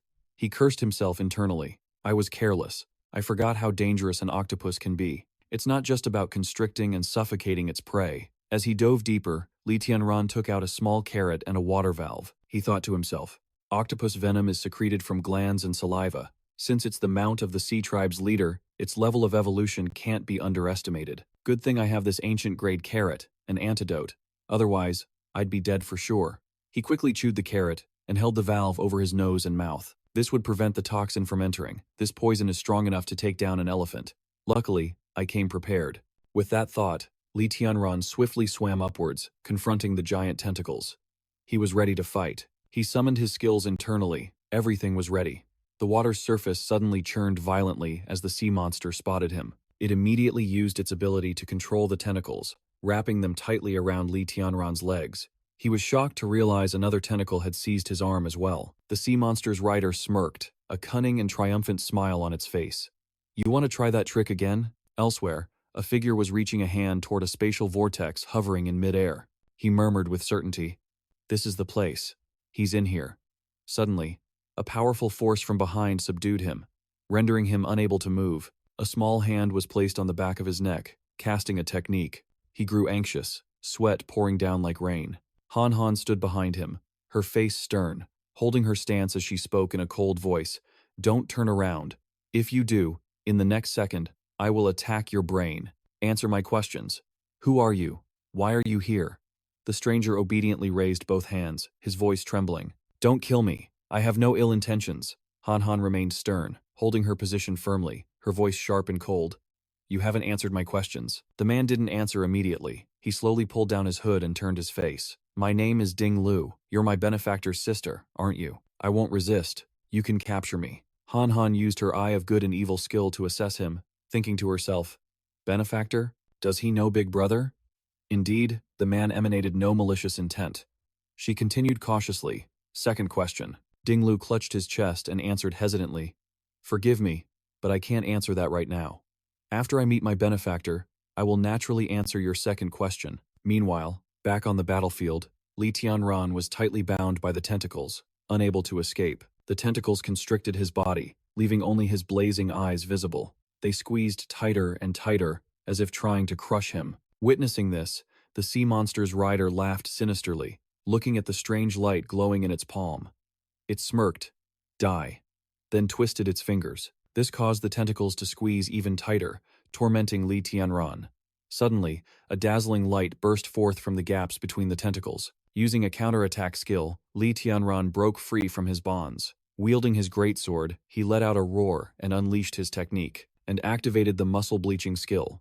Caught off guard by the counterattack, the sea beast mount could only writhe and let out strange cries. "Ow, ow, ow, ow, ow." The sea monster, still sitting on the beast's head, pointed down and ordered it to suppress him. How can it be so poisoned and still have the strength to break free from the restraints? A glint flashed in Li Tianran's eyes as he retorted, "If I already knew your tentacles were poisonous, of course I'd come prepared." When the tentacles wrapped around him, he had quickly controlled the gravitational field around his body, creating a thin vacuum layer. By consuming minimal mental energy, I can protect my body and prevent the poison barbs from piercing me, he thought.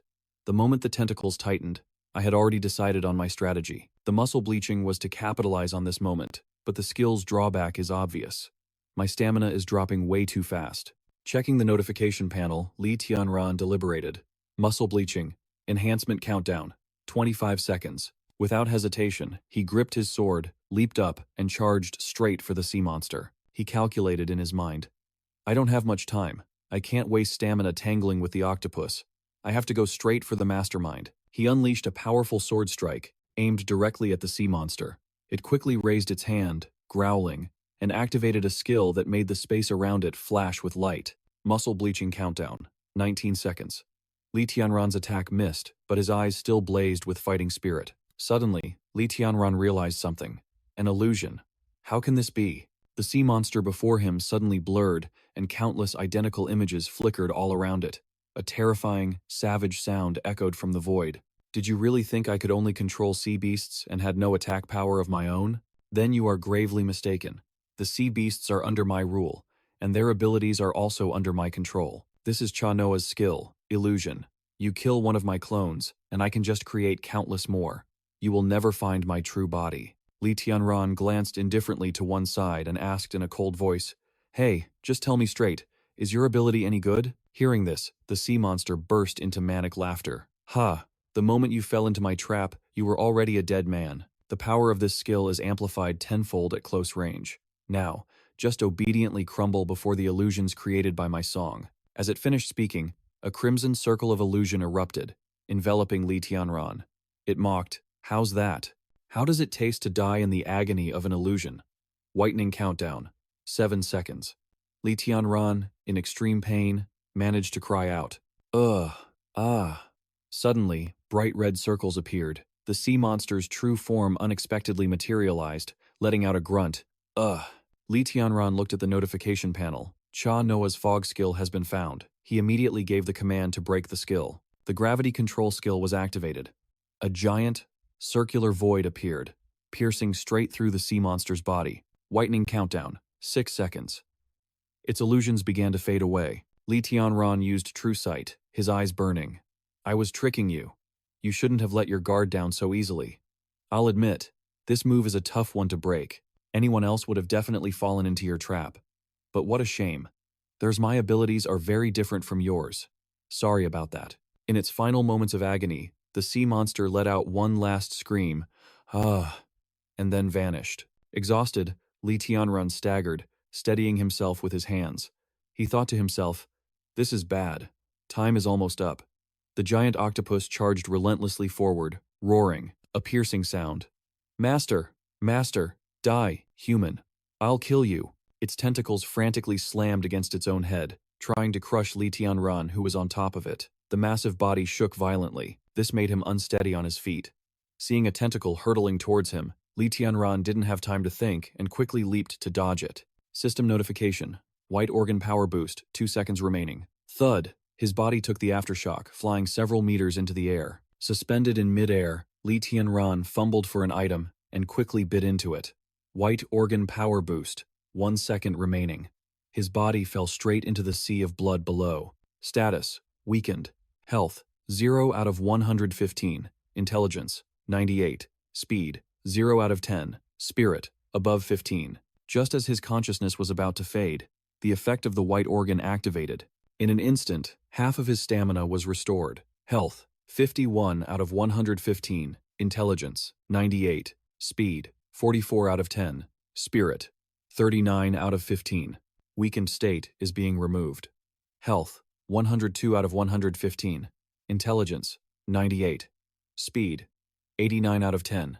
Spirit, 79 out of 115. Li Tianran's tightly closed eyes suddenly snapped open. Splash, splash, splash.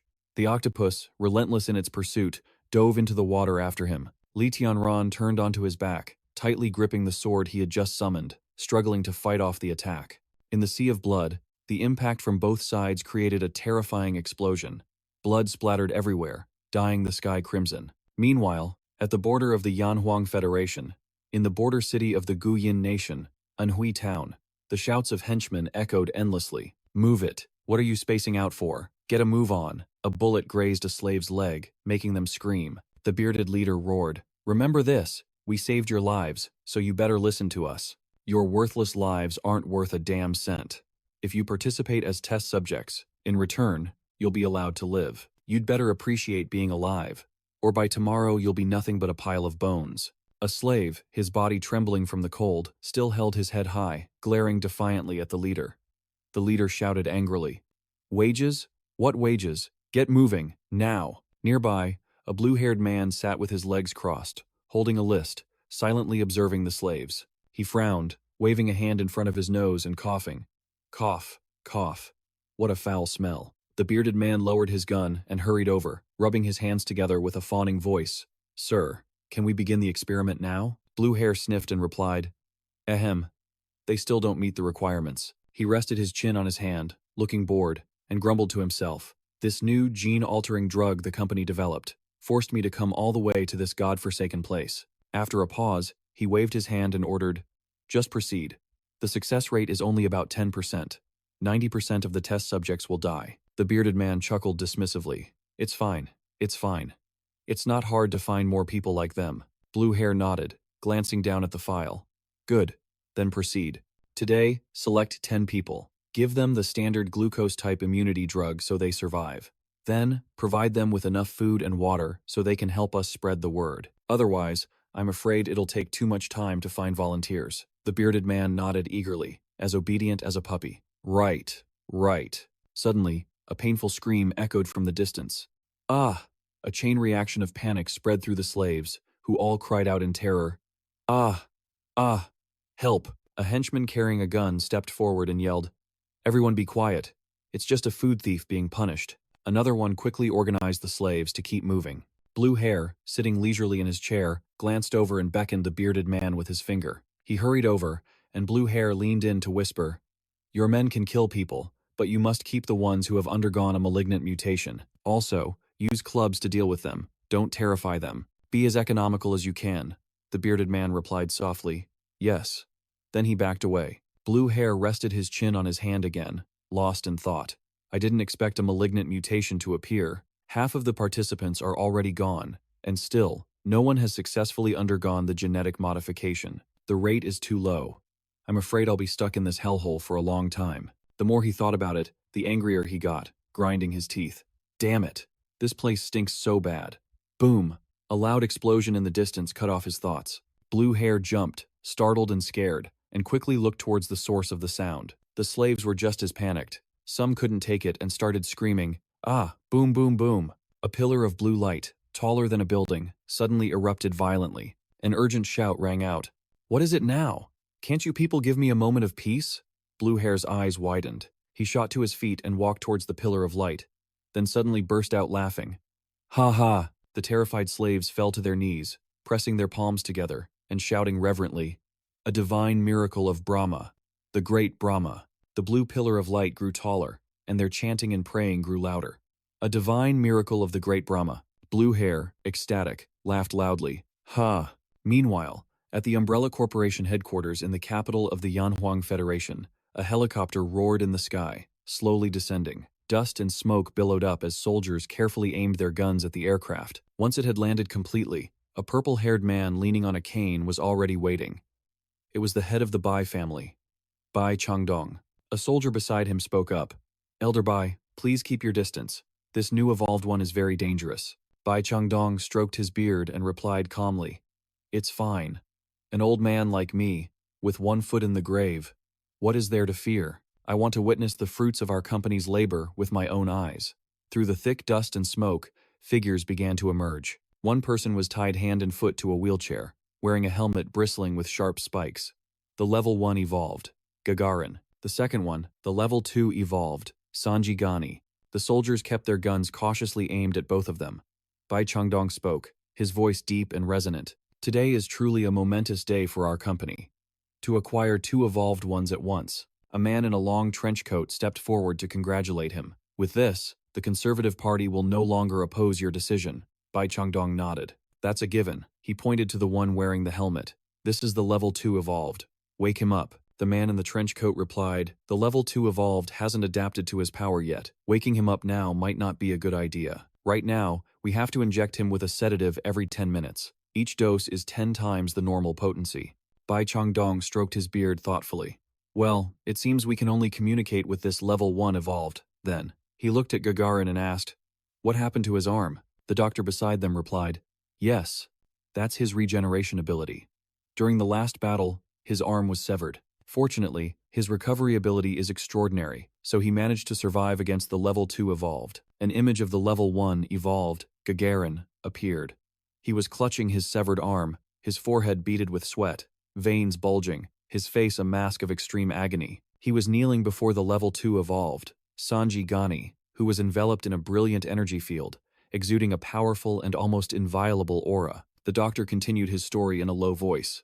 At that time, the power of the level 2 evolved was still unstable, so he became exhausted and passed out.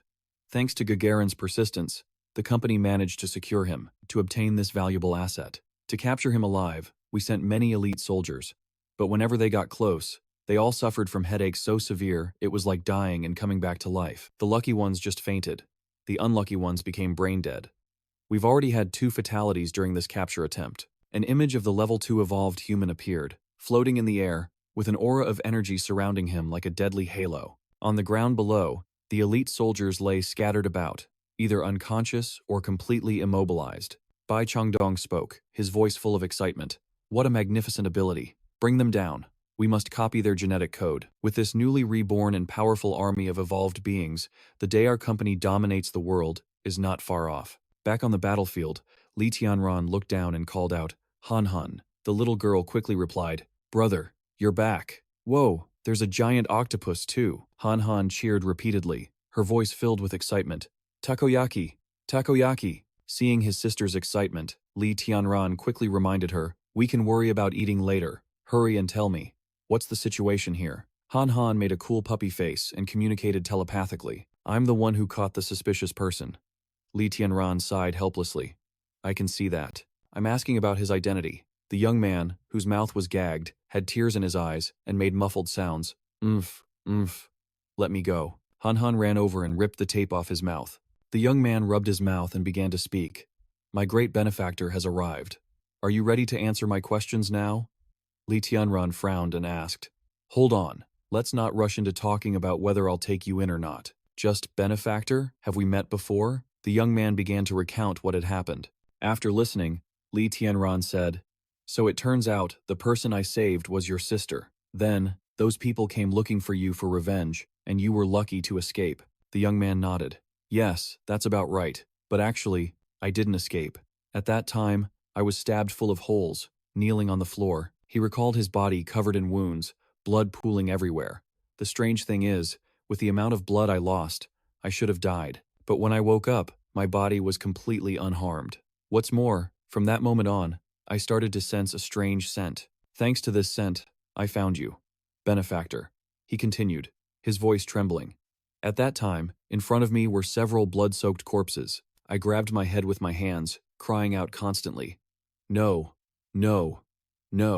When I got there, I saw you burying my sister's body with your own hands.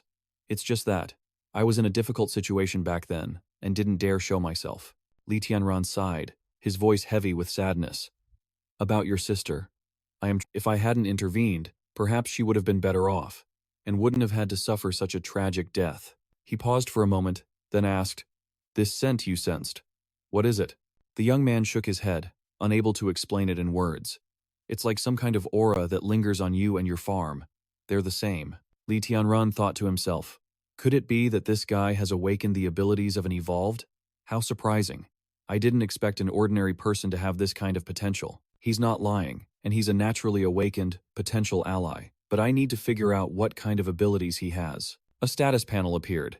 Ding Lu, 15 years old. Strength, 430. Speed, 112. Defense, 110. Spirit, 100. Ability, Chameleon God Form. Skin to stone. Skin structure changes, becoming as hard as rock, tripling defense. Chameleon's Fury. Chameleon's Camouflage. Blends into the environment, becoming difficult to detect. When activated, strength increases dramatically based on anger level, and speed doubles for 30 seconds. However, after it ends, he enters a weakened state, with a 1/3 reduction in stats for 180 seconds. With the Chameleon God Form skill, Ding Lu possesses a marvelous camouflage ability. Like a chameleon hiding in nature, he can easily blend himself and objects into his surroundings, becoming nearly invisible. When he activates Skin to Stone, his skin hardens like granite, tripling his defense, making him as sturdy as a fortress. In the Blood Rage state, his blood boils in his veins, doubling his strength and speed for 30 seconds, like a violently erupting flame. But when this state ends, his body falls into a weakened state, with his stats reduced to 1/3 for 180 seconds, like the calm after a storm. Li Tianran looked at Ding Lu, a glint of surprise in his eyes, thinking to himself, so he's a god form evolved. I thought it was just a common atavism, but who knew he would naturally evolve to this extent? Such a talented kid. He smirked, his voice tinged with a bit of teasing. Can you cook? Yes, Ding Lu replied immediately, his eyes lighting up. At home, I always did the cooking. What about raising cattle and goats? Li Tianran continued to probe, his tone calm. I know a little. Ding Lu nodded. I've also worked in the fields. I also know how to do laundry, housework, and I'm okay at cleaning. Oh, and I can fix electronics too, Because I like taking things apart. Stop. Li Tianran raised a hand to cut him off, his expression serious. Here, you work 8 hours a day, no salary, just room and board. The work is often life-threatening. Do you still want to join? Ding Lu fell silent for a moment, a melancholic look in his eyes. My body is like a monster now. There's probably no place that would take me in. Being with my own kind is better than dying alone. He raised his head, his voice firm. Besides, within the scope of my abilities, I want to repay my benefactor's kindness and avenge my family. I can do any job, no matter how dangerous. Li Tianran nodded, a spark of appreciation in his eyes. A kindred spirit? You're hired. But don't call me your benefactor. Call me Boss Li. Yes, boss. Ding Lu cheered, his morale soaring. Now, Li Tianran gave an order, his voice low and challenging. Go grill some octopus. Consider it your first test. Yes, sir. Ding Lu answered loudly, brimming with enthusiasm. Scene change. The laboratory door burst open, and Professor Nan, an old man with white hair, pushed his way in. His eyes gleaming behind thick glasses, he shouted excitedly. Chief Guan! Chief Guan! I've made a major discovery. I've found the secret to gene replication. Chief Guan, a tall, imposing man standing in the room, turned around. His gaze was sharp. What? Professor Nan rambled on. I always thought the gene serum couldn't fuse with ordinary people. Because their bodies were too weak, I poured all my efforts into researching a neutralizing agent. But today, I discovered a more important reason. The HLB type gene of the prime subject doesn't match the test subjects. HLB type? Chief Guan frowned, his low voice filled with doubt. Correct, Professor Nan replied, his tone excited. It's a gene locus organized by a tightly linked chain. It forms a diverse complex. It's randomly arranged in each person's body, and there can be tens of thousands of possible combinations. Chief Guan waved his hand, his voice impatient. Professor Nan, calm down a bit. Give me the simplest example. The professor cleared his throat and explained slowly. Think of it like a bone marrow transplant. The surgery requires the donor's and recipient's HLB to be compatible. Among thousands, or even tens of thousands of people, you might only find 2 with perfectly identical HLB sets. The odds are extremely low. A transplant is only possible if the HLB is compatible. Otherwise, it will cause a severe rejection reaction. He paused, his eyes gleaming. But, if the gene serum has an HLB sequence that matches the person being injected, the rejection reaction will be drastically reduced. The neutralizing agent only serves to mediate this reaction. Unless we can create a much stronger neutralizing agent, the gene serum will still cause the body to collapse. But I'm confident. All right. Chief Guan cut him off, his voice firm. I get it. Professor, submit a detailed report on the technical stuff later. What's the bottom line? Professor Nan scratched his head, chuckled, and said succinctly, I've successfully replicated an evolved human. What? Chief Guan was stunned. He roared, why are you only mentioning something this important at the very end? Hey, this other stuff is important too, you know, Professor Nan explained, his voice still brimming with excitement. My team is examining his body now, but there's a problem. The gene serum, using Yu Yuan's genes, only allows people with a matching HLB to become evolved humans. It won't work on anyone else. Chief Guan snapped, his voice filled with frustration. Enough nonsense, let's go. Hey, gently, Professor Nan cried out. Clutching his arm, he said, You're going to break these old bones of mine. Suddenly, everything went quiet. Chief Guan froze, his eyes wary. He said, That's strange. Where is everyone? The lights aren't even on. He stepped forward, his voice low. Wait, something's not right. Why do I smell blood? Professor Nan took a deep sniff and mumbled. The smell of blood is normal in a lab. He sniffed again, his voice trembling slightly. No, this isn't right. In front of them, bodies were strewn across the floor. A moment later, the military had surrounded the lab. Soldiers swarmed the scene, searching every corner. Xiao Yuan stood beside the professor, comforting him in a gentle voice. Professor, this isn't your fault. Professor Nan shook his head, his eyes filled with sorrow. No, it's not self-blame. It's fear. I accounted for every uncontrollable variable of the evolved human. I truly believed I was prepared for any contingency. He paused, his voice trembling. But, seeing it with my own eyes, I'm still horrified by that power. Professor Nan's brow furrowed, his low voice tight with suppressed anger. The city patrol found the tracking chip that was implanted in the evolved human's body. It was inside the stomach of a stray dog, 12 kilometers from the command post. He dug the chip out, taking his own flesh with it. The fact that he knew how to get rid of the tracker proves his mind is still clear. He hasn't lost control. That's our problem. He gritted his teeth. He betrayed us. Xiao Yuan took a deep breath, her voice anxious. What's the situation now? Professor Nan stood up straight, his gaze turning sharp and cold. Not good. I dispatched 6 squads to apprehend him, but his physical abilities are staggering. He also stole weapons. As of now, 2 squads have gone dark. He turned to Xiao Yuan. Deputy Commander Yu is leading the remaining teams. Track him down and bring him back, no matter what. Even if his abilities no longer serve us, he is still an extremely valuable test subject. He is Deputy Commander Yu's evolved genetic clone. Theoretically, he should be at a disadvantage against the original, but now that he's removed the tracking chip, finding him will take time. He ordered, Xiao Yuan, you will join the operation as well. Bring him back quickly. Yes, sir, Xiao Yuan replied decisively and immediately departed. Scene change. Beneath a brilliant red sunset, Li Tianran sat leisurely by the lake, a fishing rod bobbing in his hand, a look of pure relaxation on his face. He muttered to himself, his tone dripping with weariness. I've been eating beef stew and grilled beef for days straight. I'm sick to death of it. Little Lou, go catch some rock crabs and shrimp. We're having seafood tonight. Yes, right away, boss. Ding Lu, the farm's new employee, answered eagerly, full of energy. Li Tianran raised an eyebrow and pointed into the distance.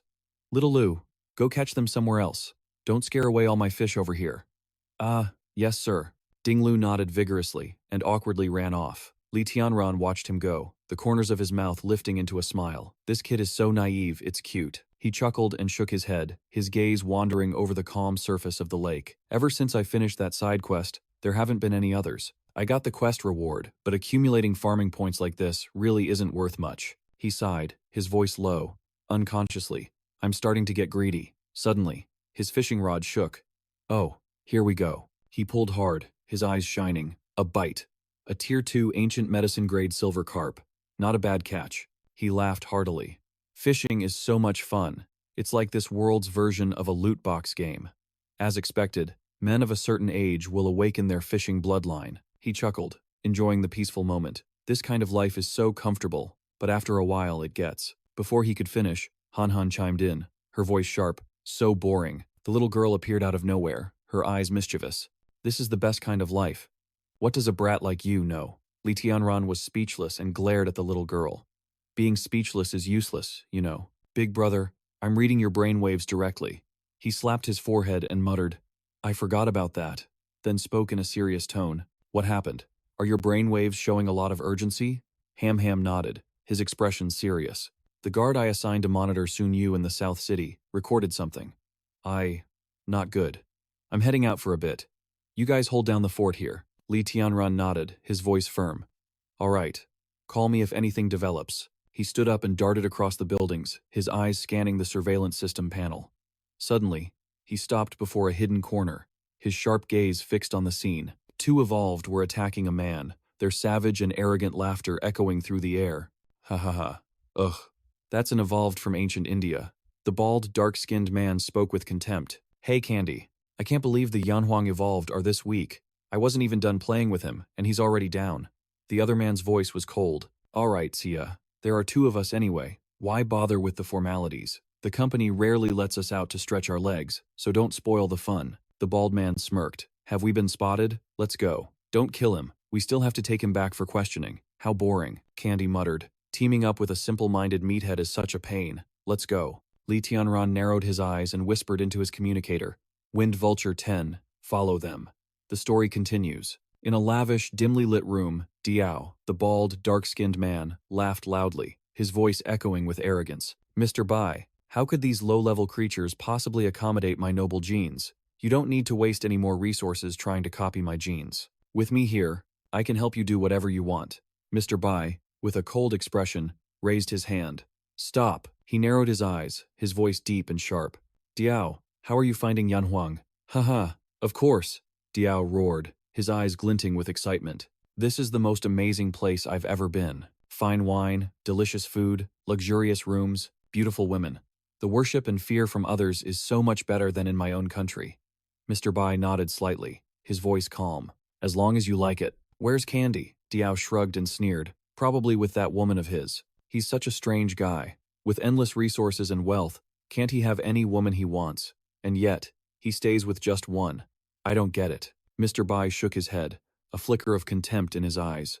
Is that so? Scene changed to a small room, where the gentle light of a candle flickered on the wall. Candy was resting his head on a woman's lap, his eyes half closed, listening to her soft, melodic lullaby. The girl hummed softly, her voice as sweet as a gentle breeze. Humming, humming. Suddenly, she stopped, looking down with concern. What's wrong? She asked in ancient Indian. Candy trembled, his voice weak. What's wrong with you? The girl replied, I can't move anymore. In ancient Indian. The woman panicked. What's happening? In ancient Indian. Suddenly, the girl's body floated up as if lifted by an invisible force. She screamed in terror. Help! Help me! In ancient Indian. Candy uttered in disbelief. You are? That faint presence from before. That was you. In Yanhuang. His voice turning colder. Have you been watching me this whole time? In Yanhuang. Li Tianran stepped out of thin air, his hand holding the woman firmly, his eyes as sharp as blades. So, you found me. Then let's talk face to face, shall we? Candy roared in anger. If you have a problem, come at me. Let her go. Li Tianran smirked, his voice calm yet filled with threat. At this close range, if you release your ability, be careful you don't blow her head clean off. His voice was challenging. Besides, whose speed is faster, yours or mine? You're welcome to try. He gritted his teeth. What do you want me to do? The woman suddenly snapped out of it, screaming in panic. Come back. Who are you people? Where am I? Help. In ancient Indian, her agitated voice trembled through a translator. Help. Why am I in a place like this?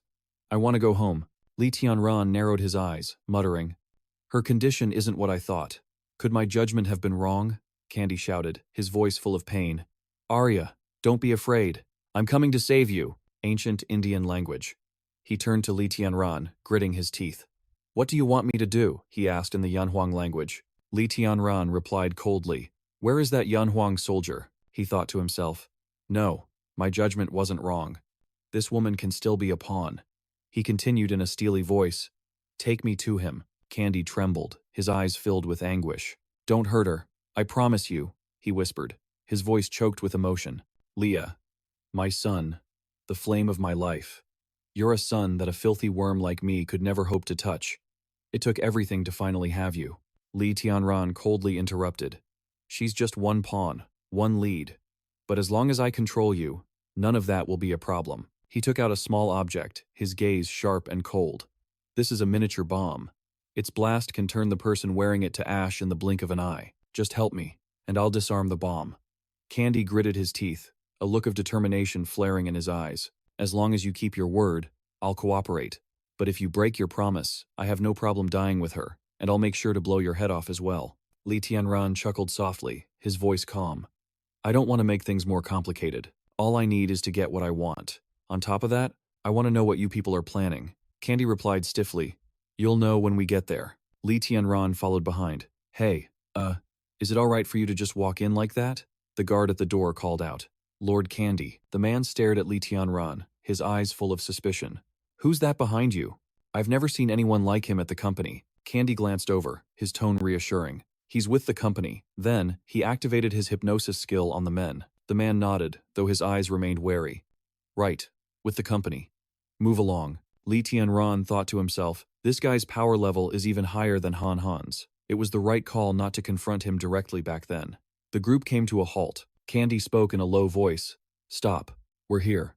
In front of Li Tianran stood a massive factory. Candy said, I call it the Evolver Factory. He looked at Li Tianran with a smirk. That's about right in your Yanhuang language, isn't it? Under the cold laboratory lights, several researchers stood before a large, liquid-filled pod, inside which a naked man was floating. One researcher spoke, his voice dry. Today's cellular update is complete. Open the chamber. The fluid in the pod slowly drained, revealing the powerful physique of Chen Yuheng. He slowly opened his eyes and came to, stepping out of the pod with a cold expression on his face. The researcher continued excitedly. Chen Yuheng. Excellent. The number of evolvers created from your essence has doubled. Boss Bai is very pleased. Chen Yuheng sneered, his voice dripping with arrogance. Humph. I am from Yanhuang, after all. The genetic compatibility rate is naturally far higher than that of... He threw on a robe and glanced at the researcher. Where are you going? The researcher hesitated. Isn't it obvious? Chen Yuhang scoffed. Didn't you just say Boss Bai was pleased? I'm going to him to collect my reward. But we still have data. The researcher tried to object. Cut the crap, Chen Yuhang roared, his gaze turning glacial. I came to help you people so I could live the good life. My part of the job is done. If you keep dragging your feet and piss me off, I'll snap your damn neck right now. He turned to leave, his voice dropping. Next, it's those two dark devils' turn. I'm leaving. After he left, the researcher muttered with contempt. He's just a newly ascended type. What's with all that arrogance? That traitor, he'll be abandoned sooner or later. From a distance, hidden in the shadows, Li Tianran watched everything on a surveillance monitor, hearing every word.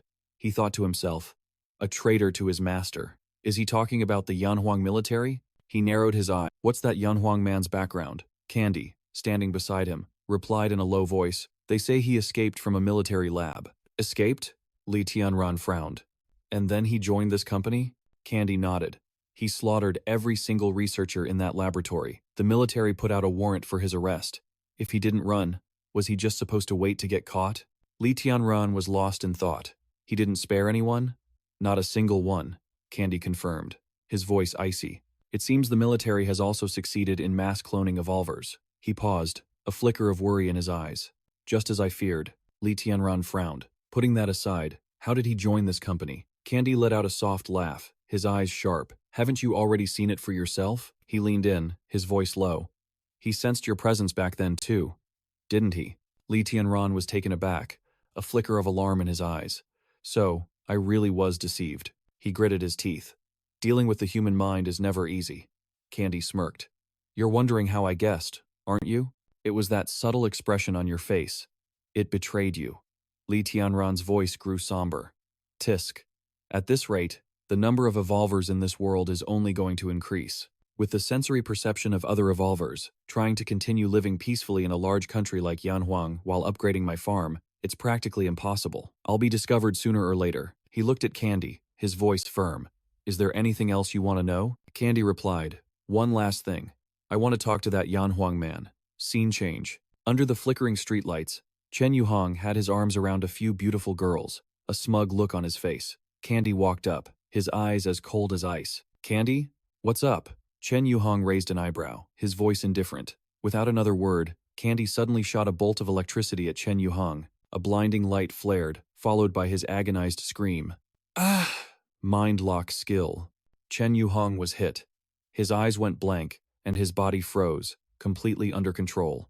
Candy turned to Li Tianran. He said urgently, the effective time of my ability on an evolved is very short. Hurry up. The girls behind them panicked. They screamed, ah! Help! But their voices grew faint, their bodies trembling before they collapsed. Tremble, tremble. Candy gave a cold command. Sleep. Li Tianran looked at Candy, inwardly shocked. This guy is strong. Scene changed to a quiet room. Elia stood alone, her eyes filled with sorrow as memories came flooding back like crashing waves. She murmured in a trembling voice, so, that's how it was. I remember now. My home is gone. I have nowhere else to go. I have nothing left. She recalled Candy's words before he left. His voice was earnest. Elia, wait here for me to come back. She gave a self-mocking, bitter laugh. Haha.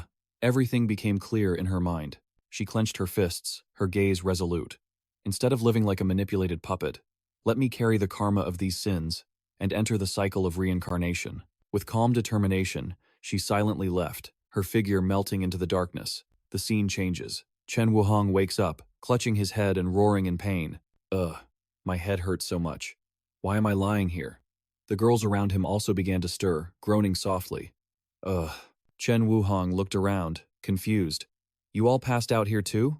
Why are we all here? A girl trembled, her voice weak. Brother Chen. What happened?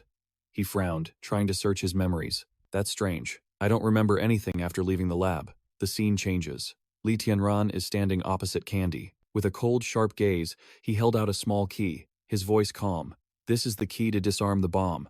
I already have the information I needed. He pulled the key back, tossing it into the air. After I leave, I'll throw this key somewhere random in the laboratory. You can find it yourself. Candy frowned, his voice low.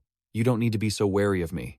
As long as you keep your promise and let her go, I won't lay a hand on you. My only goal is to live peacefully with the person I love. Nothing else matters to me. Li Tianran's lips curled into a smirk, a flicker of doubt in his eyes. The one you love? From her reaction, it didn't seem like that girl even knew you. He shook his head, his voice turning cold. I originally considered asking him to join us, but after watching him, the ability to control someone's thoughts and emotions is terrifying. An obsessive man is a scary thing. Candy laughed, a hint of sarcasm in his tone. It seems you have quite the prejudice against me. Not at all, not at all. Ha ha, Li Tianran replied, though his eyes remained sharp. I can't stand this guy. But an entire chunk of his memory just disappeared. Won't he be suspicious of you? Candy shrugged confidently. Oh, that? Basically no. From what I know about first-stage evolved humans, this type of evolved person is mostly just brawn, with simple minds. Besides, I've already looped and altered the surveillance footage in that building. Without evidence, his suspicions are useless. Li Tianran raised an eyebrow. When you say first-stage evolved, you're referring to the atavistic types, aren't you? The terms are different, but that's a pretty accurate summary. He suddenly tossed the key high into the air. Startled, Candy scrambled for the glittering key. Li Tianran continued in a calm voice. Get ready. Then he hurled the key behind him as his figure vanished. Find it yourself. I'm going back to prepare, he thought to himself, his gaze darkening. The information I got from Chen Wuhong is enough for me to change my plans. Both the military and the security corporation are producing evolved humans. With the sensory abilities of the evolved, the farm can't stay hidden for long. If we're targeted, we'll be at a disadvantage in both manpower and equipment. I have no intention of getting caught and experimented on like a lab rat. The scene changes. Having caught the key, Candy hurries back, his voice filled with hope. Ah, I got it. Elia, I'm back. Don't be scared. I can remove the explosives right now. But the room was completely empty. Candy froze, panic seizing his eyes. Elia, it can't be. No, please, he cried out, his voice cracking. No, no, no. He began to smash everything in a frenzy, his eyes bloodshot.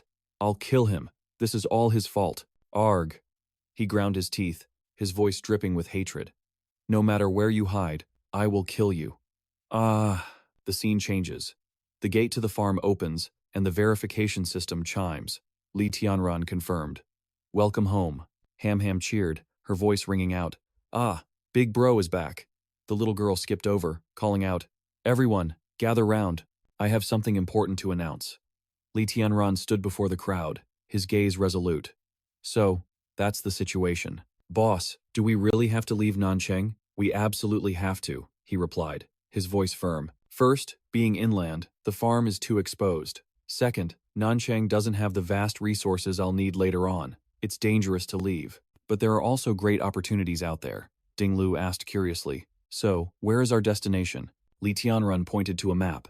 Here, Berserk Tides Island. In 35 hours, the farm's points will reach 20 million. Once the shelter's upgrade is complete, we'll take it with us and leave Nancheng. He turned to them, his tone decisive. Any questions? Ham Ham beamed. Wherever you go, Big Bro, I'll go too. Woof? Ding Lu nodded enthusiastically. Boss, I'm with you. Another person chimed in. Me too. Li Tianran nodded, his eyes bright. All right. Then let's